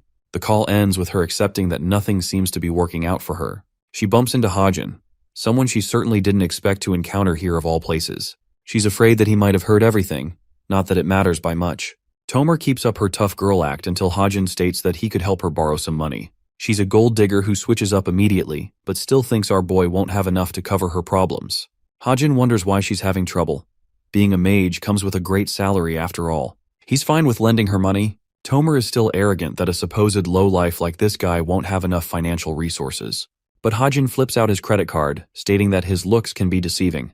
Bro is secretly worth 13 billion won. That's no joke for a cadet. In the second battleground, the first practical exam is taking place. Adopting rules from the individual battle of the first semester, this time the only difference is its team composition. For example, Rachel's team will be on the attacking side for the first day, while Yohei's team will focus on defense. Hajin points out the complicated terrain, but for him, it's the ideal environment to shoot his opponents down. Rachel lays down her orders. Hosung and her will be at the forefront, the rest of the team will play the support side. To her surprise, our boy's already quick on the move, adopting a position on high ground. Rachel is a little perplexed on what he's doing. He tells her to carry on with the rest of the team, as he's confident from up high. Understanding his goals, she leads the team ahead. Hajin's leaping from one branch to another, switching positions like an expert assassin. He's minding his own business when suddenly, he's attacked by another shooter. Hajin evades the shooter, realizing that the enemy team must also be nearby. And the person leading the advance from the defending team has to be someone important. In the wildest turn of events, Yohei from the enemy team is literally chilling. Bro sends Hajin into panic mode because he's practically begging to be gangbanged by Hajin's team here. He spots Rachel quickly on the move. Yohei is still as casual and carefree as ever, not feeling the need to lift a finger. The princess initiates her first strike, and from his inconvenient position, Yohei excellently counters her blade, surprising even the likes of Hajin. With Rachel on the back foot, Hosung advances forward to cover for her. His attack misses Yohei, but it leaves devastation in the area. Hajin sensed the fight to be difficult. It's a 2-on-1 situation, and yet, Yohei's not even being pushed back at the slightest. It makes him wonder about this guy's actual strength, and if he's always been this powerful. The rest of her team can't fathom how this guy is keeping up against a rank 3 cadet and a disadvantage in numbers. They assume it might be because of buff magic, but Hajin's already gotten a rough idea of what's going on. He's keeping up with the enemy on the front lines, and their shooter is covering for him in long range. The rest of the team consists of mages, and they're casting a ton of buffs on his body to boost his stats. At last, there are warriors protecting those mages as well. It's supposed to be a strategy focused on Yohei taking on everyone else. It seems like a good approach for the defending team. But you know how it goes, Hajin's got even more sinister plans. He leaps away to snatch a kill on one of the mages. Having flanked the team successfully, Hajin prepares to shoot them down. Unfortunately, he's noticed right away, and the team goes all in on attacking him. It makes him wonder if he's a shitty infiltrator for messing that one up. The warrior on the team talks big, but our boy doesn't have enough time for his yapping and responds with the trusty Glock. They're forced to defend, while the author maintains his pressure from a distance. The supporters on the enemy team are doing well so far, keeping their mages well hidden from the shooter. Hajin switches strategies and decides to make them vulnerable from the top. One of the warriors gets cocky and attempts to attack the shooter on his own. A big mistake, since it works in favor of Hajin, who uses the terrain to his advantage. Dodging his strikes, the shooter casually leaps away, even mocking his opponent. Since they can't catch him easily, the enemy team casts an iron fortress to strengthen their defenses. The protective barrier coats the entire space. Hajin has a new obstacle to deal with, and his not-so-friendly attacker is also on him. He leaps away doing parkour and flips from the top down. Bro is Peter Parker or some shit. He sees past the shields because he's Michael Jordan's long-lost son. Hajin carves an opening and shoots his shot. The feeling reaches all the way back to Yohei, who senses that one of the mages has been taken down with a headshot. Yohei is having serious issues since his powers will be nerfed to an extent. Hajin thinks the mages made the mistake of conserving mana, and it cost them in the long run. He receives slack from the enemy team for using cowardly tactics, even though it was just a great strategy to take care of Yohei. The current Yohei is in big trouble. He knows he's done. Bro is about to get sent home packing. He's out of stamina, and Tomer is obliterating the rest of the team using her magic. The team battle basically concluded with the author being a tree princess who could never be caught, acting like a pest for the enemy team. Rachel's team wiped the floor with Yohei. That concludes day 1, with the princess extremely satisfied. He spots her happy face. She turns to look at Hajin especially for contributing the most. He eliminated the mage, which allowed them to overturn the battle. Hozung grabbed him too, pointing out his great achievements. The team has wholeheartedly agreed that it was a solo carry executed by him. That's right, put respect on my boy's name. After the exam, Hajin finds his muscles sore as hell because of excessive parkour.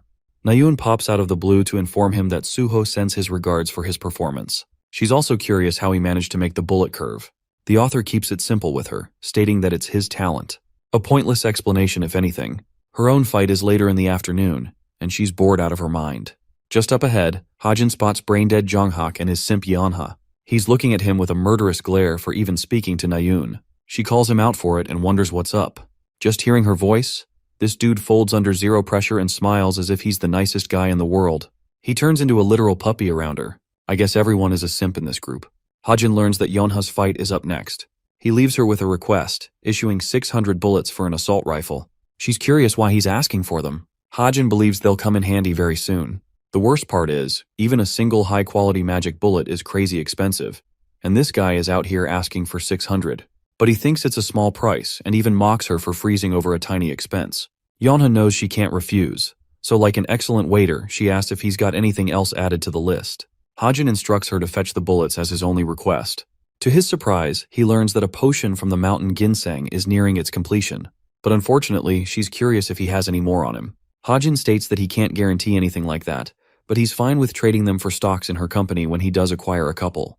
Yonha is delighted by this idea, while Nayun's having her little argument with Jonghak, who is pissed to see her hanging out with nobody. Yonha prefers Hajin to play deaf, stating that Jonghak has no idea about his truth. But our boy is a nonchalant king and doesn't give a crap about the dog. Aside from that, he's worried about the story taking a gradual shift. Jonghak's the descendant of a prime minister who served the king. If that wasn't enough, he's the grandson of Myung-chul, the great hero single-handedly responsible for saving Korea after the devastating outcall. It's clear that he feels prideful because of his background. Hajin returns home to his daughter. The marshmallow with limbs comes rushing to him with her sobbing little face. Guys, we need to string together every last penny and get this girl everything she wants. He asks Evangel what happened. Turns out it's a kitty problem as Whitey ended up scratching her. It's an incredibly small scratch. Now Hajin is an expert dad and knows that he must not show agitation in front of his child. Hence he carries her and asks for details. Evangel calls Whitey a menace even though she didn't do anything to hurt her. Also, Hajin recently discovered that this damn little cat has a grade 4 mana affinity. You can see his what the actual fuck expression because beasts with great mana affinity are overall superior in every way. They're so intelligent that they'd never attack without reason, until he comes across the reason behind it all. Cat treats scattered all over the place. Hajin strictly told Evangel to feed Whitey treats only once per day. All of a sudden, he realizes what the frick is going. Whitey is not the culprit. It's freaking Evangel. This girl was downing the cat treats like crazy. Hajin's reaction is funny as hell in this sequence. The little girl musters up an explanation, telling her papa that she was a victim of her curiosity. It's no reason that Whitey got upset with her actions. Suddenly, Hajin receives a text from Rachel. It's his birthday today, and she remembered it well. She even sent our boy a cake set as a gift to enjoy, even inviting him to a karaoke session after the exams. Checking the date, he realizes that it's in fact his birthday. Over to Nayun's side. She's out here scavenging the socials right after the test. Yeonha's posting is consistent, her team scored well. She's pretty close with her teammates, which gives Nayun a feeling that she should do the same. At the same time, she recalls how Yeonha hasn't spoken to her since their argument. Nayun was the one who exploded in her face, which makes her feel guilty. Nayun rolls around in frustration and confusion. Gripping her watch, she decides to be brave and likes Yeonha's post for now. Next up, she spots Jonghak, who is out here posing like a mafia villain. Typical teenage hotshot behavior. Finally, Nayun is stumped to see Suho posting a picture with Hajin, making him the spotlight of the post. Even Sunga has commented on the post, remarking on their brilliant performance in the exam. Nayun's fed up with doom scrolling and lazily checks her messages next. She's surprised to find Hajin's profile decorated in a birthday theme, kind of like Facebook. For a moment, she thinks buying him a cake set would be nice as a digital gift.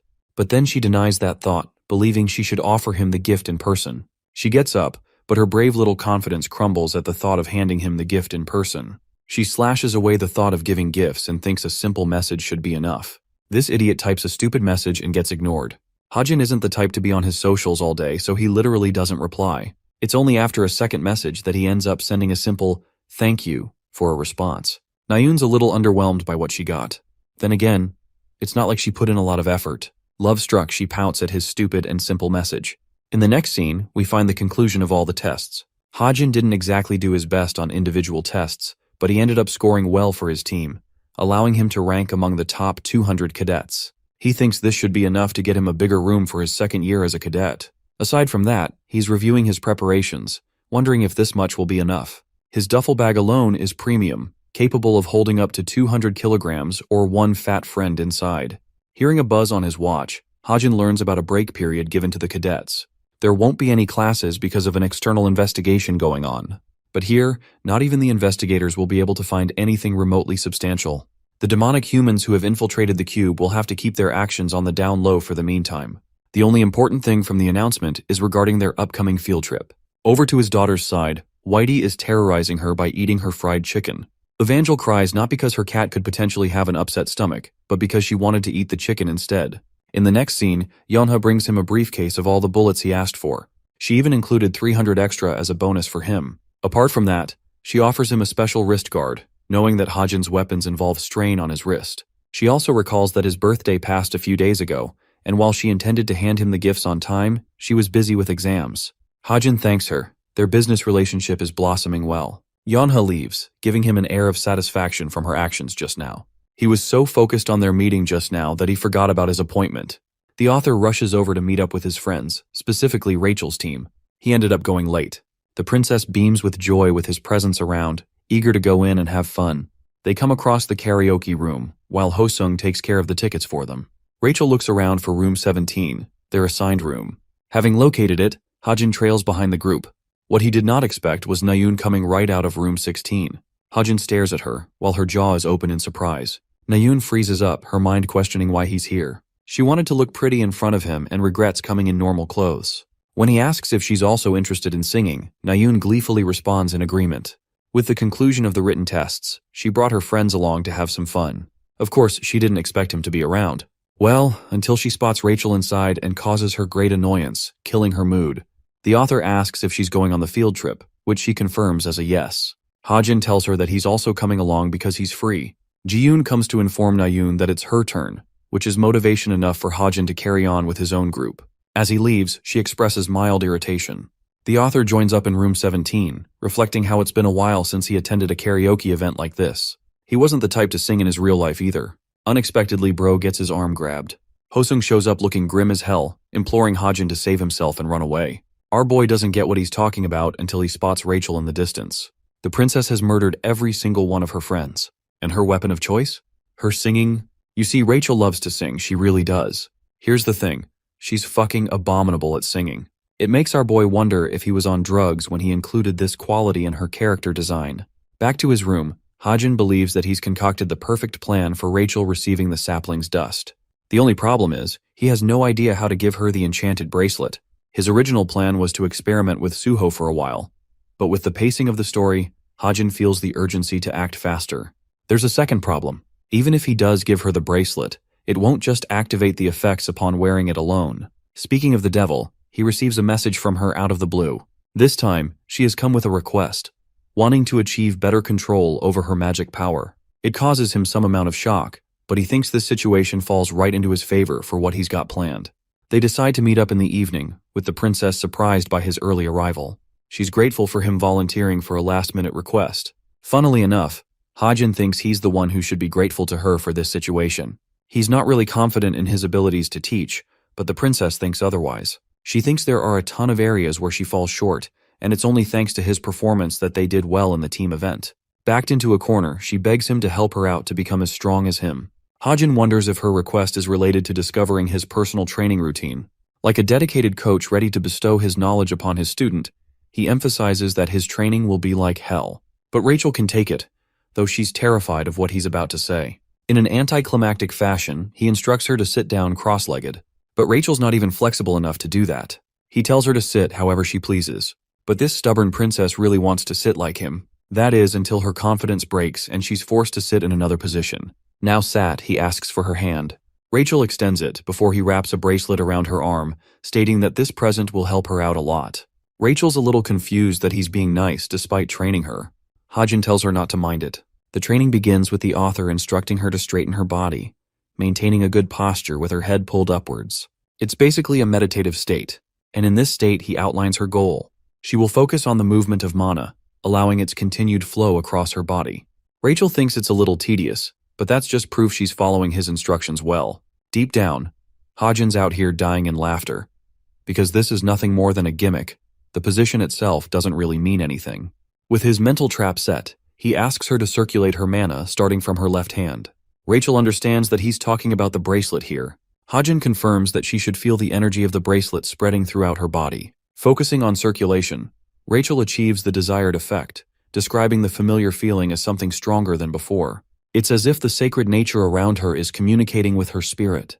The princess is stunned to see phantoms of white, which she remarks as spirits. She's stumped, while Hajin explains that she has now officially become a spirit summoner. She once checked her affinity with spirit summoning at a young age, but gave up because she couldn't find a proper school to train the skill. The author believes her personality and skills are a great match for this ability. She's only limited because spirit summoning is fairly new, so not much can be learned from it at this stage. Thankfully, Hajin's achieved his purpose. The dust allowed Rachel to act as the medium to communicate with the spirits. The princess, satisfied with her new powers, thanks him dearly for all his help. He thinks he didn't even do anything worth commenting. For some reason, Hajin is startled to see Rachel, more specifically, a Rachel who is aiming a freaking blade at him. Bro is questioning what the frick he just did. The swing ends in an explosion, cleaving the nearby boulder. Hajin's defenseless on the ground. Rachel warns him about the intruder in the distance, who has been spying on them. The author didn't expect this to happen. Not enough people know about him in this world. So they're definitely targeting the princess. And what do you know? It's the same maniac Lancaster, whose presence was exposed because of the spirits. Lancaster looks at the princess with an air of disgust, remarking that she's worthless on her own like always. As for the boy, he leaves a dear warning, stating that his affection for the princess will be his own undoing. These words stab Rachel in the heart, but no fear, as Hajin jumps ahead to her defense. He thinks Lancaster lost his opportunity to strike them down while they were distracted and vulnerable. Furthermore, Hajin doubles down in his interrogation, questioning Lancaster's methods and goals regarding Rachel. Rachel butts in, telling Hajin that this man shares a deep grudge against her. Lancaster smirks at her pathetic attempt to clear her name. He taunts her for ever thinking that his frustrations stem from hatred alone. The princess questions what he's after. Lancaster states that she doesn't even deserve his attention for a petty revenge. His real targets are the people who ridiculed and humiliated those who serve the throne every day. His main target is the entirety of the imperial family. She's nothing more than one of the instruments of their demise, reminding her of the fate that he was handed after serving someone specific. He lost someone really close to him, and Rachel is all too aware of that. His goals for today only included a simple chat with the princess, but as a farewell gift, Lancaster commits a terrifying act by releasing a defeated dead body of a man. Both cadets are horrified to see him bloodied up and wasted. He made sure to assassinate one of the agents that protected Rachel from the dark. It's his way of saying that he'll always be looking over her from the shadows. Lancaster disappears after his bombshell of an act. Hajin still looks around to confirm if he really left. He had a hunch that this guy was going to make his move targeting Rachel soon. But the original story was different. He sent assassins. Rachel defeated them with her evolved state. He certainly wasn't expecting the scumbag to go as far as killing one of her agents. Hajin knows he has to report to the institution, and yet, what good will that be? The higher-ups consist of demonic humans, so that won't be much help either. They're going to cover this incident instead of resolving it. Later that night, the princess informs the imperial family, updating them on Lancaster's actions. She can't believe that he sent assassins just to toy with her in the past. Recalling what happened, Rachel expresses that she was training in the park, and right when her friend gave her a bracelet, Lancaster came out of hiding. The butler is surprised that she received a gift like this, and analyzes the situation. He's come up with an actually solid guess, suspecting that Lancaster has come to a misunderstanding about her relationship with her friend. After all, he himself lost an important person in the London incident, which means he's likely aiming to make her experience the same pain of loss.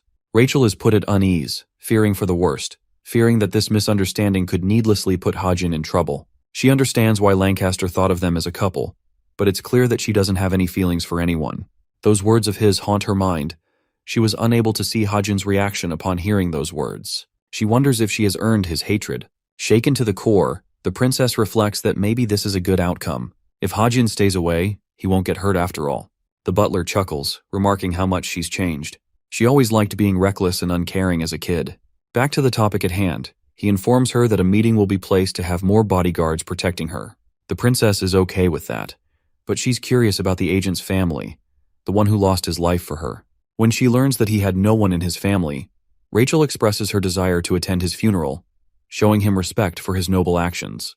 The call ends as she plops to her bed, feeling extreme guilt of what happened. She wonders how many times other people will have to lose their lives just to protect her. Her only hope is to become stronger, which reminds her of the bracelet he gave her. Rachel smiles, knowing that this special gift will help her. She slowly drifts off to speech, embracing the little gift. The perspective switches to Lancaster, who knows Rachel so well that he understands her intention of avoiding affection. However, Lancaster knows that affection can't just be avoided so easily. That closes the page for him for a while. Let's see Hajin's side of things. It's finally time for another main event of the story after all. He's grouped up with the rest, but he's 2 minutes late, enough for Yonghak to want to kill him for being entitled. All our boy can do is muster a small apology. The rest of the main characters are the same as the original story. He's the only person new to the field trip event. Their destination is the Wind Mountain, located in the outskirts of the capital. Suho offers him some jelly, causing Nayun to jump with excitement. Let's summarize what's about to happen according to the main storyline. Suho and the rest of the main characters will be tangled by the Wraith of the Past. This Wraith will regress everyone back into the past, around 1970, when the Outcall event occurred. It's basically a magic dimension simulating a part of history, instead of actual time traveling. Nayun's curious and wonders about their plans once they arrive. Yonghak states that they've got plenty of things to work with. Bro is so rich his family owns the Wind Mountain. The density of mana on the Wind Mountain is comparably high thanks to a magic explosion event. He suggests meditation and sparring on top of the mountain, something Nayun is looking for. Hajin doesn't know if he should share her enthusiasm, but he knows for a fact that shit is about to go down. It's true that every single one of the main characters struggled in the original story, but with the author himself involved, he thinks it should be chill and easy for them this time. Bro is so proud of himself he's acting like a god. I mean, he kind of is when you really think about it. His stupid-looking pose just now disgusts Yeonha to the core. I bet it's the first time she's seen Hajin acting like Jonghak. The author was acting all confident here, only for the event to end up in total shambles. The funny thing is, when they got on the mountain, the group quickly felt lost. The mountain was reduced to flat ground, and Hajin was nowhere to be found, causing instant panic to set in. But that's for later. Let's circle back and explore how things went down the way they did. Upon arrival, Yeonha was stupefied to see the beauty of the Wind Mountain. Nayun was humming in enjoyment, finding the field trip to be comparable to a picnic. She even teased Hajin for acting annoyed like Jonghak, a poor guy who caught the stray for no reason at all. The tour guide tells them to reach the top of the mountain to rest in a house. A master has been called by the Jinsung Foundation, who will arrive by night. Nayun is bubbling with curiosity and excitement, questioning who this master is. It's safe to say that Jonghak is proud of whoever it is to come. The group senses the urge to climb fast. As they're moving along, they chat with each other for a while. Interestingly, despite their incessant walking, They just can't climb up. Even Yonghak finds it weird and wonders if they lost their way. The bombshell drops when the group realizes that they're actually standing on flat ground, even though they were climbing the mountain for a while. Suho is the first to question Hajin's disappearance, causing both Yeonha and Nayun worry. He was only just behind trailing them, and now he's gone. She thinks he's messing with them and roars into the distance. But nothing comes back, terrifying Yeonha. Jonghak thinks the girls are overreacting to an idiot who probably lost his way or couldn't keep up. They think it's best to locate him first before moving on ahead. Or so they thought, as the ground beneath them starts shaking beyond comprehension. Yeonha takes a look at the sky, only for the group to fade away. When the earthquake stops, the 5 of them are at a loss for words. It's dark out, and they wonder if it was some kind of environmental magic. Even the weeds have reached their body height. Suho tells everyone to stay quiet because he sees someone approaching near with a flashlight. It's a searcher, a man who thought some magic beasts were circling the area, but it's only a bunch of kids to his astonishment. He asks if they lost their way, highlighting the dangers of the zone they're in as the mana explosion event is soon to occur. Yeonha questions if this guy is talking about the same event they all read about in their history books. Mana explosion occurs when unstable energy is let loose. It happened a good number of times after the outcall catastrophe, but now it has settled down and rarely occurs. Suho's confused and thinks it's only best to follow this guy for now, believing that this should be enough to help them locate Hajin. Arriving in a wasteland of urban destruction, Suho questions where the hell they've come. The man explains that this location is the safest. He's rather surprised they know nothing about the Gwangmyeong City Hall. Nayun recognizes the name off the bat, but it doesn't make any sense as they'd already passed this location on the way to the mountain. Suddenly, reality clicks for Suho, who asks for the date. Unfortunately, the man has no clue as they don't have the luxury of keeping track of dates. Suho's okay with a rough idea if anything, causing the man to ponder. The second he reveals that it's 1972, the entire group of main characters faces utter shock. The pieces finally connect. The mountain became flat ground. Then there was the mana explosion, and the atmosphere is different from where they came from. Without a doubt, they've all regressed to the past. That's what Suho strongly believes. Nayun gets harassed by filthy Four Eyes over here, only to get shoved by a murderous Jonghak who demands he let go of her. The man they met before reveals his true intentions. It turns out that he's a bad guy with a bunch of goons. All this time, they were led into a trap. Suho prepares his legendary stick of destruction to save the day. Man, I'll never get bored of calling it that. But he can't channel his mana. None of them can. Not a single person among their group, rendering them defenseless. The goons are ganging up on them, surrounding the cadets from every direction. Suho demands to know the man's intentions. This guy's merely afraid they'll become a threat to them. Well, lucky for the main characters, an intruder shoots the leader with a flashy entrance. Apparently, this intruder is nicknamed the monster that eats humans. In reality, it's nothing more than a guy with his American ways. The scumbag commands his men to run and report to Asura, but this ruthless biker ends up killing every last one of them. Suho questions who this guy even is. Jonghak rushes ahead to take off his helmet forcefully. Captain Helmet over here gestures at him to stop, but Yonghak ends up swinging at him anyway. The helmet is tossed up into the air and down onto the ground. It was a heavy hit, and he's irritated that he couldn't even speak before getting attacked. The mystery man in question is our boy in the flesh, donning a longer hairstyle. Hajin internalizes just how wrong he truly was. He was wrong to assume he'd be sent back in time in the exact same period as them. Bro's eyes widened the second he lowered his guard and was trapped in the past all by himself. Actually, he arrived 5 whole weeks earlier than they would have arrived. It was a shitty situation that turned out despairing at first, but then it made sense. The main story wants to maintain 5 main characters as the center of the event. That's why Hajin was pushed to the side to keep the essence of the real event. It's bad news for him though, as he's got to deal with demonic humans all on his own and clear the path before the rest of them arrive. Naturally, he set up a base close to his enemies for easy observation, and then he frequently killed some of them, making sure they didn't get out of control. For 40 full days, he had no one. He sustained himself, shot at his enemies, became stronger, and kept himself alive all on his own. And now he's here with the rest at last. To their horror, he truly confirms their greatest fears. They've arrived into the past, to an environmental hell where the outcall happened only a year apart. They ask how long he's been surviving on his own. Bro is in the mood to fuck around, so in typical movie fashion, he tells them it's been a year. Someone needs to tell him this ain't Jumanji. The group falls silent, before he admits that it was a terribly placed lie. I'm convinced Hajin's sense of humor is fucked up. He clarifies that it's only been 5 weeks, but his group is just too stunned to speak. Jonghak doesn't give 2 flying fucks about his situation and questions what caused the regression. Hajin confirms he's got a good idea, but urges them to return to his base for a proper talk. Bro leads them to a destroyed site, Even Suho's teary-eyed to find out that Hajin survived in a scrapyard for 1 year. This is just funny, because now they don't want to believe that it was only 5 weeks of survival. Yonha and Nayun are pale and wounded in the soul. They can't believe he survived in nothingness. Nayun realizes that the only living thing nearby is a freaking cockroach. She whines like a little bitch and offers her respect to Hajin for having persevered this hard. He tells them to wait and infuses stigma magic into the tent. That causes the structure to form out of nowhere. Finally, it looks like he isn't homeless. Hajin offers food to his lost children who are dying to eat. Of course, there's the main problem. He doesn't have resources, so they're going to have to slaughter the animals for him. He's not going to take any part in slaughtering, because as it turns out, he's a softie at heart who can't hurt animals. Suho volunteers, Youngin also wants to help.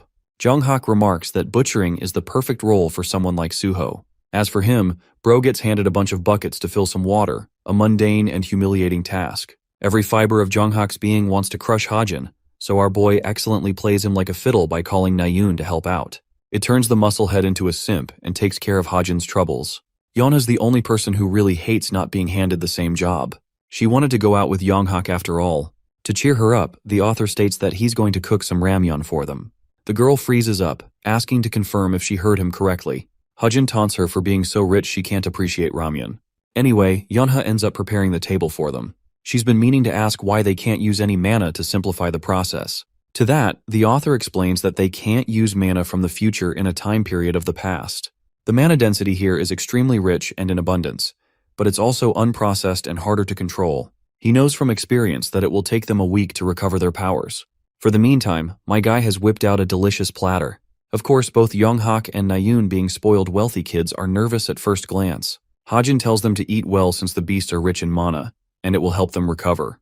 Jonghak takes a bite, surprising Nayun a good bit. She's worried she'll get a stomachache after this. Accepting the situation, Nayun takes a bite into the meat. Her nervousness is turned into delight. She can't believe that it tastes delicious. Hajin thinks it's only natural thanks to the mana density. It's the most premium quality meat they'll ever have. Nayun is so greedy she takes a chunk out of Yonha's meal, a savage criminal she is. With the food all finished, it's time to discuss what's going on. Hajin takes charge and expresses that a wraith was responsible for bringing them here. Jonghak calls his explanation bullshit, because clearly a wraith can't just perform the impossible. To that, the author agrees with Yonghak's counterpoint. However, he reminds Jonghak about the Tower of Time, which exists on the Wind Mountain, a place that his grandfather conquered in the year 2000. The second the tower was conquered, high levels of mana were packed shut in the present world. It's quite similar to the phenomenon of the floating crystal of the Clancy Islet. Hajin showcases the crystal that became the catalyst. These were the remains of the tower, helping the wraith transfer them back. The mana expunged from the tower leaked out and solidified into crystals. Hajin dubs this world as the recorded or historic world, which Suho immediately calls into question. The author keeps it simple and explains that they didn't actually go to the past. It's more like they're in a pocket dimension-like state that rebirthed the same events of this specific area. A demonic human was also snared by the wraith just like them, and that demonic human, Asura, has been using the mana crystals to get even stronger. Yona raises her hand for a question. She brings up how mana crystals were only developed in the year 2000, so it doesn't make sense how Asura has been using them to become stronger in the past. To her interesting question, Hajin answers simply by basically saying, "The bitch ate the crystals." Of course, this ridiculous act would endanger anyone's life, but Asura's case was different. He was capable of digesting the crystals without trouble. Hajin suspects that he may have partnered with a wraith for a unique ability, making him dangerous to deal with. Now here's the thing. Even Hajin knows that there's nothing for them to fear about Asura himself. The demonic human is stronger than his novel counterpart, but Hajin's still got a clear advantage regardless. Anyway, it's time to discuss the solution. Hajin highlights the crystals again, which are responsible for holding up this dimension. Demonic humans are etched in multiple locations, but everything goes back to these crystals. If these crystals are gone, they can't do anything about the past. Jonghak realizes the goal is to steal the crystals. Hajin confirms, while Nayun and Suho have a good understanding of what's about to happen. The author shares that the crystals are scattered in 6 different locations, with each location guarded by Asura and his men. They'll be taking them all down and stealing the tower remnants for themselves. The following morning, our boy's out of his tent, surprised to find the cute Nayun sitting on his bike. He wanted to see if she was holding well on watch duty, inviting a distrustful look from Nayun. He shares that he was just teasing her, and unfortunately just can't sleep like he used to after spending 5 weeks in this shithole. Nayun wonders if it's because of him having to stay on guard all night. Without answering her question, he tells the chick to buzz off from his pretty bike. Nayun sidetracks and asks if the longer hair experience has been annoying so far. Hajin confirms that it does get in the way, but he's been keeping it like this for a reason. He fears a cursed sorcerer will attack him if he does. Nayun's shocked to learn about their existence among Asura's group. Turns out he was able to spot a couple of them carrying curse dolls around. Nayun, looking mesmerizing in this one shot, gazes at Hajin, asking if the St. Mary's Hospital is nearby. Surprised by her question, he explains that it's about 30 minutes away on his bike. He wonders why she's curious all of a sudden.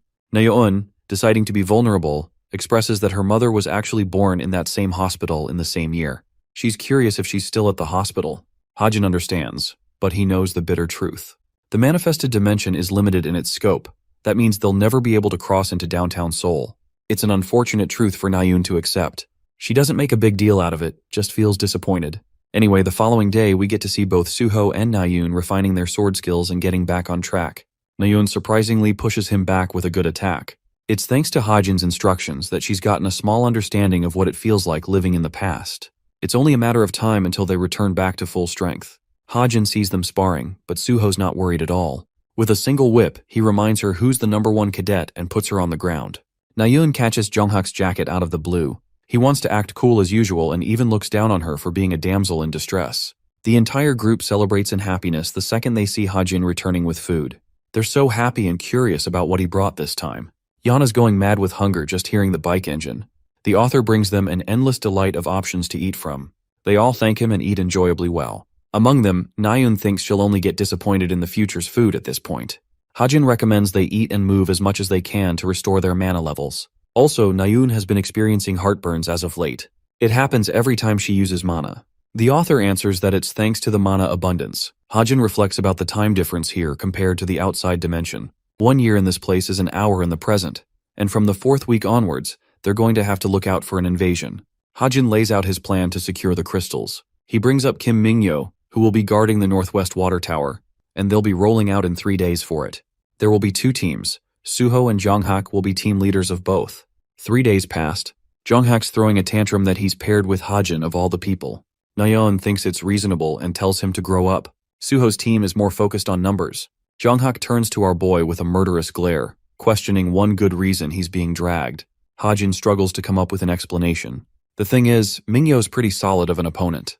Hajin can't beat him alone, and if he takes anyone else along, they will hesitate to kill the demonic human. Hajin musters up an explanation that strokes Jonghak's ego. He calls himself the weakest and Jonghak the strongest, making up for a reasonable pair. Those words were like music to Jonghak's ears. He switched up so fast, acting like he's the one who has to take the burden for his team. They both depart with Hajin arriving at the tower where Mingyo's resting.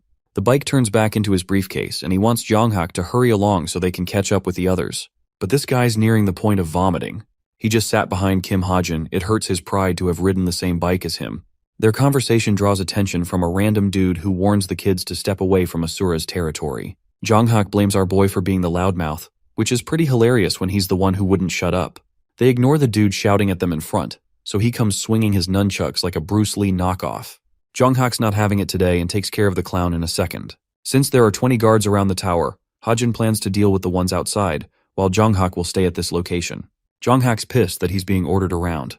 Like an expert gaslighter, our boy tells him that he's taking care of the little guys and clearing the stage for Jonghak to shine as the mightiest of them all. Shortly after, a bunch of guards are killed in cold blood by Hajin's expert marksmanship. He's taken 5 of them down and feels little regret about killing fake people. Still, you can see it in his despairing eyes, that if there was any other way, he wouldn't have gotten blood on his hands. I feel bad for him. The author wonders how the rest of the group is holding up on their side. Over to Suho's side, he's curious how they should proceed with their own plans. Yonha thinks about it for a moment. The tower is imbued with magic, and dealing with that without weapons will be hard. There are roughly 40 enemies in the distance, all nearly equal to the strength of a cube cadet. All of a sudden, this seems impossible. But here's the thing. Even among the heroes, there's a rank and grade difference, which means a person of a certain rank could beat at least 10 people a grade below them.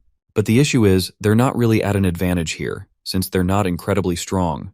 That is, with the exception of the hero, Kim Suho. Yonha wants him to be the bait, to lure as many of their enemies as possible. Some will stay at the tower for security, but most will leave their post. Then they're going to take care of the remaining forces at the tower, while he's running from them. Nayun thinks it's a dangerous mission for one man, but this man Suho is a menace. He wants all the smoke and agrees with the strategy. Reinforcing his legs with mana, he dashes away at an incredible speed, heading straight for the goons. Suho takes down the first guy with his legendary stick of destruction. Imagine being beaten by a stick, couldn't be me. The rest of them are alert, and concentrate their attention on handling the enemy. This gives our team the chance to make their own move. Skipping ahead, we find out that Yeonha and the others have defeated the tower guards. Youngchan is tasked to take care of the tower, while Yeonha and Nayoon prepare themselves to help Suho. Both of them are running in the distance when suddenly, one guy, someone who wasn't fully defeated, manages to strike Yeonha, ripping some of her hair. She deals with him immediately afterwards, pissed that he messed up her beautiful long hair. She's borderline about to kill this guy, but spares him at the last second to prevent tainting her own conscience. Youngchan's out here shouting at the top of his lungs at the tower because he's being chased by Spider-Man or some shit. 2 full hours later, the mission is complete. The group reunites at the camp and celebrates their success. Hajin turns down food, while Suho and Nayoon are eating like wild maniacs, as if they were starving for weeks. The author commends them for handling that well, and recommends maintaining the momentum. Suddenly, Yana's condition takes a hit. She's having a chest ache despite eating mana-rich food. Hajin immediately realizes that something bad is happening to her, even though she doesn't appear injured on the surface. That's until he notices her slashed hair. He learns that it was ripped off while fighting. Hajin despairs because he knows he made a major mistake. He didn't give them a proper heads up about the cursed sorcerers. Their enemies retrieved Yeonha's hair, and now, her body is at their mercy. It's likely the curse of weakness. She wonders why he's jumped up all of a sudden. Hajin explains the issue regarding the cursed sorcerer, and clearly highlights the threat posed to Yeonha's very existence. Nayoon trembles at the thought. She knows he's telling the truth because of their conversation. She feels guilty, but Hajin thinks it's mainly his fault for not telling all of them sooner. The group falls silent, while Yeonha cracks a smile, believing that there's no confirmation of this being a curse yet. She's confident in her magic persistence and thinks she can overcome this on her own. Her lord and savior Yonghak shows consideration and instructs her to keep them updated. The girl switches up like crazy while the author's standing there like he's seen some gay shit before his eyes.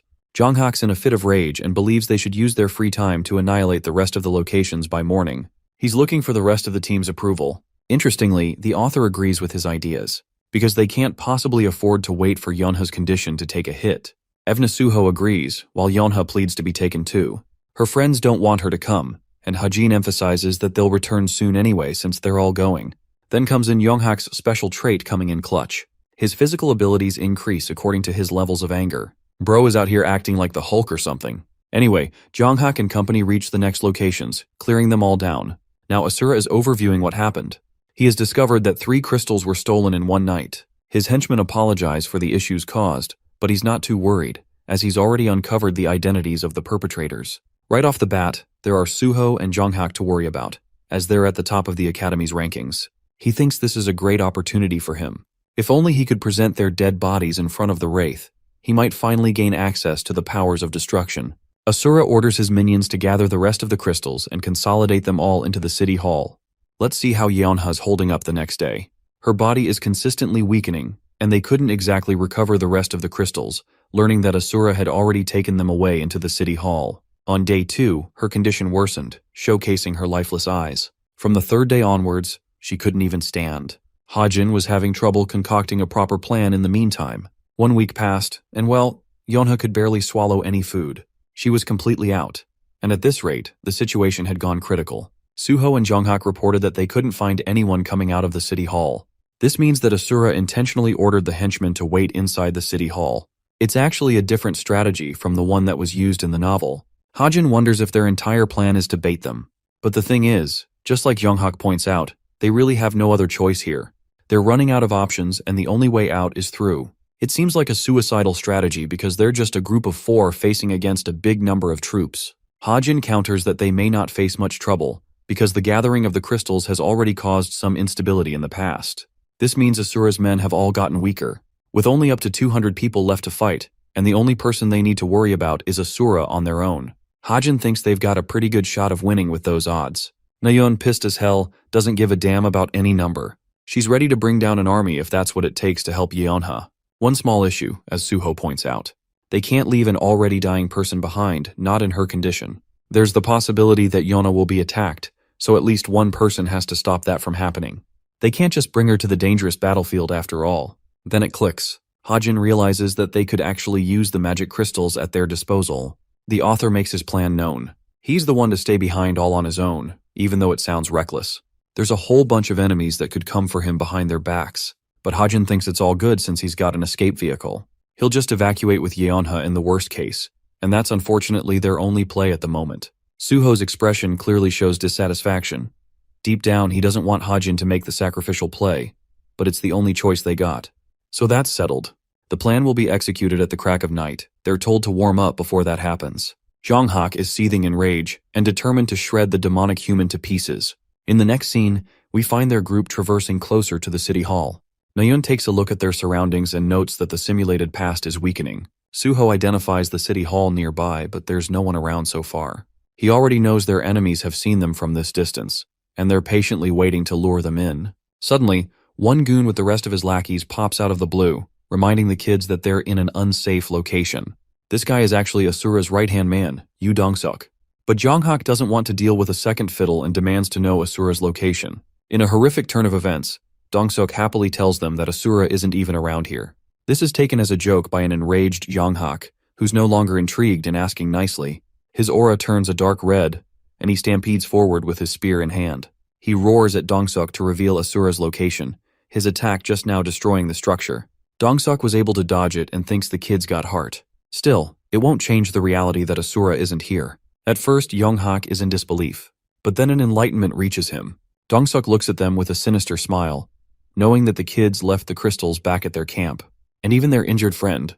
He thinks they're stupid for making such a decision. All of them realize they need to return and help Hajin, since the main leader is heading straight to target him. Unfortunately, they've gone too far in. The four of them are surrounded by enemies large in number. Jonghak and Nayun are angered, but they can't do anything about the situation. She fears the worst for both Hajin and Yeonha. But get this, Suho laughs. Have you guys ever seen a hero laugh like a villain? Yeah, this dude finds the situation ridiculously hilarious for some reason. Even Nayun is like, is he on drugs or something? Dong-suk questions if the kid has lost his mind out of fear. Finally, his expression turns into a calm smile. The fact that Asura went to Hajin personally is actually a good thing for the cadets. That's because Suho knows Hajin is smart as hell and prepared a trap of his own. Asura's bolting head first for the magic crystals, so he knew the demonic human would come after their base. The bait was successfully taken. Yeonha drags her lifeless body around, begging Hajin to save himself in this dire situation. Poor girl doesn't know she's talking to LeBron Jr. Hajin looks at her with a confident smile, stating that he's got everything covered, a sentiment that Suho also shares. The main protagonist then shares an interesting little fun fact for everyone. Kim Hajin is actually stronger than him. I don't know about you guys, but I just felt chills from that. Suho and Hajin are both standing on business. Okay, so Asura's having a face-off against Hajin. So far this is going according to plan. This boy has the crystal fragments on him, and the injured person is in sight. From the looks of it, the fight seems like a gentle breeze, if anything. Asura pities the human, defenseless and alone on his own, their emotions bringing upon their own downfall. But our boy isn't looking for a second-rate villain speech and tells him to shut up already. He asks if Asura came with his goons. The demonic human, now peeved, responds that he's prepared an army under him, but Hajin continues to shit-talk Asura down, stating that talking is for pussies, despite having an army of 2,000. The author's continuous taunting gets on Asura's nerves, causing the demonic human to get worked up and impulsive. To teach the kid a lesson, Asura unleashes his ability. The author finally gets to see their talent springing into action. Asura's whole gimmick is consuming their mana to summon a powerful demon from the demonic realm. Right now, a wave of magic beasts has been brought forth, looking just as ugly as the summoner. Seeing this situation play out, Yeonha clings to him, begging him to just leave her alone. But Hajin calmly tells her that there's nothing for her to worry about, as everything will be over soon. Yeonha faints, hoping for his words to be true. Now that he's all on his own, our boy whips out the trusty strap and activates stigma magic to transform the Desert Eagle into his assault rifle. Thanks to his recent buffs, he doesn't need to consume stamina or mana. The only action is to pull the trigger. To further enhance his weapon's capabilities, he uses the Identify skill, hitting the jackpot with a 44% stat increase. Next, he infuses some of his stigma magic inside the mana crystals of the tower. This unleashes a wave of energy, causing his surroundings to react strongly. Right now, Hajin has collapsed parts of the ground and erected an arena for himself to use. The demonic human looks around, impressed to find the kid's talent. However, they're really confused how changing the scenery will affect the outcome of the fight. Little does Asura know, Hajin's confident that it will be enough. While this is happening, let's explore Yeonha's ambitions to climb higher. Her family is nicknamed the Hunting Dogs, adopting a fierce reputation among society. They were often mocked for it, but Yonha aspires to change that, to bring even greater fame to her family's reputation. It's something she has been desperately chasing after all alone. She wonders if this overconfidence stemmed from Ha-jin, who always seemed to handle everything all by himself. Even right now, a surge of demons were pouncing on him, while he stood there, ready to shoot them all down. Ha-jin finally pulls the trigger, sending a ray of bullets across the battlefield. She points out how incredible his combat IQ truly is. The reason he altered the terrain was so that he could never be surrounded by his enemies easily. Then he's targeting specifically the vital points of each demon. The wave of monsters is getting obliterated like they were never even here. He's not giving them any chance to react, a perfect strategy. Right now, being protected by him like this makes Yana feel peaceful and warm. Finally, she doesn't have to face her battles alone. Someone else was protecting her. Switching over to the City Hall's fight, Kim Suho is destroying his enemies with the Mistletoe. Dongseok is still alive and kicking, and he meets Suho in an equal clash. It's really funny to me that we're seeing a showdown between a metal bar facing off an overpowered branch. I bet you guys weren't expecting that on your screens today. The clash is going equal, but Dongseok is interested in a different matter. He wants to know if Suho is being truthful about his claims, about Ha-jin being stronger than him. The charismatic protagonist replies that he doesn't like lying. Dongseok learns that they fought each other once. Their battle is interrupted by a loud scream. Apparently Yonghak is just destroying everyone in his path. Dongseok is beginning to wonder if they're all as strong as Suho at this point. He internalizes that his own men are pretty powerful, but these kids are packing up a great fight against them. With their plans ruined, Suho argues that they shouldn't even be fighting anymore. He even tells them they're just possessed, like that's going to change anything. Suho understands that his words are meeting no results, so he takes it up a notch and radiates with a beautiful golden mana, channeling his powers into his weapon. It impresses Dongseok, who also decides to go all out with a scary transformation of his own. Asura has entered a state of contemplation. Nothing about Ha-jin seemed special at first glance, an ordinary boy if anything. And that's also why he's so frustrated. Ha-jin timely reacts to a projectile from a flying demon, and then proceeds to shoot down the rest of the wave near Asura. It's inconceivable to the demonic human how a group of demons is getting eviscerated by one boy, someone who has yet to receive their first injury. There's nothing explaining the kid's incredible reaction time. He doesn't know it, but Ha-jin has been spamming bullet time, allowing himself the breathing room to take care of struggling fights. He shows no openings in his attacks, causing Asura trouble.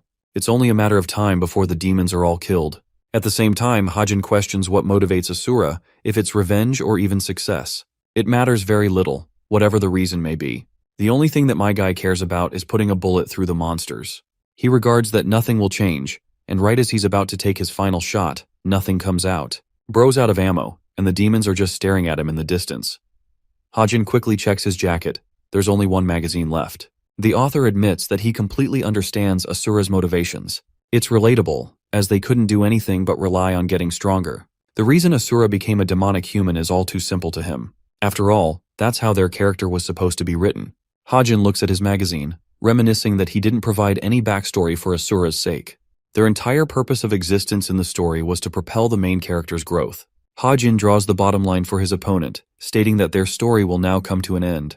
Asura thinks he's bluffing and stalling for time, seeing him pull out a tiny magazine after all. Using this moment, Asura signals the demons to kill him, but before they could even advance, they're all ripped to shreds. In the end, reality is harsh for a character like Asura.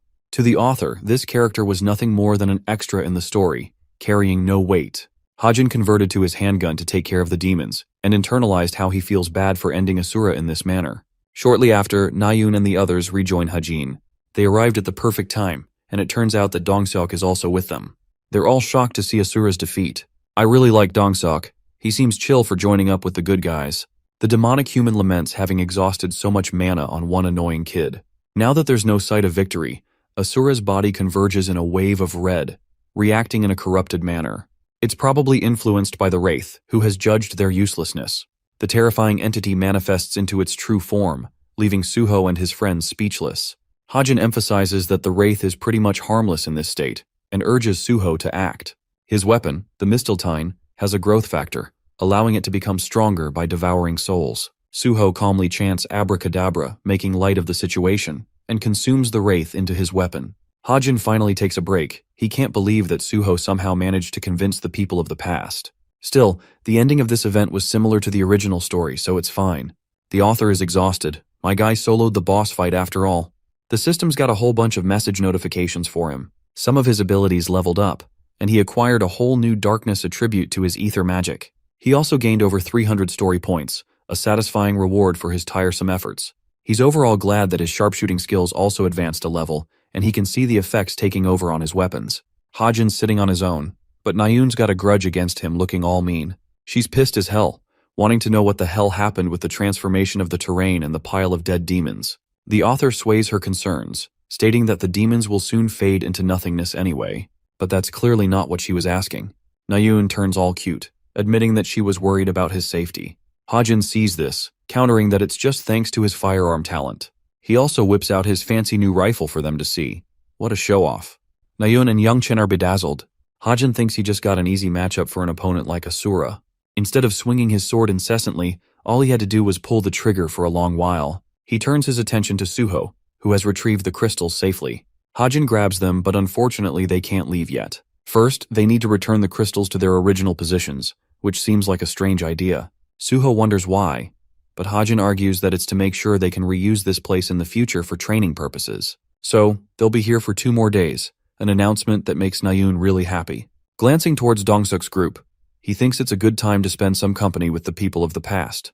Suho is slapped with a sudden gift, while Nayun is salivating over the delicious rice and meat combination. This is a gift from the people for helping them drive away the villain Asura. Suho thinks it's a bit too much to get these gifts from them, but the villagers are more than grateful for everything our gang did from them. They were getting tired of Asura constantly yapping about farming mana crystals, and in turn ruined the lives of the people in the area. In other words, bro was a pain in the ass. With the gifts accepted, they even top it off by inviting the kids to a feast party, much to Nayun's excitement. In the next scene, we have our boy Hajin looking fly as hell. He's doing the heavy lifting by cooking for everyone instead of sharing a table. Of course, while he's eating on the side, he listens to the group's conversation. The people of the past talk about Seoul and how the Gangnam region is divided between Myungchul and Juchul. Excited to hear about his grandpa, Yonghak asks about the kind of man he is. The people describe him in great honor. It makes him proud to hear that his grandpa brought peace to the Gwanak area. The villager casually admits that Myungchul is currently in the process of saving many lives out there. Now this comment literally paralyzes Jonghak,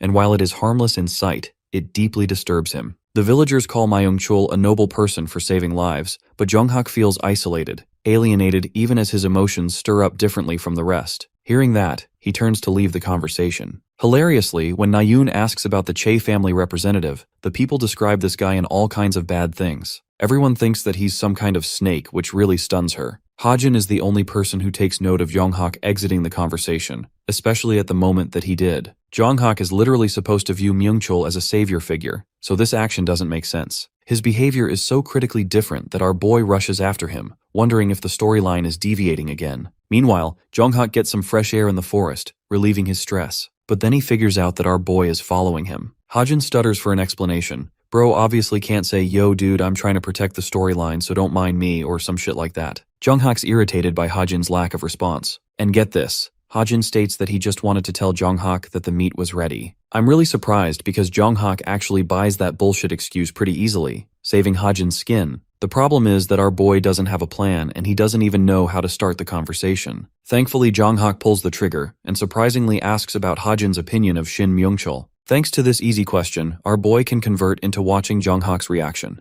Keeping it casual, Hajin respects Myungchul as a man who saved the world, a man who deserves everyone's respect. Hearing this, Jonghak laughs, before scoffing at him with an arrogant glare. He criticizes Hajin's opinion and compares it to one of an inferior person. The observant Hajin calmly notices how Jonghak is being extremely negative in each answer. Our boy taunts Jonghak by reminding him that his grandpa didn't believe in classism. This statement pisses off the white-haired punk so hard that he blazes into action in order to punch Hajin. You can just see our boy's face here going, "Holy fudge, I'm gonna die," as he hastens to active bullet time. It's only thanks to bullet time that Hajin dodges the punch. The same attack pulverizes the very ground underneath him. Our boy steps back, realizing that if he got hit by that, he would have lost a few bones just to start. That's the thing about Yonghak's trait. The angrier he is, the more powerful he becomes. It's called the berserker mode. I see red when I'm angry type shit. Jonghak launches another strike that Hajin evades, reflecting that his opponent has reached his limits in terms of anger. This kind of reaction from Myungchul's name doesn't really make any sense, which makes the author wonder if there's a hidden detail about Jonghak's backstory that he's unaware of. With every punch, Jonghyuk's blood boils as he undermines people like Hajin and every other weak person in the world. His hatred and anger is rooted in the fact that his grandfather has to risk his life every day for pathetically weak people. That's actually the very reason that Jonghyuk ends up losing his grandfather in the future, and that's the part that stuns Hajin. Another punch flies his way. This time our boy is unable to dodge and eats it with a block. Hajin collapses on the ground, while Jonghyuk is all gassed up from his emotions getting the better of him. Despite what happened, our boy argues that Myung-chul must never have felt regret in his actions. This comment pisses off Jonghyuk even more, as he grabs him by the collar, berating Hajin for acting like he knows everything. The author looks him dead in the eye and states that Myung-chul helped protect his family too. That is the reason that Jonghyuk respects him so much to begin with. Bro picked the right dialogue option here because it easily diffuses Jonghyuk's anger as he lets go. Even then, our boy is stunned by the near-death experience, while Jonghyuk leaves him with a warning, threatening to beat his ass if he reveals what happened here to the others. Nothing to worry about because Hajin wasn't planning to rat him out anyway. Jonghyuk leaves laughing, basically admitting that just wanted to threaten him for no reason at all. Hajin's just glad that he got off easy on that one. He genuinely wasn't expecting this angry clown to be so affected by his grandfather like that. The thing about Jonghyuk is that he isn't a villain from the get-go. It's ironic that even as the author of the story, Hajin admits that he doesn't seem to know his characters on a personal level. Suddenly, his watch beeps with a notification. A message hovers that declines him any authority to view the affected storyline regarding Myung-chul.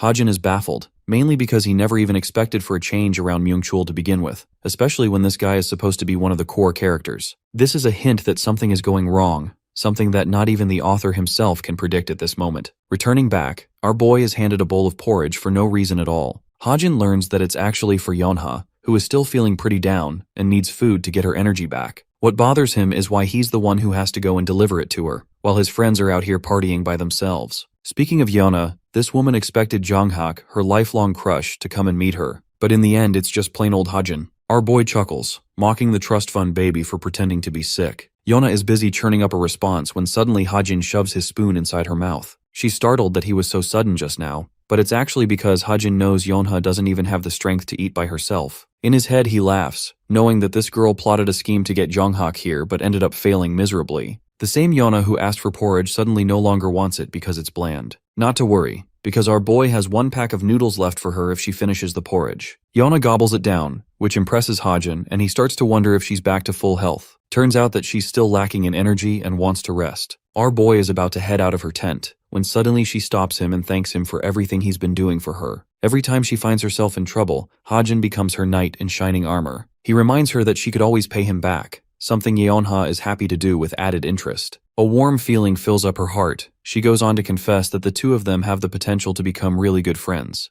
Hajin is astonished with her confession, remembering that Yeonha's bright future is set in stone anyway, so if he partners up with her, bro is going to be set for life. And then Yeonha drops a bombshell, assuring Hajin that she can play the wingman between him and Nayoon. The author denies any such interest, which jolts Yeonha awake as she begins to wonder if Hajin likes Rachel instead now. Our boy denies both possibilities, stating that he doesn't have time to do stuff like that. Playing the part of a teasing friend, Yeonha urges him to stop lying and confess his feelings. To get back at her, Hajin threatens to not cook ramyeon noodles, instantly making her cry. He does leave the tent but ends up requesting Younghan to prepare some ramyeon anyway, because that's the kind of good friend he is. Tasking Younghan with ramyeon, our boy grabs his bike for an urgent mission. Suho is surprised by his sudden leave, and in reality, Hajin is actually eager to grab a bunch of items that he wrote in the background story. Those items could really help him out. But before that, it's time for him to get a proper haircut. Hajin's new look is insane with this sharp short hairstyle. Bro actually thinks he looks handsome. Even Nayoon is impressed to the point she thinks the villagers used some kind of magic trick. Hilariously, Bro ended up getting a buff for free,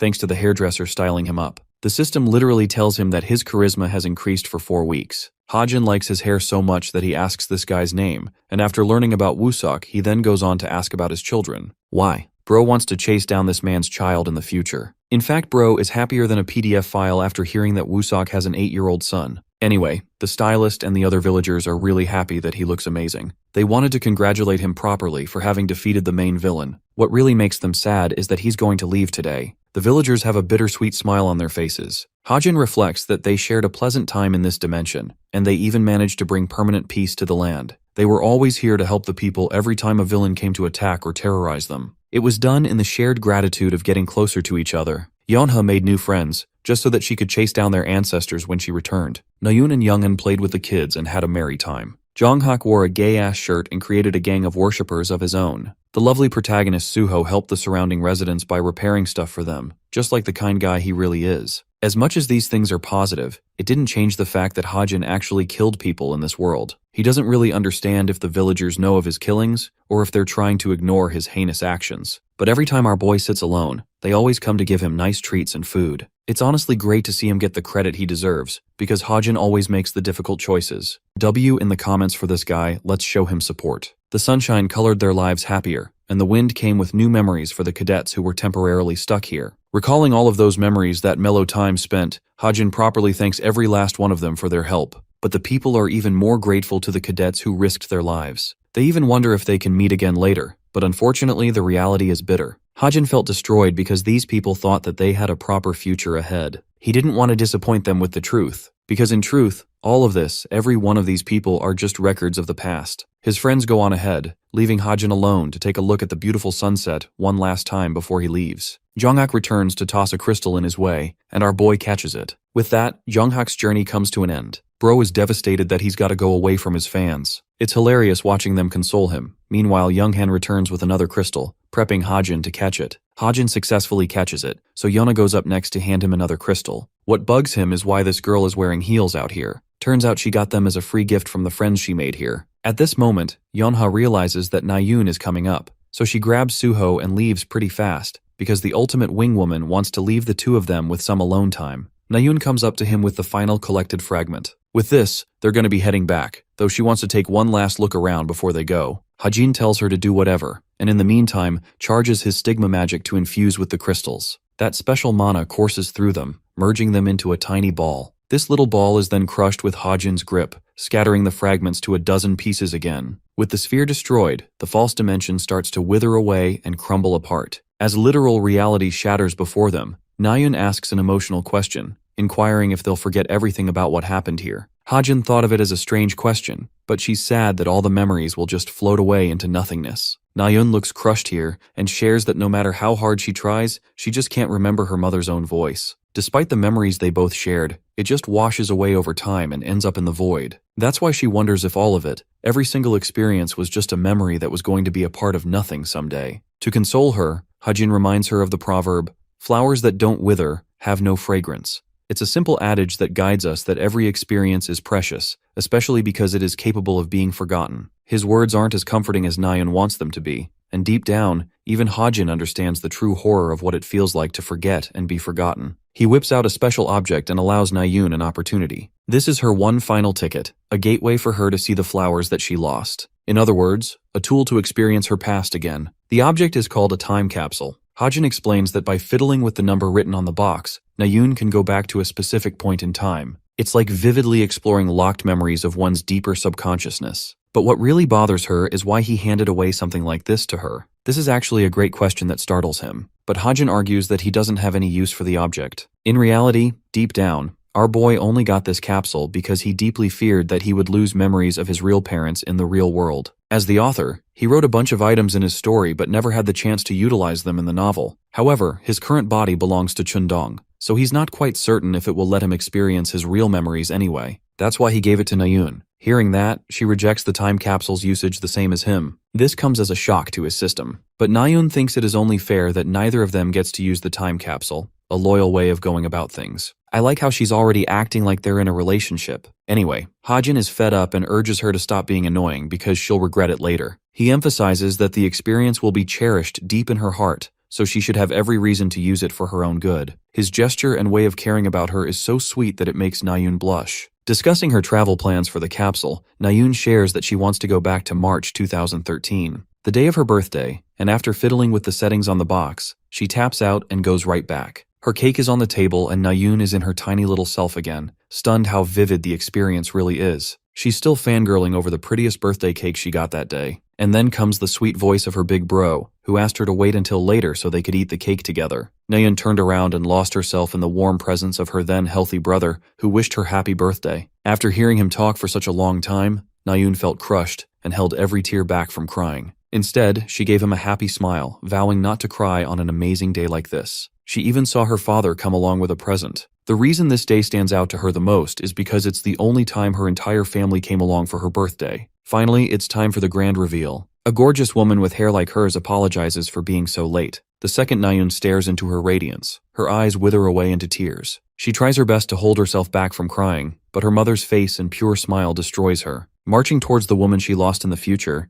Nayun embraces her mother with a giant hug and starts bawling her eyes. She cries like a baby who hasn't seen her mother in a very long time, to the point her own mother wonders if she's okay. Nayun's mother consoles her, reminding her that everything is alright and that she will forever be by her side. The rest of the day was spent in happiness, until the time came to blow out the candles. Before blowing them, Nayun was told to make a wish, but the reality is, her wish had already been granted with this special experience. Desiring to be a little greedier, Nayun made another vow, begging to cherish these memories for as long as she lived. She then looks at her brother, making a second wish that he ends up recovering again. At the end of that sequence, Hajin seems to be teleported outside again. The dimensional past is gone, and he was now at the Wind Mountain. Nayun comes from around the area, which means all of his friends returned safely. She had the time capsule in her hand, of course. It didn't disappear but needed a mana charge to reactivate again. This little thing requires a whopping 15,000 mana points, by the way, but that's way too much to spend for him, so he ends up giving the box to her for free as a memory piece. Next, they wonder where all their friends went. Nayun is trying to look for them around the area, but much to her surprise, our boy is already turning tail to head home. She thinks it's a little too early to do that because they'll skip out on training. But in reality, our boy is a literal zombie right now. He only looks pretty on the outside, but he's dead inside, like how I felt after reading about Gojo's Kit Kat moment. Anyway, Hajin tells her to inform the others about his condition. Before he goes, she stops him again and gives him the warmest smile. Girl is already looking like his wife. I'm not even kidding,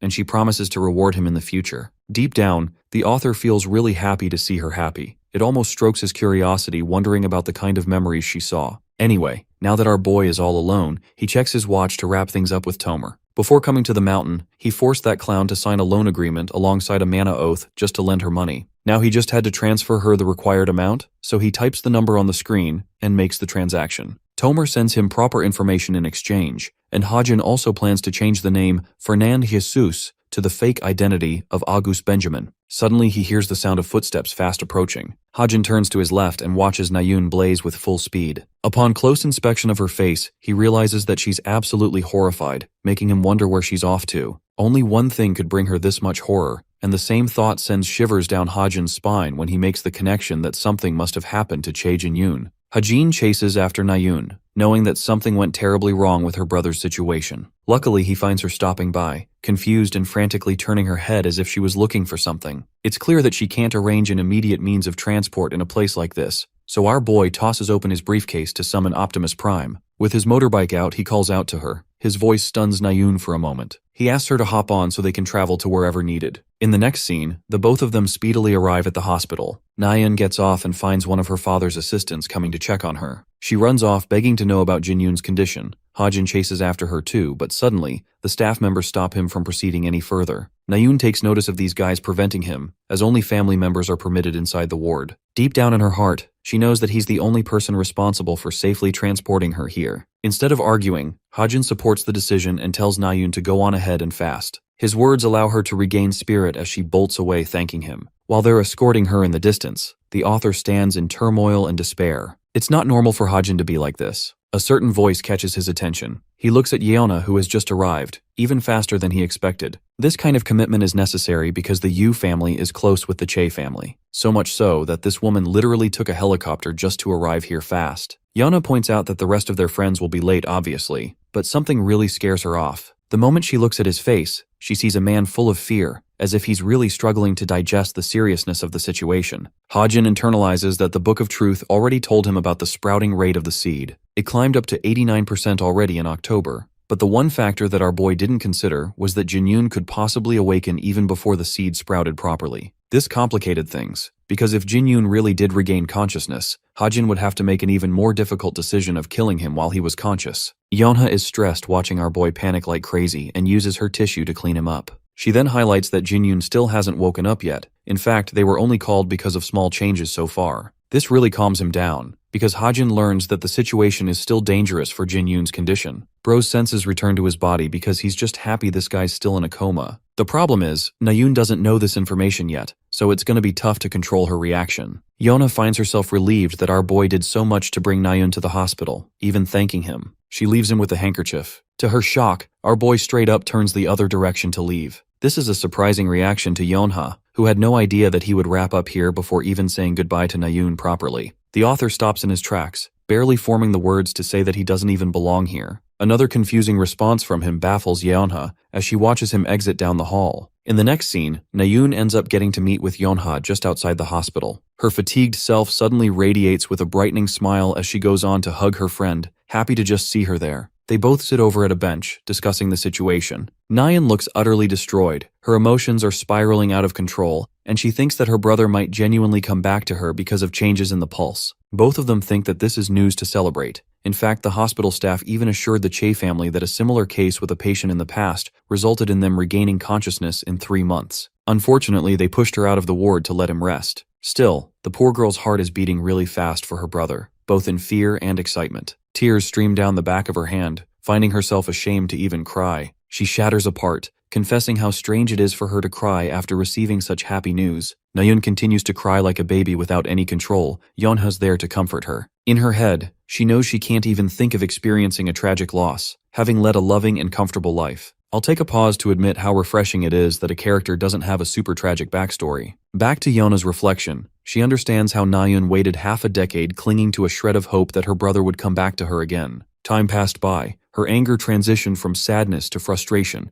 and at some point, total despair of having lost him forever. She left things up to fate, but right when she had accepted the finality of things and moved on with her life, a strand of hope came to haunt her again. Yeonha understood that she could never even fathom the kind of emotions someone like her was feeling. Meanwhile, Suho, Jonghak, and surprisingly even Sunga rushed to find Nayoon. But this adorable thing didn't even care about the rest of them. Her first question was asking about Hajin's whereabouts. She's stunned to hear from Yeonha that he went away without reason, though Yeonha thinks that if he was really worried, he would have at least bothered to stay. But she knows the kind of face he was making with a haunting expression. What's interesting to her is knowing that he came here on a bike, so his body should be fine. Back to our boy, Hajin is still visually overwhelmed when he receives a message from the captain asking him to log in using his new ID. She also rewards him with 300 million won for his previous mission in that same account. But our boy doesn't even care about the money. He's just lucky that Jin Yoon didn't wake up this time. The problem is, he's in a real panicking situation. Hajin has to kill Jin Yoon eventually, but he doesn't want to challenge this guy while he's awake. The timing of this situation gave him a reality check, and he stares down at the captain's message to accept the next mission. It was at this moment that Hajin knew he needed to control fate and act immediately, so he demanded an immediate mission from his leader. At the gorgeous guild office of Seonga, she receives tremendous news of breaking the 250th place in global rankings. The young lady is really happy to receive this news, pointing out how quickly time flew by. She asks about any new incidents, and learns about a new rumor going around about a new mercenary joining the group of assassins. Sunga lights up hearing the news, knowing that the demon extermination team could use more mercenaries. She then asks about this person's strong points, and learns that he's great at sniping, good enough to the point he got into the group without revealing his identity. Interestingly, none of the intelligence agents could piece together his identity either, so there's only a handful of information about this guy. There's a code name that this person uses, and that code name is Demonic Wolf. Talk about being badass, as that's also the name of Hajin's new account. Hilariously, Bro thinks the name is a little too loud for someone like him. The thing about the demonic wolf is that it's a reference to the legend of Fenrir, a monster that appeared in Northern Europe. Hajin even quizzed the captain about the name, and she revealed that she assigned it because he's got sharp eyes like the wolf. But the funniest part is that he doesn't even have sharp eyes, they're round, so this captain is just straight up glazing his ass. After hearing 2 chants of his name outside the shower, Hajin comes out to check up on his daughter. Evangel is sitting there like the prettiest little baby, showing him her latest creation. It's an actual wolf. Papa Hajin is really impressed with her refinements, and Evangel hands it over to him as a gift. It's clear that our boy wasn't expecting that at all, so she even shows him how it works. The wolf becomes animated with a touch of her finger, and immediately pounces around trying to attack our boy. Hajin thinks he's about to become sushi for this dude, but instead it just disappears inside of his body. He falls down, as an air of silence fills between the father and daughter duo. Evangel snickers at being unable to control her laugh, while Hajin gets up to tickle the shit out of her for pranking him so badly. Surprisingly, the little girl repeatedly confesses that it wasn't a prank at all. It's only then that our boy turns to inspect his body and finds a wolf insignia on his chest. He's genuinely confused about it until the system reveals the special buff he received. The wolf has acknowledged him as the new master, and it's got a bunch of different stat effects. The most important one is that it will manifest when Hajin faces a life-threatening moment. Now he realized why the little one did all of that. It's just because she was caring for his safety. The poor guy has to go up and apologize to her for completely misreading the situation. But to be fair, if a life-sized astral wolf was lunging at you, you'd be scared too. Hajin was so busy cuddling with his daughter that he didn't even realize the pretty baby fell asleep. He genuinely feels happy and alive as he scoops her up and thanks her again. After putting his daughter to bed, Hajin interacts with the kitty. This cute little thing gives us all a nice big stretch before going up to Evangel and sleeping right next to her. At some point, Hajin contemplated if Evangel and her new pet would fit in, but now he can genuinely see them bond well. Right after his return from the mountains, Bro was rocking his new hairstyle when his daughter suddenly began complaining and pushing him off. That's also the reason he's back to messy hair again. Anyway, our boy receives a message from Violet Society, wondering if it's about the rewards of the new mission. He taps it open and discovers a mini portal that sends out an item from the other side. This little thing is hallmarked as a top-grade under armor with a mana charge of 5,000. Hajin is starstruck with this new treasure because it boosts all of his stats, and even works on subtle details like fixing his posture to always remain alert. To test it out, he infuses the insignia's mana and pours inside it. The item spirals with blue waves coursing all over his body. This defensive equipment allows him with a layer of defense covering his body. It's an item so damn expensive that Hajin expects it to be priced at a staggering 3 billion won, even though he should only receive 300 million for the mission. Bro is the happiest to send the captain his regards. But one more thing. She says that the details of his next mission have been fully prepared. In the next scene, Tomer is bolting towards the receptionist to check on a patient. The desk worker asks about the name. Unable to contain her breath, she reveals that it's Argus Benjamin, a Latino man just like her of old age. The receptionist is confused until Tomer whips out a bunch of her father's photos. Surprisingly, the worker realizes who he is, but she's devastated to reveal of his passing 2 years ago. This revelation hits Tomer harder than Truck-kun hitting any isekai protagonist. Floods of information pours inside her head, realizing that the ridiculous reply was true all along. Not only did her father run off after ruining her life, he ended up getting a comfortable life of his own before dying peacefully. It's the ultimate kind of fuck you from her father. Tomer begs to know about his last words, and clarifies that Argus Benjamin is his fake name. Her father's real name is Fernand, and with great hesitation, she reveals that he's her father. Her mage qualification ID shows all the verification. To be honest, the receptionist knows very little about the guy. Just that one student came to repeatedly check on him. She thinks the same student must know something about him. After hearing this new information,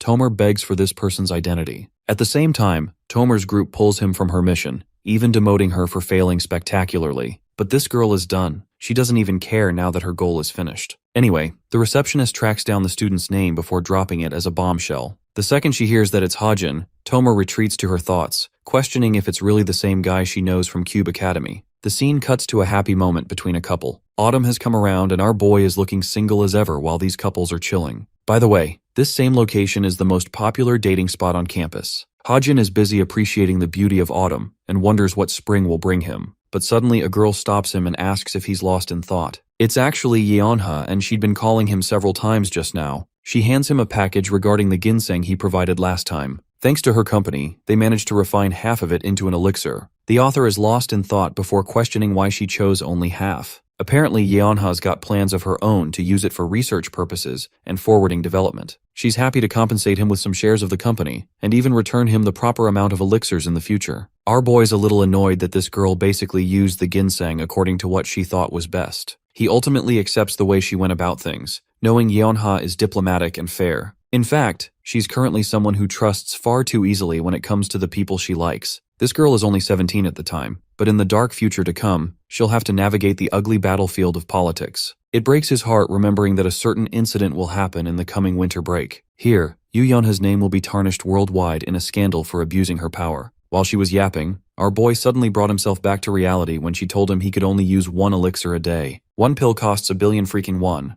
Hajin literally double-checks her after hearing those words. It's actually because it's made out of a rare ginseng which is already pricey, and then forged into condensed mana crystals. Our boy is pretty stunned that it's that valuable, with Yeonha clarifying that it wasn't actually priced that high. She just intends to market it as such. The only way to profit is to sell it at a higher price, especially when it comes to the rarity and time spent on the elixir compared to other medicines. 20 doses would equate to 20 billion won, for example. The system brings up important information regarding the elixir's property, boosting Hajin's stats after consumption. The effects are minor but still useful, and he thinks it could be further refined later. To return the favor, he hands her something. Hilariously enough, Bro's got her another wild ginseng to play with. She can't believe that he managed to grab another. It actually happened back at the Wind Mountain. To tease her, he even considers gifting it to Jonghak, who is now the owner of the Wind Mountain. But Yeonha funnily states that Jonghak forgot about her birthday party, so she's settling the score by using it as compensation. Our boy doesn't really mind as the two of them bid farewell. Right when she leaves is when Hajin checks his messages with Tomer, and just as a reminder, Jamer is also her name depending on translation. Anyway, she's yet to respond to him, suggesting that she'd already figured out the news of her father's passing. Hajin wants to give her some space for now. In the next scene, we initiate our boy's first proper trainee mission as a mercenary. He is to rescue a hostage from a group of demonic humans. The location is in China, so our boy's goal is to use the nearest portal after class to travel directly to the country. In his novel, he remembers writing about a lawless zone across the border of Mongolia and Russia. This zone is known for a notorious trafficking spot and a place frequented by demonic humans. You can call it their hideout, where the worst crimes of humanity are committed. Even a lawless zone like this has its personal form of demonic society with its own rules of functioning.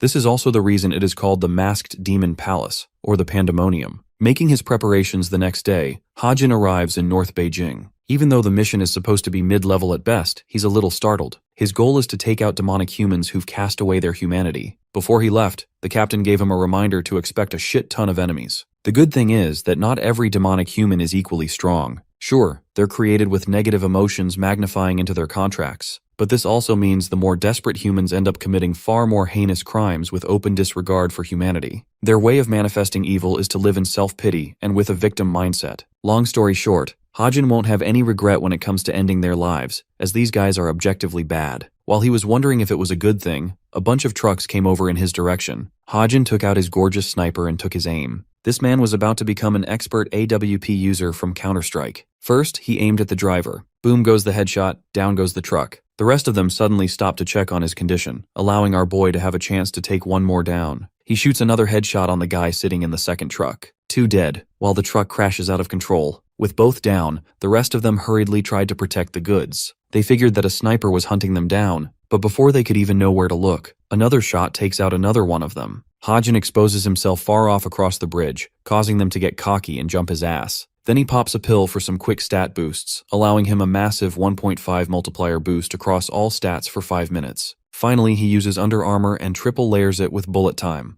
This time our boy's got a carbine, and he shoots them all down with ease. All of the demonic humans are wiped out, allowing our boy to smash open the locks on the trucks. While he was busy, he heard sudden speed bursts coming from behind. One demonic human was about to lunge in his face, with actually no way of avoiding this slash. Hajin was affected by the Goku virus of letting his stupid guard down as the blade approached his body. He braces for impact when the knife is an inch away from a brutal stab. Suddenly, the astral wolf summons itself from Hajin's core before chomping this guy's head in a quick motion. The guy screams in agony while Hajin watches in confusion. He had no idea that the spirit wolf would actually pop out like that. Then it clicks in his head. It's one of the abilities for the wolf to save him in a near-death encounter. Even then, Hajin is personally disappointed in himself for dropping his guard in one of the most dangerous zones. He opens the door and finds the victims of human trafficking quivering and crying in fear. Our boy tosses one of them a smartwatch. His real mission was to kill the demonic humans, therefore completing his main quest. Now he just has to escort them safely back home. Shortly after task completion, our boy informs the captain, who ends a cleanup team on the spot.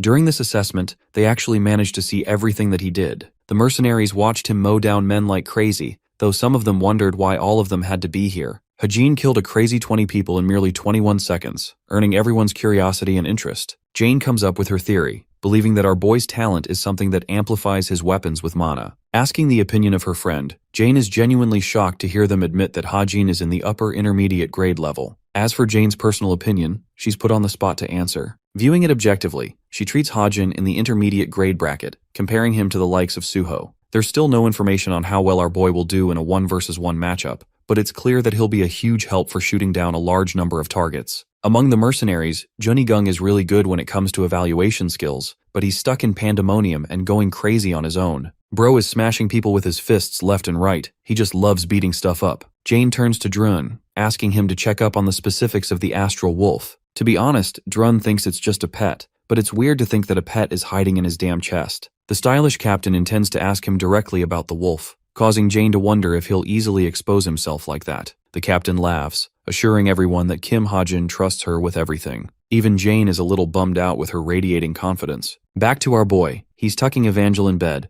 murmuring how he survived all thanks to the spirit wolf she made by spending a part of her own soul. The wolf has crazy stats, to the point our boy thinks he should deploy the under armor instead of him. Poetically, Ha-jin thinks that it might really end up becoming a demonic wolf. While he's talking to himself, the little girl hums and happily awakes finding her papa coming home. She just hopes he came back with yummy food. Feeling her warm touch like this, Ha-jin realizes that Evangel has genuinely become a source of comfort for his being. It had only been a year since he came here, and though the main story will come to an end with Ha-jin returning home, he genuinely wonders if he would be able to settle back. He can't just forget the people he met, the memories he shared with them. The scene closes off on that bitter note, and in the next scene, we have our boy dozing off in class, having slept only an hour because of the mission. Tomer is still ghosting his ass. He visited the memorial park to especially secure her as an ally, and that's also the reason he coveted her father's grave with fresh flowers. Right as she's wondering about her, Tomer comes around and straight up sits next to him. Ha-jin is stunned, but she's scribbling something down to talk to him, avoiding interrupting the lesson. She passes the note which reads if he's done any volunteering work in the past. Ha-jin replies saying he has, so she asks if he's nurtured Argus Benjamin before, to which he admits again that they were close. Hesitating, she struggles to write down about her father's personality. Ha-jin ponders the question and responds by revealing how lonely her father felt. She frantically asked how the two of them became friends,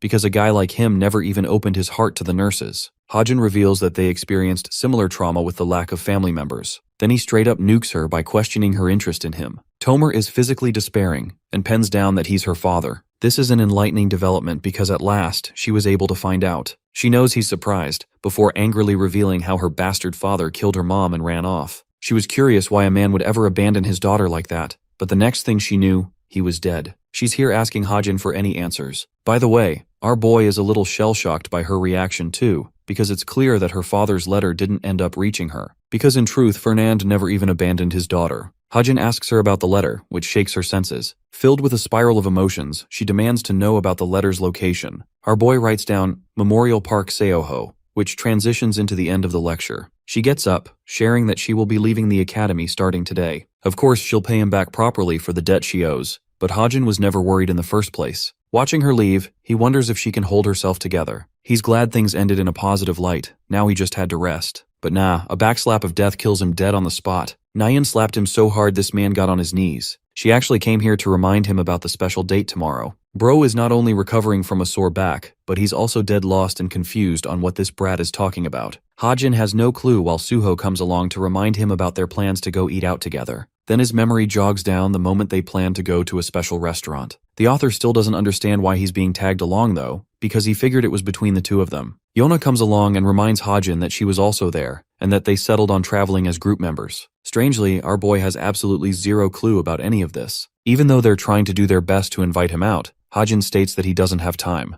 Nayeon towers over him and scrubs his head, weirding his ass out. She laughs and looks so happy, urging him to come no matter what, because if he doesn't, she'll toss him in the group chat. Ultimately, our boy has to accept this hostage situation. Let's go back to Tomer, who frantically looks for the letter in the park. Locating the exact area and row number, she discovers a locker room. Here, she finds her father's name written, but the part that surprises her the most are the flowers decorated inside. When she observes the flowers, she finds Ha-jin's name on them, as he bid farewell to a companion. In her eyes, Ha-jin revisited this place several times even after her father's death. He made sure to inject his mana inside the flowers, so they would always remain fresh. It genuinely pisses her off that her father ended up living a comfortable life, and even died being loved by someone. Years of anger swells up inside of her, the trauma of watching him kill their mother. Her feelings get the better of her. Tomer smashes the flowers in frustration. Her anger quickly turns to a panting, and soon it turns to personal frustration. All this time, all these years, she spent so much effort chasing him down, and for what? Nothing even mattered anymore. Her revenge was meaningless. She's on her knees looking helpless and pathetic. Tomer glances at a letter submerged inside, her anger and frustration replaced by a glint of happiness when she reads that Fernand wrote it for her. The letter starts off by talking about Fernand being engulfed in emotion at the time of writing. One half of him wanted his daughter to never stumble upon this note,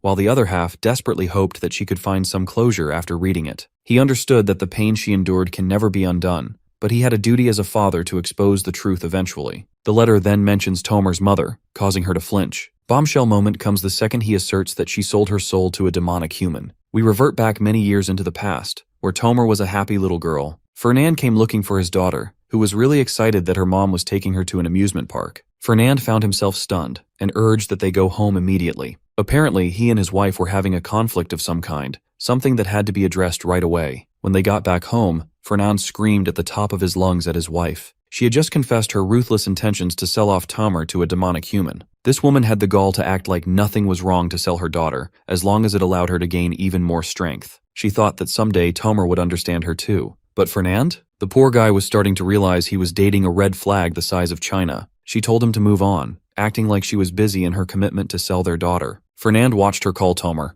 but inside him, his blood boiled, and the thought of betraying their own flesh and blood infuriated him. He grabbed her. Coincidentally, she slipped and fell, hitting the side of the table with a heavy thud. Everything happened so fast, he didn't have time to process, but Tomer was already there. The poor girl was asking about her mother's whereabouts. Fernand feared that she would discover the horrible truth of her mother becoming a literal demon. He felt severely guilty, to the point he thought the best course of action was to distance himself from Tomer. After instructing her to go outside and call for help, Tomer confessed and pinned the blame on himself. This is the other side of the truth that his daughter never knew until now, to the point it made her tear up. The next part of the letter is even more brutal. Fernand gave up all his wealth, making sure his daughter could live the best life she could. He even told his friend to take care of her, but the moment he returned to Korea, Tomer wasn't there anymore. He tried to find both her and his friend, but none could be found. The first emotion that rises inside of her is pure denial, the first stage of grief. She crumbles the letter and tries to crush it, before a gentle memory of her father's birthday flashes her mind. Back then, she gave Fernand a yellow watch. She wanted her yellow brooch that he gave to her match with his watch. That same watch is also included in the letter. Tomer's backstory beautifully comes to a close. Back at the dorms, Hajin bids goodnight to his daughter and goes to check his watch. He's happy to learn that Tomer got closure, and after that final message, she never responded again. Though she still has to pay off the giant loan, which means the contract still exists between them, she no longer dyed her hair and even wore the birthday gift, embracing herself. A pleasant feeling grew in Hajin's heart,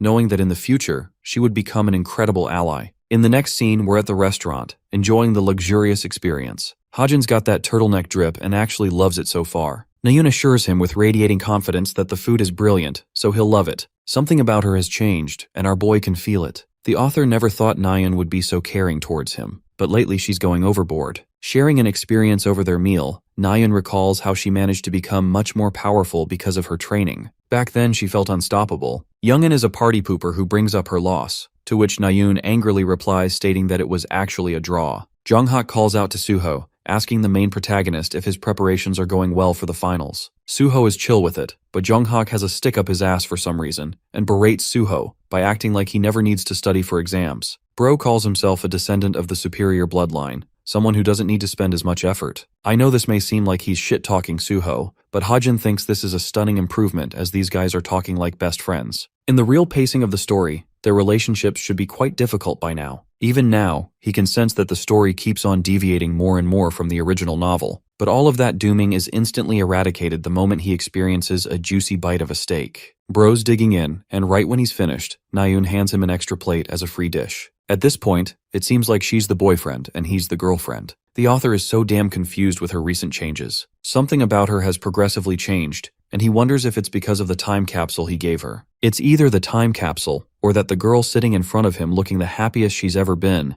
actually developed deep feelings for him. She even catches our boy staring at her, wondering if he's interested in ordering more food. Hajin tries to decline, but she calls another serving for him, once again showing how generous she's being. Bro is genuinely lost and tries to deny the reality of Nayun developing feelings, telling himself that it must be the capsule, and only that. Later that night, they went down to the karaoke room where Jonghak streamed the whole thing. Everyone was simping for Nayun and had to fake the attention for Jonghak, who felt like he was dropping some mad bars. And then came Hajin's turn. This man was calm, and sang so incredibly well that the audience couldn't believe it. His singing talent was out here being compared to actual singers. His alluring voice puts Nayun in a certain sense of ease. Even Yeonha is surprised how the song is keeping her so lost in emotion. Of course, she agrees that he actually sang super well. At that moment, Hajin messages her to come outside for a conversation. The moment she steps outside, Bro goes from Korean to English and asks her what's up. Yeonha's a little put off and asks him to get to the bottom of it. Hajin takes out a slip from his pocket and requests her to make more bullets for him. She grabs the envelope. Apparently Hajin has filled it with some kind of substance inside. He wants her to grind it and imbue inside the bullets. Yeonha is chill with the task. Using cutting-edge mana compression techniques is nothing to her. But her supreme confidence is caught off guard when she uncovers a leaf inside. She's dying to probe information about the leaf, but also knows this man isn't going to say a word about his stuff. Hajin is happy he gets him so well, while Yeonha agrees to the task. Moreover, he uses this moment as an opportunity to leave the party. Again, she's surprised that he's leaving quickly. When Hajin wrapped up his song, he could feel an intensive stare coming from Jonghyuk. Bro's jealous of him, but anyway, Yeonha sees him off. Then she receives a sudden message from one of her subordinates, informing her of an urgent report. Their investigations regarding Kim Hajin have led them to a suspicious incident. Yeonha questions in confusion, and learns that the same year of Hajin's birth is when the incident known as the Gwango incident happened. Public information about the incident was extinguished. What's frightening is that during the investigation, one of Yeonha's own team members was attacked, causing her to shrivel up in fear. Luckily, the victim is okay, having survived without major injuries. Yeonha types her response, requesting her subordinate to forward all of the findings to her and then temporarily suspend the information. She doesn't want to jeopardize the well-being of her men just for this one investigation. What really bugs her is the name Gwango. Something about it comes up in her memory. After a little bit of contemplation, she realizes that she read this name in her father's diary as a child. She was too young to read the content at the time, but she can't forget how angry her father was when he found out about it. Hajin being connected to that incident has secured hope in her heart, because in this manner, she can genuinely pay him back by privately reading up about it. I have to highlight that Yeonha thinks that she's doing the right thing here, which will be much more important later on. Anyway, she can check the diary at home since her pops is gone on a trip. Suddenly, Nayun pops outside and finds her standing there. She grew impatient, waiting for both of them, and wanted to check. Worriedly, the poor girl scans her environment to look for her crush. Yeonha disappoints her by revealing that Hajin has already left. It really surprises Nayun, making her feel worried about the conversation the two of them had. She actually asks several questions out of concern, causing Yeonha to laugh and tease her for being tangled up in her feelings. She even calls Nayun adorable for pretending to hide her feelings. The same Nayun is doing her best not to feel flustered. In the next scene, Yeonha returns to her estate. The butler welcomes her with warm regards as the two of them exchange greetings. It's been a while since she came to visit from the academy, even though both her parents are out on a trip. This is the ideal situation for Yeonha, who expresses that she's just here to look for one book in her father's study room, and that book is none other than his old diary. Yeonha hasn't visited her father's study room in a while. She approaches the desk, recalling that the diary is placed right underneath it. First, she lifts off the covering sheet, but to her shock, there's a password blocking access to his personal belongings. Her papa really ended up getting a whole-ass safe this time. Unfortunately, Yeonha has no idea how to navigate through this password. Off of a whim, she types in her birthday, but the pin declines. Choosing the next course of action, she types in her mother's birthday, which also declines. She's pretty stunned and believes that only one logical conclusion is left. After merging both her birthday alongside her mother's birthday, she cracks open the safe with success. Yeonha is sweetened out by her father's gesture. Bro loves his family way too much, apparently. Anyway, the diary is now in her hands, and all that's left is to uncover the truth. Right then, she also receives the compiled information from her team regarding Kim Hajin's investigation. During this, they discovered that soon after the Gwango incident, Hajin received shelter in an orphanage nearby. Now she's one more step closer to the truth. Scanning through the journal, she looks for the word Gwango. After a bit of flipping through the pages, Yeonha finds relevant information tracing all the way back to September 2008. At the time of writing, Yeonha's father declared that he'd never forget the horrors that were committed. With the way he wrote such words, Yeonha is left completely shocked. But before some more truth diving, let's check up on Evangel, who is busy watching an epic battle with her cat. Hajin finds them both cute. Whitey the cat is actually watching television as if she understands everything that's going on. Her intelligence is off the charts, which also reminds him about Homer's ring. The artifact is supposed to increase one's intelligence by a small point. He points out a loophole that other living creatures should be able to use the ring. After some surfing with the Book of Truth, Hajin learns that it takes 18 days to reach maximum value. The same ring costs 250 points to use its benefits for humans, which is a little too much. Anyway, Evangel and Whitey are happily spending time together, while Hajin is just happy to see that. He wonders if investing in the cat will end up helping out Evangel in some way, so he puts it all the way up to its tail, with the hopes that this thing will become the Albert Einstein of cats soon. Time to go back to Yeonha's crashing reality. Her soul withers apart. She can't even fathom the words she's reading right now with the turn of every page. Details are listed as follows. A powerful man hired him as an assassin and desired Yeonha's father to slaughter his target. The target happened to be Jin Young-won, a really good guy who stood up for justice and had a real name in the world. However, because of his actions, the president of Korea, Kim Seok-ho, felt threatened, frustrated to see Young-won getting in his way every time. President Seok-ho was afraid one day his corruption would be exposed, But the one main problem became Chai Ju-chol's involvement, who actually fully supported Young Hwan's assassination. First, they branded Young Hwan as a secret demonic human, a baseless claim to make him a target. And then to make sure no one would suspect a thing, they even decided to wipe out every single one of Young Hwan's relations. With more assassins hired, the whole mission was entrusted to Yeonha's father. September 8th came along. Young Hwan reported a message through the radio requesting backup to fend off a monster. In reality, that monster attack was a decoy created by Yeonha's father. He actually made the decision to push people towards rescue operations and basically led them to their deaths through the monster. At the time, Young Hwan and his allies did their best to protect every civilian they could using the shelter. However, one man infiltrated the shelter, and that one single man slaughtered every last one of them. Once again, Yeonha's world smashes to utter pieces with every word she reads. She can't even fathom how her own father played a critical role in a massacre of many. And then comes the most crucial part of this story. The following day of the massacre, Yeonha's father received a report that one of Young Hwan's subordinates was a pregnant woman. Those words linger in her brain, and finally the dots start connecting to each other. Yeonha flips the pages to deny the worst possible outcome in her mind,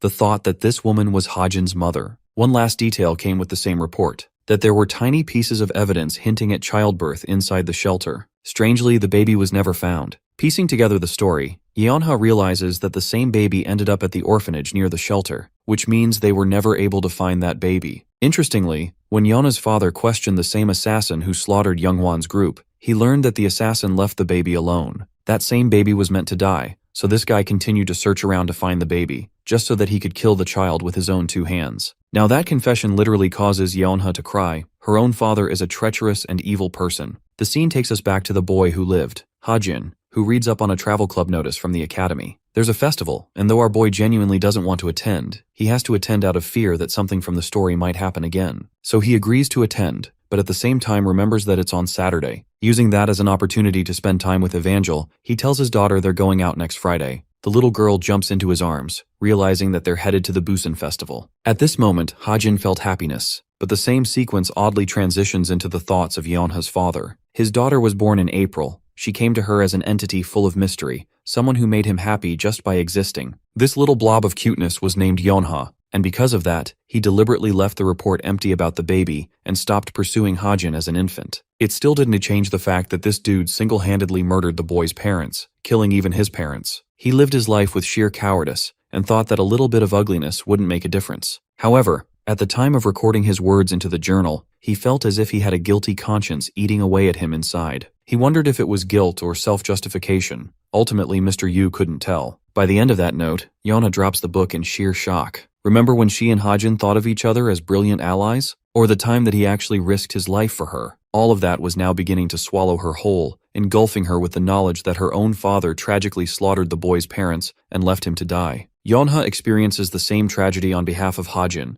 quivering before letting out a painful and agonizing scream of sadness. Meanwhile, our boy is mad chilling at the Lotus Hall view of the Busan Hotel. This place is as premium as it can get, and his little ones are having their own fun on their day out. Throughout the day, our boy spent time with Evangel, taking many photos and enjoying the festival. He even found a new favorite photo of Evangel, where she made the cutest marshmallow face ever. The room he booked is usually hard to reserve, but our boy got lucky since someone canceled at the last minute. One great thing about his luck stat is that it never lets him down. The author enjoys fireworks sprouting in the sky until his eyes shift down towards a certain couple. He tries to focus on a man that he feels familiar with, but to his shock, that same guy sharply gazes back, detecting Hajin's intent. Bro said nah to stalking. Anyway, this dude looks up at the building and even cockily smiles at our boy, as if to say, I see you bitch. It's seriously impressive that he was able to take note from that distance. Even the author is questioning the kind of bullshit dark feeling developing inside of him. His instincts are screaming at him as the author. Let's take a step back for a moment. Kim Soo-ho is only one of the isekai characters that came from another world, but there's also his equal, a villain that ends up developing hatred for losing their home. This person shared negative experiences and eventually became the total opposite of Kim Soo-ho. Basically, both of them got hit by Truck Kun, one of them became good, and the other turned into a villain. However,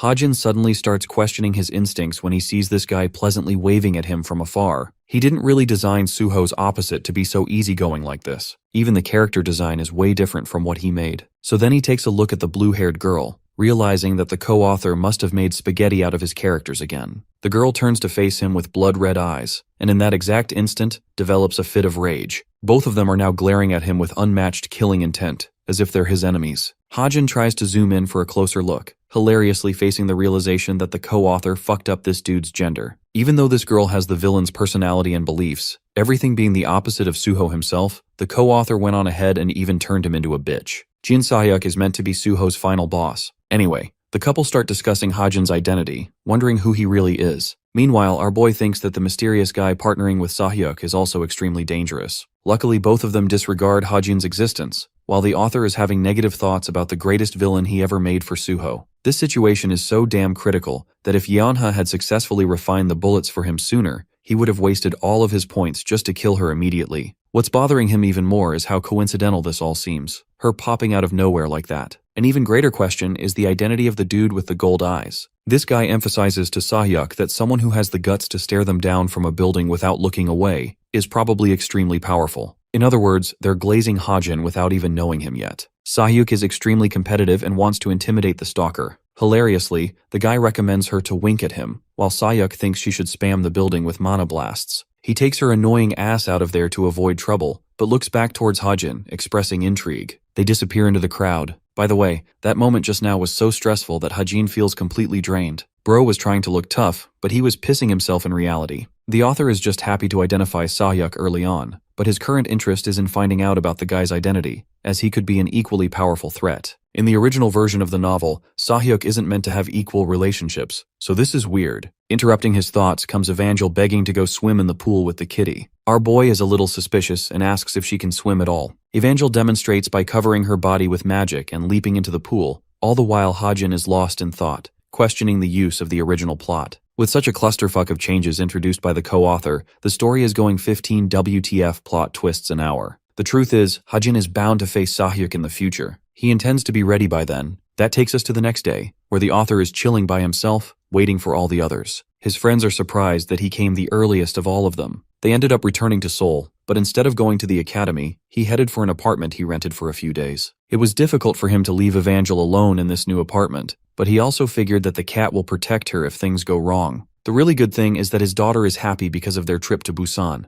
and that matters most. Suho, Nayun, and the others catch up too. The protagonist is curious why Hajin showed up so early, and Bro is just raw-dogging excuses for coming early at this point. During this conversation, he ends up hearing about Yeonha's ill condition. Turns out she won't be joining them at all. Hajin is surprised to learn that she's sick, so sick that this girl ended up being hospitalized. Her friends were told that she had some kind of stress-induced gastritis, knocking her out, to the point Nayun stayed the night to look after her. Her condition deteriorated the entire week, but every time she asked for an answer, Yeonha wouldn't respond. This also makes Hajin realize that he hasn't really been running into her lately, but he never could have imagined she was sick. Nayun adds that she's feeling a lot better now, so that's a good thing. Hajin trusts her word and walks into the portal, thinking that perhaps Yeonha ate something that affected her stomach. Bro has no idea that she got nuked into depression, and by the way, the author genuinely doesn't know about his own tragic backstory as the character Kim Hajin. Back to the good stuff, the party is planning on doing a street food tour first. Busan has a ton of shops to explore, so clothing, goods, and weapon shops are on their list. As for our boy, he's especially intrigued by the idea of an antique store, knowing that he might be able to find something precious thanks to his luck. Before he can, Bro is slapped with a cap thanks to Nayun shoving it on top of his head. He literally shouts at her after getting startled. And her reaction? She's ready to purchase the cap for him because it looks great on him. The moment Hajin takes it off and rejects the gift, she begins pouting and shouting, revealing that she already made the payment. By the way, this little cap cost her a whopping 350,000 won, which is roughly 250 USD. In the end, Bro had to wear it just because his future wife wanted him to. Nayun continued to be extra giving and loving, sharing a corn dog with him. He tries to reject it again, only to get the corn dog shoved in his mouth. Bro is getting manhandled by his girl. Hajin asks why she's yet to eat, which interestingly leads to Nayun sharing how she gets a stomachache from street food. Instead, she's bought food just to give it all to him. Her cheery and loving attitude, this bright mood, it's so different. Hajin wonders if it's because she's relieved for her brother. Nayun grabs his shoulder and drags him to the next stop, leaving him to genuinely wonder about the extent of her feelings. Deep down, he feels utterly destroyed, contemplating if he should have such closeness and affection with her. If he chooses to be with her, Nayun will feel the ultimate form of betrayal when he kills her brother. This is why, from the very beginning, the author wanted to keep a strong distance between the two of them. It's so strange that things ended up developing in the opposite direction. Afraid, he begs Nayun to stop, affirming to himself that he should keep his distance. But Nayun? This girl is such a keeper, she wraps a scarf around him and continues to spoil him. This kind of love, it's difficult for Hajin to reject it, and I'm starting to personally think that he really loves her. But on the other side of the coin, scary feelings are creeping inside his heart. She keeps on praising him, keeps on comforting him, while he's beginning to wonder one thing only. If Hajin can kill Jinyun without being caught, he could continue to have this relationship with her. He looks down at the girl who is swooned by his very existence. His eyes carry guilt for the future to come, and Hajin faintly starts to entertain the idea of a future where they're both together. To shove these feelings aside, he throws her scarf back to her face. Without saying another word, he turns the other direction and leaves, even when she's worried about him getting cold. This guy bolts off like he's afraid of a confrontation with her for another moment. What do you guys think? We've made it this far in the story. Is Nayun the right choice for him? That night, the group circled around their final destination, an amusement park. This place is supposed to be full of wonder and happiness, but it's currently a notorious spot for smugglers. It's a shady location, and Hajin vividly remembers writing this part of the novel. The party is meant to run into a bunch of smugglers, which will cause a scene and mark the first meeting between Kim Suho and Jin Sayuk. Scanning her environment, Nayun finds Yonha in the distance. Turns out she actually joined them. Exiting the car, Yonha appears better than before. Nayun checks on her condition, while the travel president suggests they line up quickly to receive their wristbands. As they stand shoulder to shoulder, Hajin senses a disturbance in Yonha's composure. He sparks conversation by asking if she's still sick, only for her to depressively respond saying she's okay. The author can tell that something's off, so he's starting to wonder if it's food poisoning spoiling her condition. With the wristbands worn, the group's next destination is to move around in the park in pairs. Yonha forcibly grabs our boy's hand, taking a quick leave. Her sudden, forceful maneuver flusters Nayun, because everyone and their mother knows she wanted to snag Hajin for himself. Even the author can't tell what's going through this girl's mind. Her face looks dead serious too, implying that the conversation is supposed to happen in confidence. Boarding the Ferris wheel, they share a cabin together and sit across from each other. It's been a while, and throughout their walk, Yonha didn't speak a word. Hajin has no idea what's about to happen. He can see her visibly shaken reaction, how nervous she feels to even look him in the eye. She even requested that they both ride the Ferris wheel all of a sudden. Clearly this isn't supposed to be a date, so our boy gets down to business and straight up asks why they're even here. He tries to warm up the conversation by asking about the bullet processing procedure, but that's not it. Yonha knows it'll be done by next month. However, the leaves he gave her were special. He asks her to store remnants of the leaf if she ends up saving them. Yonha confirms she will, while Hajin reminds her again that they're partners. This is one of the many times he said something like this, except this time, Yonha's stress is knocking the wind out of her. She can't even speak. Fear is holding her tongue shut. Hajin wonders if he said something wrong and thinks that he's more of an investor than a partner in this situation. But Yonha snaps, shifting the course of the conversation by stating that she has some important news for him. Confused, he urges her to say it out loud. Right as she's about to confess, a loud explosion shakes them. The Ferris wheel has stopped functioning, causing them to get stuck. This is a strange occurrence, one that pretty boy Hajin didn't anticipate. He looks down and spots the showdown between Suho and Sayuk. Their fight's about to begin. Berating her opponent, Sayuk taunts Suho for being a celebrity. It's only thanks to his fame that she managed to track him down. At the same time, the protagonist of the novel instantly recognizes her too. Suho is shaken and demands to know how she even got here. His sharp observation impresses her, and she decides to entertain him with an answer to his question. Sayuk taunts him for acting like he's the only person who got lucky on the day their fates changed forever, basically implying that both of them were transported to this world at the same time. Suho takes a more aggressive tone, demanding a proper answer. Not even the cute bear Nayun has seen this side of him before, which really makes her wonder who this bad bitch really is. Sayuk isn't interested in sharing her intentions, and feels offended that he doesn't even respect her. She drills it into his head about their past relationship and time spent together, but bringing that part up irritates the protagonist even more. Suho thinks she doesn't even have the right to bring it up, but Sayuk doubles down, mocking him and emphasizing that she doesn't quite give a damn. She's really looking to fix his attitude, basically reminding them about the difference in their power levels. Hearing this lover's quarrel is pissing off Nayun, but she knows that if someone is capable of annoying Suho, they're definitely not a good person. The girl even calls Sayuk a piece of trash for being a dick. She rage-baited this bitch so hard that Sayuk launched an immediate blast and obliterated Nayun in a single hit. Suho couldn't even process the speed of the attack and barely turned his head to see Nayun fully unconscious. He helplessly calls out to his friend, while Sayuk plays with the blue flames, satisfied with her actions. Suho's so worried about his friend that he forgets about the person coming to attack him. Sayuk uses this opportunity to raise a bunch of spears, weapons cast out of mana. Her ability kind of reminds me of Gilgamesh, except she's even more badass because they're all covered in blue flames. Suho's greatest nemesis provokes him by asking if he values his life. Observing this scene from his spot, Hajin is out here panicking like crazy, unable to believe Nayun went down in a single blow. He thinks that the situation is far too critical, so he postpones the talk with Yeonha and leaves it up to later. Our boy then smashes open the door, observing the situation before descending. Just when he's about to jump, Yeonha grabs his arm, stopping him. Her voice wavers. It's clear that she doesn't have the ability to postpone this discussion. She's practically shaking even while pulling his arm, her face shows complete sadness and she's moments away from falling apart. Yeonha confesses that if she doesn't state the truth now, she will never have the strength to say it later on. The author is so lost right now, wondering what on earth could have shaken Yeonha to her core. Remember when he was thinking about the incoming scandal for Yeonha's company? Hajin assumes that the situation is related to that, and that she may be stressed because of the rumors. Bro genuinely misunderstands the whole thing and swipes her hand. He looks like Prince Charming as he reminds Yeonha that she doesn't have to say the things she doesn't want to.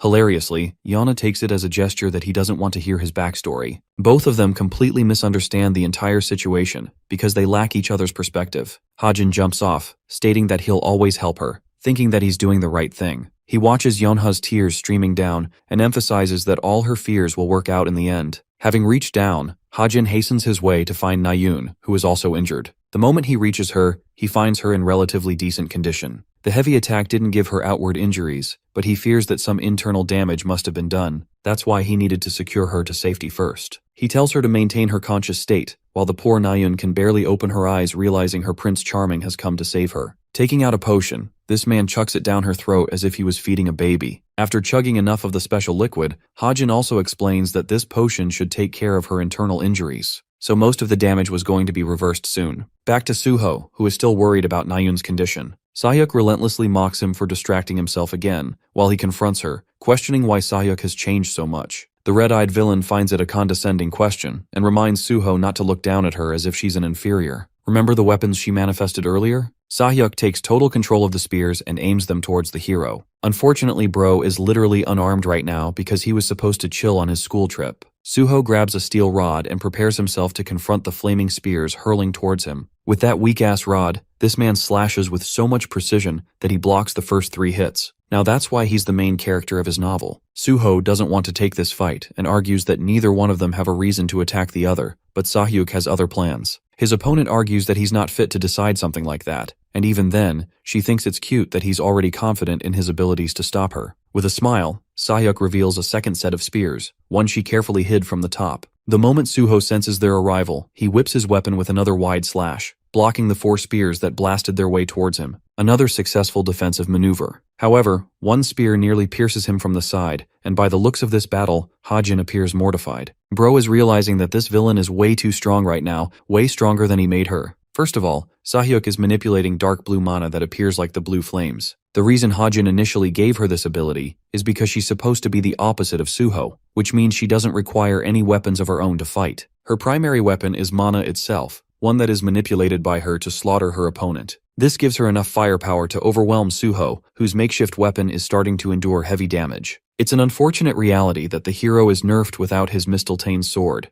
and the villain he's facing is also pretty strong. The spear shatters its way through the rod, inches away from piercing the protagonist's flesh. Sahyuk grins, knowing it's her perfect victory. The attack connects, slamming Suho with a heavy thrust that knocks him off balance. More of the same hits continue to slam him back to back, leaving him wide open. The hero falls, pummeled into the ground after her barrage. Suho's condition appears miserable and he's in no position to fight back anymore. Things are looking really bad from Hajin's perspective. Who knows that if the protagonist dies here, the world will literally fall apart because all of the main scenarios will fail. He needs to act immediately, or else his future is doomed. Reigning as the victor, Sahyuk towers over him, appearing calm and forceful in her wrath. Just as she's about to make her finishing move, our boy slides in to face her. The goat of all goats has arrived to save the hero. Sahyuk wasn't expecting another dude to just come out and save her opponent like that. She struggles to understand what's going on, but also remembers this is the clown who kept glaring at them from the top of the hotel roof the other day. Bro's a little surprised she caught his face from that distance. Hilariously, Sahyuk assumes that he's some kind of hero teacher for these students. But the moment he rejects that assumption, Sahyuk slams 2 spears just next to his face.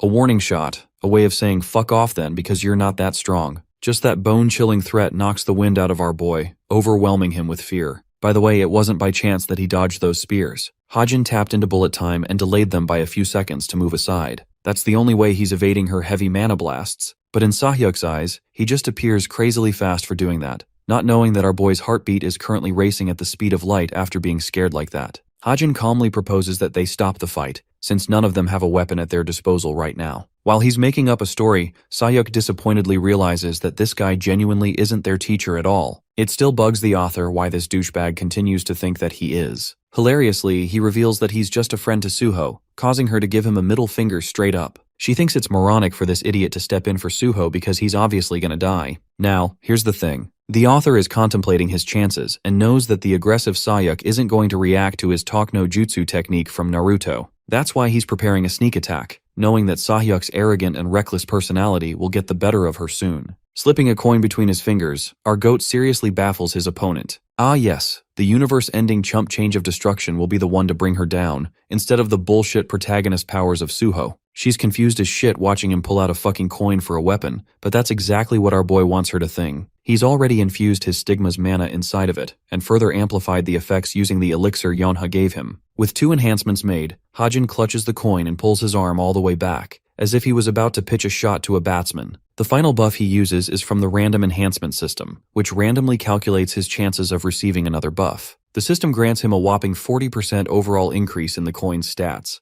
3 buffs make it so powerful that the coin smashes Sayuk's head with a clink. This was our boy's best shot. As the coin tumbles down to the ground, Suho's polar opposite grabs her head. Confused, she realizes that she's bleeding. That attack genuinely hurt her despite her durability, but unfortunately, even when Hajin gave the coin 3 whole buffs, it wasn't even enough to knock her down temporarily. It shows just how strong she truly is, but it seems that Hajin has already achieved part of his goals, believing that his opponent will now react in a reckless manner. Sahyuk readies a mana blast, but before she could do anything, her partner comes along and stops her, believing it's time for them to leave. Obviously, she's enraged and wants to finish off the fight, but this guy has sensed something. He knows that what Hajin did there was to lay a trap, knowing that she couldn't control her mana if her brain was in shambles. The next thing he does is freaking insane. With a single karate chop, bro knocks her ass out in one move before catching her. Then he laughs, sharing how annoying she can get sometimes. He already knows Hajin from their encounter in the building, but now he's gotten an even better picture. He underestimated Hajin's abilities, which led to Sahyuk's provocated state, and that's why he assures the author that he won't let his guard down next time around. Saying so, he bolts off.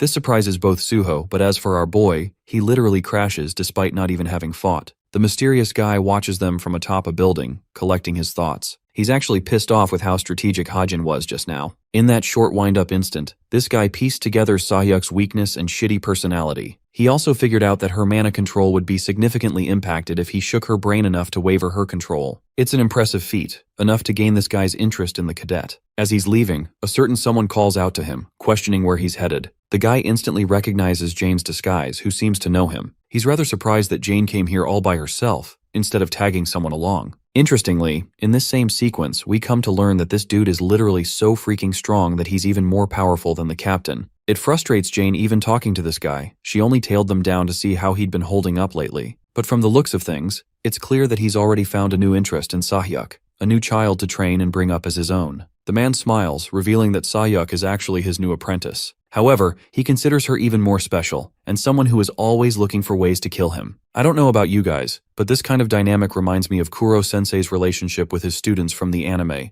Assassination Classroom. Anyway, to humble Jane, he dog-walks her disguise ability in a single second. It seems that he can also manipulate the dark blue mana, but he was hoping to tone down her arrogance, reminding her that he's no match for him. Jane responds with advice he shared with her in the past, never to make reckless moves. She knows she can't beat him in a fight, but she was hoping to kill Sahyuk in the meantime. That assumption makes him laugh, and he agrees with her partly. But it doesn't matter, so he's already preparing to leave. Jane thinks she's hot shit for leaving without feeling threatened at all. Jane leaves him with a threat to remember, saying that their captain hired a new black, a wolf to kill the old black. That person is none other than the demonic wolf he just encountered. The name intrigues him because of the myth of Fenrir, the wolf who devoured the king of the gods. He hopes for Jane and her little group to do their absolute best to nurture and recreate that same myth. And that's not because he thinks it's impossible, it's actually the opposite. From what he saw today, he genuinely noticed that wolf in Hajin. My guy basically said, game recognizes game. Back to our boy, he feeds Suho the same potion. Shortly afterwards, the police department and the heroes ended up detaining the smugglers of the wretched amusement park. He already expects what tomorrow's news will look like. It won't regard anything related to Sahyuk, but will only focus on the smugglers' chaos. Luckily, Nyan's resting in the hospital, while Suho appears much better next to him.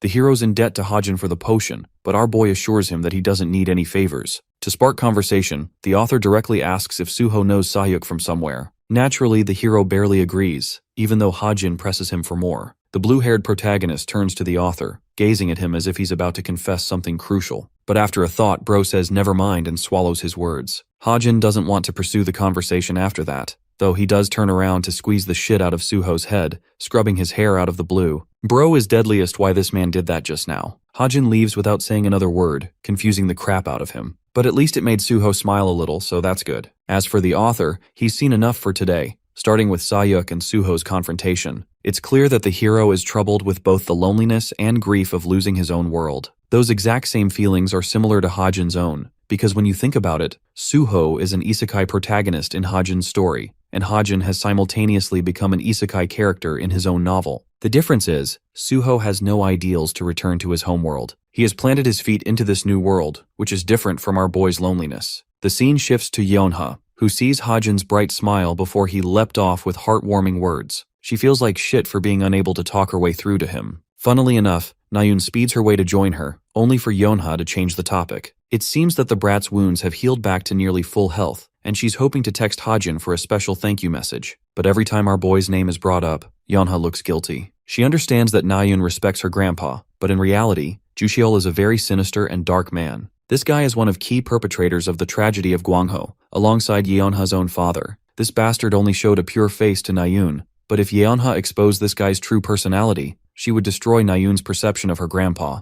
She's even hoping to tell Nayun all about Hajin's past, wondering if she should add in the details of her grandpa, and the very reason that Hajin's parents are no longer with him today, that he grew up without a family because of their selfish families. Holding all of those conflicting feelings heavy in her heart, Yeonha calls out Nayun's name. But just like Suho, she stops at the last second, feeling miserable and full of guilt. Instead, she walks by advising Nayun to be nice to Hajin, returning to her joking self again. Yeonha drops the sarcastic tone, and seriously advises Nayun not to regret her reality later on, basically hinting that she's gonna feel guilty one day for treating Hajin like dog shit in the past. Their conversation abruptly transitions to Evangel and Whitey, playing with fried chicken. Their papa has brought them some yummy food after all. After the whole showdown in the amusement park, the author receives over 400 story points for his influence. Thanks to that, he can unlock another setting he's had his eyes on. He walks around reflecting on what he should do, even when he's got a few ideas in mind. Checking around his notes, Hajin eyes down a skill called doping setting. It's a unique ability that allows his body to remember effects of drugs and reproduce him via his immune system. Basically, if he does steroids even once or takes cold medicine even once, his body will figure out a permanent adaptation to it. That's why he's meaning to spend points on the doping setting. Unfortunately, the cost is a whopping 1,000 story points, which is fair given how absurd the effects are. Though startled by the price, the author understands that it's going to be costly because of the permanent state. Regardless, he makes the purchase, believing it's all worth it. At its current state, the drug memory ability will only partially adapt to a drug. With more of his luck factoring in, things could eventually transition to permanent enhancement. Trying it right away, our boy chucks in an elixir pill again.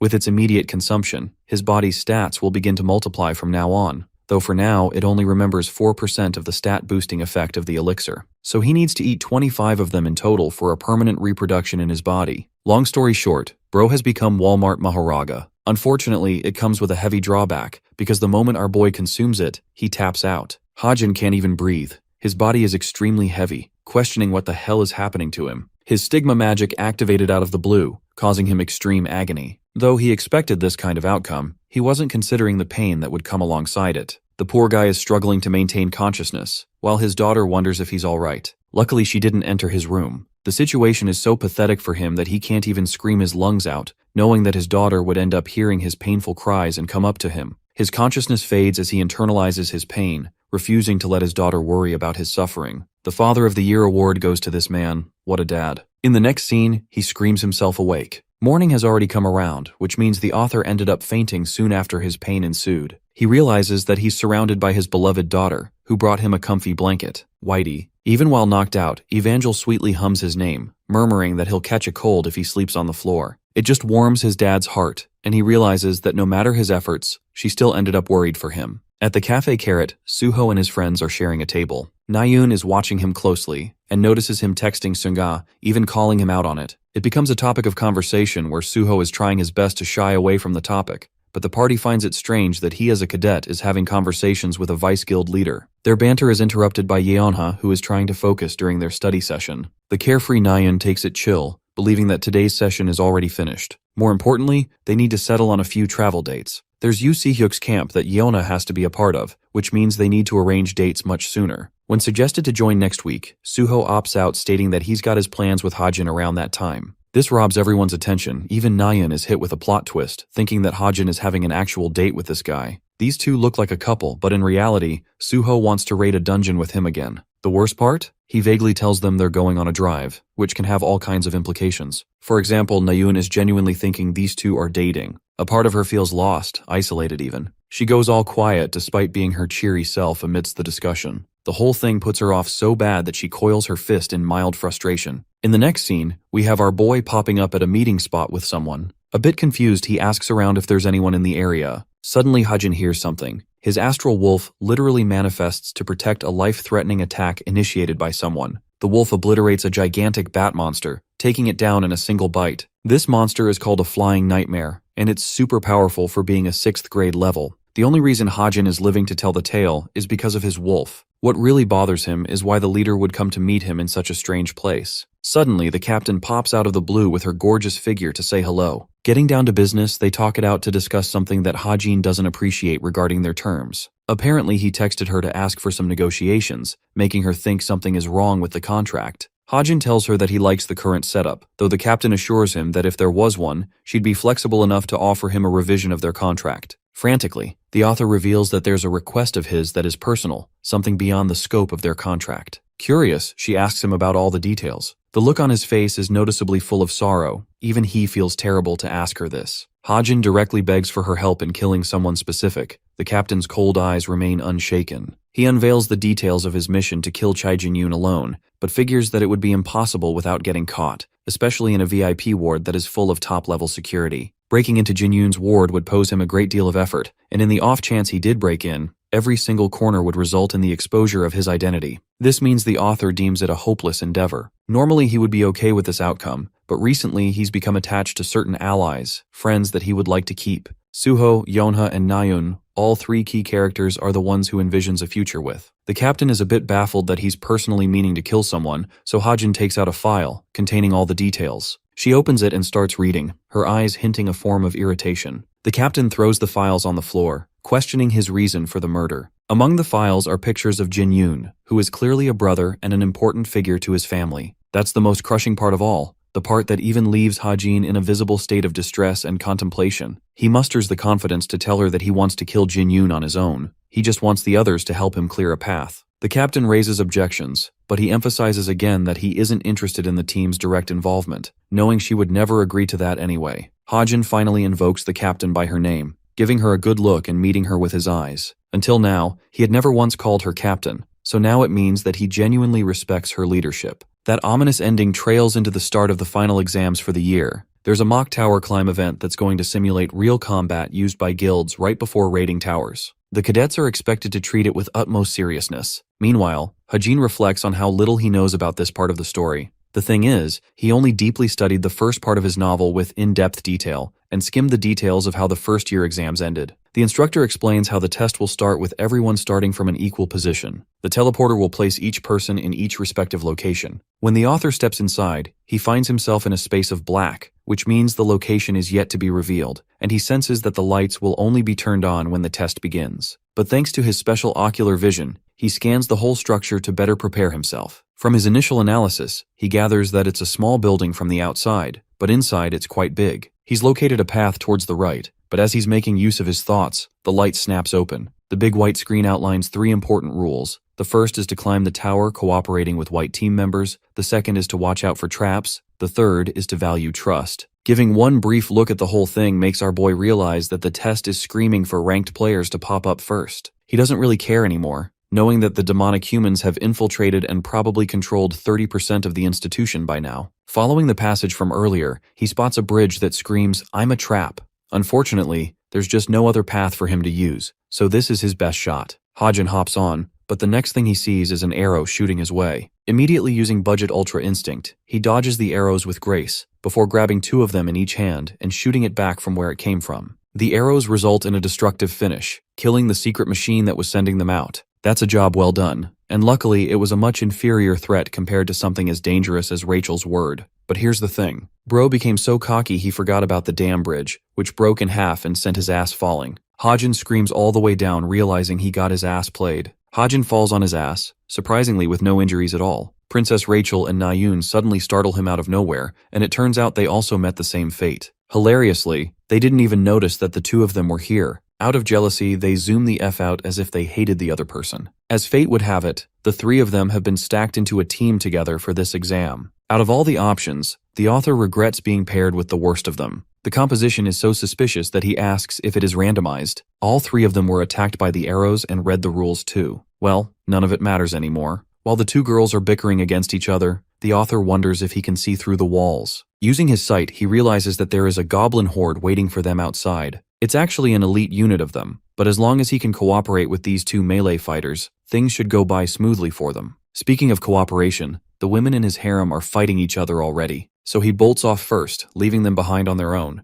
It's the best way to deter them and make them follow. Nayun and Rachel race behind, frustrated that he's making such reckless moves. She even warns him to watch out for the cliff, but my man says, "Watch this," and jumps off unafraid. Both girls watch him fall to his doom, not knowing that everything is under control. The whole environment of this dungeon has been carefully crafted for teamwork. Each of them is required to cooperate. So that's how they start off, by killing all the elite goblins. Still, Nayun is pissed off that the long shooter is the one heading in like he's on a suicide mission. He pretends to know that there weren't that many enemies, when in reality, Bro knew all along. With this reckless move, he managed to gain their support, because now both girls are forced to fight the goblins for him, allowing the author to leap on top of a tree. From this vantage point, he can easily aim and cover their blind spots. First, Nayun slashes two of them with a wide swing, while Rachel does the same. Also, what in the actual fudge is that kick? So far, Hajin thinks these two are genuinely in sync, performing better than he anticipated. In his head, he's starting to wonder if he's even required for this exam, since these two are such an unstoppable duo. Regardless, it's a team exam, so he needs to do something at least. He charts down the goblins ahead. One of them appears to be the leader. Using his identification skill, he chalks up 40% of his chances, a buff to work with. While he's busy scoping out the forest, he fails to realize that a powerful goblin has just flanked one of his teammates. Nayun is genuinely unable to fend off an attack in her position, forcing Hajin to step in, realizing his mistake. He successfully shoots down the creature, while Rachel saves her teammate at the same time. With the goblin slimed, both girls hit the ground hard. They're barely able to figure out what happened, even acting like friends for once. Then reality kicks in, and they start bickering again. Hajin admits that Nayun still would have been able to handle the threat all on her own, but she takes it as a provocation, and even dogs on him for being terrible for providing cover. This is something our boy agrees with, but she feels bad about her remark and turns around to keep on moving. Even the author is confused about her reaction all of a sudden. The path continues, but the monsters just don't stop coming. They've taken down so many that it feels worse than a battlefield. Suddenly, Hajin is drawn to a peculiar sound, and then he sees a goblin the size of King Kong ready to slam them. Bro's entire team is in shambles. Hajin immediately tells them to move calmly while he covers them. As he leaps away, Nayun is starting to wonder if his puny gun will be able to do any form of damage against, I don't know, a huge-ass titan. He assures her that the two of them are more than enough to take down the threat. Interestingly, his praise just now mellows her out. She dashes up first, with the princess feeling like the happiest girl in the world. The two swordswomen jump the titanic goblin, landing a scurry of slashes all over its body, hoping to deal some form of damage. The titan slams its mace on the ground, forcing Rachel to evade and dash in again. She misses spectacularly, which is funny because how do you miss such a huge target? Even the goblin is disappointed. He grabs her and picks her up like a pebble. Nayun thinks this idiot princess has landed them in a vulnerable position. At that moment, Hajin roars Rachel's name, begging her to hold on for a while longer. So far, he can't even find a single correct angle for his shot. He can't aim to deal any damage with his gun from below. Witnessing this situation, Nayun appears calm as she watches him dash up the cliff. The princess is being squeezed to death, but unfortunately Nayun hasn't been able to react. The feelings in her heart are confusing her, right up until Hajin roars at her to snap the fudge out and act. His words are the only thing to help her act, so she lunges right in, but surprisingly for the opposite direction. At first, it feels like she's ditching her team, but in reality, Nayun uses the tree to propel herself far above for an aerial strike. Appearing radiant in front of the sun, the wielder of the magic sword unleashes a reckoning force of pulsing mana. This electrical sword is so concentrated that it blinds Hajin, and at last, Nayun makes the cut, diagonally slaughtering the titan clean, freeing the princess in the process. But during all of this, Hajin takes a note of her expression, which looks so sad, as he fails to understand the meaning of it. Mr. Shooter is somehow knocked out and has to be beaten back to reality. Even Nayeon was worried he wouldn't wake the hell up and thought he died. Bro is startled and questions why he'd be dead in the first place. It seems like he didn't even realize he fainted. Apparently he fell to the ground because of the bright flash, which must have caused him to be busy. And then it floods back into his mind, how she performed a giant-ass sword strike to take out that monster. The worst part is that he was out cold for 30 whole minutes. He finds it embarrassing that Nayeon didn't go on ahead, while she thinks it's definitely his fault for playing like crap in teamwork. As for Rachel, when he asks for her, Nayeon feels off. She tells him that Rachel went on ahead, leaving one of them to look after him. This prompts Hajin to immediately state that they should go look for her. Finally, Nayeon cracks and asks him if he likes Rachel that much. This question rocks him, and Nayeon highlights how he only seems to take interest in the princess, as if the team is only composed of the two of them. The author realizes that these two characters are meant to be rivals. Perhaps he really did place too much attention on one of them just now. So to make things better, Hajin states that he doesn't have to worry about Nayeon at all. Interpreting this as a rude response, Nayeon now fully explodes with tears in her eyes. First, he rejected the concept of being friends with her, and now he doesn't seem to want to talk to her. Hajin is getting cooked out of nowhere, so he clarifies that she's thinking of it the wrong way. To make his words clear, he clarifies that Nayeon is actually strong enough to the point he doesn't have to worry about her. This puts her from sad mode to happy mode in an instant. She's baffled, while he has to repeatedly apologize for not caring about her enough, when in reality, it's because she's dependable. For Rachel, she's learning a new form of combat training. He's helping her train, and that's why he's worried. All of this now makes a lot more sense in Nayeon's head, who can now understand why the two have been talking to each other so much. Hilariously, she uses this moment to get a proper confirmation from him that Hajin definitely believes she's stronger than the princess, at least in her current form. Nayeon takes it as a huge flex, knowing that she could always beat a stupid princess. Hajin tries to clear the air by saying he's messing around, while she directly confronts and asks him if he's avoiding her because he hates her. Again, this comes across as a shocking response to Hajin, but the moment he looks at her eyes, he sees a pitiful girl, afraid of the words he's going to say next. It's at this moment the author is realizing that his actions may have caused her to think he really hates her. He tells her he doesn't, and in his head, even highlights how he loves every single character he made. The fact is, going beyond normal liking is too much for the writer. Anyway, he changes topics and asks about Jinyoon's condition, something that surprises her for a moment. It's because all this time, Bro has been avoiding the shit out of her at every opportunity, and now suddenly he's worried about her brother. She even points out Yeonha's words of how sad he looked when he came to the hospital last time. But in truth, the Hajin we see right now is actually hesitating to ask her directly. He wants to know if Jinyoon personally would like to be killed, or how would her reaction be in that case. Ultimately, Hajin chooses not to ask and tells her that he's glad Nayeon is doing okay. Again, it makes her flustered, but his quiet transition brings a moment of silence between the two. Sparking conversation again, she talks about her plans to go to a hellish training camp for a 3-month period. However, before leaving, she intends to share a trip with everyone, because the camp will swallow the vacation days she'll get. Nayeon boldly declares her wanting to go on a date with Hajin. Like always, the author is surprised, and like always, he says the same words, "I can't go." The same excuse too, that he doesn't have time. It pains Hajin on the inside, but he doesn't want to create a misunderstanding. As he's about to leave, Nayeon grabs his arm, this time refusing to let him go. She's even giving him full flexibility of adjusting her own time just to match his convenience. The worst part? She knows about Hajin's dungeon raid with Suho, which means Bro's seriously gonna look like he's gay if he refuses Nayeon and doesn't refuse Suho. Luckily, Rachel comes beaming to his rescue after watching him conscious. She has brought information about a stone wall nearby. They could use it as a gate. Hajin thinks it's a good idea to check it out, but Nayeon's grip on his hand isn't moving at all. This girl wants to get in his pants and she's gonna make sure she does this time. Eventually our boy agrees, causing her to let go in surprise, but he leaves on the note that he'll consider her offer. This is actually a huge step in her eyes. Nayeon flashes a happy smile after finally getting his acceptance. The scene transitions to the same stone wall Rachel was talking about.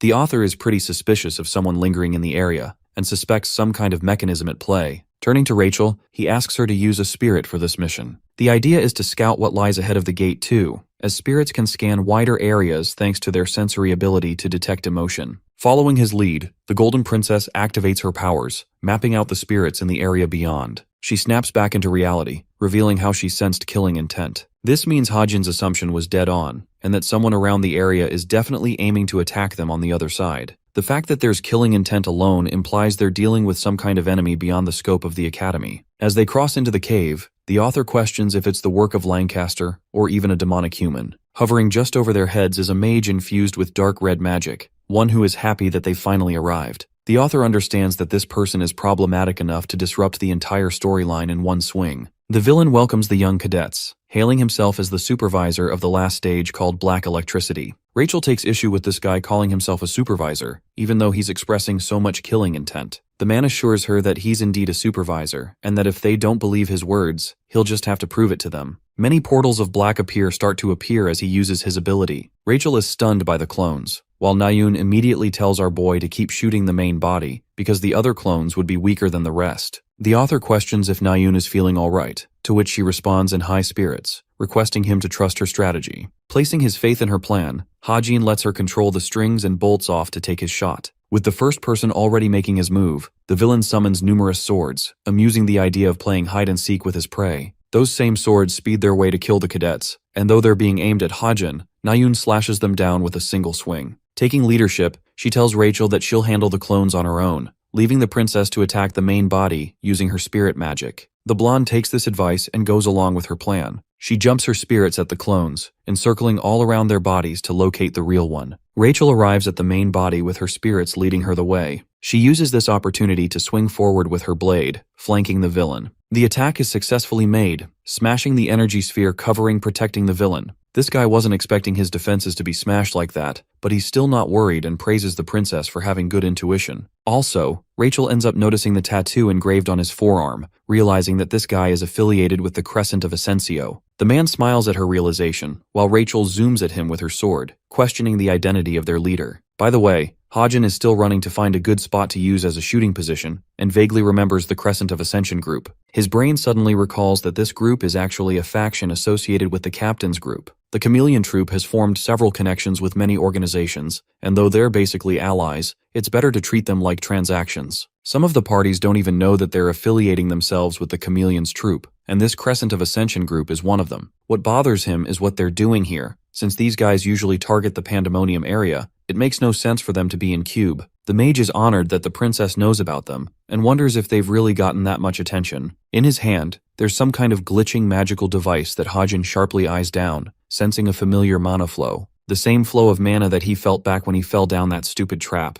Instantly, he takes a shot at the guy before he could do anything. His bullets tried to pierce the object, but the sword blocked them. The magical item reaches a near-materialized state, as the villain lets out a laugh. Fearing the worst, Hajin screams at Rachel to run away. In truth, the object he was holding in his hand the entire time is a spatial transporter device. It activates and swarms the princess in its domain. At that moment, Nayun takes off at lightning speed and rescues the princess before the space closes in on itself. She's full of questions, wondering if these two know each other. Rachel reveals that they're dealing with a member of a faction from Pandemonium, which means she's being targeted by them. Our boy shouts at her to stay far back alongside Nayun, knowing that their goal is to capture her. As for him, he's got his orange slime ready. The thing about magic devices is that they can only transport things in a limited range. Hajin intends to exploit this effect and uses the slime to grab this guy's foot. I have to point out again that this ether ability of the author is actually invisible to everyone else, so he always uses it for sneak attacks. Anyway, bro is whipped all the way up with his legs swept off his feet.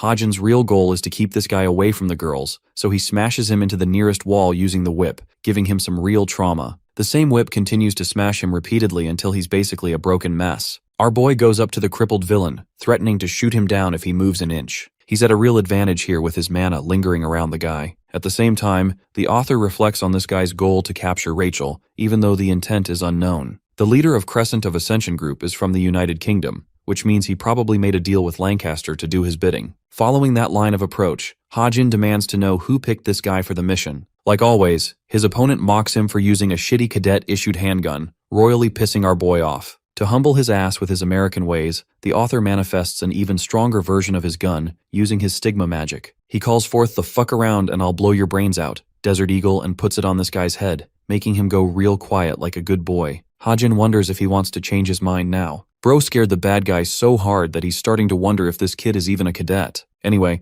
the punk knows he's cooked and cornered. Hajin assures him that he's going to be dead and 6 feet under if he doesn't start talking real fast. A moment of silence ensues. But the problem is exactly his silence. It's not like our boy can actually shoot him dead. He's just trying to intimidate him and doesn't know what happens if this strategy fails. Suddenly, a voice calls out his name to warn him. It's too late for the author to react as the transporter encloses both of them. This guy was stalling and had used the transporter in between their conversation. Hajin can't believe he got outplayed as the guy laughs in his ultimate victory. Both of his baddies watch as the transporter takes off. Nyan holds on against the fierce pressure coming from the sphere, and eventually the domain closes shut, leaving nothing behind. I love how my guy had 5 business days to react, but he just stood there and let it happen. Anyway, the girls experience horror. Nayun lets out a small cry before roaring Hajin's name in concern. Going back to Hajin, he finds himself in an empty space. There's nothing here. The good thing is that at least he didn't get his ass kidnapped outside the tower. Suddenly, his senses fire off as he lunges back, avoiding a lethal sword swing.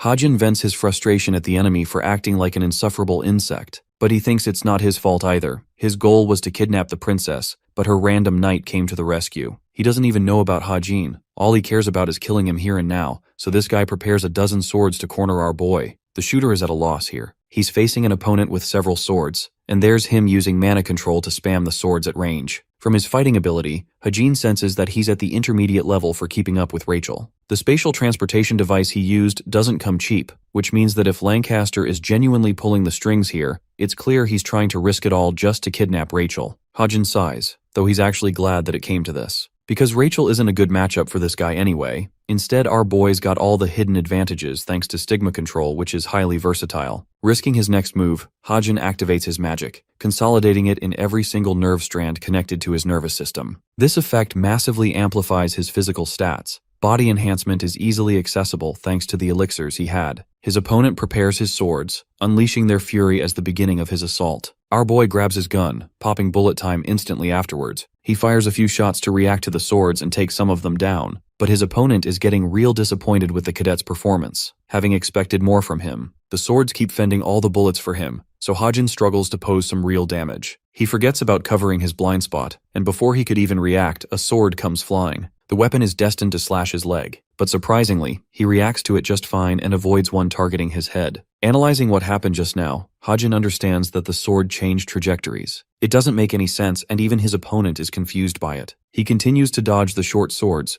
wondering if he was able to react because of bullet time. But that possibility is out of the question because bullet time increases speed. It doesn't let him predict movements. All this time I was using Ultra Instinct as a joke, but it might be real now, guys. The author dodges another sword aimed at his neck. While the villain is irritated, he can't land a proper hit. Bro spams more swords because I guess that's the answer to every problem, but Hajin keeps dodging them, knowing that this guy is reusing the same weapons and imbuing his mana into them over and over again. Technically, this is considered a ranged attack, and thanks to that logical point, Hajin's master sharpshooter skill takes it under consideration as his highest skill. This is the reason he's been able to react to the trajectory of the sword apparently, even capable of matching the swords with his bullets. The unfortunate thing is that even with his predictable speed, he can't dodge as efficiently. Bullet time is only going to help him survive for 3 minutes, but from the looks of things, he'll end up losing the fight to stamina before the villain's mana runs out. This forces our boy to use the final option available to him. All this time, he hasn't been able to fully use the Stigma's magic because it had 2 strokes,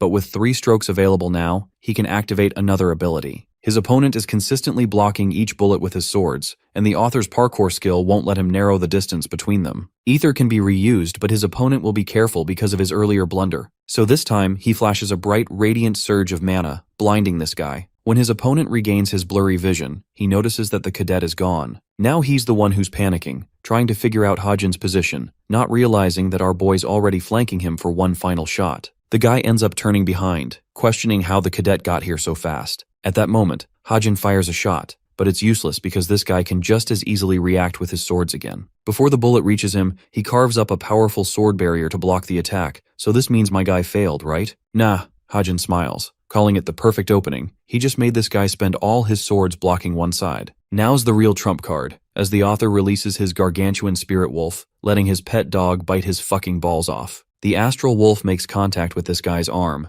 biting him nearly as hard as my stupid little goober cat bites me. Hajin watches the wolf basically bite him until he's finished, and retracts it back to his body. Next, the author slams his foot on the guy's chest, forcing him to experience even more pain. The jig is up and the gun is pointed at his head. Hajin wonders if this guy's going to say anything at all. With how tight-lipped he is in his final moments, the author realizes that there's no point in wasting time. He's going to make him experience hell until he spits out words. That threat scares the crap out of him as he begs the cadet to wait. Suddenly, the two of them hear something, with Hajin wondering what's going on. An announcement regarding the test is made, confirming the completion of the tower's climb and marking it as the end of the cadet event. This means our boy is going to be automatically summoned outside the tower. Before Hajin can even process a thing, his body starts warping away because of forced exit. The piece of shit villain laughs. Even though he got his ass beat, he won again. Even the author fails to fathom how this guy's luck is more overpowered than even his own. Recalling his code name as Black Lightning, the author analyzes that this dude is the scum of the earth. He's pure evil who won't stop.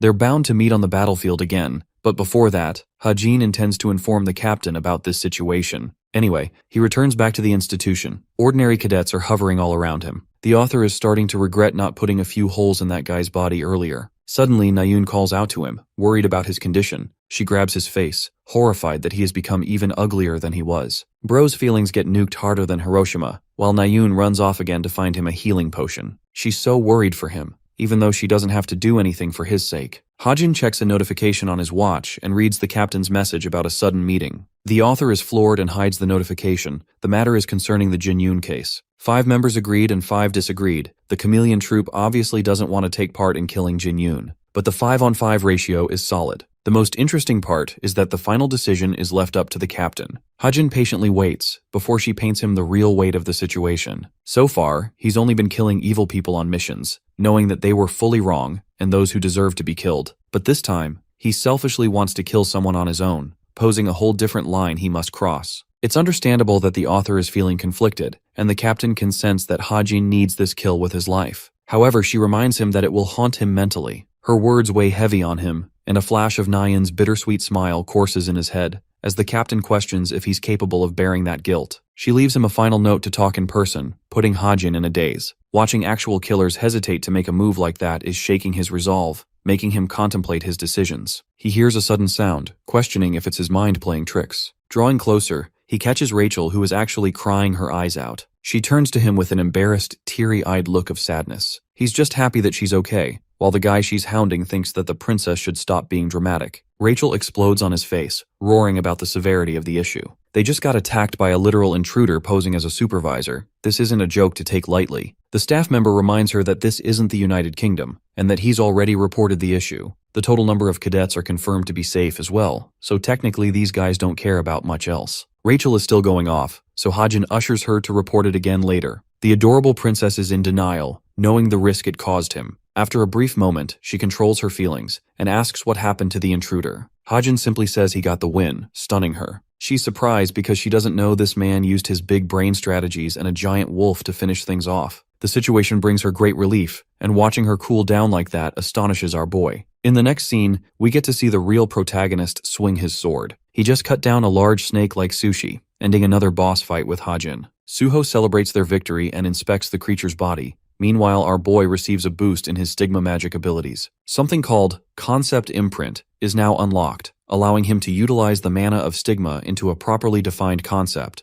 Only 2 concepts can be used at one time, usually swallowing half of his mana reserves. Now this is something Hajin couldn't use back in his fight against Black Lightning, but the notification keeps popping up again. He's thinking about using the teleportation concept like he did last time. With so much on his to-do list, the author reaches an exhaustive state. At the same time, Suho puffers up and shares how fun these dungeon bosses really are. Hajin uses this as an opportunity to scold him for telling everyone they were going on a drive, when it was actually a dungeon hunt. Hilariously, Hajin has been receiving gay accusations from other people because they think he's dating Suho. Anyway, the charming protagonist receives a message and takes his time replying to it. Hajin immediately guesses that it's from Sunga. His words hit Suho like a bolt. Bro can't even deny it with a straight face and ends up confessing. You see, Suho doesn't even understand why Sunga's interested in him, and he says it with a real sad look on his face to gather pity. On a more important note, Suho asks why our boy isn't coming to their trip. Hajin momentarily denies it and reminds this clown that he's trying to change the subject. Suho puts up his golden retriever eyes, even offering the boss loot he acquired. The hilarious thing is that this is one of the random items that the author wrote in his story. Somehow the co-author didn't tamper with it. It's called the Jar of Desire, and it allows the magic item to attach its desires to the object inside. The author likes this idea and contemplates using it. Suho goes back on topic of the trip, stating that they won't be seeing each other for 3 months if he misses out on the trip. Bro even goes ahead and says he would feel lonely if Hajin didn't tag along, and I'm really starting to think Suho's actually gay now. The man takes a left turn sharper than Max Verstappen and thinks that Hajin could use this time to get closer to someone as well. The author catches Suho's words, questioning what Suho is trying to say, because what he just said right now makes it seem like Suho personally wants to get closer to someone too. The gay allegations are real and Hajin can't stop teasing this guy about them. In a way, this is a very mellow moment for him. He thinks that he shouldn't have tried to dodge the question last time. In the next scene, lo and behold, we're all in a car. Mr. I don't want to go on a trip. Hajin is actually on a trip. Nayeon dozes off and ends up resting her head on his side. It's a very sweet moment, and Hajin even asks to check if she's sleeping. But when he doesn't hear the response, Bro just deals with it. Winter vacations have arrived to annoy the cadets, as the author enters a new stage with his friends. The vacation starts off with Nayeon feeling excited for a reservation she booked for her friends. This place isn't easy to get access to, and she urges her friends to quickly store their luggage and return to the same spot, prompting Suho to ask where they're headed. She explains their plan. They'll do billiards, and then bowling, jet skiing, spa, and board games. Basically a ton of good stuff and far too much to do in one day. Nayeon, on the other hand, thinks it's not even that much. Nayeon is a lot happier than usual, appearing more energetic. She takes a glance at the two most reliable friends she has. But more especially, watching Hajin just stand there looking delicious is what's swooning this girl's heart even more. By the evening, our boy is on the stove like he always is. She comes up to him, surprising him with a sudden question. The hilarious thing is that she's brought him a dead charcoaled piece of meat, and she's presenting it like it's a great accomplishment. Annoyed, he tells her to just throw it away. He's happy to handle the cooking station all by himself and urges her to do something else. But this girl is in love and just wants to involve herself in whatever he does. She wants to know all his secrets, how he manages to be such an expert on the grill, to the point Gordon Ramsay would be impressed. Bro destroys her by revealing that his biggest secret is to have no interruptions. That little rage bait pisses her off, so she smacks him. In reality, he assures her that she has no need to learn such a pointless skill. But Nayeon is beaming a smile again, feeling connected to him at this moment. Youngin teases the couple and wonders what the two lovebirds are talking about. On the flip side, Yonghak is out here ready to become Mega Hitler 9000 on Hajin's ass because of how close he is to Nayeon. He even taunts her for staying by his side when he's supposed to handle all the cooking.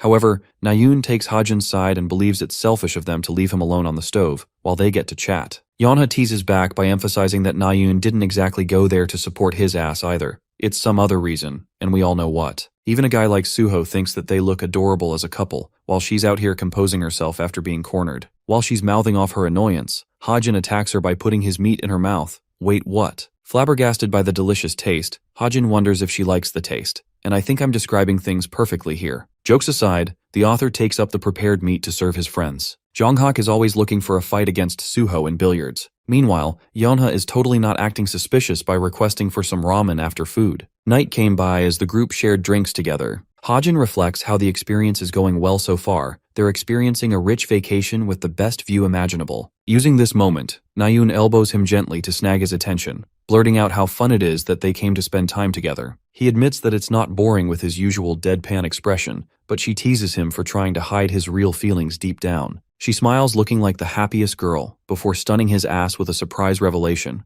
Nayeon purchased a motorcycle. Bro is genuinely stunned and learns that it's parked in the parking lot. Hajin can't believe his ears and asks when she got her license. Nayeon is apparently a beginner and offers him to use it for a ride. She thinks it's better if he gets to drive it instead. Enraptured with the gorgeous view of the graveyard of stars, Hajin felt comforted with the faint sound of waves crashing against one another. At this moment, he felt like he belonged to people who he could call friends. But even as he felt safe and happy, a deeper, more sinister feeling started to terrify him from within. A feeling that chillingly reminded him that this was the last experience he could call his happiest moment. Selfishly, he prays for the moment to last a little while longer, knowing what lies ahead. His reflection transitions to a shared game party between the group. They were playing cards until she got a phone call to exit the room. Arriving in a different room, she checks what's up until she shouts, "What?" in shock. The whole group realizes something's wrong, and when they arrive to find Nayeon, she's on the ground. Yana quickly checks on her condition, asking if she's okay. A tear-filled and terrified Nayeon barely blurts out that she has to leave right now. Yana tries to get her to talk and asks for the reason why she's so hurt. Hajin knows that she'll listen to him, so he's the one who personally comes close to her. Grabbing his arm, she looks at him with fear in her eyes, begging him to give her a lift. Hajin agrees to her request but still wants to know what happened. Stringing together each word, she mentions her brother, sending a chill down our boy's spine. And then she drops a fucking bombshell on Hajin by revealing that Jin-yoon woke up.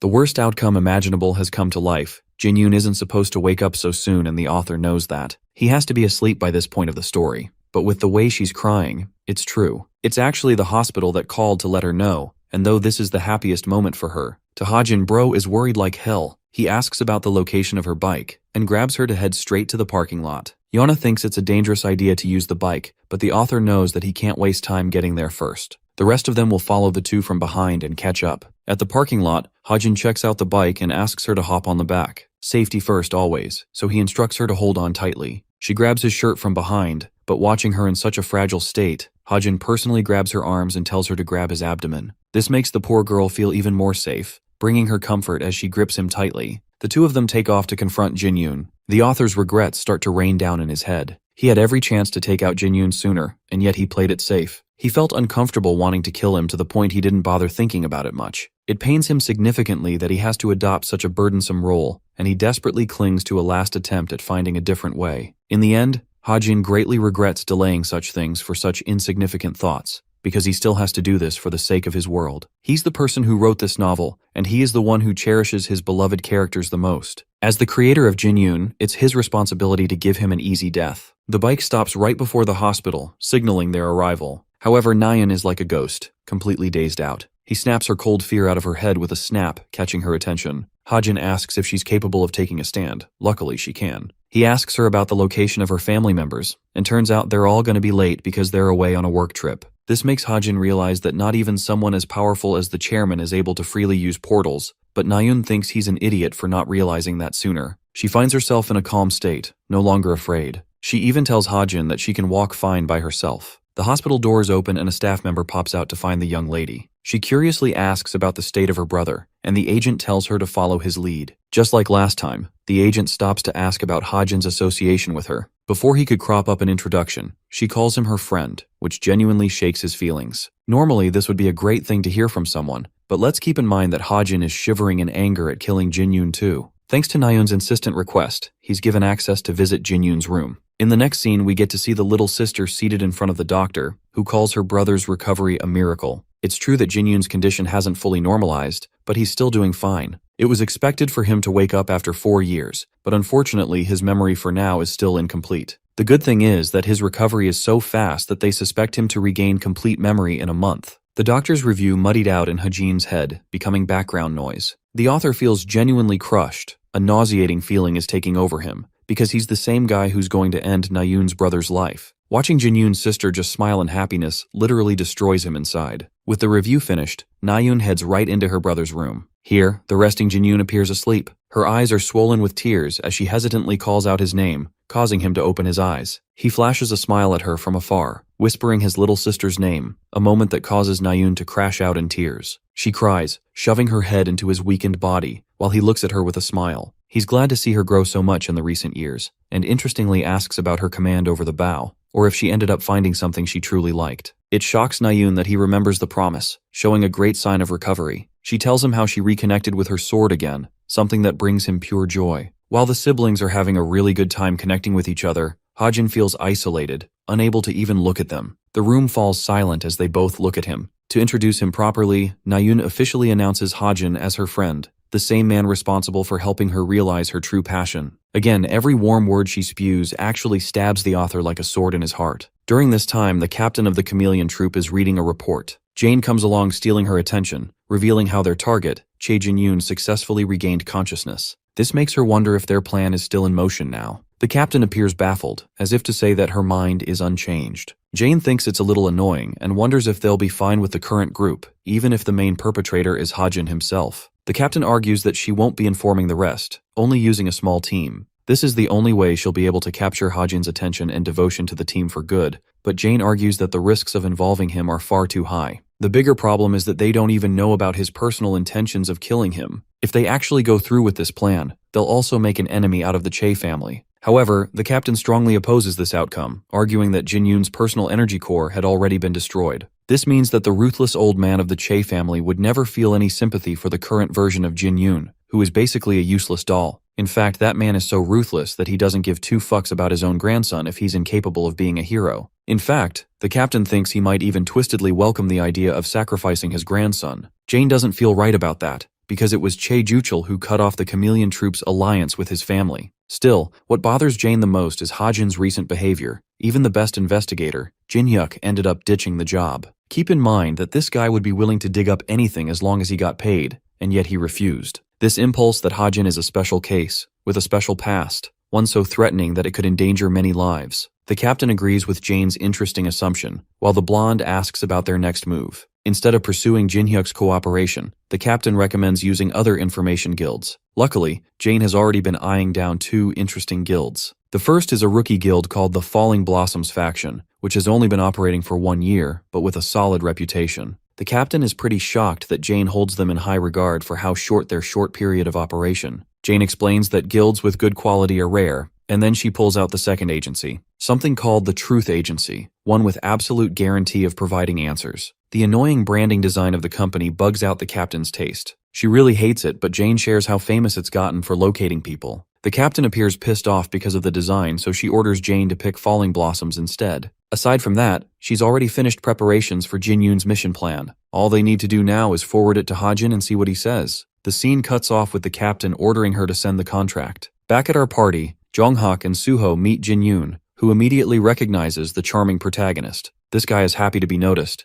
Unfortunately, it was hard to avoid his name because Nayeon keeps spamming bro's name and insulting him all the time. The little sister immediately comes out flustered to roar at him for making her embarrassed. While they're having fun, Yeonha laughs and enjoys the moment. Our boy appears uninterested in their banter. Let's summarize what happened after Jin Yoon regained consciousness. Nayeon went to visit him daily. His condition showed amazing recovery signs, but using the Book of Truth, Hajin uncovered a dark truth. It's that his progression rate had already reached a critical 97%. This means that he roughly had 2 months left until he became an unstoppable catastrophe. The whole thing swallowed his attention, which made Jin Yoon ask what's keeping him busy. The author politely expresses that he's tired. Recalling his name, Jin Yoon actually thanks our boy for coming here every single day. Even Yeonha is shocked by that revelation. Apparently he came to visit with Nayeon and attended each day. The sad reality is that he didn't do this out of consideration, but because he wanted a chance to speak to Jin Yoon privately. At the peak of her happiness, Nayeon calls Hajin Jin Yoon's biggest fan, even mentioning how frequently he talks about the guy. She even teases him by asking if they should take a picture with him. When Hajin declines, he hands her the camera for the two siblings to have a photo instead. Nayeon walks up to her brother, posing with a peace sign. Snap, the photo is here. Jin Yoon teases his sister to take more photos with her friends, but she already has enough of them. To tease her even more, he takes the camera and tells her to go next to Hajin. The two of them awkwardly stand next to each other, and I'm genuinely starting to realize that Big Bro is playing the ultimate wingman here. Hilariously, Nayeon is so awkward with Hajin in their picture compared to her brother. Anyway, Suho receives a message for everyone to gather back at the camp. This closes their meeting, but it's the first time Hajin ends up getting a chance to speak to Jin Yoon alone. The poor guy is feeling overwhelmed and can't say a thing. He calls out Jin Yoon's name, who is happy to talk to him. He vaguely asks how Jin Yoon's feeling inside. With that filler question addressed, Hajin hesitantly inquires if Jin Yoon has felt any strange impulses, like evil brewing in his chest, or some kind of demonic energy instead of mana. At this very moment, Jin Yoon notices the expression on Hajin's face, wondering if he's inquiring about the final operation he was a part of. In truth, Hajin wasn't actually asking about that. He just wanted to know if this guy was willing to accept the reality of becoming a demonic human soon, and if he was willing, would he actually sacrifice himself? This was Hajin's best way of relieving his personal guilt, to avoid the inevitable dark fate he must confront. Watching him utterly destroyed with guilt before his eyes, Jin Yoon pats Hajin's head like a big brother confronting a younger one. Though he doesn't get the full picture, he thinks Hajin is feeling really troubled and needs a show of affection. Coming in at the worst timing, Nayeon is stupefied to see Hajin getting his fan service from her brother, but he's just lost in his thoughts again. That night, they walk back together when Nayeon confesses her gratitude for him. Hajin is caught off guard, but she adds further that her lifelong wish was to see her brother wake up again. 5 years of inactivity made her lose hope in that dream. But for once, when she had Hajin by her side, she never felt that fear, and it made her comfortable. She looks at him with a wifey stare and asks if he's got time on Christmas. Hajin highlights that they're going to be leaving for the camp, but Nayeon explains that they'll still have time before that. She thinks it's reasonable to meet at noon because they leave at 6. Interestingly, Hajin accepts her invitation instead of rejecting it like he always does. The following morning of Christmas, he jots down his notes. The Creationist Benevolence Guild set their sights on the Tower of Miracles for a raid, allowing their stocks to rise by a whopping 10%. Seonga looks displeased, and actually Suho is on the call with him. The thing about Hajin is that he's worried about the outcome. The guild will actually end up failing this raid in a spectacular manner, but eventually clear it later on. The problem comes with the co-author's involvement, who will manipulate the main events of the future. Right now, the only thing he's certain about is the identity of something he refers to as the Forest. Anyway, On the same call, Suho asks why isn't Hajin planning to go out on his date with Nayun. Strangely, our boy doesn't remember a thing about the date, which buzzes Suho, who explains that Nayun is expecting one. Bro then realizes his mistake. Remember when he was easily accepted back then? There was a misunderstanding in his words which made her think he actually accepted. It's already past noon, so he thinks that Nayun must have gone home. But that little chance, that small chance genuinely pains him. So he dashes out the door quickly after saying goodbye to Evangel. While he's speeding on his bike, he copes and thinks that there's no way Nayun waited so long in freezing cold weather. It's snowing exceptionally hard, and that's why he's constantly assuring himself that she's not there. But the moment Hajin arrives at the meetup spot, he watches the poor girl shivering in the cold. All this time she waited and didn't even shout at him when he came late. This pisses him off a bit, and I was wrong about her reaction. She does, in fact, shout in his face. Both of them had a misunderstanding. She made so many plans for them too. To shut her up, he flicks her head and blames her for planning so much for a short time. Instead of following her way, he offers to take her on a drive. Hajin turns around with a cute smile, warmly sharing that dates are meant to be unpredictable. Bro gave better dating advice in one sentence than Andrew Tate gave in a gazillion podcasts. The couple enjoy their private ride for a while, before going to a food vendor to eat and replenish. Evening is here. Snow has mostly faded as the two of them finish off with a scenic view of the sunset.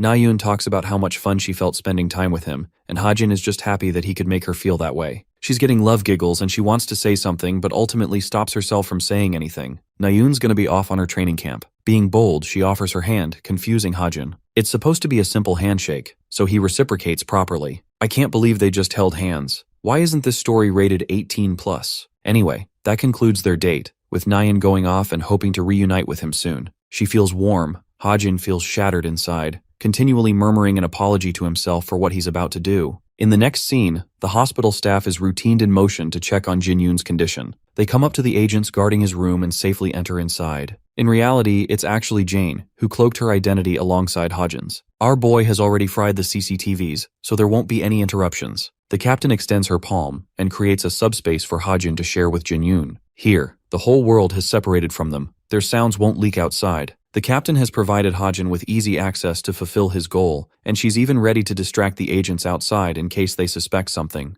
Jane hopes that he wraps up things as quickly as possible, something that our boy is already ready to do with a gun in his hand. He looks at Jinyun's innocent expression while he sleeps calmly, comparing it to Nayun's innocent smile. While he's lost in his thoughts, he doesn't even notice that Jinyun woke up. This is an unpredictable variable that he didn't plan for. Shockingly, the big bro reveals that he was waiting for him to come all this time. His response shakes Hajin, baffling him as he asks why. Jinyun simply smiles, while the author's fingers tremble holding his weapon. All this time, Jinyun knew of his own condition. Turns out that the moment he regained consciousness, he became familiar with new feelings. The doctors told him that it was going to take a while for him to get back to speed, and it only happened because of his inactivity. But deep down, he had sensed that his body had been corrupted. Something deep in his heart changed, and he felt impulses. Back then, when Hajin interrogated him about the same question, he realized why he was asking. He contemplated the question after he left, and knew that the day would come where our boy would find Jinyun again. It's a truly tragic ending. Now that they're alone, Jinyun politely begs to know why he must die at this moment. With great hesitation, the author reveals that his body has been corrupted to become a demonic human soon. The seed of a demon has been etched in his heart. The world doesn't know about it at this point in time. But this seed sprouts in a person's body, and the moment it reaches completion, it takes over the host's body forcibly, transforming them into a demonic human. All this time, those impulses were just Jinyun's body nearing completion. Hajin doesn't even complete his words, and Jinyun already realizes that the only solution to this problem is to kill the host. A moment of silence and understanding draws between the two of them. Without having any form of regret, Jinyun thanks the young boy, understanding the decision that he's about to make. He's the only one who can truly tell how difficult it must be for Hajin to bear the burden alone. Che Juchul, Jinyun's grandpa, would never allow for another solution, knowing it would affect the reputation of the family. He encourages the young boy not to feel sorry. It's a choice that only he can make, even if he's afraid and trembling. In fact, it was Hajin who chose to sacrifice himself here. Filled with emotion, cracks begin to appear in Hajin's usually composed demeanor. He strongly spouts that he's doing everything for his sake, because he wants to go back to where he came from. This is the first time he's confessed his big secret to someone. Jinyun watches the kid self-destruct and grabs his hand, correcting Hajin's worldview. If all this time, Hajin was truly selfish, then he would never have told him his secrets either. The author is at a true loss, but unfortunately Jinyun is actively losing it as he coughs in pain. The infection is taking hold, and his body can't handle it anymore. Demonic energy has already manifested, and this is when Hajin reaches a courageous enlightenment. All this time, the seed's corruption had already been completed. Jin-yoon was raw-dogging it and suppressing his impulses with sheer willpower alone. Call that fucking badass. He waited so long for Hajin to come and end him before something back happened. The author thanks him for his perseverance and points a gun to his head. The feeling is akin to putting your best friend out of his misery, a merciful death. Hajin apologizes, but even in his most painful state yet, Jin-yoon flashes him the brightest smile, begging him to take care of his little sister for his sake. Now who the fudge is chopping onions because I'm dying out here? The bullet fires off, smashing his brains out, putting him to rest. The moment dazes Hajin, marking a pivotal change and the turning point to his life. He watches Jin-yoon's corruption fade away. With his life also goes the demonic energy. Our miserable protagonist weeps in agony, but composes himself to carry on for Jin-yoon's sake. He doesn't want to waste the promise he made, especially for Na-yoon's sake. Hajin regains composure, staring at the man he murdered with his own hands, mentally coping with the fact that this is just a novel. But even with that coping mechanism, he's still horrified. His emotions reach a calmer state when the author reminds himself that it's nothing more than a few characters in his novel, a heartbreaking ending to the scene. Is it just me, or can we safely say that this man is mentally cooked for the rest of his life? The next thing he knows, the author reopens his eyes, finding himself in a bed.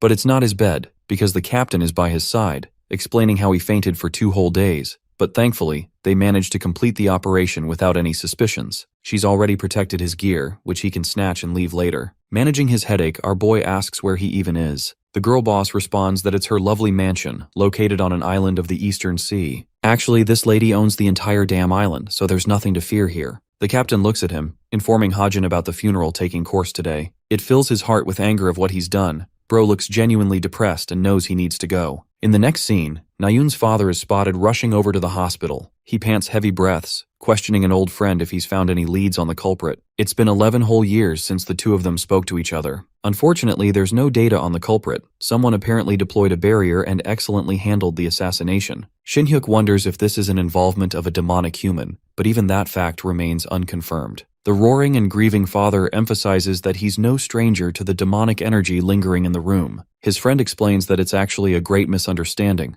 that the remnant of demonic energy he's feeling is coming from Jin-yoon's body. This revelation stuns him, but the man continues to explain that the energy sprouted within Jin-yoon before eventually stopping. The reason it stopped is linked to his death, but Shin-hyuk fails to comprehend any of this. In other words, the ultimate truth is out. Chai Jin-yoon ended up becoming a demonic human before his death. It's a condition foreign to the rest of the world, the first of its kind. Even his arms are more rigid because of the demonification he experienced, to the point the spell didn't dissipate after Earth. He wonders if something happened during the subjugation operation Jin-yoon was a part of many years back. All in all, they can eventually find the culprit, but if that happens, they'll have to disclose information to the public. Taking a ruthless and more political side, Shin-hyuk realizes that the man in front of him is the only person with access to Jin-yoon's current situation. The grieving father shares how he never expected his son to wake up again. He even thought that his son died on his final mission. The moment his eyes reopened, he regained a light in his heart, as if he'd been given a blessing by the world. But now he lost his son in an even more outrageous manner. Unfortunately, if they reveal the exact situation of Jin-yoon to the public, the whole world will pin him down as a demonic human,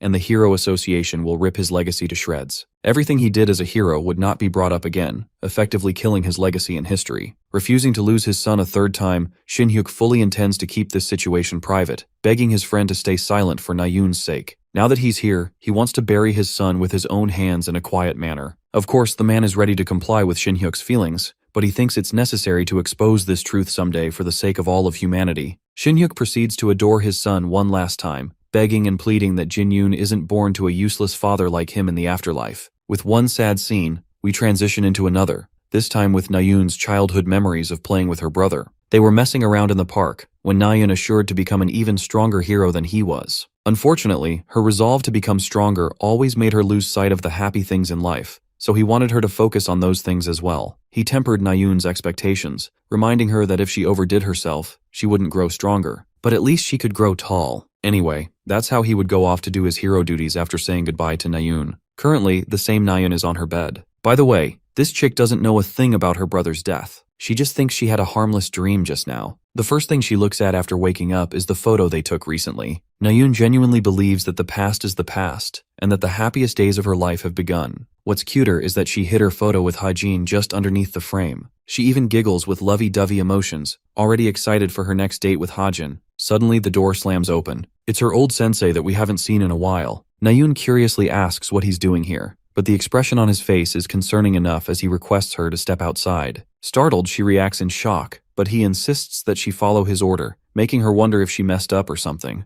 The news of the Che family reaches Yonha, and she bolts her way into her escort vehicle to arrive at the hospital. Upon arrival, she catches a glimpse of Hajin looming close by. He appears to be standing all by himself with a cigarette in his mouth. Yonha's mother reminds her to stay on track and urges them to head inside. The funeral is held in memory of Jinyun. At this point, Nayun has fully collapsed, with Yonha comforting her. It seems that she's so numb from the situation that she didn't even call her friends, and she doesn't want anyone else to come either. This begs the question, how did that one guy know it all? Intrigued, Nayun asks who she's talking about. The answer is crystal clear. It's Kim Hajin, who has gotten so much trauma that bro is coping with cigarettes to numb his pain. Before he left the mansion, the boss confronted her newest recruit with a question. Hajin already informed her that he wouldn't be able to answer, but she asked anyway, mentioning the demonic energy that leaked out of Jinyun's body. She'd never seen such a thing before, which made her wonder if he already knew about his condition. Without denying reality, Hajin agreed that he knew about it, but he can't explain how he came to learn. The captain is fine with his ambiguous answer, but stuns Hajin by asking him if he knows who implanted the demonic seed. This genuinely shakes him because all this time, he believed it was a demon. At least that's how he wrote things in his version of the story. The captain explained subsequent collapse into a coma. At the time of the Fireflake operation, if a demon actually came down to unleashed hell, there would have been much more destruction. Because if that happened, everyone in the world would know that it was a demonic human responsible for Jinyun. This eliminates the possibility that a demon planted the seed, which means the person who planted the seed is a human close to them. The only person capable of ever being able to do such a thing is the old black of her team. Hajin didn't even think from this perspective, and hopes that she keeps him informed of this person's identity if they find out. It personally bugs him that the root of the problem is still out there. The captain watches his anger-filled expression, and remembers her own teary-eyed glare of determination from her past self. She mutters that he shouldn't go on by himself, if it's an investigation or assassination or even a revenge mission. She wants him to be his subordinate and cooperate. Revering her as his leader, Hajin accepts the advice. Back to the present, we find him with multiple exhausted cigarettes. He's hovering by when Nayun locates him at last. She had no idea how he knew and even assumes that Yonha secretly informed him. But our boy remains quiet. She can't even fathom why he's chain-smoking like that, as if he's some kind of thug. Most surprising of all, Nayun curiously asks why Hajin is crying. He didn't even notice his eyes were streaming down tears, questioning why his own reaction. Nayun takes it as a sign that he must be feeling sad and topples over him. She has nothing anymore. Her heart has been ripped from her, reducing her to a crying mess. It kills the author to watch his favorite character destruct like that. The fate of her brother is the most pitiful of all. She's like a little child chanting her brother's name, talking about how pitiful Jinyun's fate truly is. Hajin has absolutely no response and looks destroyed himself. The best thing he can do is gently pull her in, offering his warmth. Then he apologizes, not once but twice, as if he wasn't apologizing to her but also himself. Call that absolute cinema, peak emotional scene. Yana bears witness to their conversation, fearing the worst for both of their sakes, especially when neither of them knows about the dark past of their families. Carrying her own guilt, she turns around, but then she hears a collapse. Hajin catches her while she goes unconscious. She quickly came to ask him what happened, but the moment she peeked in his eyes, she found a literal corpse with a dead and most pathetic look. The scene cuts to Evangel, who has been preparing all day for a surprise for her papa. When he opens the door, she's there to scare him. Hajin acts like he's scared, the things he has to do for his daughter. He came way too late and asked if she ate already. Turns out the little marshmallow ordered delivery on her own. Hajin hugs her tight and remains distressed when she asks him if he had any food. Poor guy simply goes all quiet, as if he's using Evangel as a way to comfort his own body falling apart. Finally, he responds saying he didn't eat, and that he's fine, reassuring himself thrice that he's okay. The scene transitions to Nayun's room. She's recovering because of her collapse. Surprisingly, she appears to be fine. Her master's here to talk to check on her state. She even casually comments how she fainted because of poor nutrition. As a responsible master, he emphasizes that the dojo will accept her in open arms if she wants to delay training. But this girl strongly rejects his offer, explaining that she's happy to leave as soon as the funeral ends. He thinks it's a joke, but in reality, Nayun is pissed the fuck off. Her sadness has been replaced by an anger for the man responsible for taking her brother's life. Her life's newest objective is to find the bastard who killed her brother and slaughtered him with her own hands. This dark and impulsive path is something that her master tries to persuade her away from, but Nayun has already lost it. He manages to calm her down, believing they need to have a conversation later, and hoping that she doesn't make a reckless mistake. However, the emotion of disgust and determination is visible in her eyes. Just when one visitor leaves, another arrives. It's Yeonha, who checks on her friend's condition. As always, Nayun wants to know where Hajin's ass is missing, and learns that he went home after putting her in this room. A lot of questions plague her mind, but before Yeonha leaves, she stops to ask her about information guilds. Yeonha assures her friend that she'll handle the search personally for Nayun. Her coolness factor just increased in the little sister's eyes. She's happy to assist Nayun as long as she communicates everything. After all, they're friends. Though Nayun agrees to her face, deep down, she has swallowed up anger without venting it. The next mission of her life is personal business to settle a score with her brother's murderer, not knowing that it's the same man she loves the most.